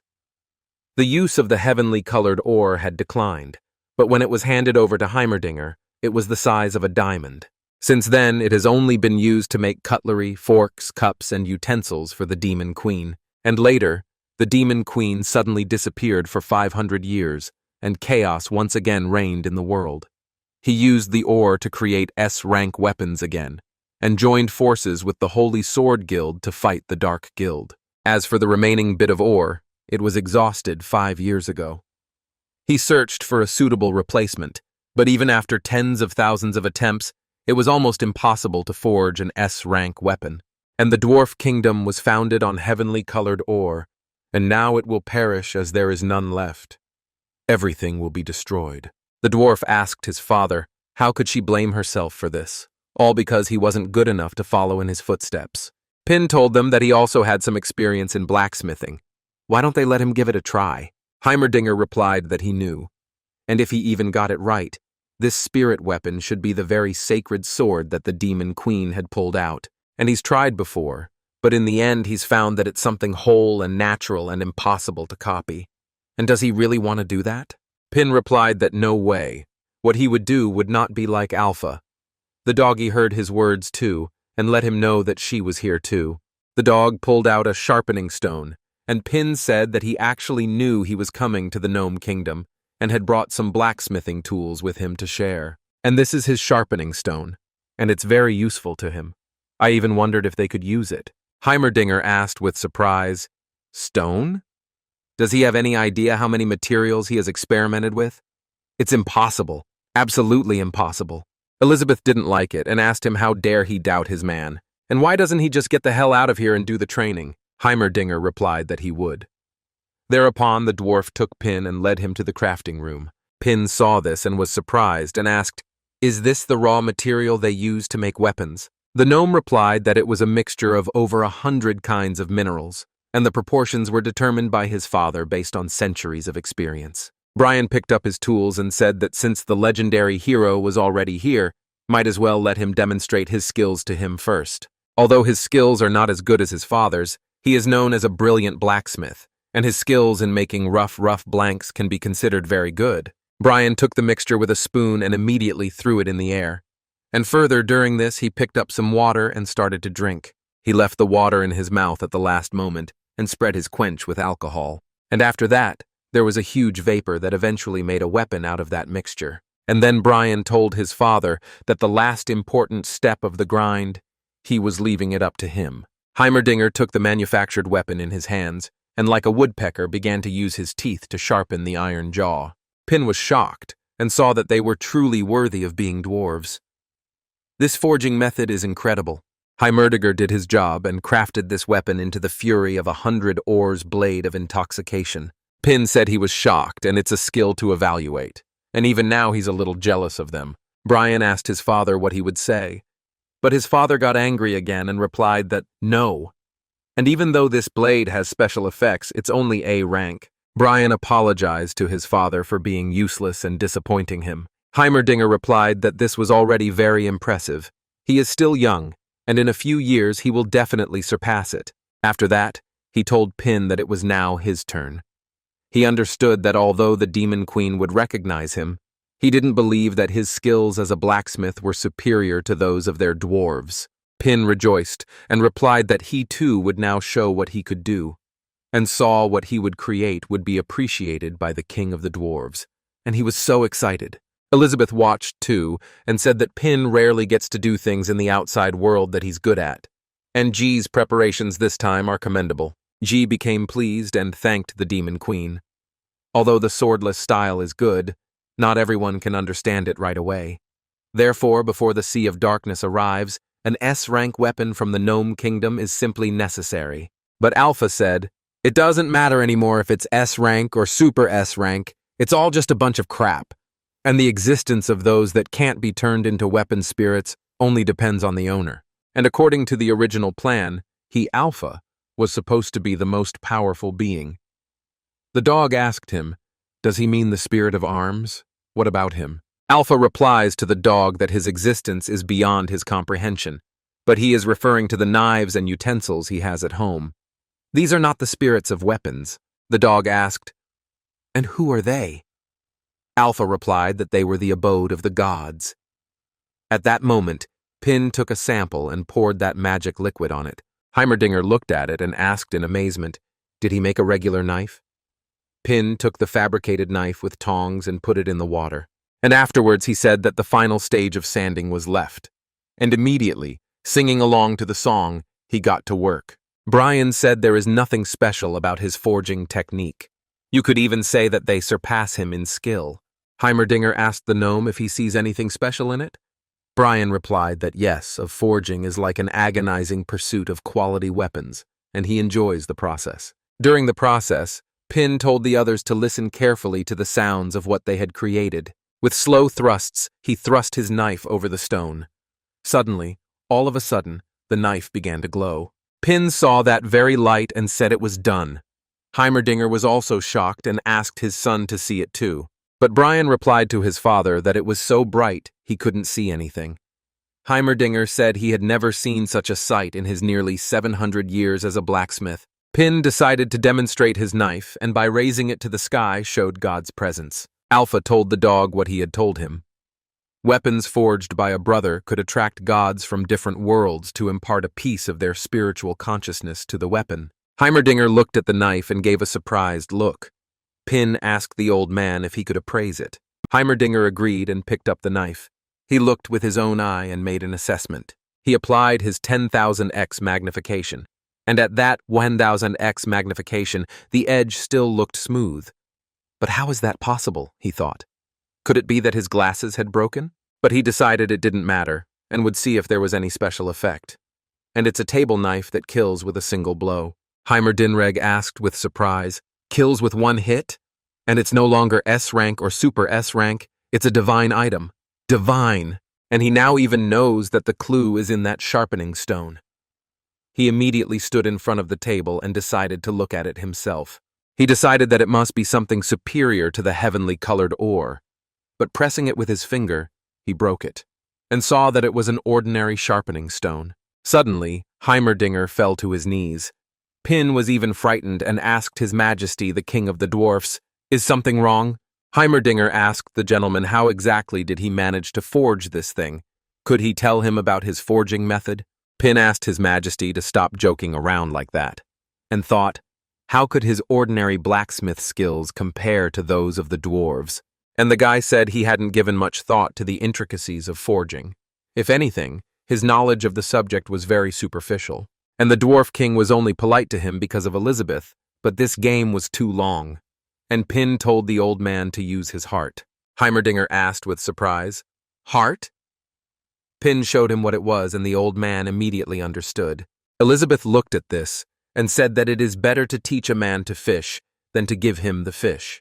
Revealing the true meaning of the power of rules through the usual principles of Pin, he's really something. Afterward, they headed into the desert to meet a train that was passing on the edge of the peak. Heimerdinger said that this train delivers ore directly to Aristotle's kingdom, and the Demon Queen, as a representative of the transportation service, has permission to enter the royal city.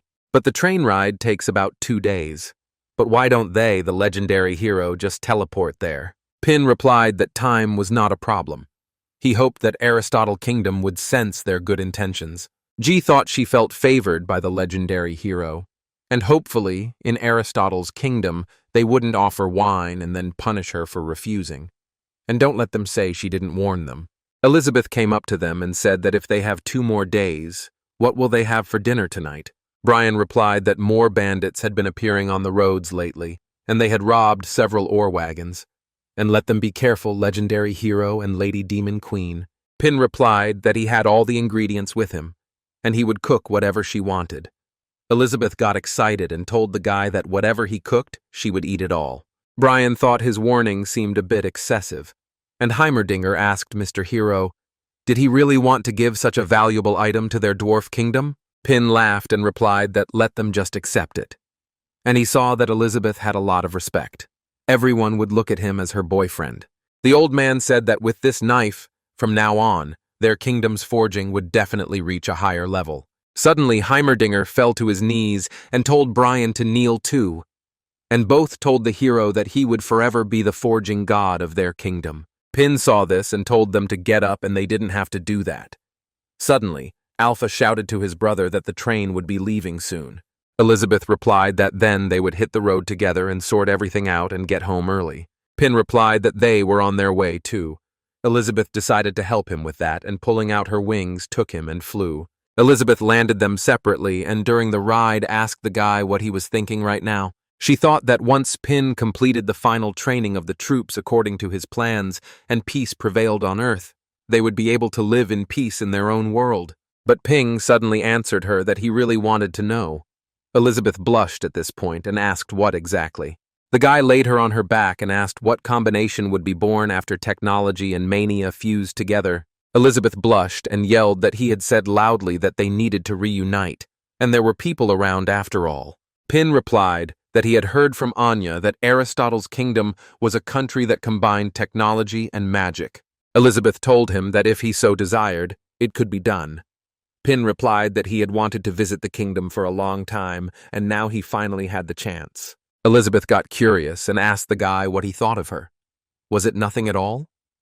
Pin took her hands in his and replied that he wanted to tell her in a month on their anniversary. The girl said she wanted to hear now, and Pin replied that at the end of this adventure he would like to formally ask her. Elizabeth asked what he was going to ask for. Suddenly, out of nowhere, a bomb flew straight into the train. Pin was frightened and asked what was going on. And then Elizabeth looked up into the sky and saw the enemies. The enemy shouted that while they were here, let them not even think about moving a single stone to the Aristotle kingdom. The head man in the bandana shouted to his brothers to act already and grab the train. The bandits took no chances and released bombs from the sky into the train to completely blow it up. But Elizabeth used her magic and solved the problem in one fell swoop by shooting down the bombs in midair. Pin looked at the whole thing and said that they had really run into bandits, and asked Elizabeth not to hit them too hard, and needs her to let them all live. He wants to ask them something. And if they arrest these bandits, the people from the Aristotle kingdom will be able to feel their sincerity even more. But Elizabeth replied that if they were connected to the Dark Guild, that was another matter. One day, Emilia would get her memory back, and that would be when she would completely destroy these parasites. Suddenly, Alpha yelled for them to stop. Pin asked him what was wrong with him. Alpha asked his brother to provide such little things for him. Pin asked if he was okay with that. The Alpha replied that, of course, now it was his turn to act as the true sacred sword. The bandit said the escorts aren't dwarves this time. Did they finally hire bounty hunters? The elder replied, and if they are bounty hunters, can he kill them? But then Boss Pythias flew in and replied that these people are very powerful as they can use magic to destroy his special projectiles. The elder asked him if he could give an order. Pythias told them to ignore them. They would concentrate all their firepower on the locomotive. The bandits circled around everything and said they were ready. But Pin saw this and said they wanted to destroy the locomotive. Alpha suddenly lit up looking at them and asked that they leave this little matter to him. The bandits fired bombs from all their guns straight into the locomotive. Alpha saw this and walked through them with ease. Alpha used his skills during this and rejoiced because of the fact that he felt it again. And there are no monsters like the ones back home. He's only as strong as the three of them, and now they can let him vent his anger. The bandits asked who this guy was. Could it be the bounty hunters or not the easy ones? And asked the boss what they should do now. Pythias replied that they were embarking on plan number 2. He noticed that this guy was a spirit of weapons. Didn't the heavenly colored Radha from the dwarf kingdom disappear? And he even wondered, how did they manage to create a magical weapon of this level? They have to stop him! The bandits walked over him and let loose their backup plan with their guns. Alpha found himself in a puff of smoke and didn't realize what it was. And why was it so hard for him to move? And after that, the bandits surrounded him from different sides and applied their fixative spray. Fixing the spray, he withered in the air, and with a strong and swift ball, he dropped to the ground. Bandit says it's done, and the boss's invention really is awesome. Ping saw it and said there was something wrong with Alpha, and started yelling his name. But Elizabeth answered him that everything is fine and he has nothing to worry about.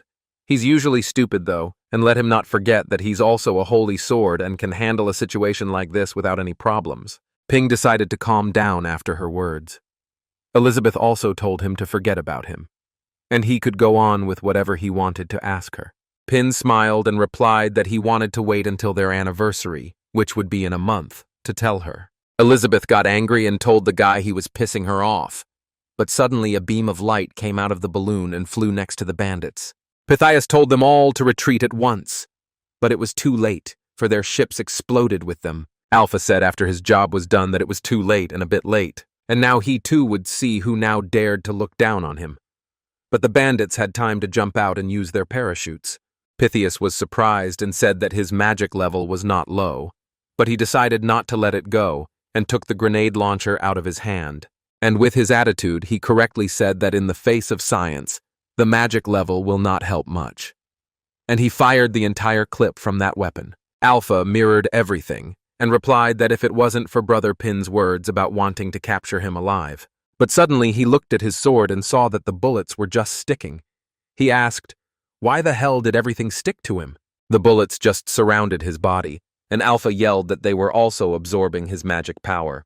But Pythias said that all matter in this world exists in a state of mutual growth and mutual containment, and as long as they see the point of things clearly and use the rules correctly, the weak can defeat the strong. And in the end, he, the spirit weapon, is just a sentient metal body with higher magical power and better material. And the bullets he made from magic and magnetic ore are specially designed to deter the likes of him. Pythias decided to finish him off once and for all, so he wouldn't give them any trouble. So he used his steam blast. But after looking at his hand, he was surprised and said it was really hard, because he had broken all his fingers. But here he applied his eye and decided that he'd been intercepting wagons for 2 months with no problem, and now they suddenly had such a strong helper. It doesn't make any sense at all. But what will happen in the city? He thought. What is this minister up to? And it seems they have too little information.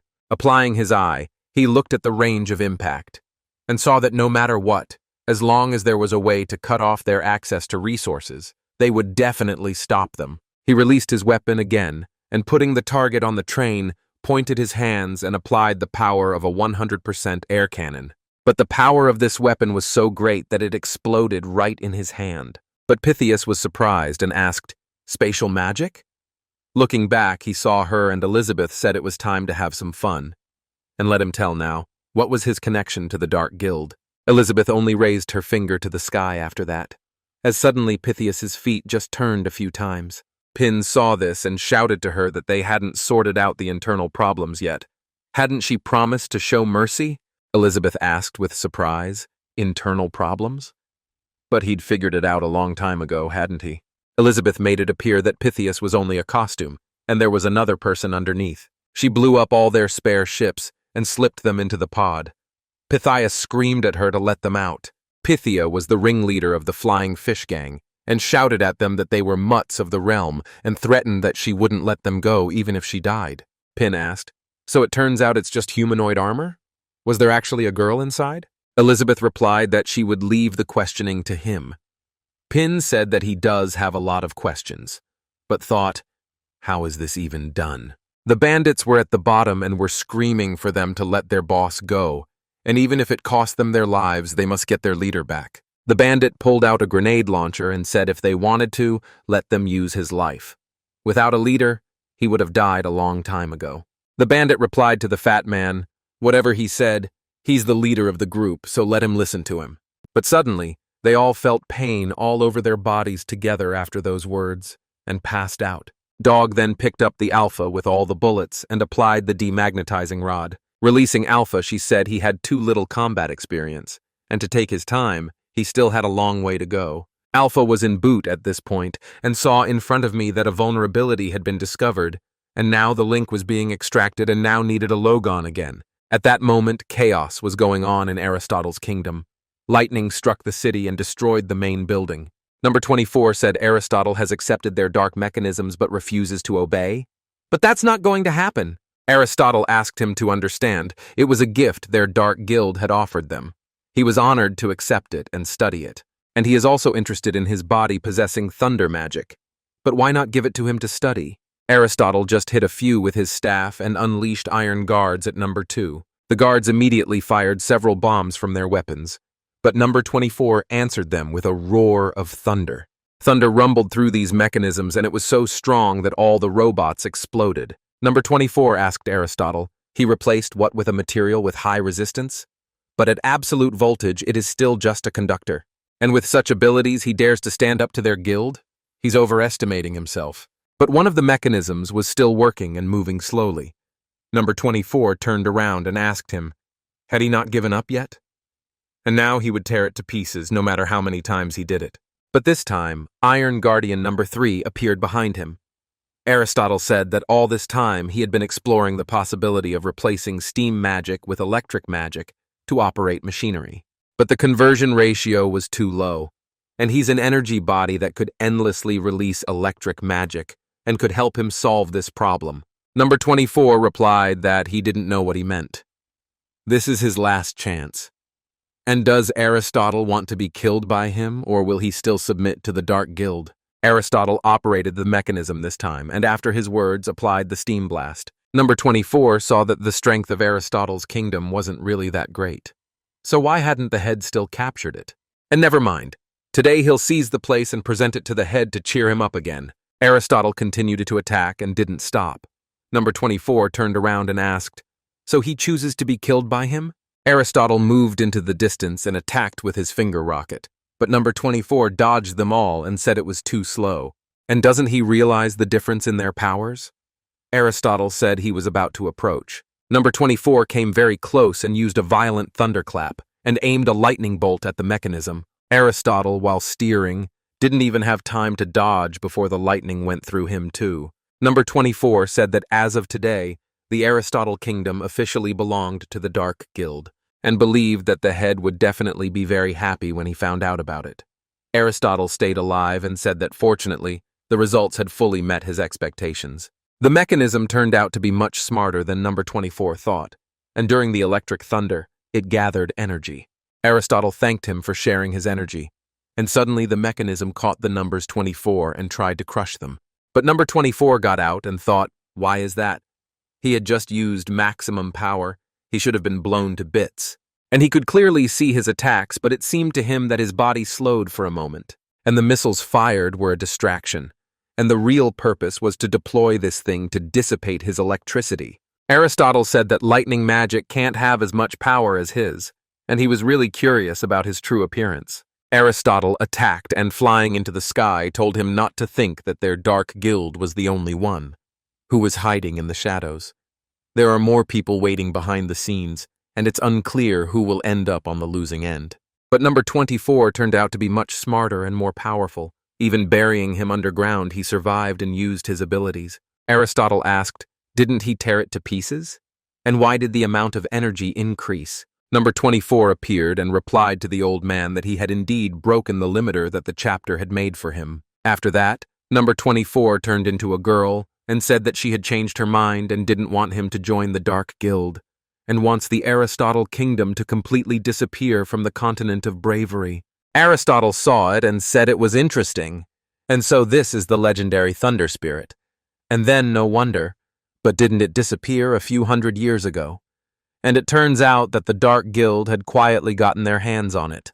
Number 24 replied that her ambition was no less than their Dark Guild, and immediately used invincible lightning.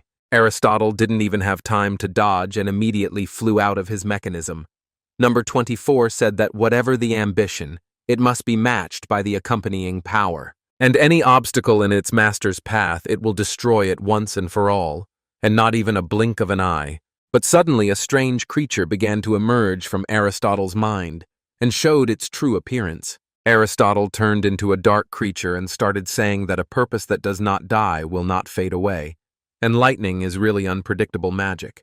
And that's probably a breakthrough to the king level? But that doesn't mean he has the power to use dark gears, right? And really, she is a lightning fairy for a reason. Fortunately, she is long since a living being. Or rather, she is no longer the living being she knew she was. Number 24 replied that there are so many words here. Knowing her magical power level, is he still going to fight? The creature rounded on her and replied that he knew. But in their kingdom of Aristotle there is a famous saying, before science, magic level does not mean everything. Number 24 said that then she would also teach him a phrase. In front of absolute power, the nightmare level is everything. The creature replied that it was nonsense.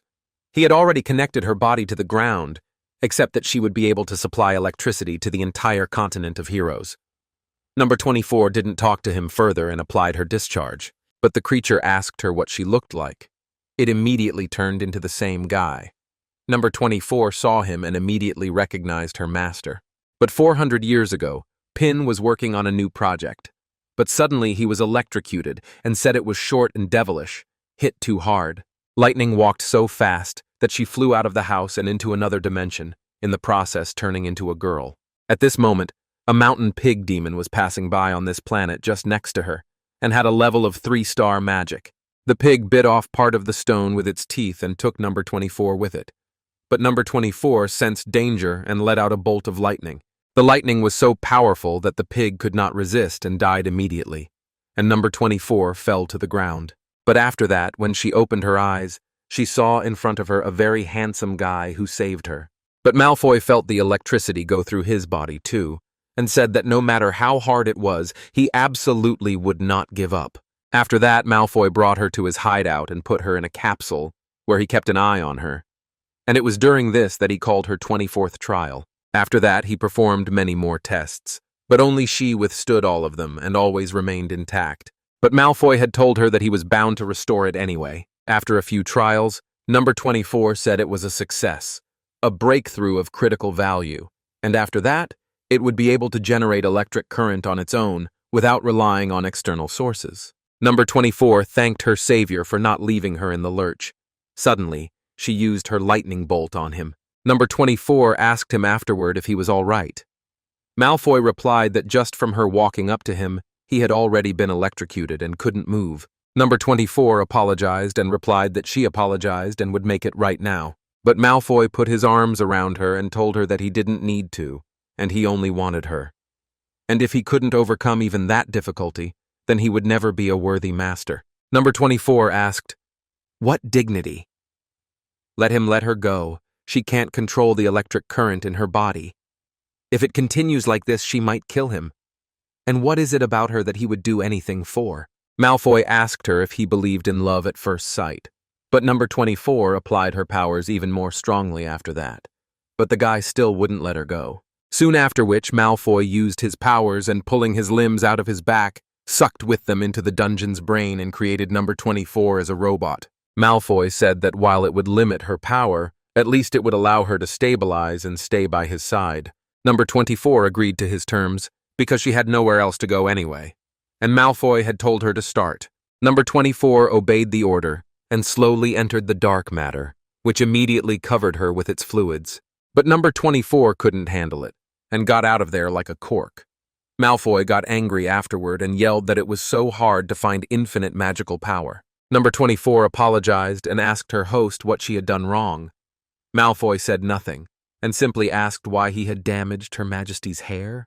I mean, that's against the rules of magical power. But suddenly Malfoy got something in his head and started yelling that resurrection definitely had other ways. Number 24 asked with surprise, "Resurrection?"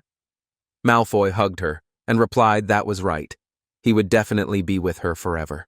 Number 24 saw his intentions and was delighted to reciprocate. But Malfoy's heart was meant only for his beloved Queen Elizabeth. The creatures possessed the girl's body and believed it to be the power of the chaos of the Sea of Darkness. And mental intrusion can also affect elves. But the advisor told him to stop talking nonsense and quickly take her away. The creature saw that his advisor looked alarmed. After all, he had promised him that he would definitely do it. But the advisor informed him that he had not even caught the girl yet. And could he really produce 10,000 mechanisms a month? The creature believed that with this thunderous elf, the energy problem was completely solved, and the girl's blueprints were no longer needed. Some left, others scattered, and the Dark Guild would soon come to an end. Fortunately, they still had him, and soon they would all be able to descend into the world. He understood that by destroying Elizabeth's seal, he had placed his bets on these three, and he did not expect that in the end, the one he least expected would be able to help him. The creature stepped into the puddle with its sharp legs and pulled out the alchemical metallurgy. Then he told the girl to go inside. The advisor controlled the girl and told her to go inside, and he saw that she was ready to give everything for him. The girl was completely under the advisor's control and agreed with his statements. The girl entered the alchemical mechanism and was completely enclosed by iron doors. Meanwhile, the military asked the boys if they were really bounty hunters hired by the kingdom. Pin decided that at first they thought they were members of the Dark Guild, but it was just a misunderstanding. They just needed to sit down and discuss everything. But he wanted to know what was going on. Why would the princess of the kingdom of Aristotle attack the ore cars? But Elizabeth didn't understand what was going on. The soldier said that she was going to stop the supply of resources, completely destroy the entire kingdom of Aristotle, and free everyone. But she doesn't understand who they are. And for what purpose are they going there? Pin introduced himself and said that he was a legendary hero, and next to him was the demon queen Elizabeth. They wanted to convince Aristotle's kingdom to cooperate with them, join the alliance of heroes, and fight together against the Dark Guild. The warriors began to wonder and ask each other if they had heard of them, but they didn't really know what sounded impressive. The military shared that she didn't know what alliance of heroes they were talking about.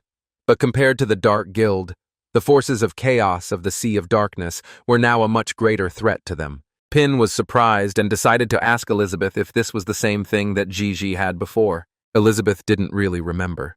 And she didn't know what Stinky Ping was going to tell her in a month. And Ping asked Mrs. Pythia to tell him more about what had happened. Mrs. Pythia said that it all started when she was still a child. Even though Aristotle's kingdom had become a closed territory at that time, it still existed. But Elizabeth suddenly stopped her.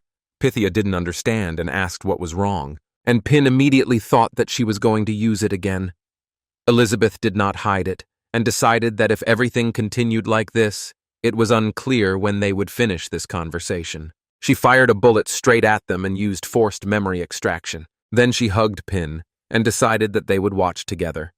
That way, she would be able to access his memory and see what secrets he had. Entering Mrs. Pythia's memories, they saw her childhood, when she was an interesting child and knew how to make things with her own hands.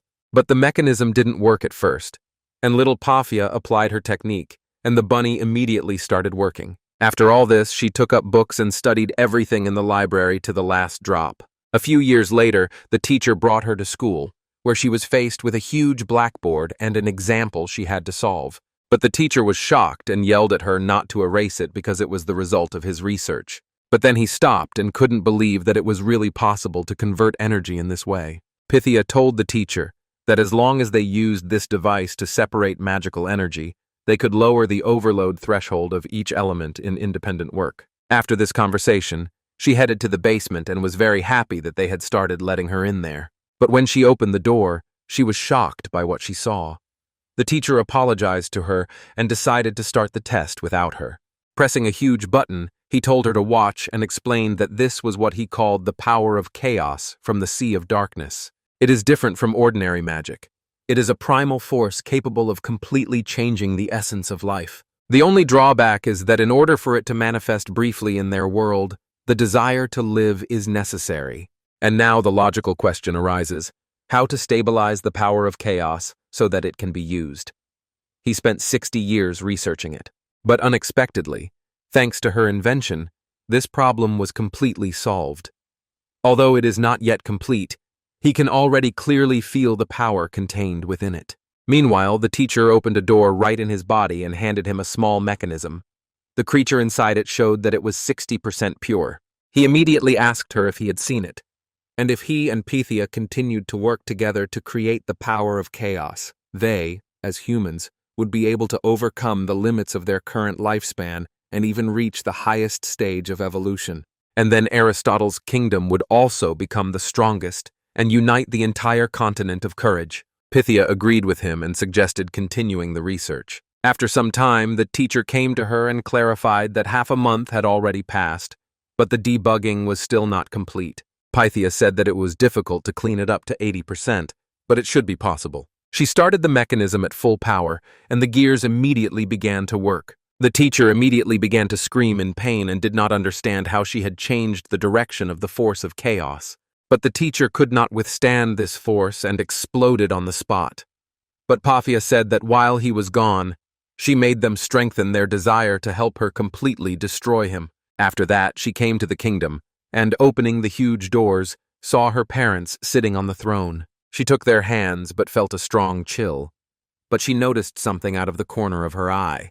But the teacher was unexpectedly alive and said that a wedge is driven out with a wedge, and the princess is the genius of this century. But humanity fears aging, illness, and death more than anything else, and her parents are no exception. Does she really think they know nothing? Pin understood everything, and continued that she had formed a gang of rescued soldiers to oppose the kingdom of Aristotle. And yet, it is still worthy of respect. But why didn't she ask the kingdom of gnomes or the guild of the Holy Sword for help? But Elizabeth was angry that she couldn't get into Pin's stinky memories at all. Pythia said that she had no contact with the outside world, and the Minister of Science had put a bounty on her head, so she did not know who from the outside world she could trust. The warriors also said that it was the princess who had saved and transformed them, allowing them to continue living in human form. She also gave them a second life, so even if they were asked to die for her, they would not object. But Pythia believed that if she allowed the minister to continue in the same vein, all the inhabitants of the kingdom would become victims of the Sea of Darkness. Even though he did not have her blueprints and could not yet create a complete converter, it was only a matter of time. Under the current circumstances, they could only cut off access to resources in the kingdom and lure him out of there. But seeing that everyone had fallen silent, Alpha asked why it had suddenly become so quiet. Elizabeth was also curious about what the hero was thinking, but Pin decided that even if he knew everything, nothing would change. It was a matter of basic principles. But he believed that thanks to Pythia's memories, he understood the basic principles of combining magic and technology. First, it was necessary to introduce magical power into the magic amplifier so that it would react with water molecules. This will cause magical energies to collide in a confined space, thereby increasing the speed of magical power conversion. And then the pinnacle of his technological career will probably be ordinary household companion robots like Vanka. And he would not be able to control these magnificent magical machines of the kingdom of Aristotle. Pin was deeply saddened and disappointed. And Elizabeth saw that since the hero thought so, she had no choice but to agree. She used her power and, with the help of her magic, pulled the mechanism out of the bodies of the people sitting in front of them. Pythia was taken aback by this sudden development and asked her what she was doing. Although these mechanisms were terrible, without them, they would not be able to sustain their lives. Pin also thought they were good people. But Elizabeth explained that this was precisely why she had initially mistaken them for members of the Dark Guild. There are slight differences, but they all contain the chaos of the Sea of Darkness, regardless of how the dark mechanisms are produced. And once they are implanted into the body, the soul of the carrier will begin to decay. Although for a time, their life force or magical power may increase. Ultimately, they will be consumed by the Sea of Darkness. The Dark Guild used corpses for production, while this side used technology. But regardless of this method, these creatures from the Sea of Darkness are so diligent in this world for the sole purpose of their arrival. And when there are enough of them, all the lives resurrected by dark mechanisms will become footholds, and the main part of the chaos will be able to appear on the continent of courage, and the destroyed souls will become its nutrients. She destroyed the mechanism and confirmed that the hero was right, and that it was indeed a matter of basic principles. But Pythia, seeing this, could not bear it and rushed at her, shouting that she had killed her comrades and would not forgive her for it. But Elizabeth waved her fingers and used her gift of the abyss on her. Pythia stopped in her tracks and grabbed her throat, but then she suddenly heard her comrades addressing her. She didn't understand what had just happened, and they felt that their bodies were becoming real again. Pifi did not know how this was possible, and how did they feel? She began to touch them and was delighted that it was really them. Pifi realized that she had used magic to turn everyone back into real people. She apologized to her for her ignorance. Pin was also delighted that she had really been able to cure this disease. But for Elizabeth, it was nothing. Pin approached them and decided to find out if they felt any discomfort after returning to their human bodies. He had medicine in his bag. The warriors replied that they felt no discomfort, only slight fatigue after sleeping, and Pin suggested that Pythia go with them to the kingdom and foil the conspiracy of the Minister of Science and Technology, and they would definitely help her.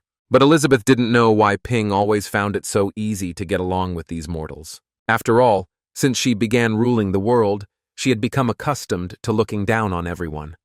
The difference in power was too great, like that between a human and an ant. Loneliness was the only thing she had left, which is why she waited so eagerly for him to come and challenge her. And even more so now that she had ascended to the level of a saint and could easily perform even such a forbidden spell as resurrection.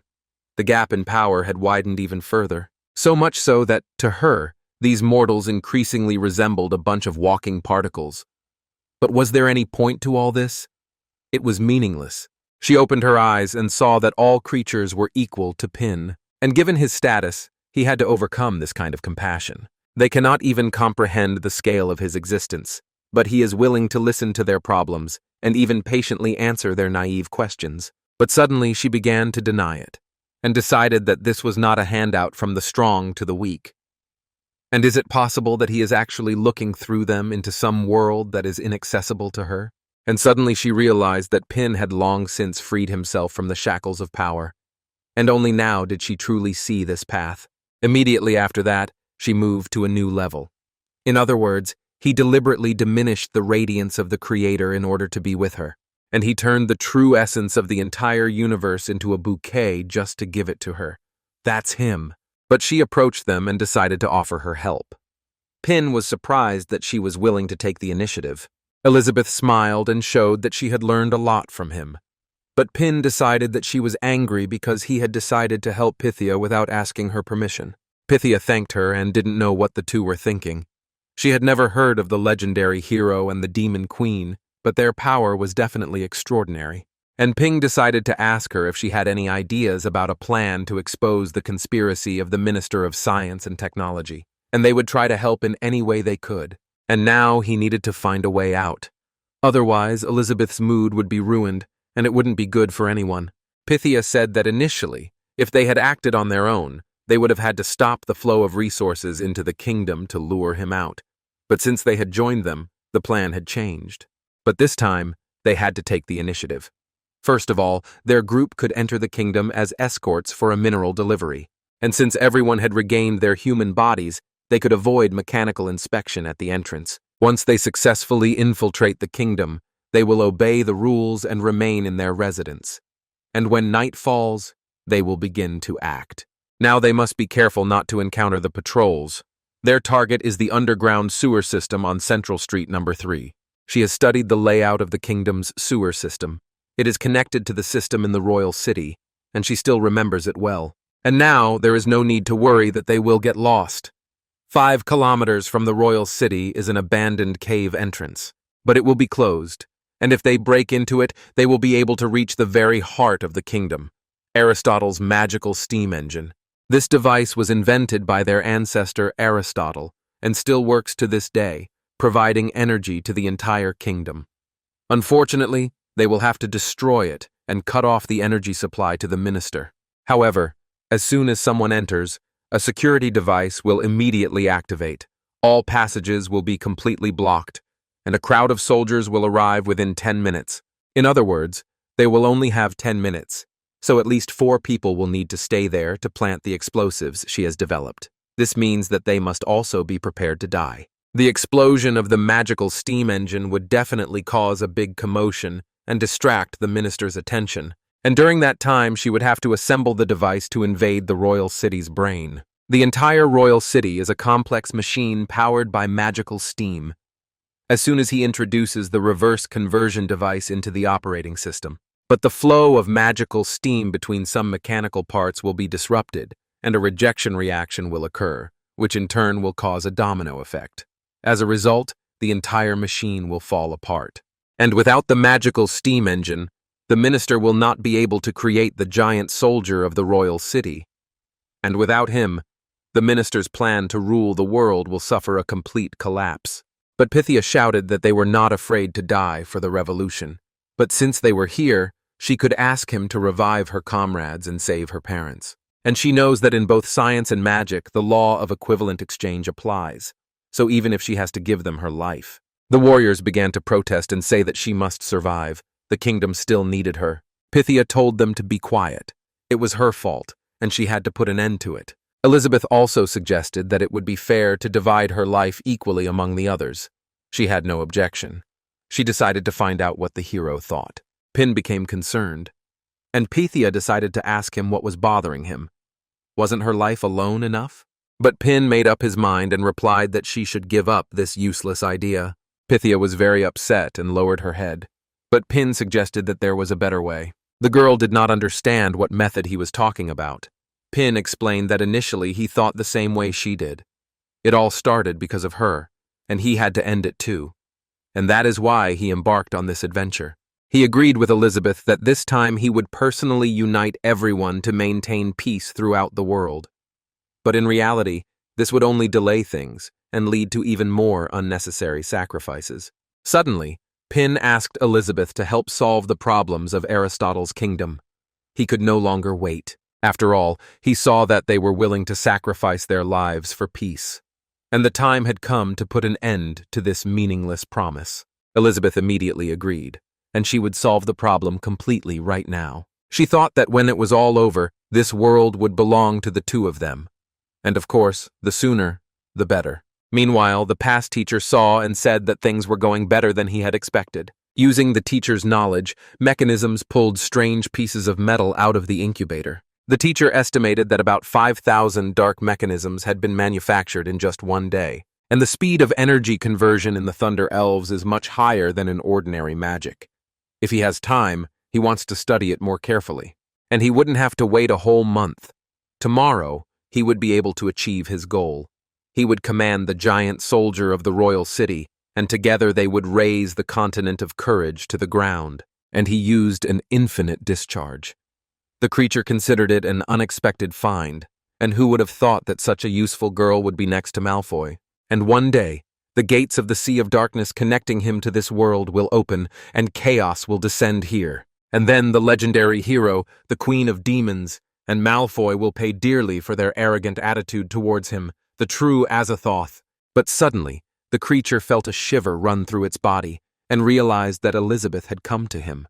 Seeing this, the teacher immediately decided to find out if something had happened. The creature realized that she had come again to destroy everything he had, and now was not the time to start a war with her. He replied to the teacher that everything was fine, and he decided that, for starters, he would take these mechanisms back to the Sea of Darkness. But the teacher didn't know why he was in such a hurry. Everything would be ready tomorrow. The creature let him know not to worry, because he would come back tomorrow. And if he was still here. But the teacher did not understand what it meant. The creature did not answer him and vanished. But the teacher did not know what it was. Suddenly, a red light began to flash. The teacher immediately realized that it was an alarm signal and that an intruder had arrived. The people on the ground heard the same thing and did not understand what it was, and they noticed that all the iron guards were heading for the royal city. But Pythia and Elizabeth, along with the children, were above this territory and watched everything from the sky. Pythia was surprised that they had returned right to the center of the kingdom. But this was where the minister had his strongest troops. Her people became frightened and thought they had fallen into a trap. They needed to leave immediately, but Pin wasn't afraid of anything, because Elizabeth was with them, and Alpha decided that they were making a fuss over nothing. However, the robots immediately noticed the intruders and began to hunt them down. The robots had evolved very well, and part of their bodies could fly skillfully and were ready to engage in battle right in the sky. The teacher still didn't understand what had happened. He had lost contact with all the iron guards. He decided that this girl Pythia had sneaked in and changed his magic key, and how the iron guards had turned into manhole covers. Or maybe it was some kind of training exercise. But the royal city had not made any announcements. But last time, the Minister of Science and Technology said that a big celebration would take place in the near future. And people decided that this was a rehearsal. But in an instant, everything changed, and the mechanisms began to break down, killing the people above ground. Elizabeth used her powers and sucked all the mechanisms out of people's bodies. With one stroke, she was able to make all creatures and dirty mechanisms evaporate from unnecessary people. The teacher realized that even the dark mechanisms he had implanted in all the townspeople were beginning to be destroyed. He did not understand how Pythia had managed to do this. He became curious about what new, amazing invention she had created. He took control of the connection himself. After connecting to the power supply, he decided that he would not stand on ceremony with her and would show mercy, as others do. And to eradicate this hidden threat, he activates the most powerful weapon, even if it could destroy half of Aristotle's kingdom. Then, using that same girl under his control, he raised a huge iron robot above himself. Pythia was surprised that her teacher had activated it. How did he manage to do it without her energy conversion device? He solved the problem with a formula. The teacher was able to build a royal combat robot.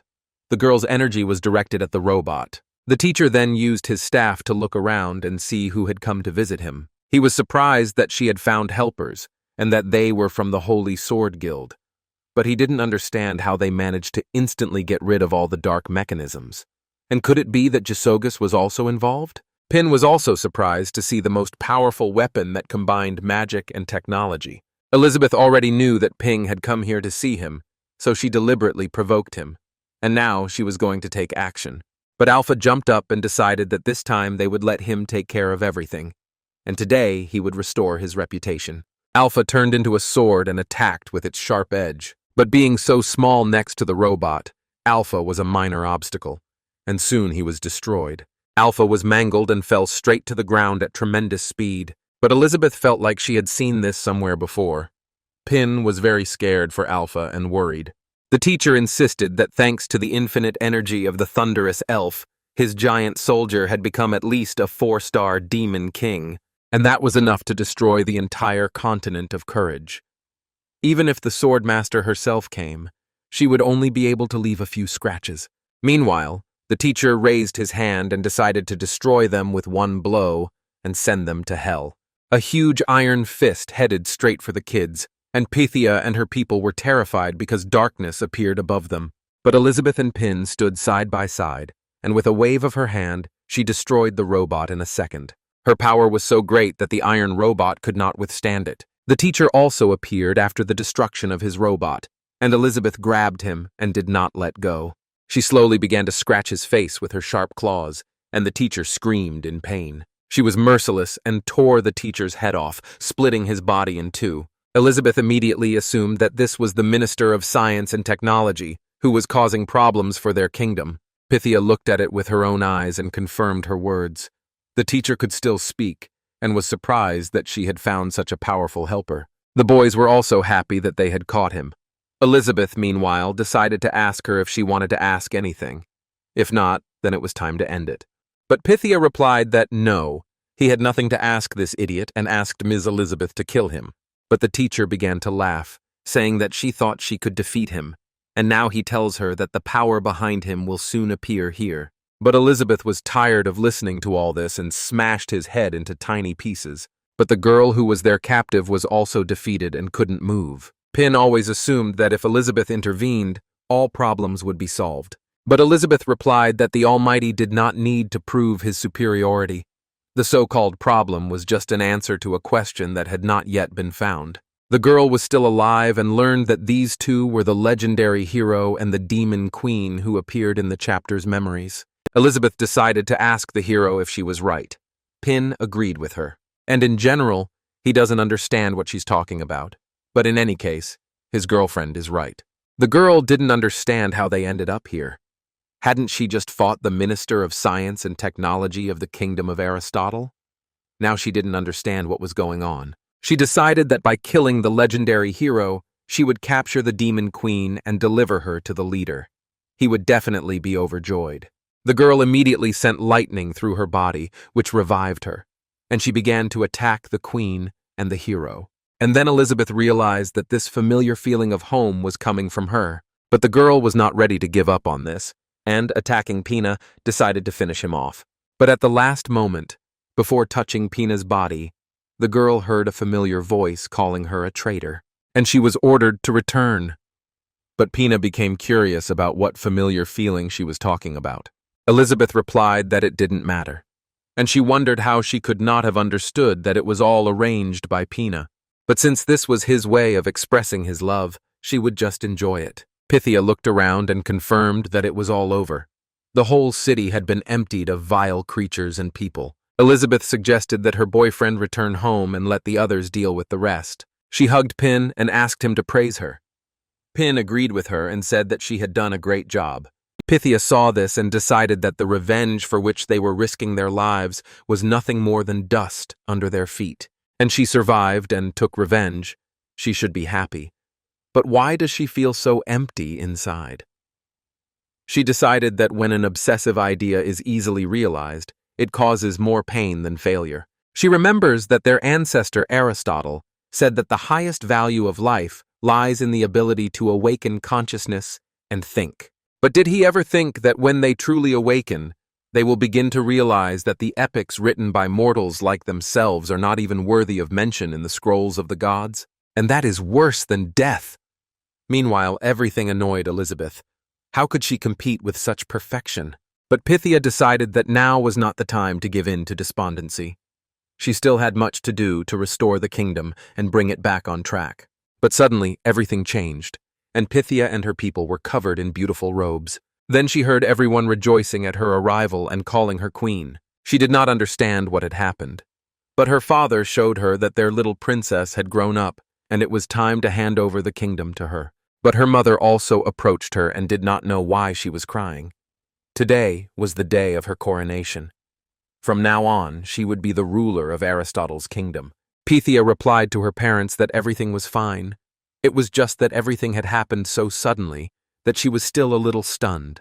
She decided that everyone had survived and thought it was a dream, and suddenly she remembered everything. Her father suggested that his daughter must be feeling unwell due to severe stress. He would ask a doctor to examine her. Pin and her girlfriend waved to them, and he couldn't even imagine that Elizabeth would help these people so much. Elizabeth replied that it was all because of him. Who told him to praise her so much? And now she decided to give him another big gift. But Pin assumed that in reality, the world was just a toy in Elizabeth's hands. As long as she wanted it, the world would be peaceful. But he shared that one question bothered him. After all, he did not understand the meaning of her existence as a legendary hero. Elizabeth thought that she had been too happy and had gone too far. And so, mortals would not be able to gain experience, and Pin would be deprived of the joy of watching. Elizabeth asked him not to think about it because she was going to destroy everything. But Pin interrupted her and asked her to go home. And he understood everything. These fears arose in him even before they became a couple. Now he doesn't need to dwell on the responsibility of a legendary hero. It doesn't matter at all. And now he just wants peace in the world, and the sooner it comes, the better. Because then he can continue to live happily with her. Elizabeth was surprised by the responsibility of a legendary hero, and Pin uses these events to explain to her the great wisdom of returning to her roots. She began to get angry, and waving her finger, she vanished along with her boyfriend. Pythia understood that even though her memories had been altered, she still remembered that it was the legendary hero and the demon queen who used magic to help the entire kingdom rewrite reality. And now she decided to abandon science and focus on magic in order to reach her level as soon as possible. Meanwhile, a powerful lightning bolt struck Pina's house, and the elements decided to hold a general meeting. The spirit of thunder appeared in a different form and decided that she had almost committed something extremely treacherous. But fortunately, she was stopped in time. In general, the level of tension rose again after the escape, and since they were all elements, they decided that they would also take part in the biggest competition inside the house. The spirit of fire told him to forget about it. Even if the spirit of thunder recovered to her best form, she would still only be second. It would be best for her to just rest. The spirit of gold said that it wasn't necessary. If they managed to unite, there might be a chance of victory. The spirit of thunder realized that the little one, gold, understood him perfectly, and since she had recovered, they could merge their elements to participate in the competition. But the spirit of water decided to find out if they would only manifest their greatest power when they lived in the creations of the Creator. But the spirit of fire resisted and shouted that the spirit of water was infuriating him. The spirit of gold believed that after merging the elements, they could create a temporary kingdom. With his support, they could also manifest their greatest power. As in the Creator's culinary realm, the power of the culinary beings is dozens of times greater than in the real world. But the spirit of thunder still considered them to be spirits of the elements, and since they had gathered here spontaneously out of respect for the Creator. But she thinks that in terms of contribution to this family, they are in second place, and no one dares to claim first place. And let them remember that many of the Creator's creations grew up feeding on their energy. In her view, their team is determined to win the competition this year and use this victory to prove their status and value. But to achieve this goal, her strength alone is not enough. Unity and cooperation from everyone is needed. And the most experienced of their little builders, the spirit of the earth and forest. The spirit of earth and forest thought about it, and, unable to resist, began to scream, opening his huge mouth. The spirit of the storm thought that the Creator had returned. and everyone immediately turned into spirits and vanished. Pin opened the door and shouted that they had returned home. He sat down to rest and asked Vankaya to bring them 2 cans of soda. The Spirit of Thunder turned to the boss, Vankai, and explained that their group of elements had gathered to take part in the biggest competition of the year. Vankai was surprised that she would be participating. After all, she had almost caused a catastrophe. How was she going to make up for it? The Spirit of Thunder was surprised and said that she had stopped at the last moment and that the boss should not forget that. But who was to blame for the electricity leak? As for responsibility, Boss Wankai bore the greatest responsibility. Wankai understood that it was because the owner had touched the chip too hard and caused a power surge, and he thought that the Spirit of Thunder was threatening him. The Spirit of Thunder immediately began to deny it and say that it couldn't do such a thing.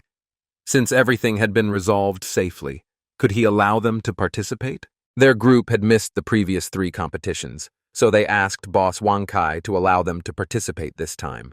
Wankai decided that the competition would take place when the owner was not at home. Then, they would sort it out. But Storm Spirit remembered that after the power was restored, she had received some information about a man named Vis Malfoy.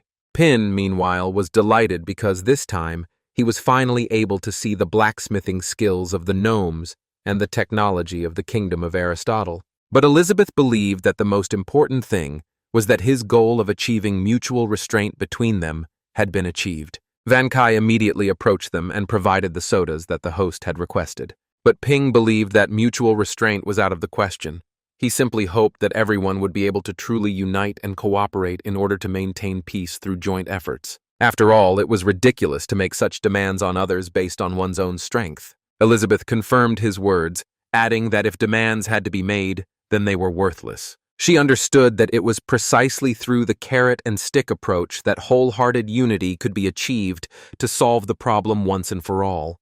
But Pin saw that all the locations of each of these forces had become stable, with the exception of the Demon Kingdom. And although the Dark Guild in the Demon Kingdom had disappeared, he still felt that something was wrong. But Elizabeth told him not to worry. She had been there once and searched the entire Demon Kingdom. There was nothing suspicious there. But Ping suddenly remembered that Amelia had woken up, and they could ask her how she ended up in the Dark Guild. Pin thought he was an idiot, and that he shouldn't think about it. Ever since he and Elizabeth had officially become a couple, he had always had bad thoughts, especially when they were alone. Although it was normal, they weren't married yet, so he had to control himself. Elizabeth said that Amelia was still recovering in her kingdom. She would be able to come out as soon as her memory returned and she got used to the new conditions. But she saw that Pin had blushed and decided to find out why he had suddenly frozen. The guy replied that everything was fine and there was no need to worry. But Elizabeth hugged him and wanted to know what he was hiding from her. Was he really going to wait a month to tell her? Pin just blushed at her touch. He slowly whispered in her ear that he didn't want to go any further with her. But they were interrupted by a cuckoo in the trees that started to cry. Pin immediately got up and said it was time for him to go, and first he was going to make dinner. But Elizabeth told him not to rush. The longer wine is aged, the tastier it becomes. Let it steep a little, and the love between them will only grow stronger. And how could she not understand her feelings? As he wanted now, she would wait a little longer. Pin and Elizabeth spent all the following days together, and the spirits were very angry with them because they did not leave. But on the dark side, Elf and her daughter fought their enemies, trying to destroy them.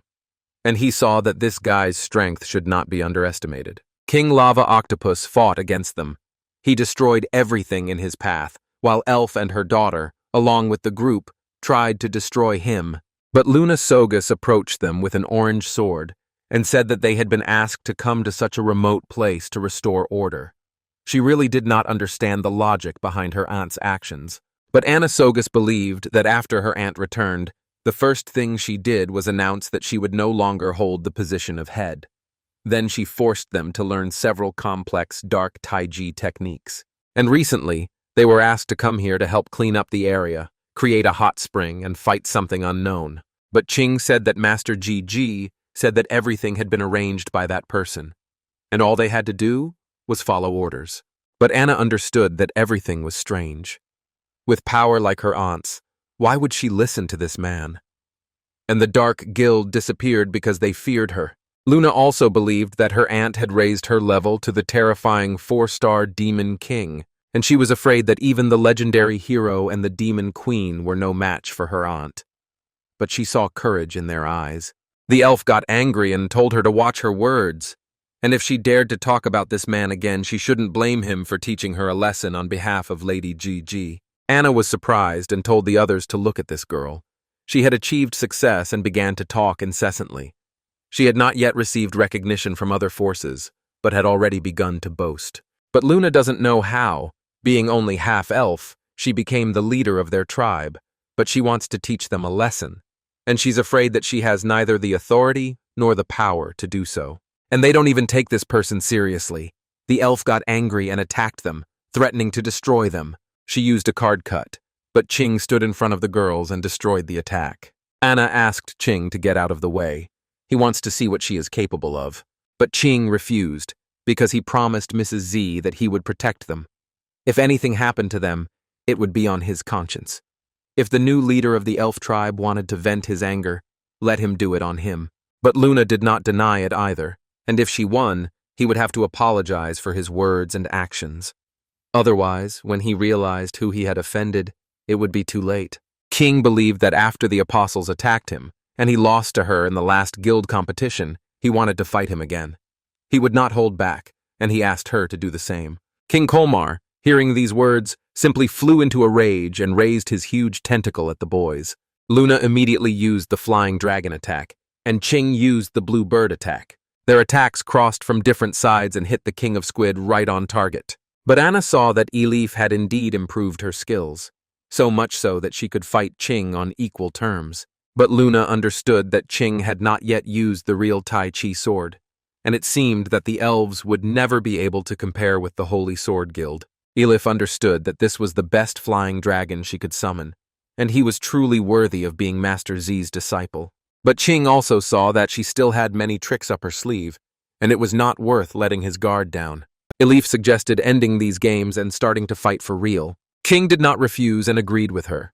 Elif immediately used the 7 Death Scythe attack. Ching used the 5th move, Counterwind Sweeps Away Dust, but unexpectedly, Burrs intervened in their battle and, repelling both of their attacks, ordered Ching to calm down.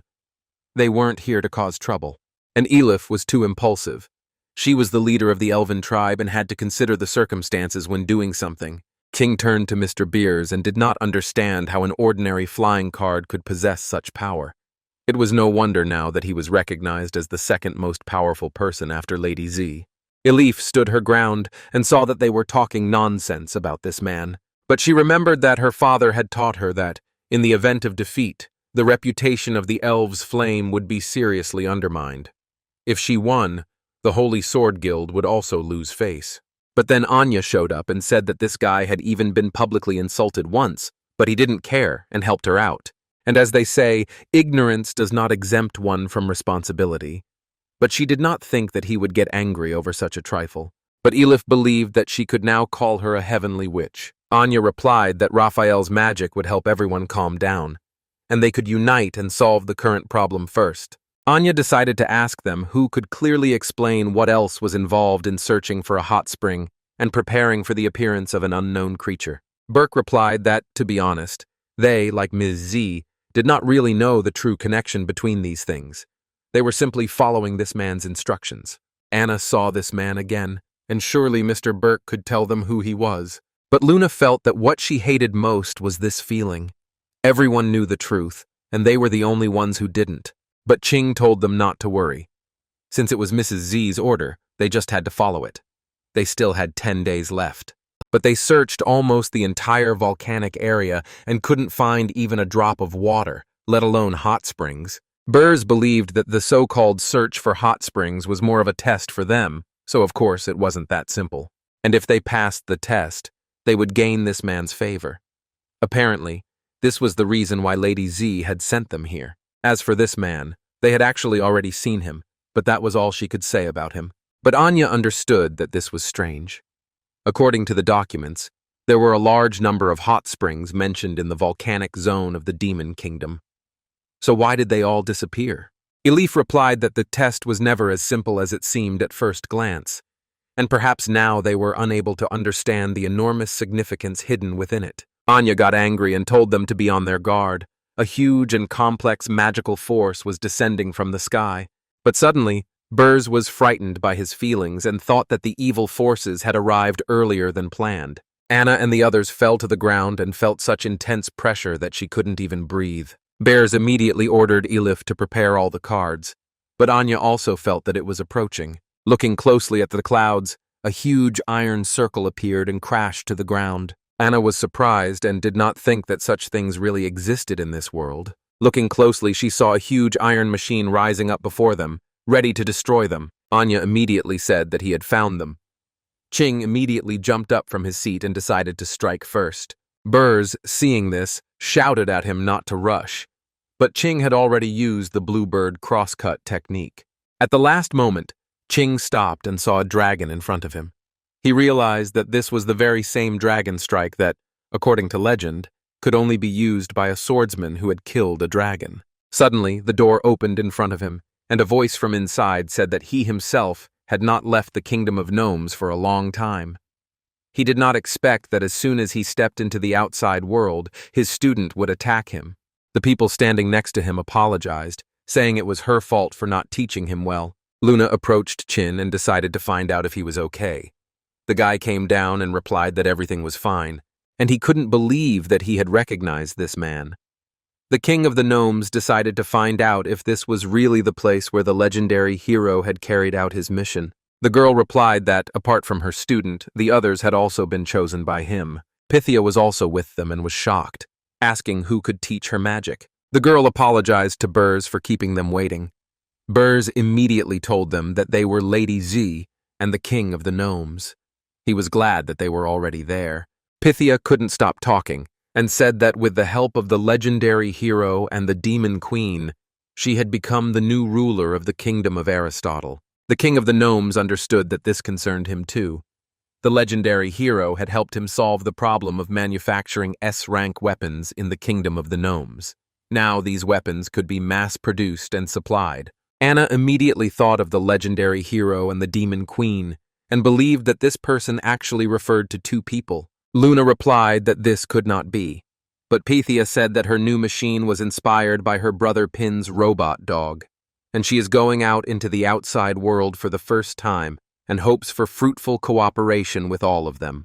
But Elif didn't like it, because Pythia had revealed the true identity of this person. Luna immediately recognized the name. She asked her sister if she remembered it. Burrs said that the king of the gnomes was once a subordinate of the queen of demons. Perhaps because they already knew each other, there was no longer any need to hide the Queen of Demons' identity. But the King of the Gnomes asked them to get down to business. As he understood it, they had not yet found the hot springs mentioned by the legendary hero. He remembered that 5 years ago, there were many underground hot springs rich in magic in the volcanic zone. Burrs said that over the past 10 days, they had searched the entire volcanic zone but had not found a single drop of water. And Elif believes that even the special seeds of the elf tribe, which can detect water sources hundreds of meters underground, did not work. Pythia thought it was just water, and was it really that difficult? Burrs was surprised and assumed that she had a solution. Pythia did not expect that they did not know how to use magic. And you can use elemental magic to summon water. Luna laughed and thought it would be a brilliant idea. Anna also thought that the Queen of Aristotle had a good sense of humor. Pythia did not expect this and thought she had said something wrong. Anya replied that if elemental magic had not disappeared, they could indeed use it to solve the water problem. Pythia was shocked to hear that elemental magic had disappeared, but Anya said that according to historical records, about 400 years ago, the elemental spirits on the continent of Courage suddenly disappeared, and no one knew why. Pythia listened and still did not understand. She thought that all the books on magic in the royal library were outdated, and that she still had a lot to learn. Anya said that without the blessing of a spirit, elemental magic is blocked at the intermediate level, unable to reach even the advanced level. And so, the disappearance of the spirits 400 years ago also caused a magical revolution, which led to the emergence of various types of magic. The most powerful mid-level water magic is the water ball spell, but it requires water in the environment, so it is completely useless in a dry volcanic area. Pythia understood everything and thanked him for his advice. She is so ashamed that she does not even possess basic magical knowledge, but she will not give up. She needs to study harder and catch up with the Demon Queen. But the king of the gnomes suggested bringing water directly. With her sword skills, Ji could easily dig a canal and bring water from the lake here. But Z replied that she couldn't do it. Anya understood everything and believed that her aunt had deliberately left this task to them. But Luna understood that the nearest lake was thousands of kilometers away. How could they check? But Ching decided to try. Ji refused and told them once again to think carefully. She understood that such huge changes in the environment would inevitably lead to the destruction of all life. And the ultimate goal was simply to bring water here to create hot springs. Was that really what they both wanted to see? Everyone was shocked by this development and did not expect this from Ji. Anya understood that if they sought to fulfill the legendary hero's tasks only to receive a reward, they would soon forget his original intention and fall into the abyss of greed, reaping the consequences. And in the eyes of the legendary hero, they were just weights to be weighed, and the final decision, whether it be a gift or destruction, depended entirely on their choice. Anya thought about it and realized that Z's words made sense. Brother Ping and Sister Elizabeth were willing to help her because of her pure heart, not because of flattery. But later, due to arguments with Mrs. Z and Mr. Beers, her soul gradually began to darken. Fortunately, Mrs. Z brought her to her senses in time. The Dwarf King supported and understood that if they sacrificed other lives in pursuit of power, they would simply become a second Dark Guild. But unexpectedly, Pythia offered them another option. If it was impossible on the surface, could it be done underground? And in fact, they could build a canal to the lake 100 meters underground to solve the water problem without harming the environment on land. Luna laughed and thought it was another brilliant idea. It was easy to say, so why shouldn't she do it? Pythia believed in herself and replied that this was exactly what they could rely on her for. With her new giant soldier from the royal city, it would take about 7 days. But Bears understood that the more people there were, the easier the work would be. Since they now had a source of water, he and Elif would return to the elf tribe and bring back some more plant seeds for greening. The king of the gnomes asked them to provide him with forged furniture for the hot spring hotel, and he guarantees that even the chairs will be S-grade. But Pythia couldn't keep quiet and said she had some new ideas for the design of the hotel and hot spring area. Could they help her collect volcanic rocks? Anya immediately agreed and said she could entrust the transportation of materials to her doll. Aji suggested that her guild take care of gathering materials and ensuring safety in the surrounding area. But Burrs believed that regardless of class or race, everyone contributed to the common goal. And at that moment, the atmosphere became inspiring. The king of the gnomes recalled that the last time they had seen something like this was 500 years ago. For the sake of the future that the legendary hero and the demon queen dream of, the guys all joined hands in the center of the circle and agreed to work together. Meanwhile, Malfoy was 1,000 meters below. He wondered why the Dwarf King Z and the member of the Jimji clan had gathered here. And could his location have been revealed? But that was impossible. The isolating barrier created by the Queen's magical power could not be detected. And he noticed that Experiment 24 had disappeared again. Maybe she had betrayed him too. That made sense. And he couldn't leave while he was absorbing the Queen's magical power. But that didn't matter now.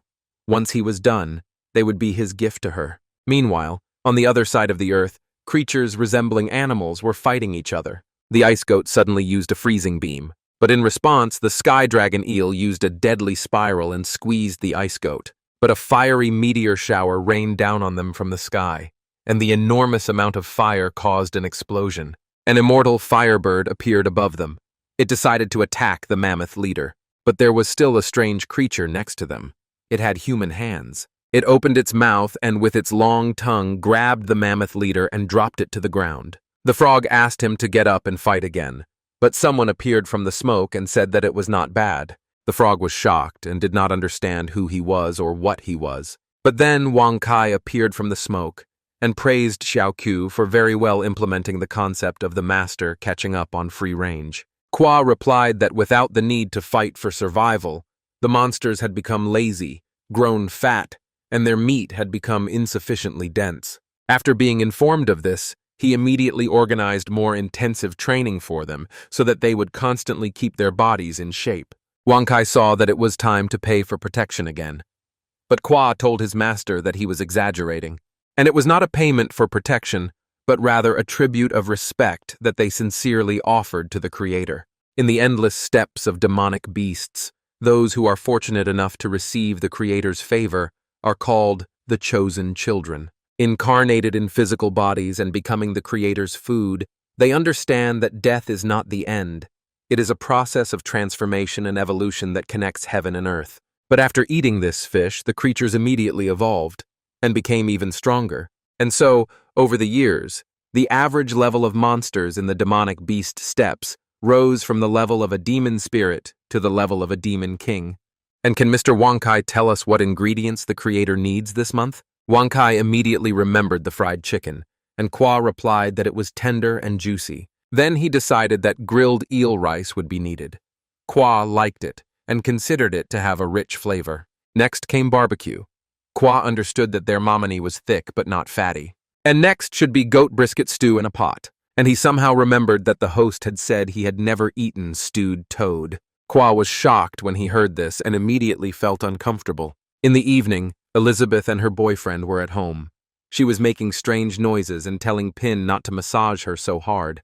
But suddenly Pin decided to stop and suggested that she postpone it until later. But Elizabeth replied that she did not agree. She was not afraid of such minor pain and asked him to continue. Pin then decided to start by rubbing her feet and relaxing her body in general. Elizabeth felt pain, itching, and pleasure at the same time. Thanks to the complex stimulation, her senses were heightened to the limit. Combined with the aroma of essential oils, this helped her enter the realm of the soul. She had already figured out his tricks. Now Ping said he would move on to the main part of the massage. He began to touch the Yungquan points. She immediately moved to the realm of bamboo, where she was in the guise of a demon queen. She saw that the bamboo was full inside, but it grew quickly and strove upward like an arrow, so a little space had to be left for the flow of magical power, otherwise it would stagnate. Then Ping touched the Taichung point, and Elizabeth moved to the realm of the lotus. She saw that it grew out of the mud but remained pure. It was washed by crystal-clear water but did not boast of its beauty. Its core was open, and its stem was straight. It did not let go of unnecessary branches. After that, Ping moved to the Izusanli point, and Elizabeth found herself in the realm of the plum. She saw that this rock was covered with ice, but beautiful flowers still grew on it. They did not compete with other flowers in beauty, but they bloomed in the harsh frost. Pin did not stop and touched the Sunyanjiao point. The girl moved to the realm of orchids. She was surprised to find the orchid in a quiet room. It radiated an enchanting charm. True power does not necessarily have to be intimidating. It lies in knowing oneself. Finally, Ping began to pull her toenails. Elizabeth immediately felt tenderness throughout her body. Her body began to evolve and took the form of a saint. She was completely drained of strength and could not move. Pin told her to rest while he went to prepare dinner. Elizabeth felt a surge of energy and would never have thought such a thing possible. Meanwhile, a creature began to hatch from the golden egg, trying to get out. At dinner, Pin was happy that Amelia had woken up. He had prepared a wok with frog legs, and they needed to try it. And protein is the key to recovery. Amelia was surprised and didn't understand what protein. Elizabeth couldn't help herself and wanted to know what had happened that day. How could she, having reached the level of Demon King, have suffered defeat? Amelia immediately felt sick when she remembered the defeat. Malfoy said he would defeat her, but Amelia said he was a scoundrel, and how dare he defile her mistress. But behind Malfoy's shell, Elizabeth came out and told Lady Amelia that she was wrong. Amelia immediately stepped back and truly felt her mistress's magic. But she was still in another world. She asked him how he had done it. Malfoy replied that it was very simple. Thanks to love, even if the experiment failed 1,000 times, he never allowed himself to think that his mistress would disappear.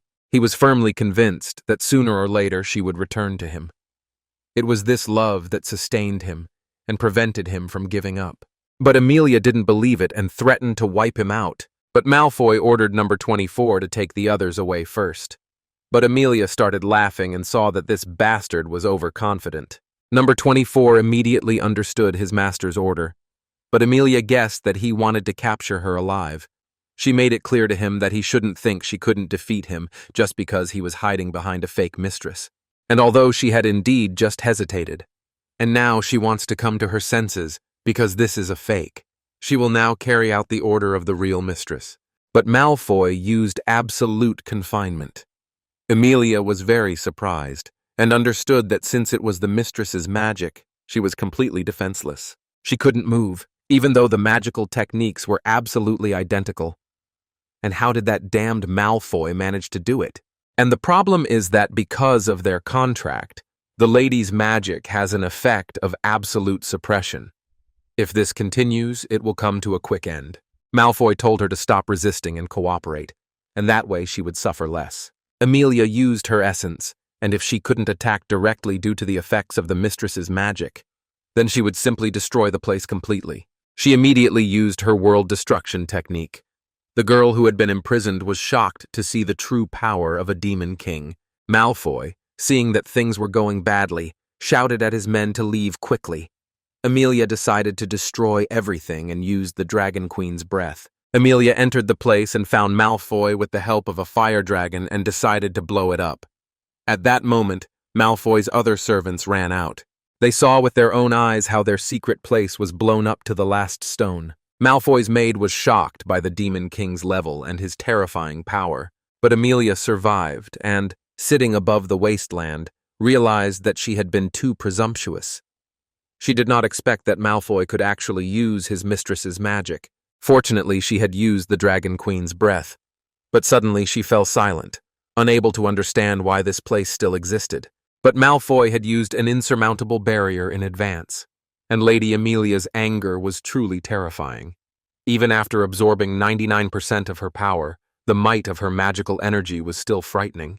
If it weren't for the lady's magic, he would have turned to ash, and he decided to find out if Lady Amelia had anything left. And he needed to absorb more of her magical power so that the mistress he was creating could become more perfect. But Amelia was left without strength, and before passing out, she asked her mistress for forgiveness. As she fell to the ground, the dragon talisman immediately activated. Her body was enveloped in a dragon's egg. Malfoy saw everything and realized that she had a backup plan. But it didn't matter. The magical power could still be extracted, and Amelia remained, having reached the level of a demon king, suffering a crushing defeat, and she should not have survived. She was no longer worthy of being her mount, and she asked her mistress to give her to someone else. Elizabeth ignored her words and decided to ask her if she was finished speaking. Apin was interested in how she liked the food. After all, he hadn't cooked anything like this in a long time. Elizabeth replied that it wasn't so bad. Perhaps it was because she had recently developed a taste for food with a strong flavor. Combined with white rice, this dish seemed a little bland. Pin immediately offered to make her fried rice.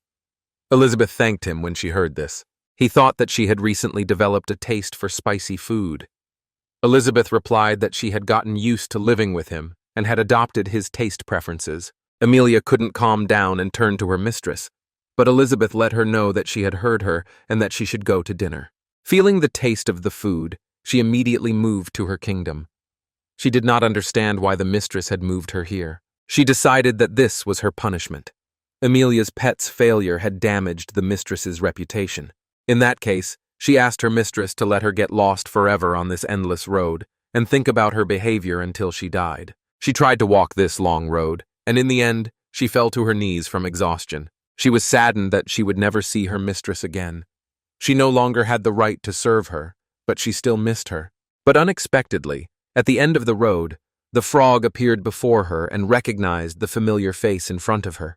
He immediately realized that it was the Golden Dragon, the Lord of Monsters. And the path of evolution leading to overcoming the level of the Demon King is indeed not easy. And the last obstacle is actually her herself. And it's normal that she doesn't know. When he was still a tadpole, she was already the Lord of Monsters. But while she was away, he took her place and commanded all the monsters. However, if he couldn't defeat her personally, he wouldn't be recognized as the new Monster Lord. He foresaw that this day would come someday. And he used the Pantheon's call, and so he made all the necessary preparations in advance. And if he defeated her now, he would be able to complete his final evolution and rise to the level of Demon King. Amelia, seeing Kwa approaching her, asked him to stop and wait. Meanwhile, Pin was preparing fried rice for Elizabeth. Seeing Amelia, he didn't understand what was wrong with her and thought that such food was not suitable for her. Elizabeth replied that no, she was enjoying the protein-rich food he had prepared for her, but Ping still hoped that Amelia would like it. It turns out that dragons eat very slowly and chew thoroughly. Still in another world, Kwa still expected this from the Lord of Monsters. Amelia decided to ask him if he was ready to continue the battle. Kwa was wounded and replied that there was no need. He accepts defeat, but this failure will be absorbed by him and turned into nutrients for his subsequent evolution. Kwa couldn't stay on his feet and fell to the ground.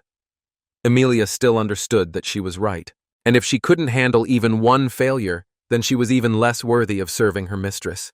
And even if she fails, she will still remain the master of monsters, and she began to evolve into a golden dragon.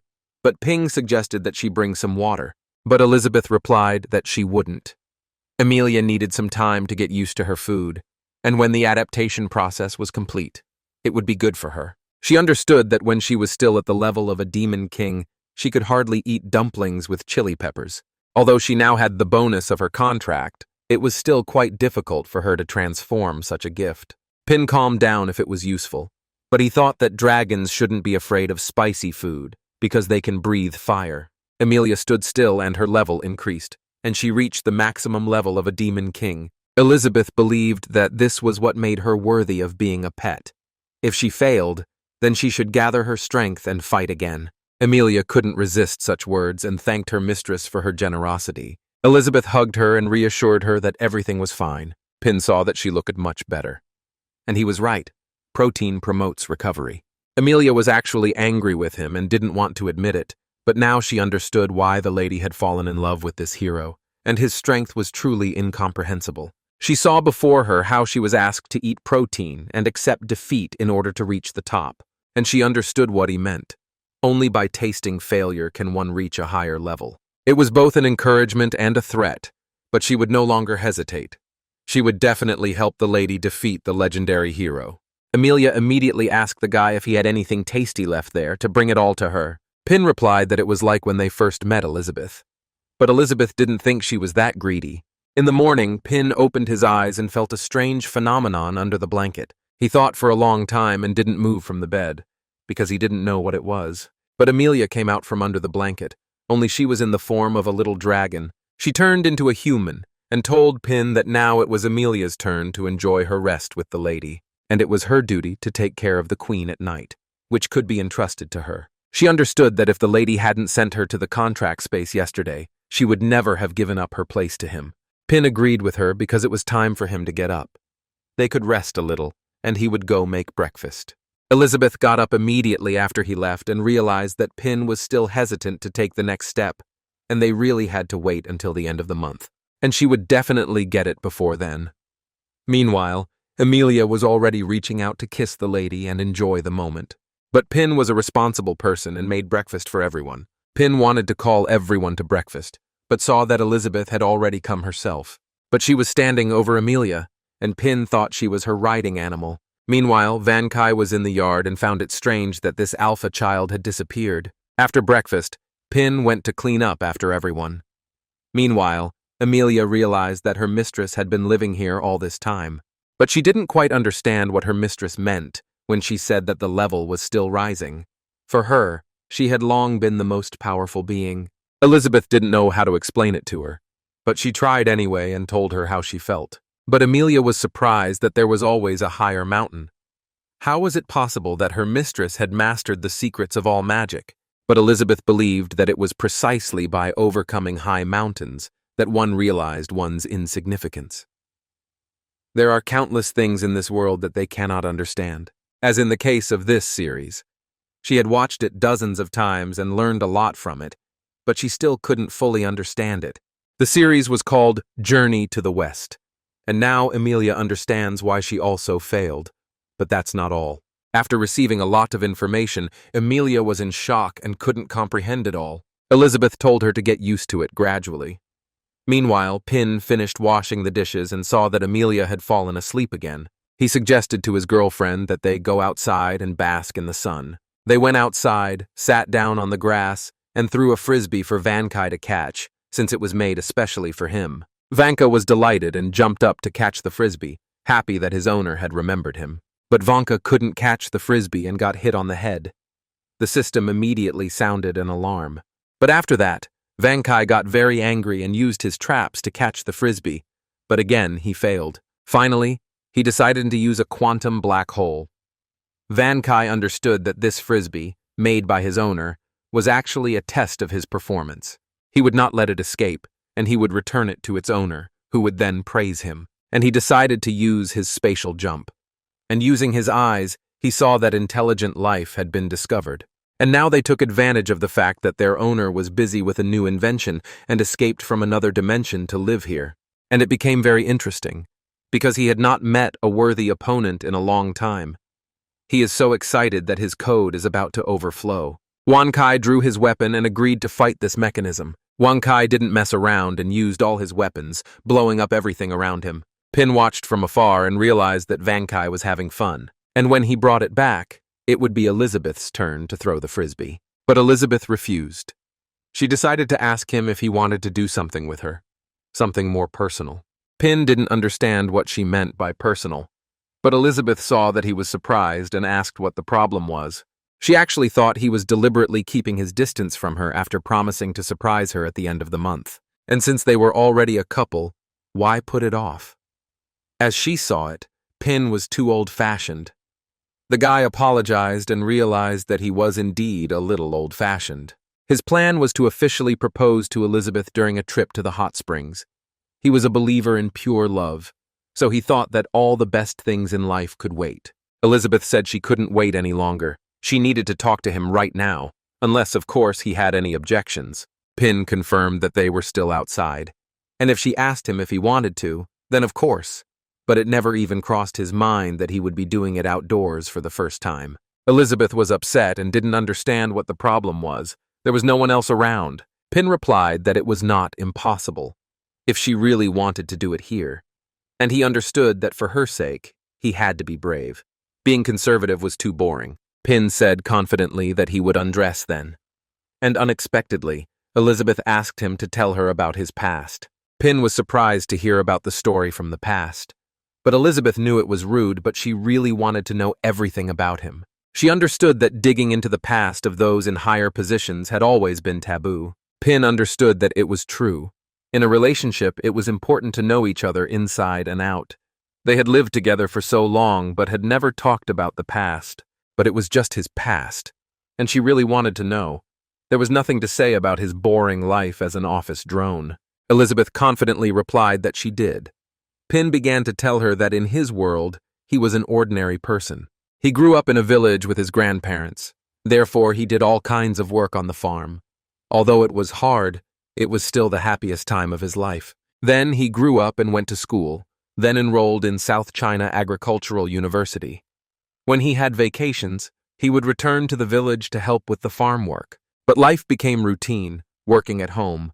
Sometimes he didn't even understand what he was living for. He doesn't like playing games or watching anime. His only entertainment is watching his favorite videos on his way to work. And then somehow, he found himself in this world. There was a system here that wanted him to become a legendary hero, but he wasn't interested in that at all. He just wanted to live out the rest of his life here in peace. And that's it. He opened his eyes and moved to another world. And that's a very simple story. Elizabeth disagreed, and it wasn't because she was confused. It was precisely because of this purity that Pin was able to enter a realm inaccessible to others. And as they say, the most important and profound truths are often expressed in a simple way. Having risen to the level of a saint, she feels that she too has understood something, and why this so-called system wanted her and Pin to be enemies. And his purity ultimately destroyed her plan and determined his fate. But it was all supposed to be under Pin's control. But Pin became curious about her. He also wanted to know about her past. Elizabeth was surprised and asked what he wanted to know about her past. Pin confidently replied that he wanted to know her whole story. What was her childhood like? And why did she become the queen of demons and ruler of the world? Elizabeth could tell him, but she had to warn him in advance that her past was very boring. If he didn't want to listen, he could interrupt at any time. And it all began with the history of the continent of courage, from a time when magic had not yet been discovered. Long ago, peace and prosperity reigned on the continent of courage, and all races lived in harmony with each other. However, later on, racists appeared who incited hatred and sowed discord. Gradually, different races began to separate and go their own ways, fighting each other for resources. In accordance with this distorted ideology, the descendants of mixed marriages, who once symbolized racial integration, were considered outsiders, expelled, and became homeless wanderers. In order to survive, they had to settle in dangerous areas where other races did not want to go. And after a long time, they gradually formed a new race, the race of demons. And this barren land, forgotten by the whole world, was called the Kingdom of Demons. In conditions of extreme scarcity of resources, looting, murder, and crime became the laws of survival. The demon realm had been like this for as long as she could remember. But suddenly one of the marauders attacked her, saying that she was blocking his way and that he was going to confiscate her bread. Elizabeth was weak and begged him to give her food back. But when the marauder saw that she dared to contradict him, he raised his foot to kick her. But soon the marauder himself began to scream in pain from his leg. Looking closely, Elizabeth grabbed his leg and, with a demonic look, ordered him to return the bread. She thought this was possible because she had inherited the best genes from all her ancestors and had completed her first magical awakening when she was 5 years old. In the realm of demons, a place where power is the only law, she ruled an entire region by the age of 9 and was called the Witch Elizabeth. After some time, the tribe of elves surrendered to her absolute power. Then the orcs submitted, and the gnomes admitted defeat. After that, she gathered her army and headed for the capital of the human kingdom. She was not prepared to negotiate with them and destroyed the kingdom of humans. Elizabeth realized that the information was correct, and he, like a hypocrite, secretly destroyed countless lives to prolong his own. And today he would get rid of such abominations as these creatures that mocked them. The creature realized that Elizabeth wanted to wipe it off the face of the earth, and she was arrogant, and she was the first to reach the level of Demon King. But mastering the magic of corpses, which he had studied for many years, was not so easy. If he gathered all the scattered offspring, he feared that she would die. But Elizabeth did not continue talking to him, and with a wave of her hand, blew the creature to smithereens. Malfoy appeared behind the monster and realized that she was Elizabeth, the Demon Queen. He introduced himself to her and said that he obeyed her on behalf of humanity. And so she began to rule the world, using her absolute power, breaking down the barriers between races with an iron fist, and returning the continent of courage to its rightful state, where all creatures are equal and society is harmonious and prosperous. Although her goal had been achieved, she still couldn't feel happy. Perhaps she had simply become so powerful that she no longer had anything in common with the world. Or perhaps she had lost her purpose. And so, when she heard the prophecy that a legendary hero would come to challenge her, she eagerly awaited that moment. And for that, she underwent hellish training behind closed doors, reconstructed the logic of magic, perfected all sword techniques, and became the first in history to surpass the level of a Demon King. Then the world named this new level the Demon Lord level. However, she never received a challenge from the legendary hero. All her preparations turned out to be a grand joke. And so she took out that very sword and opened the portal to meet Pina. Does he know how many years he made her wait for him in vain? She knows that he arranged everything. He didn't want to put her in an awkward position, so he gave her time to subdue his bloodthirsty nature, and how she wished she had met him sooner. Pin hugged her and asked for forgiveness. Elizabeth was surprised and asked him why he was apologizing. Pin replied that it turned out she had had such a difficult childhood. It was a pity he hadn't met her earlier. He prepared the most delicious snacks and sewed the cutest dolls with his own hands so that she would fall asleep with a smile every day and feel her happy childhood. Elizabeth said he was a fool and that after all everything was fine now. But Pin told her that she no longer needed to be strong on her own because he would always be by her side and they would go through all the trials together. And he wants every day to be the best day of her life. And she will protect her smile until the end of time. They felt a very pleasant atmosphere between them and slowly moved to kiss each other. But then Van Kai ran up, distracting them, and they moved away from each other. The dog thought that in order to catch this frisbee, he had to apply 3 new coding methods and optimize more than 70 million lines of code. And finally, he passed his owner's test, and he should praise him sooner rather than later. Van Kai saw on the system that the alarm was sounding. It was Elizabeth, and she was very angry with him. She didn't mess around with him for long, kicking him and sending him on a long journey. Pin looked and saw that Van Kai had flown far away. Fortunately, he had already switched to cloud data transmission. But Elizabeth didn't care and turned to Pin. The guy was surprised, and seeing her gaze, she told him to continue what he had started. The girl took his face in both hands and began to kiss him as if she had never kissed him before. Meanwhile, Van Kai was still flying after Elizabeth's blow. Falling to the ground, he realized that even after the update, he still couldn't delete the record of his fear of this evil woman.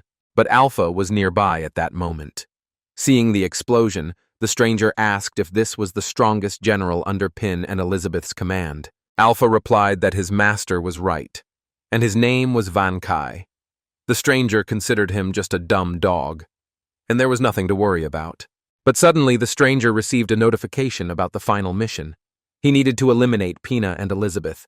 The stranger understood everything and ordered Alpha to return and continue surveillance.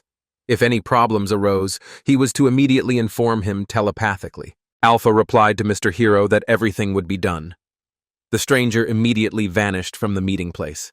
Van Kai immediately saw that Alpha had run here and had met some strange man. But that didn't matter much now. It was much more important to fix himself first. And he had to overcome his fear of that scary woman. Meanwhile, in the sea of darkness, the creature said that the portal was open, but 5,000 dark mechanisms were not enough to support all of them at once. But the clone of Azathoth's consciousness whispered that it didn't matter. He had calculated everything using chaotic dimensions, and it was enough for one body to reach its destination first, and then gradually transfer the abilities to the others. Then the merger would be complete. But Azathoth's clone, the thousand-eyed demon, believed that this process would take a long time. And what if at some point they were discovered by powerful beings from that world? Wouldn't their plans be thwarted? The devouring worm said that powerful beings were not an obstacle. As long as they had a body, no one from that side could oppose them. And he was going to wipe them all out, turning them into the thickest, most disgusting mud. The blasphemous demon called him a fool because he had forgotten the legendary hero he had met. And this guy, Malfoy, is also eager to reap the rewards. But the black-haired weaver replied that in all the versions of the future he had seen, there was no possibility of failure, because for them the power of perfect chaos was equivalent to a blow that destroyed the dimension. And the observer felt hungry just thinking about it. He wants to turn that place into a twisted land of desires and enjoy the breath of despair of every living creature, and finally replenish his supply of corpses. By destroying this dimension, he will be able to continue connecting with others. And Vis Malfoy thinks he can outsmart him, but in reality he doesn't understand such entities at all. The creature began to laugh and asked Elizabeth to wait, and he said he would make her regret it. Pin started packing his bag in the evening and didn't want to forget to take body lotion because his skin would be very dry after bathing in the hot spring. Elizabeth's things were almost packed, and he only needed to take a few sets of clothes and swimming trunks. Before leaving, he needed to go to the garden and pick some fresh produce. And he needed to take something else. But at the last moment, he remembered the rubber he had left in the closet and immediately took it with him on vacation. But unexpectedly, Elizabeth asked him for help. Pin was startled and flustered, saying that he wasn't doing anything and would be right there. He decided to find out what he needed to do. Elizabeth asked him to help her figure out which swimsuit suited her better. Pin didn't know what to say to her and thought the swimsuit was wrong. After all, the day before yesterday, when he was sewing Elizabeth's swimsuit, he let his imagination run wild and made a lot of strange things. Elizabeth saw his strange expression and didn't understand what was going on. Did it suit her? Waving her finger, she quickly changed and asked the guy what he thought of the swimsuit. Pin decided to stop her and remembered that he had accidentally taken it out while packing his things. Elizabeth asked him what he was waiting for. Was this swimsuit not suitable either? But as her relationship with Pin deepened, she felt she was able to understand his preferences, and she followed that feeling to where it was strongest and found these swimsuits.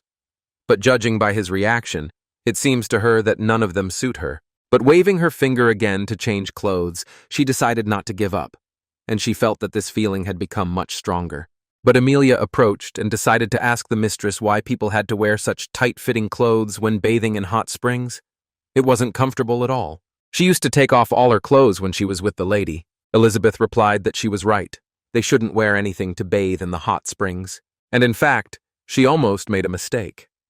The swimsuits created by Pin reflected his preferences, but in reality, they were just clothes. And if she dwelled on that, everything would go wrong. Pin should like her for who she was, not for some rags. Pin immediately covered them up and said that she couldn't go outside like that. There would be other people at the hotel. They couldn't be allowed to see her like that. The next morning they went out, and it was time for them to leave. And he couldn't wait to see what an amazing place the King of the Gnomes, Uncle Burrs, and the others had found. Elizabeth was also looking forward to it. And what a surprise Pin had in store for him. Amelia was also very much looking forward to it, when she would be able to soak in the hot spring with the lady. Elizabeth waved her hand and used forced teleportation. She moved everyone to their destination. Pin was completely shocked and surprised when he saw the huge building in front of him, but Elizabeth didn't see anything special. Suddenly, Pythia came out to meet them and greeted everyone. Pin was surprised that she was here too.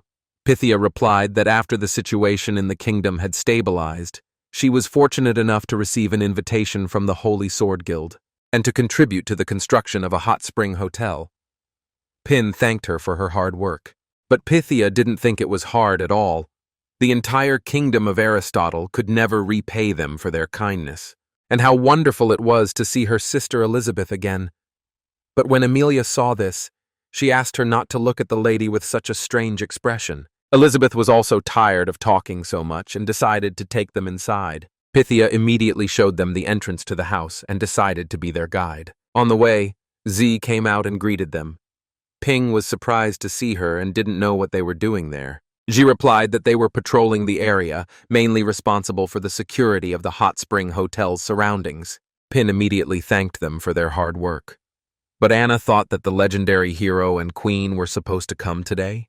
And why were there strangers here? Luna thought they were the princess from a small kingdom in the south and her servant. Ji bowed to the legendary hero and said that he was too kind to her. The others were shocked by what they heard and couldn't believe it. Ping immediately saw that her Holy Sword Guild was doing well. Z believed that it was all thanks to the instructions of the respected hero. Ching couldn't believe that he was really the legendary hero, and he had hidden his aura perfectly. Anna didn't believe it either. He was the one who taught her aunt the art of Tai Chi swordplay, and she didn't even recognize him. Luna also realized that the demon queen Elizabeth was now with him. Ping also greeted them, and remembered that they had met at the guild competition, and they remembered their attitude and their faces. Seeing such faces in front of them, Luna and Anna simply fainted. King was frightened for them and didn't know what would happen next. But Ping approached him and said his name. Qing was very frightened after hearing these words and immediately offered his help in response. Seeing Ping raise his hand above his head, Qing thought he was going to die. But in fact, Ping praised Ji because she had learned well from Qing.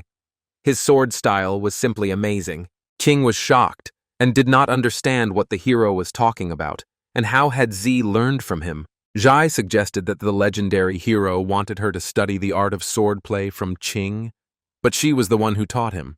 Ping remembered and said that she herself had asked him about the style without a sword, and he learned it himself simply by repeating the movements. And he understands that he does not possess magic, so he cannot concentrate such sword energy, and they will learn from each other. As they say, in any group there is someone who has something to teach, and he really learned a lot from him. Kang began to deny everything and tell the hero that he couldn't do it. Lady Z must understand this correctly. How is this even possible? Zhai understood everything and told him not to worry. The legendary hero explained everything very clearly, but her level was not high enough, and she could not truly understand it. For the first time, she realized that she should not focus on movements, but become part of nature, feel it. And in fact, it is something more. The simple desire to become part of nature is another form of obsession. Man and nature must be one, without any differences. This is because she was unable to completely shed the burden of being the strongest person. Fortunately, the hero made her understand. Even someone as strong as him can find something to learn from Chin. In any group, there is always someone who has something to teach, and she should not be arrogant. Even those who are weaker than her have something to teach. And that's why the hero wanted her to return to the Holy Sword Guild and start learning again. Seeing her further actions, Ping realized that she was flying high. Lost in her thoughts, Z leveled up. And Ching learned that with just one sentence, the hero had helped the lady advance to the level of a demon lord. With his level, it was difficult for him to understand. The legendary hero constantly visited them, mere mortals, undercover. He handed the cards to Burrs, made Lady Z learn from scratch, solved the forging problem in the Kingdom of Gnomes, and saved the Kingdom of Aristotle. Any one of these events would already overturn one's perception of reality. But he says he wants to learn from him. When Ping saw that Ching had fallen, he didn't understand what was wrong with him. Maybe he needed to rest a little. Ching replied to the legendary hero that he was beginning to understand, and his level began to rise. Meanwhile, Elizabeth got tired of waiting and asked the guy to hurry up and free himself. After all, they had only just arrived, and he had already bestowed his favor upon them. Could it be that he felt their strength was insufficient to cope with the forces of chaos in the Sea of Darkness? One of the reasons they decided to set up a hot spring here was to be prepared for any surprises and to find out for themselves what was going on here. Ji asked the hero not to worry and to leave all external affairs to her. Ping thanked her for this decision. It was better for him not to interfere with their practice for now. Upon entering, the king of the gnomes and everyone else welcomed their guests. Ping greeted them and thanked them for helping to build this hotel with hot springs. But then he was shocked by what he saw. He didn't believe they could build such beauty. Pin told her to take a look too, because it was much more spacious inside than it appeared from the outside. But Elizabeth didn't know what was so amazing about it. It was just ordinary, low-level spatial magic. Pin was shocked to see that the water was flowing upward, and he assumed that this was also done with magic. The king of the gnomes was shocked, and realized that he had dismantled all the best S-class weapons in the entire kingdom of gnomes to make decorations for the hot springs. However, due to a shortage of materials, some defective S-class materials had been used, and they had to be found. Eilif told her father that she had also brought the most advanced plants grown in the sacred village of the elven tribe. Burrs replied that it was magic. Mr. Pin was trying to trick them into using the magic of plants to create floating islands. This contradicted Mr. Pin's philosophy of pure agriculture. Pin couldn't believe they could do it in a month, and it's so cool. He definitely couldn't have done it, and it's just breathtaking. An amazing fusion of magic and forging. The king of the gnomes understood that even though he tried his best to hide his flaws with his beautiful appearance, the hero noticed everything. And unfortunately, the hero's assessment was very accurate. He had given him a divine weapon, but he was also very ashamed. Father and daughter exchanged glances at that moment, and suddenly, everyone knelt before him. Pin was surprised and did not understand what they were doing. He thought that it was because they were very tired due to the tight schedule. But he explained that he had actually wanted to ask them to find a less pompous hotel with hot springs. But since they had done so, he could only give them a little reward. The father and daughter already thought that the hero would give them a divine map. Pin said that these were fresh fruits that he had picked today. He hoped they would help them regain their strength. Burrs didn't understand Mr. Pin. Pin replied that he had only managed to gather a little and asked his uncle to share it with the others. He was grateful for their help. He understood that they would be staying here for a few days. The remaining food should be enough to prepare Elizabeth's meals, otherwise she would be upset, and this trip would end in failure. But the king of the gnomes decided to ask the legendary hero once more about the blood method, and Pinu became curious about what exactly he wanted to know. The king of the gnomes explained that no matter how hard he tried, no matter how much attention he paid to every detail, he still couldn't create weapons of the same quality as the gentleman's. But what could he be missing? Pin saw that the king of gnomes was Elizabeth's subordinate, so every time he met him, the demon queen's boyfriend, he asked about his blacksmithing skills as a sign of respect. But if asked, he still had to answer. In his opinion, trying didn't mean getting hung up on details. It was more of a feeling. In short, he doesn't need to rely on what his eyes see, but rather feel with his heart. And his level is limited. He wanted to say that practice makes perfect, but he himself simply relies on his feelings. The king of gnomes immediately felt a flash of inspiration. You can't rely solely on sight. And now, having heard the words of the legendary hero, he begins to think that he has wasted 700 years of his career as a blacksmith. And the most perfect formula, the most accurate sharpening angle, the most accurate hardening time. Even if he enlarged the image 10,000 times to see the details, it still wouldn't be the real core. It would be nothing more than a way to cover up his own shortcomings. And true forging would not be limited by external factors. The king of the dwarves took his own hands and pulled his eyes out of his head. Pin was very frightened and did not know what he was doing. The king of the gnomes threw away his eyes and thanked the legendary hero for his guidance. And in fact, he realized everything. The king of the gnomes immediately began to shine right in front of everyone. Burrs immediately congratulated His Majesty, the king of the gnomes, on reaching the level of demon lord.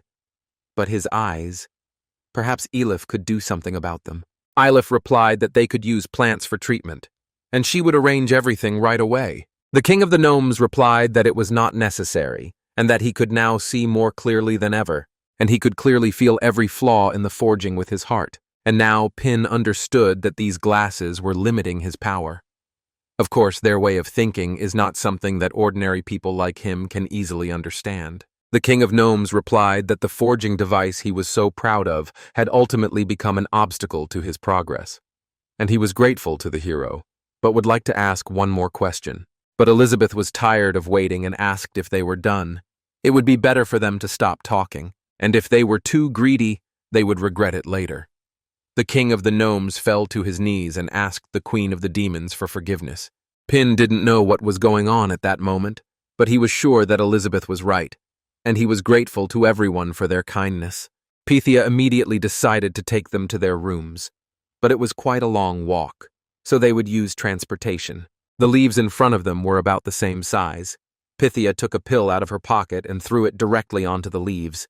Pythia used a magical plant with a spatial capsule. She said that it was her new invention, combining technology and magic. The spatial capsules store devices, and the magical plants provide energy. Standing on the new invention, Ping thought it was much more stable and made much less noise than mechanical flying fish.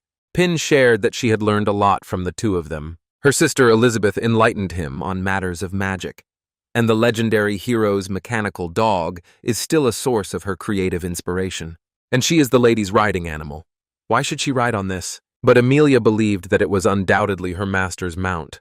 So why should she ride something like this? But Pythia explained that it was just a means of transportation, and of course, it could be replaced at any time. But Amelia called her a stinker, and how dare she try to take the place of the Queen of Dragons. A commotion broke out between them, and Elizabeth told them to stop wasting their time. And once they got to the room, no one could stop them and Pin. Pythia used her magic and transported them to the rooms. Pin was delighted to see the toilet and that it was in such a secluded place. She explained that these were all floating islands and hot springs with different themes. They could call her at any time if they wanted to go somewhere. Their rooms were directly on course. After transporting them to their rooms, Pythia informed them that if they needed anything, they should just ring the bell in the room and she would come right away. Pin understood everything and, thanking her, sent her to rest. And finally, they were here. But Elizabeth was curious about what surprise he had prepared for her. Pin informed her that she would soon find out for herself. First, they needed to go to their room. He felt that he had to tell her at the most romantic moment. Holding hands, they entered their rooms. Upon entering, Pin was greatly surprised by the beautiful room, and on the bed was a heart made of rose petals. Elizabeth understood that he didn't need to say anything. Everything was clear. Today they would take the most important step forward. She could totally picture the scene that awaited them that night. But Amelia jumped onto the sofa and shouted that it was very comfortable, and today she and the lady would be able to sleep here together. And she was so happy. But suddenly she felt a sharp pain in her body and jumped off the bed. When he saw the ball that Elizabeth was using, he thought it was the same ball he had made a long time ago and put on his desk. Elizabeth replied that she just thought it would be useful, so she put her and Emily's contract space in it. She hugged her boyfriend and asked him not to say anything else. Now they were alone together. As they touched each other, the door suddenly opened and Anya, the cleaning lady, ruined their plan. Anya was so happy to see them, her little sister Elizabeth and her little brother Pin back. Pin pretended that nothing had happened and decided to ask her what she was doing there. Anya replied that she didn't know anything about construction, so she agreed to clean their room and had just finished cleaning the bathroom. Pin turned away and considered it unnecessary. He would clean up here himself later. Anya thought she had done something wrong. She saw that the bed was messy, but they hadn't gone to bed yet, and apparently they were unhappy about something. She apologized to her brother and tried her best to copy his technique when sewing bedding, blankets, and pillows, but compared to what he did, the difference was huge. And if he wasn't satisfied with something, she would immediately redo everything and ask the master for another chance. Pin praised her, saying that her technique was very good. It was just not the right moment. But Elizabeth couldn't take it anymore and shouted for them to be quiet. She decided to find out when it would end.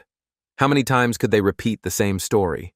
Weren't they tired of it yet? Anya turned to her sister Elizabeth and didn't understand what she had done wrong. Elizabeth raised her hand above her head and saw that she wanted to gain favor. And for this level, Pina's personal guidance was not required. She could do it too. She placed her hand on her head and used the gift of the abyss. Anya started screaming from such powerful energy. Elizabeth made sure that Anya fully awakened Jimji's lineage. Pinu became concerned about Anya's well-being, and Elizabeth assisted Anya in her evolution. Elizabeth told her that she had helped unleash the power of her lineage. Now she needed to learn how to control it.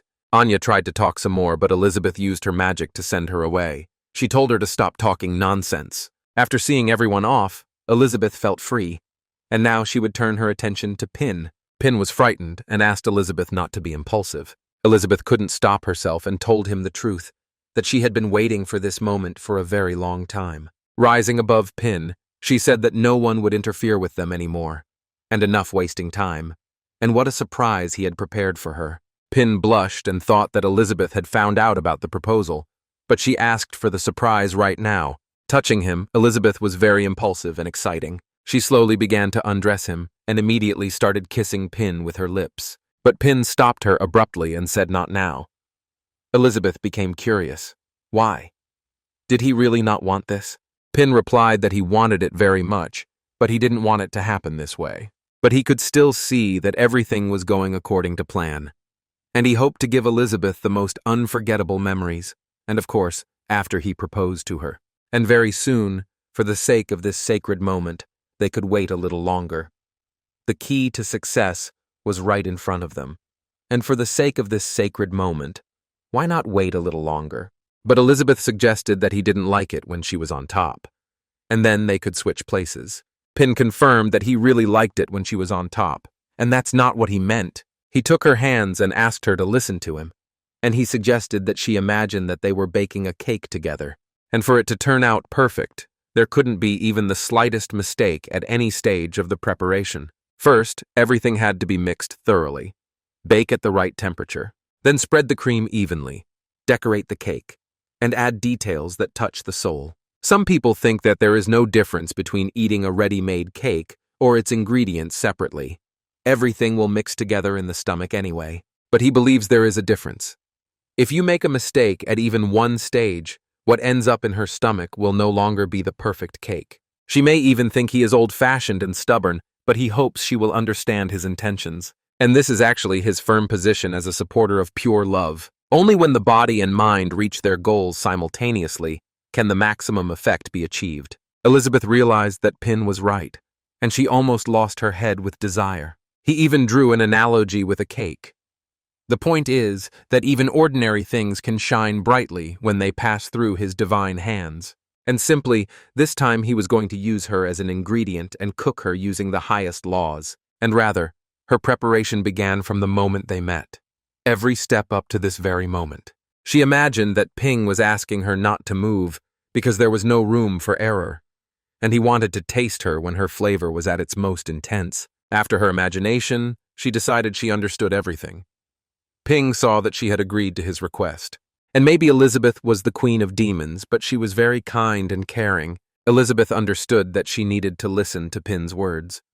He wants to help her become better, whether physically or mentally, and only then will they be able to give birth to the strongest child. After changing clothes, Pin waved his hand and headed to the sea with his girlfriend. And he remembered that Pythia had said that first you had to press the handle so that the magic door would randomly generate a number. Then they had to open the door, and it would transport them to the corresponding island with hot springs. And with so many different places to choose from, this game is a great solution for those who find it difficult to make a choice. When they pressed the stick, they got the number 16, and Pin was sure that he had won a pass to the water park on his first try. Standing in front of the slide, Pin got scared and suggested that Elizabeth switch places with him. But Elizabeth told him to stop talking and go down. But Pin didn't want to, so the girl kicked him and flew down the slide with him. Elizabeth hugged her boyfriend at the last moment, and Pin shouted that he was having a lot of fun. But Elizabeth thought it was just the creation of ordinary mortals. But how does Pin manage to enjoy all this so effortlessly? But suddenly she remembered modesty, and it was just like Pin had previously helped Aristotle's kingdom by discarding his status, although she also had to understand how to descend into the mortal world, and observe, absorb, and then turn it into food for herself. The principle is clear, but it is difficult for her to abandon her high position, and Pin deliberately demonstrates this, specifically showing her how it is done. And now she too must learn to cast aside her pride and start all over again to gain new experiences in this imperfect world. After flying off the slide, they landed on floating animals that carried them on their backs. Elizabeth understood that Ping wanted to show her how to enjoy simple things. They enjoyed the moment like the perfect couple and even showed their feelings for each other. Taking the next step, Pin confessed his love to her. Elizabeth responded in kind. She thought that Pin had confessed to her again, and she was overcome by this unbearable, burning, all-consuming feeling. But suddenly she felt something protruding there. Something hard touched her thigh. Pin realized that he had completely forgotten about the ring in his pocket, and she had found it. And the atmosphere here was just right. He could propose to her right now. Pin decided to ask her if she was ready to commit to him. But in his head, he was thinking about other words and got too excited. But Elizabeth covered his mouth and said he didn't need to say anything else. And of course she wanted to, and he could do whatever he wanted with her. But Pin actually wanted to say something else. But suddenly Luna approached and said that this place had been under a water curtain for more than 30 minutes. Pythia asked if other places were unattractive, or if everything was better organized here, and the data could help them fix all the flaws.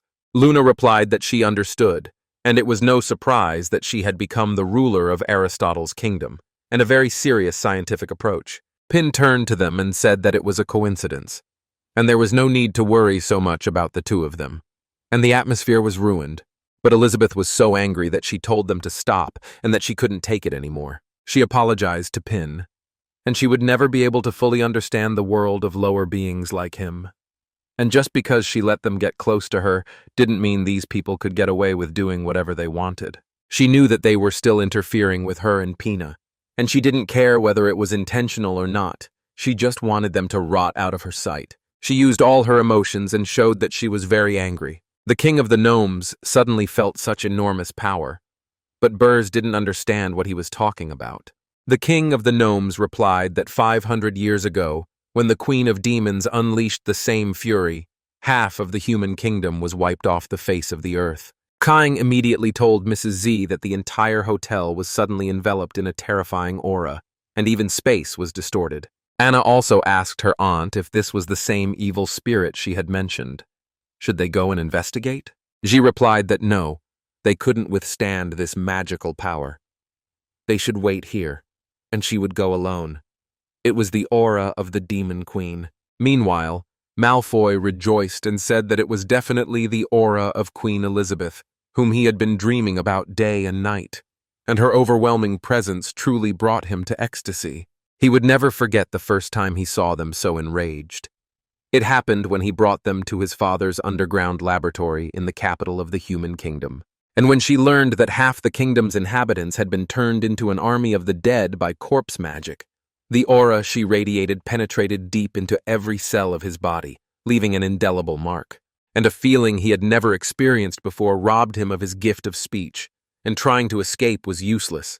But Elizabeth believed that ending the suffering of a tormented life was also a kind of blessing. And from that moment on, he secretly vowed to be Her Majesty Elizabeth's dog for the rest of his days. Being close to her, he simultaneously longs to be rewarded by her, and fears being destroyed at any moment. And he feels like he's walking on thin ice, and it feels so good, he wants to experience it again. And he knows she is there, above, but he cannot reach her yet. How painful it is. and he asks the queen to wait a little longer. Malfoy lost his temper and started shouting that he couldn't take it anymore. Having drained all the fluid from his body, he believed that, freed from his slavish devotion, he no longer wanted to be her dog. And he wants to take complete possession of her, and make her his queen forever. Elizabeth told the girls not to be afraid. If she was in a good mood, she could recreate them at any moment. But now they had to disappear. But Pin asked her not to act rashly, and he could understand her. The service was too intrusive, so they felt uncomfortable. They couldn't even go on a normal date. Burrs also came running and asked Her Majesty to show leniency. These children lack experience. If they have offended her in any way, he will take full responsibility. He asks the great queen to be merciful. He stood before her and said that even if he had to pay for it with his life, he begged her to spare Elif. Elizabeth looked at him and thought that he also wanted to disappear, and she decided that they would all die together. Burrs saw that even the cards created by Mr. Pin could not resist this. This was truly the end. He asked Elif for forgiveness, but even her father could do nothing about it. Seeing this, Pin decided that it should not have been so. He had almost forgotten that Elizabeth was the queen of demons. Pin realized that he needed to say something nice to Elizabeth to calm her down, but Elizabeth asked him not to stop her this time. Sometimes violence is the most direct and effective way. But Pin pushed himself away from the rock and hugged her, asking her not to do it. He asked her to calm down. He knew that she could destroy them and then bring them back to life. But would a soul reassembled from pieces really be the same as before? And just as she would always be the only one in his heart. At that moment, Elizabeth received words of insight. She had always thought about life superficially, too simplistically. But even the slightest deviation in magic would make the restored soul different. They are not the same to her as she is to him. He chose not to forge the perfect partner, but decided to accompany the imperfect queen, allowing her to grow gradually. And her soul is unique. If they were mass-produced, what would be the point of existence itself? She still has a long way to go to reach his level of respect and understanding of life. Moreover, she has already managed to reach the maximum level of sainthood, but has not been able to rise higher, and she still believed that she could do anything. And now she doesn't know what she's missing? Everything happened under his watchful eye. So, the real purpose of the trip to the hot springs is to help her move forward. And if God wants to destroy someone, he will drive them mad. First, a desire awakens in her, and then it is suppressed again and again. And to channel the scattered negative energy into a single crushing impulse. And then he meant achieving holiness, and he clearly stated the purpose of this trip. But she thought too primitively to understand it. And every time he speaks, she takes his words superficially, without trying to get to the heart of the matter. Then she presumptuously begins to make assumptions, which are of course ridiculous and absurd. But he always remains calm and gently guides her, pulling the last threads of negative energy from her heart. Suddenly, Elizabeth unexpectedly moved to a new level. She rose from a saint to a creator, and suddenly she realized that she understood, and she let everyone go at once, leaving them alive. But then the others ran up, and Anya decided to ask them what had just happened, and the king of the gnomes asked Her Majesty the Queen of Demons to calm her anger. But G didn't understand what he meant by calming her anger, and Anya thought that they had failed in their task. Pin replied that everything was fine and insisted that it was just a misunderstanding. Fortunately, Elizabeth was easy to negotiate with. A few kind words and she let them go. Elif suddenly felt dizzy. G didn't know what had happened, but she was sure that Ping had saved the world again. Burrs bowed and promised not to bother them anymore. He wished them a good rest, but Ping was surprised that they had just arrived and already wanted to leave. But Burrs believed that death was better for him than disgrace. Elizabeth was now completely calm, but what did he want to do with this, she wondered. Pin said that he had discovered a very serious problem. Everyone fell to their knees and asked him to tell them. Pin immediately told them to look at themselves first. They always needed him to correct their mistakes, and they were hopeless. This was the first thing they thought about when the legendary hero decided to tell them about their mistakes. But Ping decided to ask them again if they really hadn't noticed anything. They often weren't on the same wavelength. Elizabeth realized that this was a hint. It might seem that he was talking about them, but in fact he wanted to explain everything clearly to her, and there was no need to worry. She already understood everything and would no longer engage in delusional speculation. Pin said that everything had already been said, and he had planned to go to the hot springs with Elizabeth, but he just wanted to find a normal place. But they had built a huge hotel, and the service was so intrusive that they felt somewhat uncomfortable. He tried to explain to her that they had only had good intentions. Elizabeth also confirmed the guy's words. But Z realized that the hot spring hotel they had built together was not as good in the eyes of the legendary hero as some random place, and their service made the legendary hero and the demon queen feel uncomfortable. And would a powerful god be interested in ants carrying garbage on the ground? She immediately asked the legendary hero what they could do to make up for their mistake. Ping saw that they had come up with something again. And hadn't he said? Since they were here, let's soak in the hot springs together. Pythia was delighted to hear this and agreed, but Elif didn't understand how they would go with them. Pin explained that he had plans. If everyone didn't rest, how would they cope with what was going to happen tonight? He understood that during the trip to the hot springs, it was essential to gather for a party around the campfire. Today they would have a barbecue, and Pin decided that it would be much more fun if everyone was there. Elizabeth disagreed with him. She had already moved on to the level of creating peace. Was it really necessary to continue playing such games and allow them to maintain peace throughout the world? Pin whispered to his girlfriend to trust him. There would be a surprise tonight. Elizabeth agreed and decided that she would no longer make any unnecessary assumptions. Pythia was so happy that she didn't know what to say. And Elif calmed her down, saying that it was very rude. But Anya told them to rely on her. She could sew them some clothes. But Elizabeth waved her hand and said there was no need. Her magic made such beautiful clothes that they were left with almost nothing to wear. But Elizabeth decided that at such a moment, Emilia should also join them. Emilia came out of this ball and hugged her mistress, very happy that she had been let out. But Pythia still knows too little about the outside world. And today, she greatly upset her sister Elizabeth. But she is not going to give up. One day she will become as strong as Emilia. Pin opened his arms and began to shout that this hotel was the result of their joint efforts. And so he asked them to put aside all their worries. And now it was time to enjoy this achievement together. The king of the gnomes didn't know, did he? He had lived for 500 years and never dared to dream of such a thing. And Anya thought that instead of blaming them, her brother Pin kindly allowed them to bathe together in the hot springs. But Burrs also didn't know how they deserved such an honor.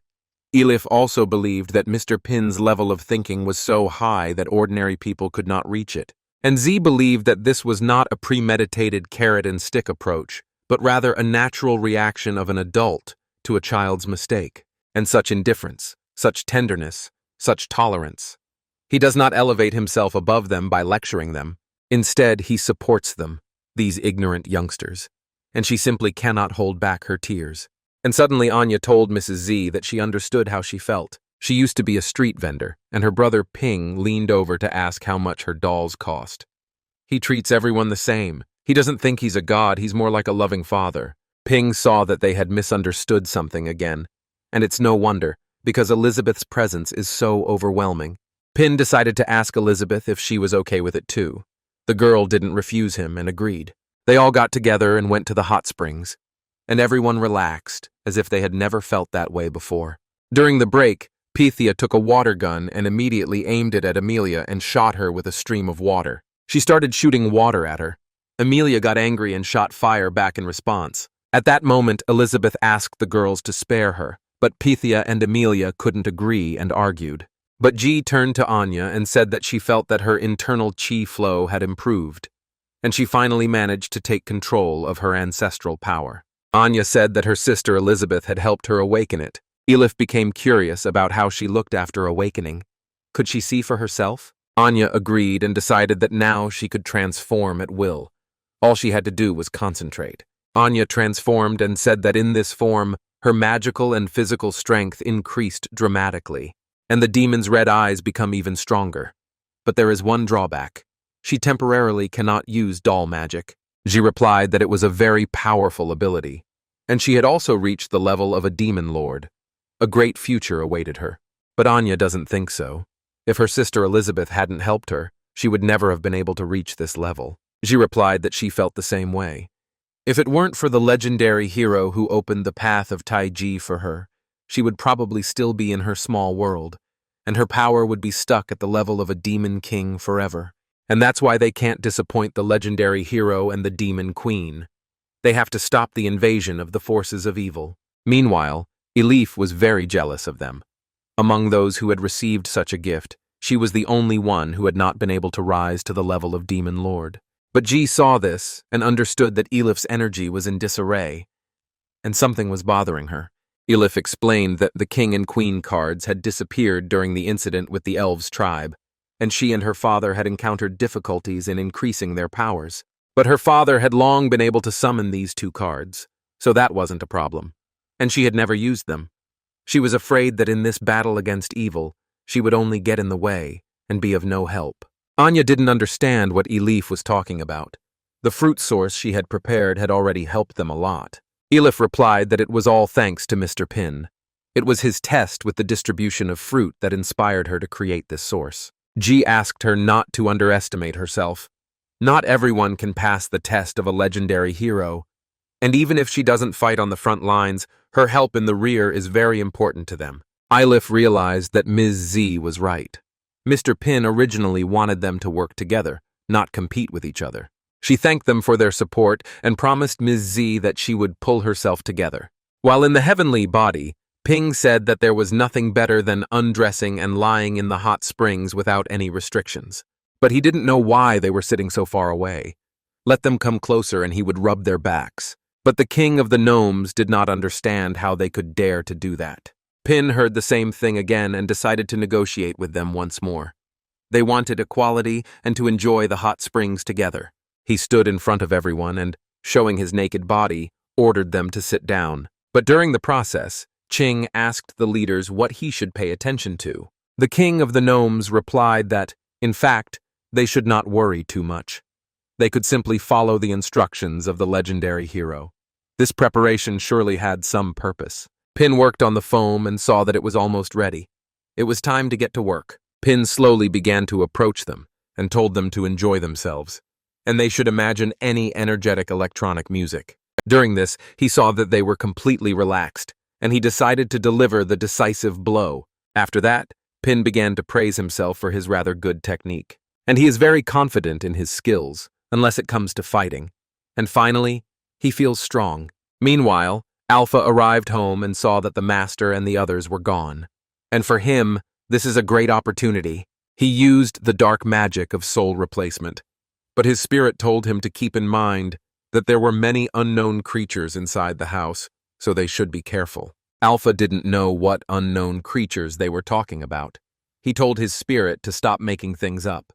He was already at the level of a 4-star demon lord, at the peak of his power, and who else but Elizabeth could pose a threat to him?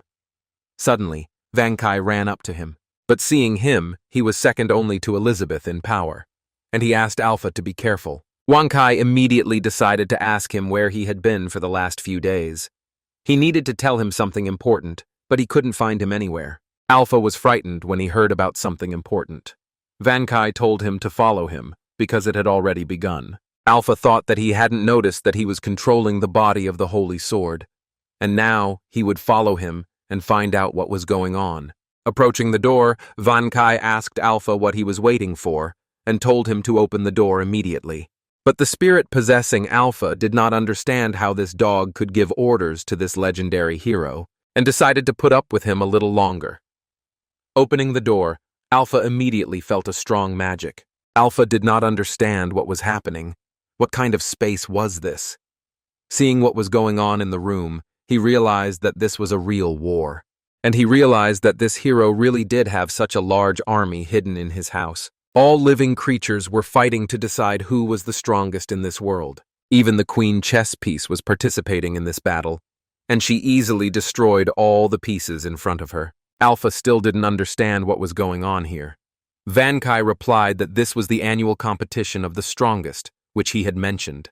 But now it was just a fight for places in the board game group. In the space he created for the competition, all participants could fully unleash their potential and engage in fierce battles.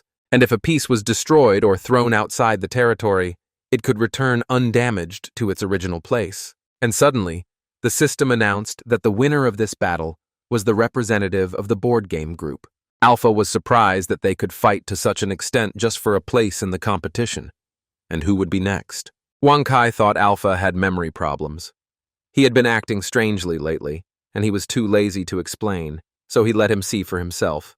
Wang Kai immediately took out Pina's outdated camera and showed him the entire plan for this battle. Alpha realized that the forces involved in the battle were only the tip of his power, and he didn't know that. So it turned out that he had somewhat underestimated the power of the legendary hero of the previous generation. Wang Kai told him not to worry, and that he had saved a place for him. Alpha decided that he would participate too. Wang Kai replied that everything was fine. As the organizer, he had that right. Although it was difficult to find him, he still appreciated his dedication and support. And why not give him a chance to participate for fun? That way, he would be able to become part of their big family as soon as possible. Alpha became curious about what he would receive if he won. Wang Kai replied that it would be the highest authority. Upon hearing this, Alpha thought that he would be able to command all the troops. Opening the system, he saw that he would receive high-quality gems. This was one of his hidden rewards. He decided to ask Alpha about the enemy's combat capabilities. But the true owner of the body didn't know either. Wang Kai touched him and told him to stop muttering nonsense under his breath and make a quick decision, whether he would participate or not. The board game group would soon be finished. Suddenly, Wang Kai saw that time was up, and a huge explosion occurred before their eyes. Wang Kai explained that based on the combat damage statistics, the chess team would be allowed to participate in the board game group. Immediately after that, Wang Kai canceled the spaces, and Alpha decided that he would participate. Meanwhile, Wang Kai said that he would allow them to participate in the spirit group competition, but that it was not a team battle. So it turns out that all 5 are participating, but what does that mean? Alpha immediately thought that these were the long-lost elemental spirits from the legends. Wang Kai told them to quickly choose a representative, otherwise he would disqualify them. The Spirit of Thunder asked Boss Wang Kai not to worry and to listen. Their group was going to merge together, and that wouldn't be considered a violation. Wang Kai didn't understand how they could merge. They weren't robots, and he wants to see how it happens. If everything works out, he will allow them to participate. The Spirit of Thunder told him to just watch carefully. By connecting with everyone, they united in the synergy of the elements. Alpha was surprised that different elements could actually merge into one. This completely violated the laws of magic. The Spirit of Thunder rejoiced and showed off her abilities. Wang Kai left them and made it clear that they had passed and would participate. But Alpha disagreed with them, and they were still 5 separate spirits. But he would still just destroy them all during the competition.